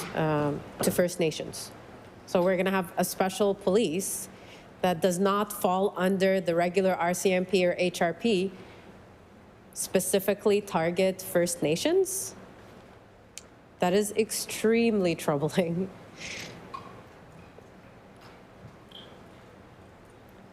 And so going to the, just quickly gonna gloss over the fact that, while the RCMP is concerned both about illegal cannabis and human trafficking, there hasn't been any evidence linking the two.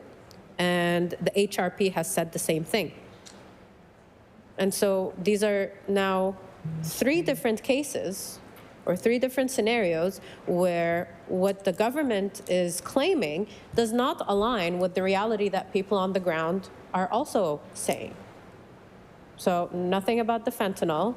They don't agree with this policing, and that there's no connection between illegal cannabis and human trafficking. And so this goes back to, what is the problem that we're trying to solve here? What is the issue that this bill aims to address? Because so far, the reasons that the government is claiming for wanting to bring this bill forward and the facts we're hearing from people on the ground are not aligning. Why?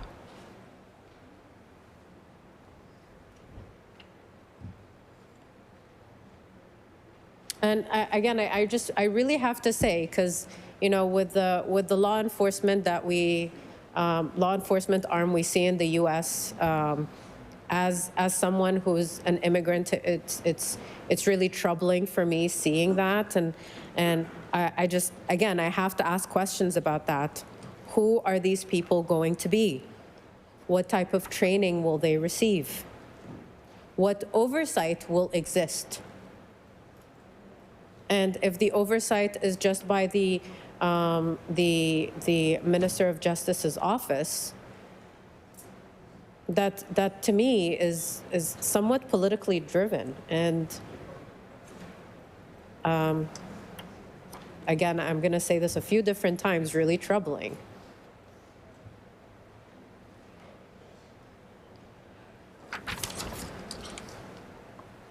So Nova Scotians deserve to know who are those people that are going to be enforcing those laws in their communities. They deserve to know how they're going to be trained. They deserve to know how they will be held accountable. And we are being told that something similar exists for tobacco enforcement. And so the question is, are there any reports on the effectiveness of this tobacco enforcement? Is there anything we learned from that we can apply to this law enforcement body that would make sure that we're doing it correctly? Has this been evaluated? Again, has there been any reports on the effectiveness of this? So again, there's really a lot of questions that I look forward to hearing the minister's responses on.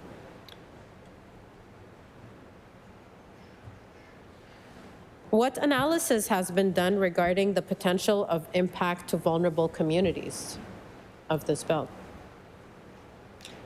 Justice must be applied fairly, and would love to hear more about why now, what's the reasoning, because the 3 that we've heard so far are being contradicted by police, are being contradicted by the public, are being contradicted by Mi'kmaq chiefs.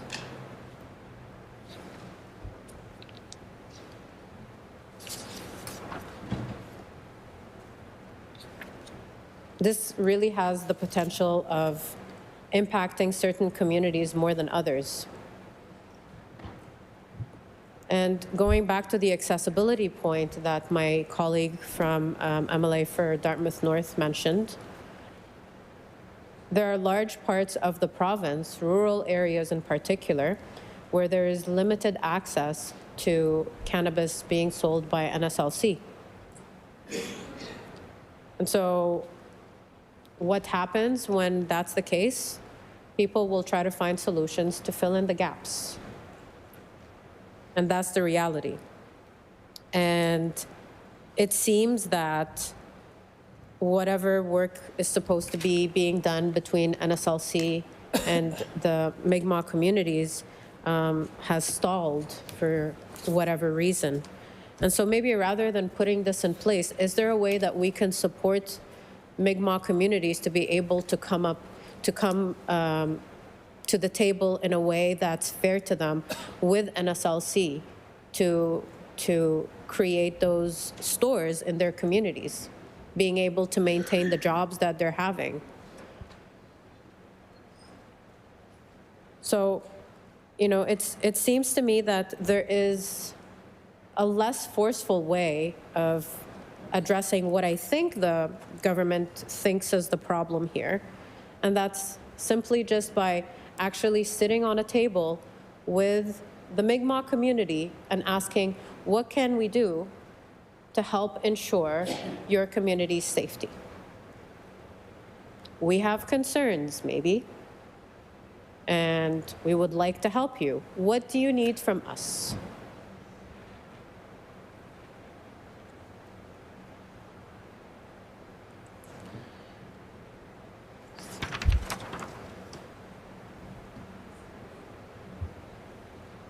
So since this was announced in April of 2025, the potential for a partnership between NSLC and Mi'kmaq communities, no stores have opened.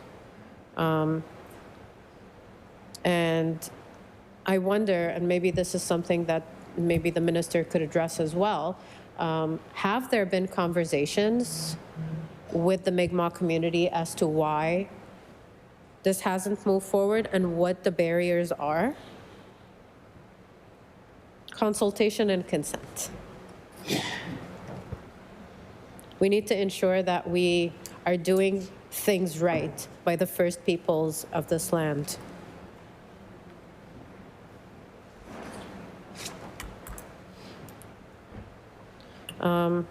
Much of what I have here is really mostly a repetition of what's already been said. So I think, you know, I'll just end with saying that we agree that we want safety, we want communities to be healthy, and we want to make sure that when we're making policy, it's thoughtful. And if we're going to bring about policy like this one, that we're really thinking of every possible solution to address whatever the problem or the question may be before going into it hot like this. It requires collaboration, it requires transparency, and again, consultation and consent. And with that, I'll take my seat. Thank you, Speaker. I recognize the honourable member for Dartmouth South. Thank you, Madam Speaker. I'm pleased that the questions regarding this bill have been articulated so many times, and I think so clearly. And I'm just going to add a few words to those of my colleagues. Bill 200, an act to amend the Cannabis Control Act. I think I'm one of the few members who was in this House when we debated the legalization of cannabis. One of the many times over the years that the federal government has been vilified by one party or another. But at that time, it was the PC party who was steadfastly opposed to the legalization of cannabis and spent many days in this House arguing about the ills and dangers of cannabis, particularly for young people. And as we've heard in this debate from members, I think on most sides of the aisle, there's no dispute that, you know, cannabis, like all drugs, like alcohol, like narcotics, can be dangerous. But as my colleague, the member for Halifax Armdale pointed out, that's actually not dealt with anywhere in this bill. And in fact, this bill doesn't actually seek seemingly to do much other than create confusion and possibly recoup some revenue. And a number of members have asked, you know, what problem is this bill trying to solve? What question is it trying to answer? But I think that there were some actually like very questionable premises put forward before this bill was introduced. So, you know, we had the Premier talking about, you know, overt connections between cannabis dispensaries and human trafficking. That was then refuted by a number of experts and law enforcement agencies. We had the Premier, you know, talking about, you know, what law enforcement had or hadn't been directed to do. There's been a lot of confusion, Madam Speaker. And this is confusion with our existing law enforcement. And so, as many others have expressed, I think we have quite a bit of concern on this side of the House about creating new sort of a new category of law enforcement officers. I think when those debates were happening about the legalization of cannabis, the Justice Minister of the day, I believe, he might be watching, he does that, so he'll tell me if I'm wrong. I think he went into it reluctantly, actually. He had been RCMP himself. He certainly, you know, wasn't a love and light and hippie hangout kind of a guy. I don't think he'd be offended if he heard me say that on the floor of the legislature. And he was concerned, and you could tell in the way he was debating the bill at the time that he was really concerned. But I would submit, Madam Speaker, that concern led him to make a mistake. And that mistake was to bring in the most restrictive sales regime in the country. And I believe he did that. I think his intention was good. I think he wanted to protect the public from what he saw as a very harmful substance. I think he wanted government to control as tightly as possible the distribution of that substance. But before that bill passed, Madam Speaker, as soon as that was introduced, I know that minister was approached by Mi'kmaq leadership. And I know that he and the Premier of the day, through different channels, I don't know, I wasn't privy to the conversations, were warned that if they didn't find a legal path on reserve, that there would be a different path taken. And they were urged to work with Mi'kmaq communities to find an option. And the government of the day elected not to do that. And I believe, and then this government you know, I think once or maybe twice has opened up the sale, has added more retail outlets, and has also failed to do that. And I believe that it is those failures that have led us to where we are today.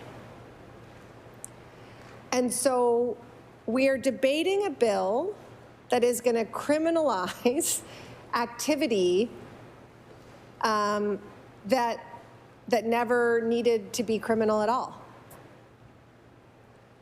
And this in a province that has a history of structural racism. This in a province that is cutting programs to Mi'kmaq communities across the board. I really think that the government should pause and think about this bill. Not the intent of the bill, but the way that this bill is being perceived. Because this government, Madam Speaker, has a problem right now. I mean, I think they have a few problems, but for the purposes of this bill, this government has a problem right now. They're not engaging with Mi'kmaq communities, period. They're cutting funding to Mi'kmaq communities. People are angry, they're upset. And the response to that, Madam Speaker, should be to hold, roll back the cuts, which don't have a huge impact on the budget or the deficit, and sit down with the Mi'kmaq chiefs and work it out. And after that happens, if there's more housekeeping that needs to happen around regulating supply, do that then, Madam Speaker. But I submit that doing it this way is going to sow division, is going to create problems, is going to continue to foster mistrust. It's heavy-handed, Madam Speaker. And, you know, again, whether or not it's necessary, I think it's a blunt instrument. It's a blunt instrument designed to solve a complex problem that was at least in part created by this government and that was almost completely created by predecessor governments. Like, it's all of our fault. But we are, with this bill, not taking any responsibility, and I submit that we're creating more challenge and confusion. And so, you know, the specific provisions of this bill have been canvassed in depth. I don't think I need to do that. But I will say, just for the record, that I think there are some troubling ones. Designating persons other than police officers, I question why that's necessary. We have RCMP officers across this province. We have other police forces. They have training, they are specialized, and yet, as the member for Halifax Needham spoke about a couple of nights ago, we still have issues with the way that racialized communities are policed. And so why would we think that those issues would be any better with a less trained, less engaged, newer class of enforcement officers? I mean, I think some of this is just how we approach whether we think that stricter penalties are going to make a difference. Maybe they will, maybe they won't. I guess we will find that out in the fullness of time. But the reduction of judicial discretion, I think, is also troubling. That kind of discretion exists in our legal system Again, because of the history we have with the differential way in which different communities are policed.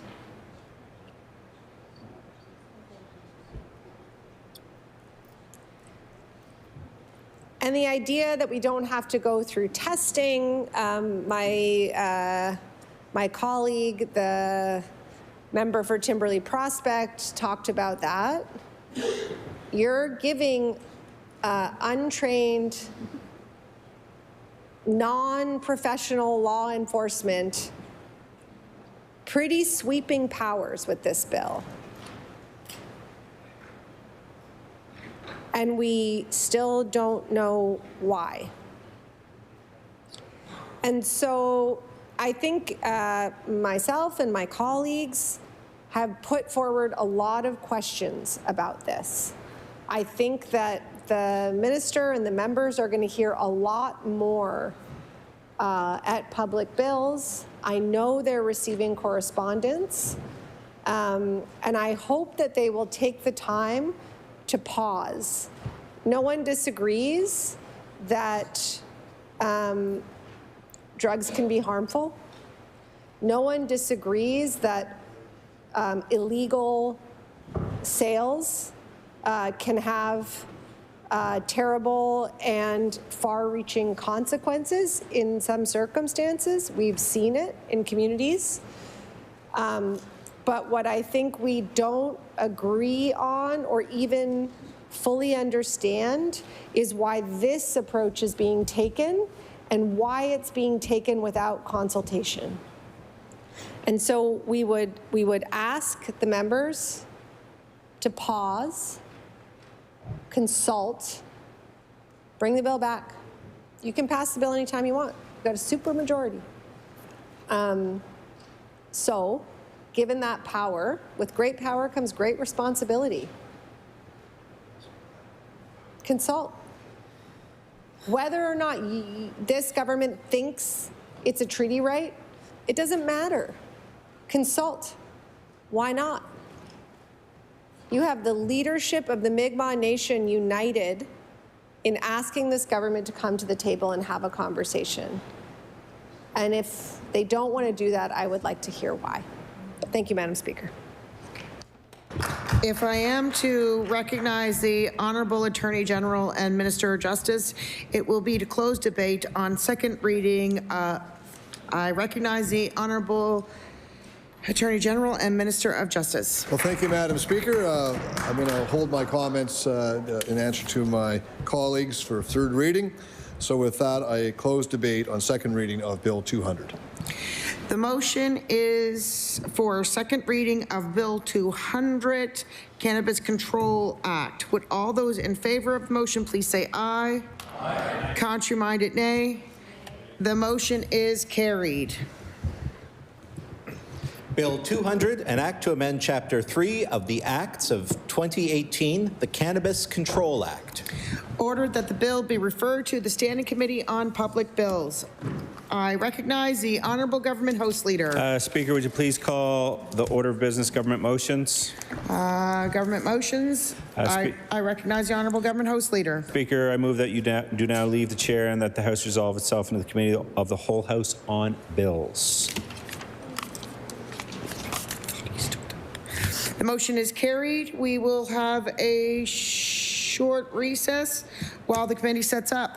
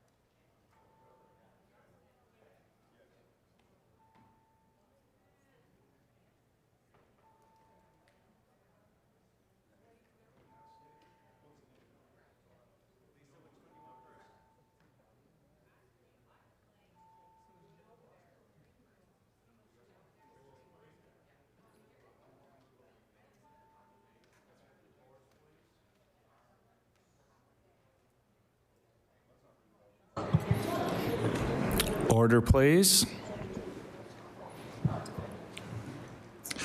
I recognize the Government House Leader. Thank you, Mr. Chair. Mr. Chair, could you please call Bill 203 and Act to amend Chapter 1, 1992 supplement of the revised statute of the 1989, the House of Assembly Act? Bill 203, an act to amend Chapter 1, 1992 supplement of the revised statutes, 1989, the House of Assembly Act. I recognize the clerk. Chair, Bill 203 was referred to the House by the Standing Committee on Public Bills on March 2nd, 2026, and contains 4 clauses and a preamble. Is there any debate on Clause 1? Shall Clause 1, there we go. I recognize the member for Halifax Citadel, Sable Island. I would just like to stand up and just generally, obviously, we're happy to see this process come to closure. We are concerned. We do think that the process, though, has resulted in 2 different ridings. We strongly support that that we have 2 by-elections for everybody in those 2 areas. But and I think I just also, I want to call attention to the fact that, we're seeing concern from the Acadian community about cuts in their budgets and concerns. I spoke to folks today at the flag raising, so that's something that we really need to keep in mind. Awesome. Okay.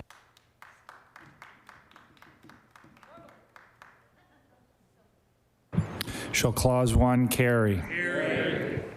It is carried. Is there any debate on Clause 2? I recognize the member for Sydney, member 2. Thank you, Mr. Chair. Mr. Chair, I have a change sheet here. Page 1, subclause 2.3, proposed subsection 4.2b, striking out Inverness as the recommended for the remaining part of the electoral district of Inverness, and that the electoral district immediately before coming into force of this section is substituting Inverness Waikagama as recommended.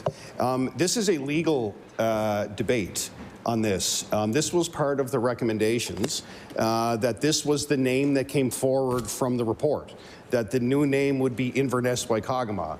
This is very similar to the conversation, Mr. Chair, that we had when we went through the boundary review in Sydney. There was a lot of conversation at the time about reflecting the importance and the significance of the community of Member 2, why we have Sydney Member 2. It would be no different than my colleague from Churl, Bible Hill, Millbrook, Salmon River, reflecting the First Nations community within the name. And I'm sure there's other examples here, and we see it at a federal level too as well. The new name should be Inverness Waikagama. It is a recommendation, and I would argue that it is legally binding. And we can try to get clarification on that. But this is an important clause. This is an important amendment because of the work that the commission did, but also a reflection of a beautiful First Nations community within Cape Breton that should be recognized in the name of a provincial electoral district. And it's an easy change. All we're doing is following the recommendation of the report. That's it. That the new name going forward would be Inverness Waikagama. So I would encourage my colleagues. This is something that they can do right now. We can make this official, and it would show a sign of good faith. It would show a sign of good faith and goodwill at a time when you have a budget in place that is absolutely decimating Mi'kmaq programs across Nova Scotia. This is part of reconciliation. It absolutely is, and this is the same conversation we had as a community when we were deciding what the new name of the riding of Sydney would be. This is another great opportunity for all of us, not just the government, all of us as elected MLAs, to come together and show the respect that is deserved, to show the respect of the First Peoples of this province that their names of their communities are represented in the provincial electoral districts. So I'll leave it at that for now. It's pretty straightforward for me. As I said, this is the recommendation for the name. I'm surprised that there would be any resistance to it. I think that it just enhances the name of the constituency and really shows the respect that it deserves. So with that, Mr. Chair, I'll take my place, and I hope the government votes for this. I recognize the member for Dartmouth North. Yeah, thank you very much, Mr. Chair. I just want to add our support for this amendment. We live on unceded Mi'kmaq territory, in unceded Mi'kmaq territory.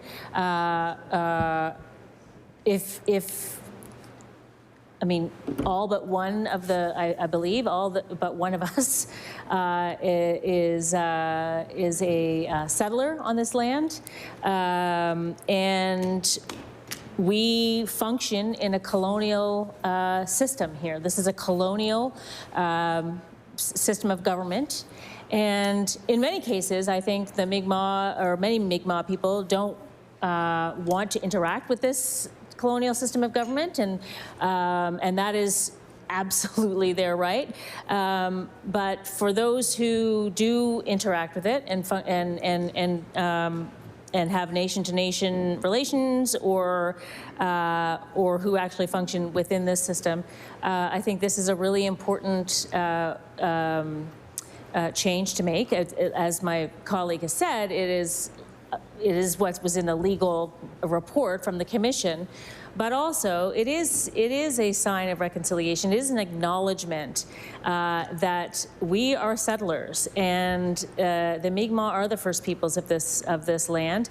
And frankly, I think we should do more of it. I think we should. I mean, if desired by the Mi'kmaq communities, and of course they don't speak as one community, as no one does really. But if desired, I think we should be looking for more opportunities to change riding names to reflect the Mi'kmaq names that all of our communities have. In fact, I represent Dartmouth North, and the Mi'kmaq word for Dartmouth North is Dartmouth is Bunamu Gwadij, which means the land of the tomcod. The Mi'kmaq names that are of the places that we live often give us information about the place that we live, the land of the tomcod. I didn't know that's where the tomcod hung out, was on the Dartmouth side of Halifax Harbor, of Jabukduk, the Great Harbor. The more we can learn about our land, and the stewards of the land are the Mi'kmaq people, the better. And so I'm happy to support this. It's really, truly feels like a no-brainer. And I think we should make this change tonight and go forward in a good way. Thank you.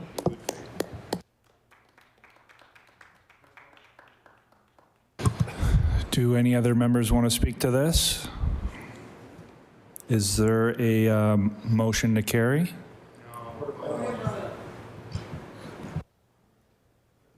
Okay, there will be a recorded vote.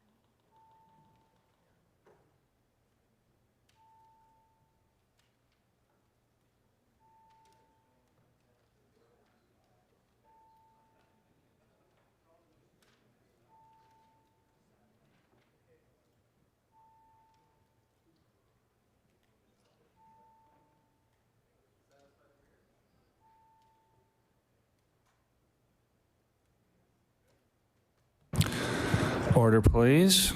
We will be doing a recorded vote. I recognize the clerk. Brian Comer. No. Nolan Young. No. Kim Masland. No. John Lohr. No. Brendan McGuire. No. Tim Houston. Barbara Adams. Michelle Thompson. No. Fred Tilley. No. Dave Ritzie. No. Twyla Gross. No.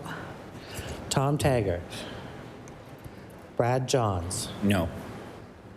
Danielle Barkhouse. Adegoke Fadare. Susan Corkum Greek. No. Leah Martin. Chris Palmer. No. Melissa Sheehy Richard. No. John A. McDonald. No. Brian Wong. No. Trevor Boudreau. Brad McGowan. No. Kyle McQuarrie. No. Tim Outfit. No. Rick Burns. No.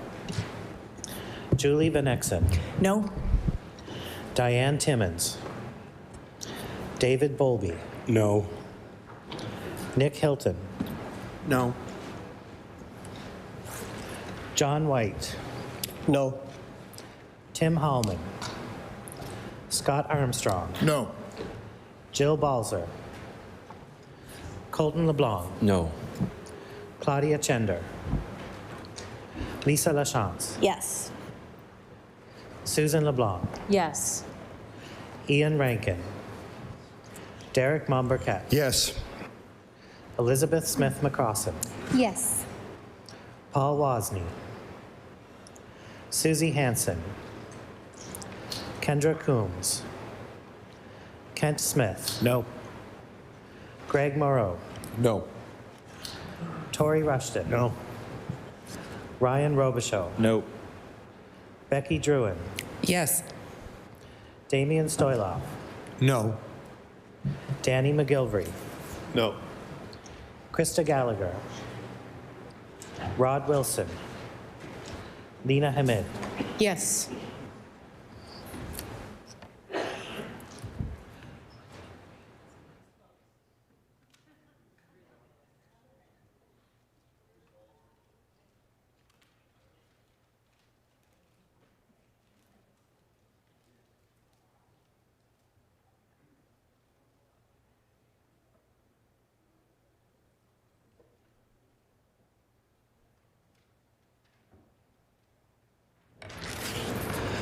The results of the recorded vote are as follows: yeas 6, nays 31. The amendment, Lib 1, is defeated. Shall Clause 2 carry? Carried. Shall Clause 3 carry? Carried. Is there any debate on Clause 4? I recognize the member for Sydney Member 2. Thank you, Mr. Chair. Pages 1 and 2, Clause 4, delete and substitute the following. The new electoral districts created by this act are deemed on the coming into force of this act to have become vacant within the meaning of Section 10 of Chapter 1. And the rationale for this is that when you carve out Shetty Camp and the surrounding area, that's going to be part of the new riding that was decided by the Commission. That went out and did the independent work. You now have the riding of Shetty Camp and you have the riding of Inverness-Waikagama, and I'm going to call it that because it's legally in the documents. They're going to take you to court over it, 100%, and they have all the groundwork to do it, and I can't believe that people just voted against it based on the fact that it's actually binding, and we have ridings all over this province that are representing First Nations community, and it was the easiest thing to do to show reconciliation, to show respect, and the government just voted no against it, which is going to go on fire tomorrow, guaranteed. But on this clause, what we're arguing, it's no different if they carved Member 2 out of Sydney. It drastically changes the riding. It does. It drastically. It would be no different, Mr. Chair, if in your riding or any other riding in this province, you're in a situation right now where you're carving out thousands of votes within a current constituency. and we argue that both the Shetty Camp riding and Inverness Waikagama need to be vacant at this time, and there should be elections held in both. So that's our argument at this point. I'm just really kind of shocked that the government couldn't see the value of putting Waikagama in the name of Inverness. I recognize the member for Fairview Clayton Park.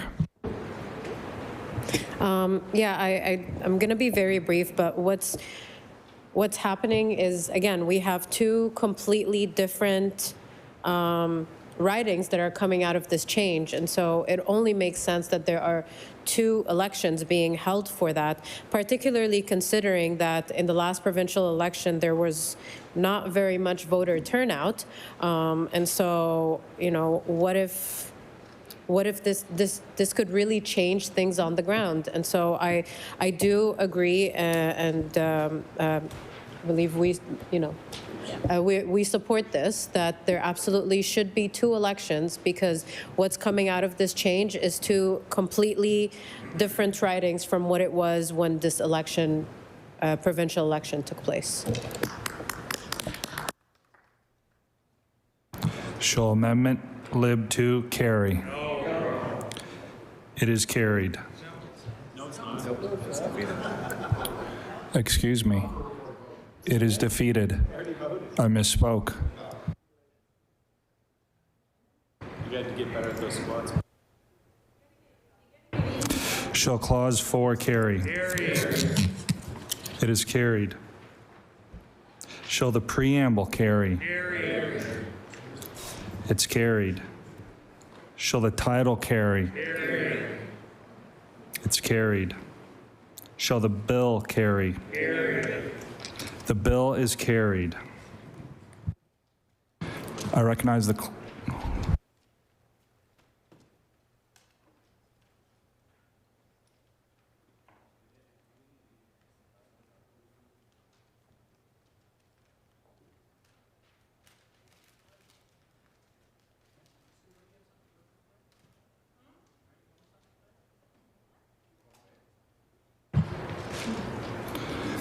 I recognize the Honourable Government House Leader.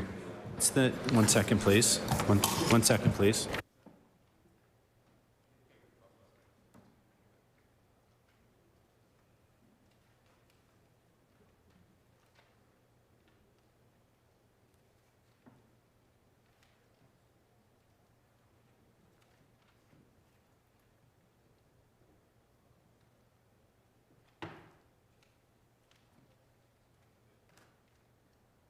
I recognize the Honourable Government House Leader. Chair, would you please call Bill 205, an act to amend Chapter 5 of the Acts of 2011, the Elections Act, the Chapter 1, 1992 supplement of the revised statutes, 1989, the House of Assembly Act.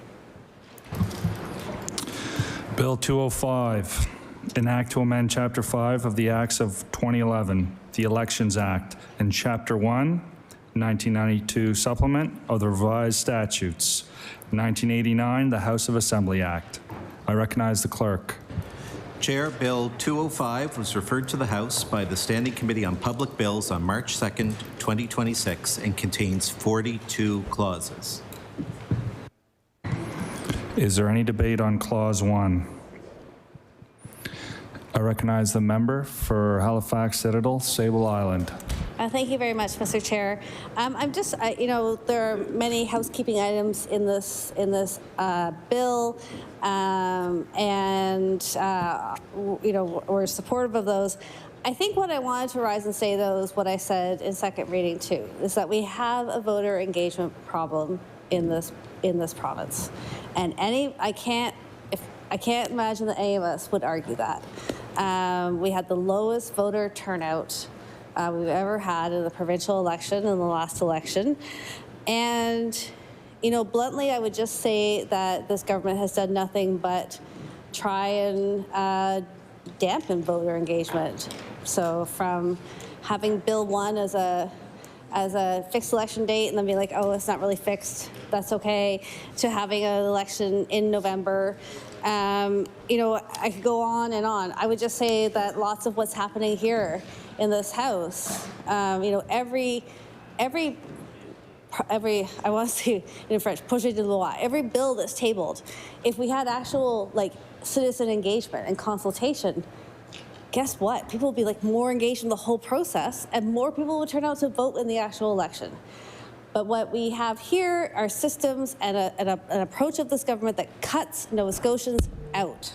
Like, not even sort of, like, not even the communities affected, not even perhaps on a more technical issue, the so-called experts, like, not even, like, we just cut everybody out on, this government cuts everybody out on every bill that's being developed.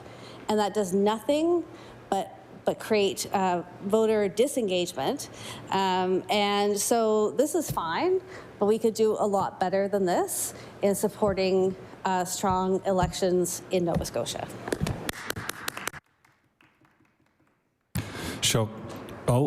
I recognize the member for Cumberland North. Thank you, Mr. Chair. Okay. So do I had... They have to pass on. You'll pass on changes. Yes. Sorry, I'm just not sure what to do. Order, just 1 second.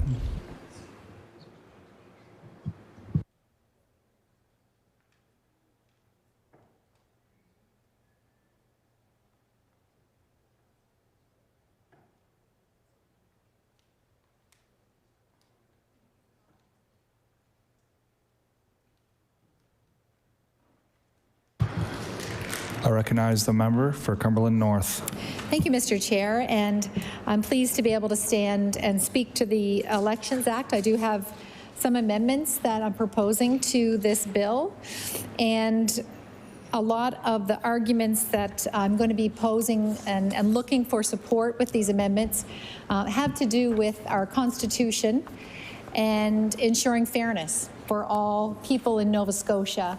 So I'm not really putting these forward for myself because I'm here. I've been able to be elected as an independent, but there's many people in the province that may want to in the future that may not have the opportunity because of the current rules in the Elections Act. And even just what's happening right now, like we had no idea, or at least I didn't, here in this chamber that this was happening tonight. I didn't know that Committee of the Whole was going to be called. I didn't know that I had to have my amendments ready. It would have been nice for there to be some communication with us here in opposition to know what bills were going to be called and in what order, just out of respect. But I will speak more when my amendments is called on Clause 12, but I look forward to sharing some comments at that time.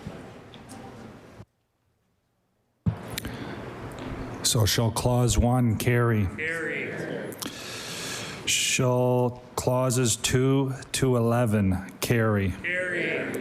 Carried. Shall Clause 12? Carried. Oh, any debate on Clause 12? I recognize the member for Cumberland North.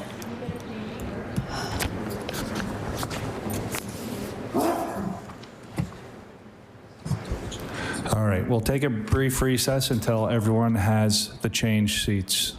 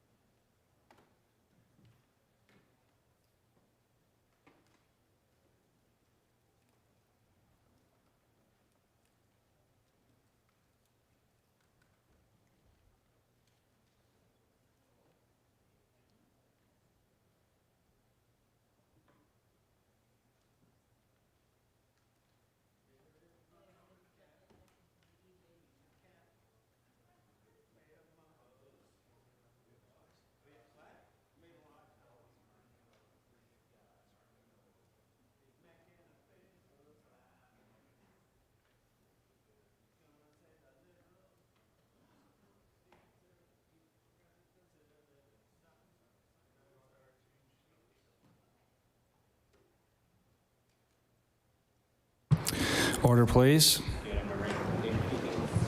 I recognize the member for Cumberland North. Thank you, Mr. Chair. And just to confirm with the chair, I just start reading my proposed amendments. Thank you. So for Bill 205, the Elections Act, as the amendments to the Elections Act and House of Assembly Act amended, I'm recommending the following changes to the Committee of the Whole House on Bills. Page 2, after Clause 12, the following clause. 13, Clauses 72B, 5A, and 72B, 6A are repealed. Page 3, Clause 15, proposed subclause 103(2)(a)(1), delete the name of the registered party endorsing the candidate for whom the elector wishes to vote or both. Page 4, Clause 22, delete and substitute the following clause.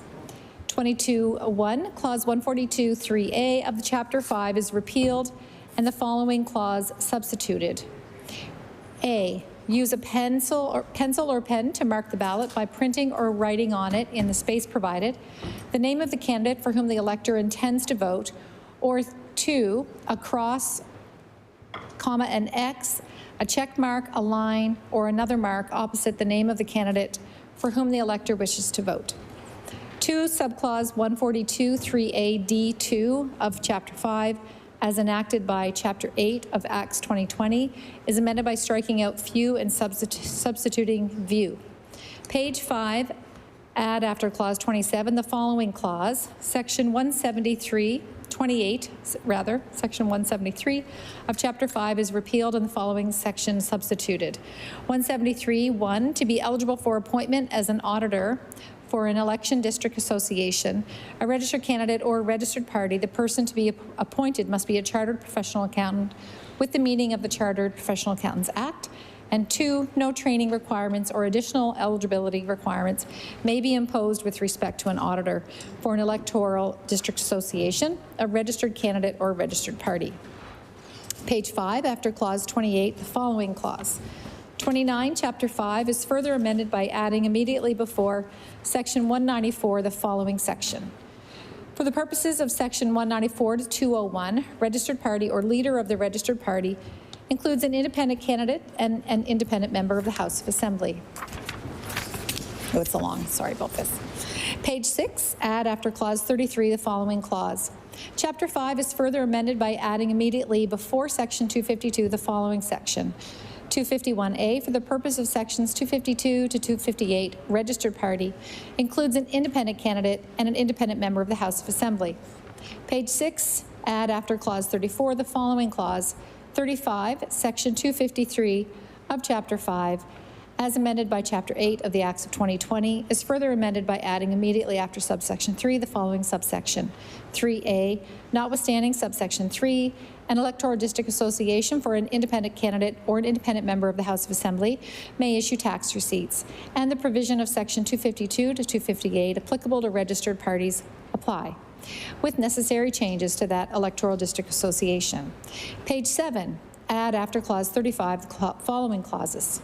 36, subsection 268(1) of Chapter 5 is repealed and the following subsections substituted. 1, in this section, excess contributions means the amount by which the aggregate of all contributions received by an official agent of a candidate for which the official agent has issued a receipt for income tax purposes exceeds the amount required by the candidate to pay the aggregate of A, election expenses, B, auditor's fees in excess of the amount for which reimbursement is provided, and C, costs incurred by the candidate with respect to recount. 1A, where the political affiliation of the candidate is shown on the ballot as a registered party, the official agent of the candidate shall dispose of the excess contributions by paying the excess contributions to any local organization or association of members of the party in the electoral district of the candidate, or where there is no local organization or association to the official agent of the registered party. 1B, where subsection 1A does not apply and the candidate was successful in the election, the official agent of the candidate shall A, retain the excess contributions in the account established at a financial institution to receive money on behalf of the candidate, or B, within 1 month after the candidate receives the candidate's reimbursement of election expenses pursuant to this act, or where the candidate is not entitled to the reimbursement, within 2 months after the filing of the office agent of the election expense report, dispose of the excess contributions by paying them to the Minister of Finance and Treasury Board. 1C, where subsection 1A does not apply and the candidate was unsuccessful in the election, the official agent of the candidate shall, within 1 month after the candidate receives the candidate's reimbursement of election expenses pursuant to this act, or where the candidate is not entitled to the reimbursement, within 2 months after the filing of the office agent of the election expense report, dispose of the excess contributions by A, distributing the excess contributions to the contributors, or B, paying the excess contributions to the Minister of Finance and Treasury Board.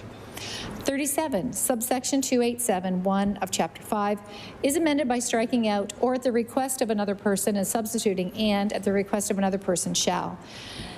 38, subsection 292(2) of Chapter 5 is amended by striking out "may" and substituting "shall." And page 7, add after clause 39 the following clause. 41, subsection 51 of Chapter 217 of the Revised Statutes 1989, the Income Tax Act, as enacted by the Chapter 4 of the Acts of 2000 and amended by Chapter 1 of the Acts of 2007 and Chapter 5 of the Acts of 2011, is further amended by adding immediately after Clause A the following clause. B, electoral district association means an electoral district association for an independent candidate or an independent member of the House of Assembly within the meaning of the Elections Act. 2, subsection 52 of Chapter 217, as enacted by Chapter 4 of the Acts of 2000 and amended by Chapter 5 of the Acts of 2011, is further amended by adding electoral district associations immediately after candidates. Okay, that was a lot. Now I'll explain all of that, and I do apologize. I would have passed these out to everyone because I'm sure everyone would want to cross-reference and read the Elections Act to see what all this means, right? It's a joke. It's a joke. Yeah. So I will go through and just explain what some of these amendments mean, but I will say the main overarching theme with these amendments is so that the Elections Act is in line with our Canadian Constitution. So Section 3 of the Canadian Charter talks about democratic rights of citizens. Every citizen of Canada has the right to vote in an election of members of the House of Commons or of a legislative assembly and to be qualified for membership therein. Section 3 guarantees to all Canadian citizens the right to be involved in the election of their governments. It gives them the right to vote in federal, provincial, or territorial elections, along with the right to stand for public office themselves. Some limits on these rights may be reasonable, even in a democracy. For example, the right to vote or stand for election is limited to Canadians 18 years of age and older. So right now, some of the rules in the Elections Act do not, I would argue, there are violations of the Canadian Constitution because the rules aren't the same for everyone. If you are an independent running for election versus if you are affiliated with a political party. And I think that it's time for Nova Scotia to be on the same playing field as many other provinces. Through some research, we've been able to find that many other provinces and territories across Canada actually have very different rules for independent MLAs or independent candidates that want to become an MLA. In fact, in Nunavut, everyone is an independent, and Northwest Territories. So those two areas are quite used to the rules for independence. But in Ontario, for example, one of my colleagues there, Bobby Ann Brady, she's also been elected twice as an independent. She is able to participate in legislative committees. Of course, there's no rules here that I can't, but it's the choice of the Premier.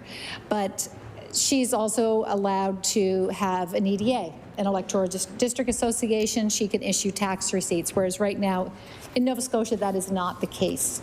So what these amendments to the Elections Act I am proposing would put us in line with the Canadian Constitution and bring fairness. And we hear a lot about fairness here in this House to people that may be disadvantaged. I certainly don't consider myself disadvantaged, but if someone else wanted to run for office and had to face the way the rules are currently from the elections in Nova Scotia, there are discriminatory practices for people that aren't with a political party and want to run as an independent.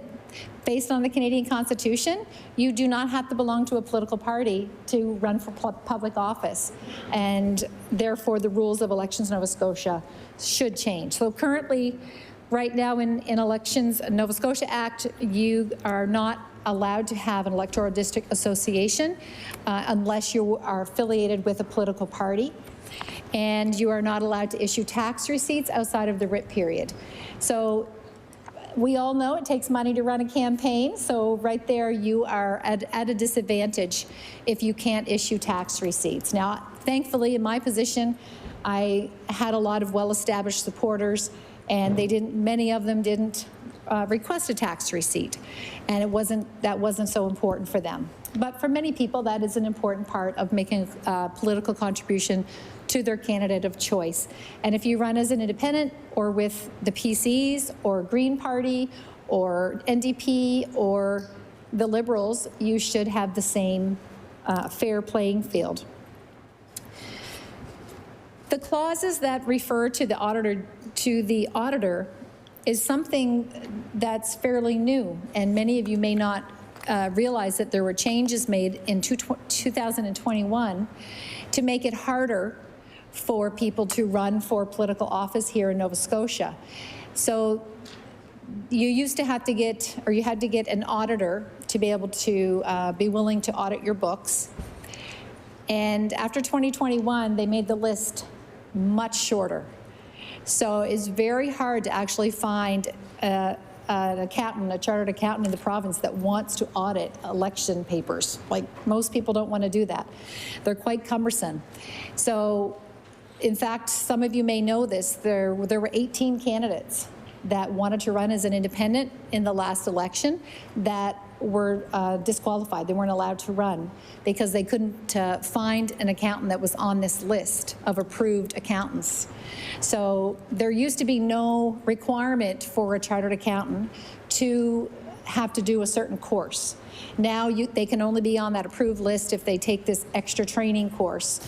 And this amendment here that I'm proposing is that if somebody is a chartered accountant, if someone is a CPA, they should be qualified to audit election books. So I'm asking for that to be changed because that does make it harder for somebody. A lot of political parties will use the same auditor. So the PCs would oftentimes use the same auditor to do a lot of the elections. Many of you probably shared the same auditor, and the other political parties are very similar. But if you're an independent candidate and you don't have an established relationship with one of those 140-some people on that list, they all may say no to you, and that's exactly what happened to those 18 people that tried to run in the last election. And they weren't all from the same constituency in the province.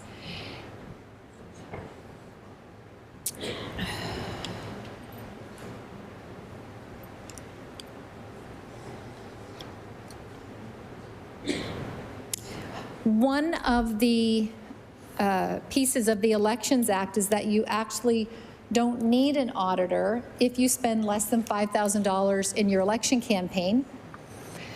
So the requirement that Elections Nova Scotia has right now, that you have to have an auditor to be able to be a nominated candidate, really shouldn't stand, because there's many people that may not spend more than $5,000 and therefore not require an auditor, but yet you're not allowed to be a nominated candidate unless you have that auditor on your paper. So those are some of the changes that, in my opinion, should be changed for the requirement of an auditor. When it comes to the name on the ballot, some of the amendments that I'm recommending, Mr. Chair, are right now at the receiving office, or the returning office, rather. You can start voting fairly early on at the advanced polls. And right now, there's no names on those ballots. So if someone was to go in and vote for you, Mr. Chair, they're going to, if you're with the PC party, they're going to check PC party.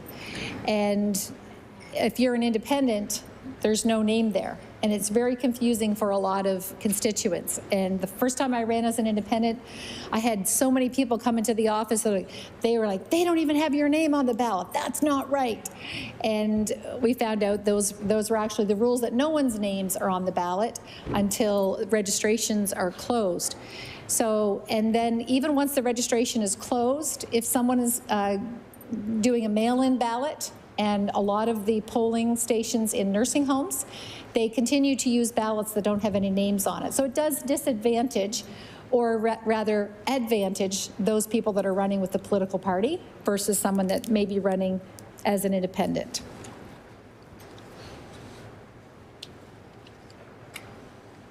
And going back to the Electoral District Association, again, many other provinces allow all candidates, regardless of political party, to have an electoral district association. Thankfully, when I was removed from the PC party, all 12 of my board members left and formed an informal advisory board to continue to advise me. And we still have meetings every month or every second month, depending on the time of the year. I was very blessed to have that kind of support, but not everyone is able to do that. And there should be able to be a formal association for all candidates, regardless of who they're running for and a party or not. Money left in the campaigns. The amendments that I'm proposing regarding finances, once the campaign is over, the current rules by Elections Nova Scotia, if you're an independent candidate, you have to provide any leftover monies after all the bills are paid. You have to write a check and give that money to the government. So whether you win or lose. So what I'm proposing, Mr. Chair, is that if a candidate is not successful in their election and there's money left over in the campaign, what I'm proposing in these amendments is that that money should be able to be returned to the donors. And obviously, there would not be a tax, the tax receipt wouldn't be issued. But if somebody is given generously to their candidate, they probably really don't want that money going to the government. And right now, those are the rules. In my 2 campaigns as an independent, we try to watch the money very closely. The first campaign, on the 4th week, we told people, keep your money. We have more than enough money, and I don't want your money to be given to the government. The last campaign, we were able to spend all the money and we watched it very closely. We still had to write a check to the Receiver General, to the government. It wasn't for a large amount. We tried to make sure we spent all the money that were brought in donations for the campaign. But I do believe that if someone is not successful in the election, they should be able to return the money to their donors. If they are successful, they should be able to keep that money that's left over in an account, in the event that they do decide to run again. They can start building their war chest for the next election. The rules right now for Elections Nova Scotia are the money, any leftovers money have to be given to the government, and you have to close your bank account. And then you can open another account once you are registered again with Elections Nova Scotia, and you can register people. You may all be registered already for the next election, and as long as you're registered, you can open an account again and start, but you have to start at 0. And if you had $7,000 left over from the last campaign, in my opinion, you should be able to keep that if you have been elected as an MLA in your bank account and be able to have that for your local area and your campaign. I'm just going to look through to make sure I didn't miss anything.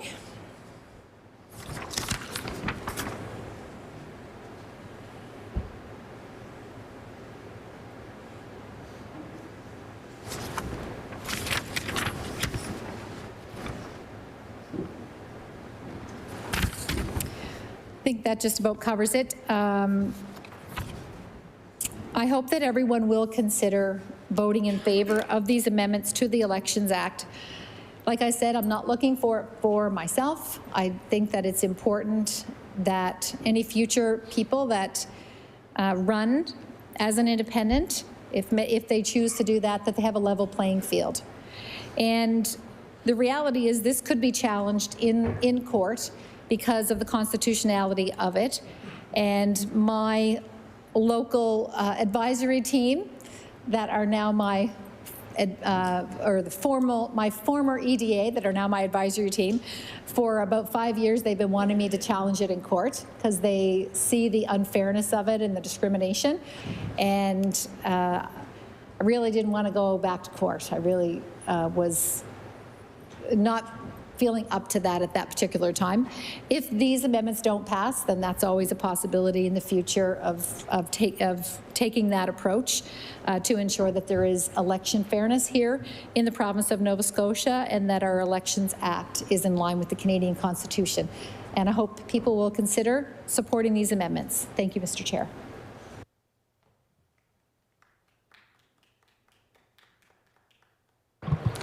I recognize the member for Lunenburg West. Thank you, Mr. Chair. I will be brief. I greatly appreciate the member from Cumberland North's comments and the amendments that she's proposed. I think she has deep experience in understanding the challenges associated with running as an independent and participating in our government as an independent. And I think that she brings wisdom and some really good options for improvements to the regime that structures our elections and how that supports or doesn't support independence. I won't go through each of the points. I think she expressed them very succinctly and eloquently. I do just want to say a couple of things. Voter turnout across Canada in Nova Scotia is abysmal. It's going downhill. Our participation in democracy is suffering, and our systems and our communities suffer as a result of that. And I think it's incumbent on us to do what we can do to increase that. And any barriers that we can remove or decrease to participation that's a good thing. And so what the member from Cumberland North has proposed is exactly that, the removal of barriers to participation in democracy. And I think if we can't all stand up for that, then we really have some soul searching to do with respect to what we're doing in this House. I can say, since becoming an independent myself, the number of people who have reached out with interest and enthusiasm that they express it is really surprising to me. I think many people are looking for different ways to participate in democracy and different reasons to get excited again and different opportunities to hope, and independents bring that. Party membership is important too, but I think the more diversity of voices we have in this space, the better off we all are. And so I greatly appreciate the member from Cumberland North's amendments and comments, and I greatly support them, and I hope others consider doing that as well. Thank you, Mr. Chair.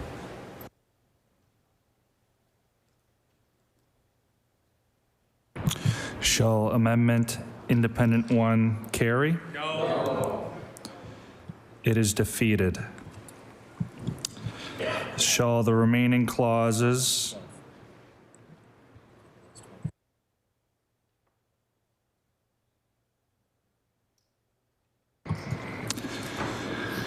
shall clause 12 carry?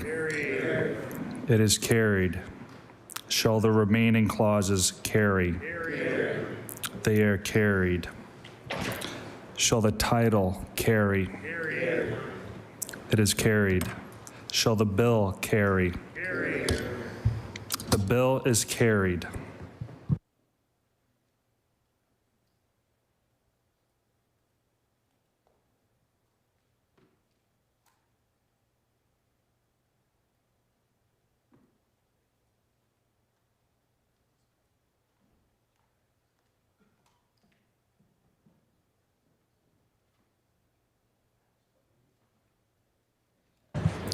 I recognize the Honourable Government House Leader.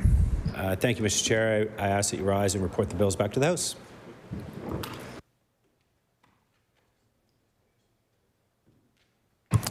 The motion is carried. Let's take a brief recess.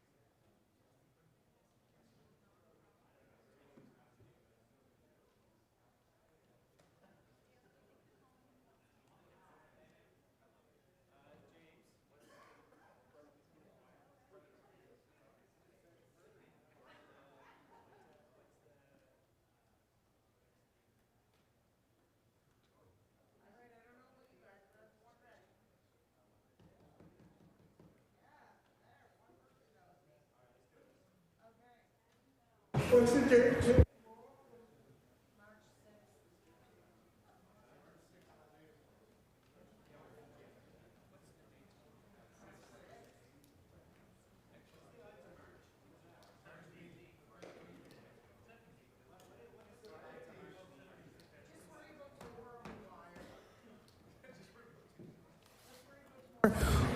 Order the Committee on the Whole,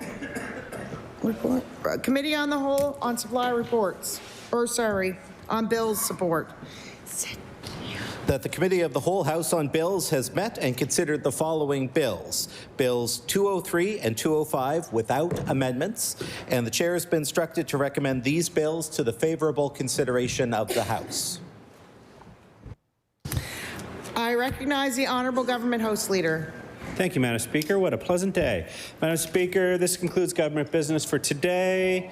I move that the House now do rise and meet again on March 6th, and I've already called the hours, 9 a.m. till 1 p.m. Following daily routine question period, government business will include Bill 212 and 198. The motion is that the House rise to meet again on Friday, March 6th, between the hours of 9 a.m. to 1 p.m. Would all those in favor of the motion please say aye? Aye. Contrary-minded, nay.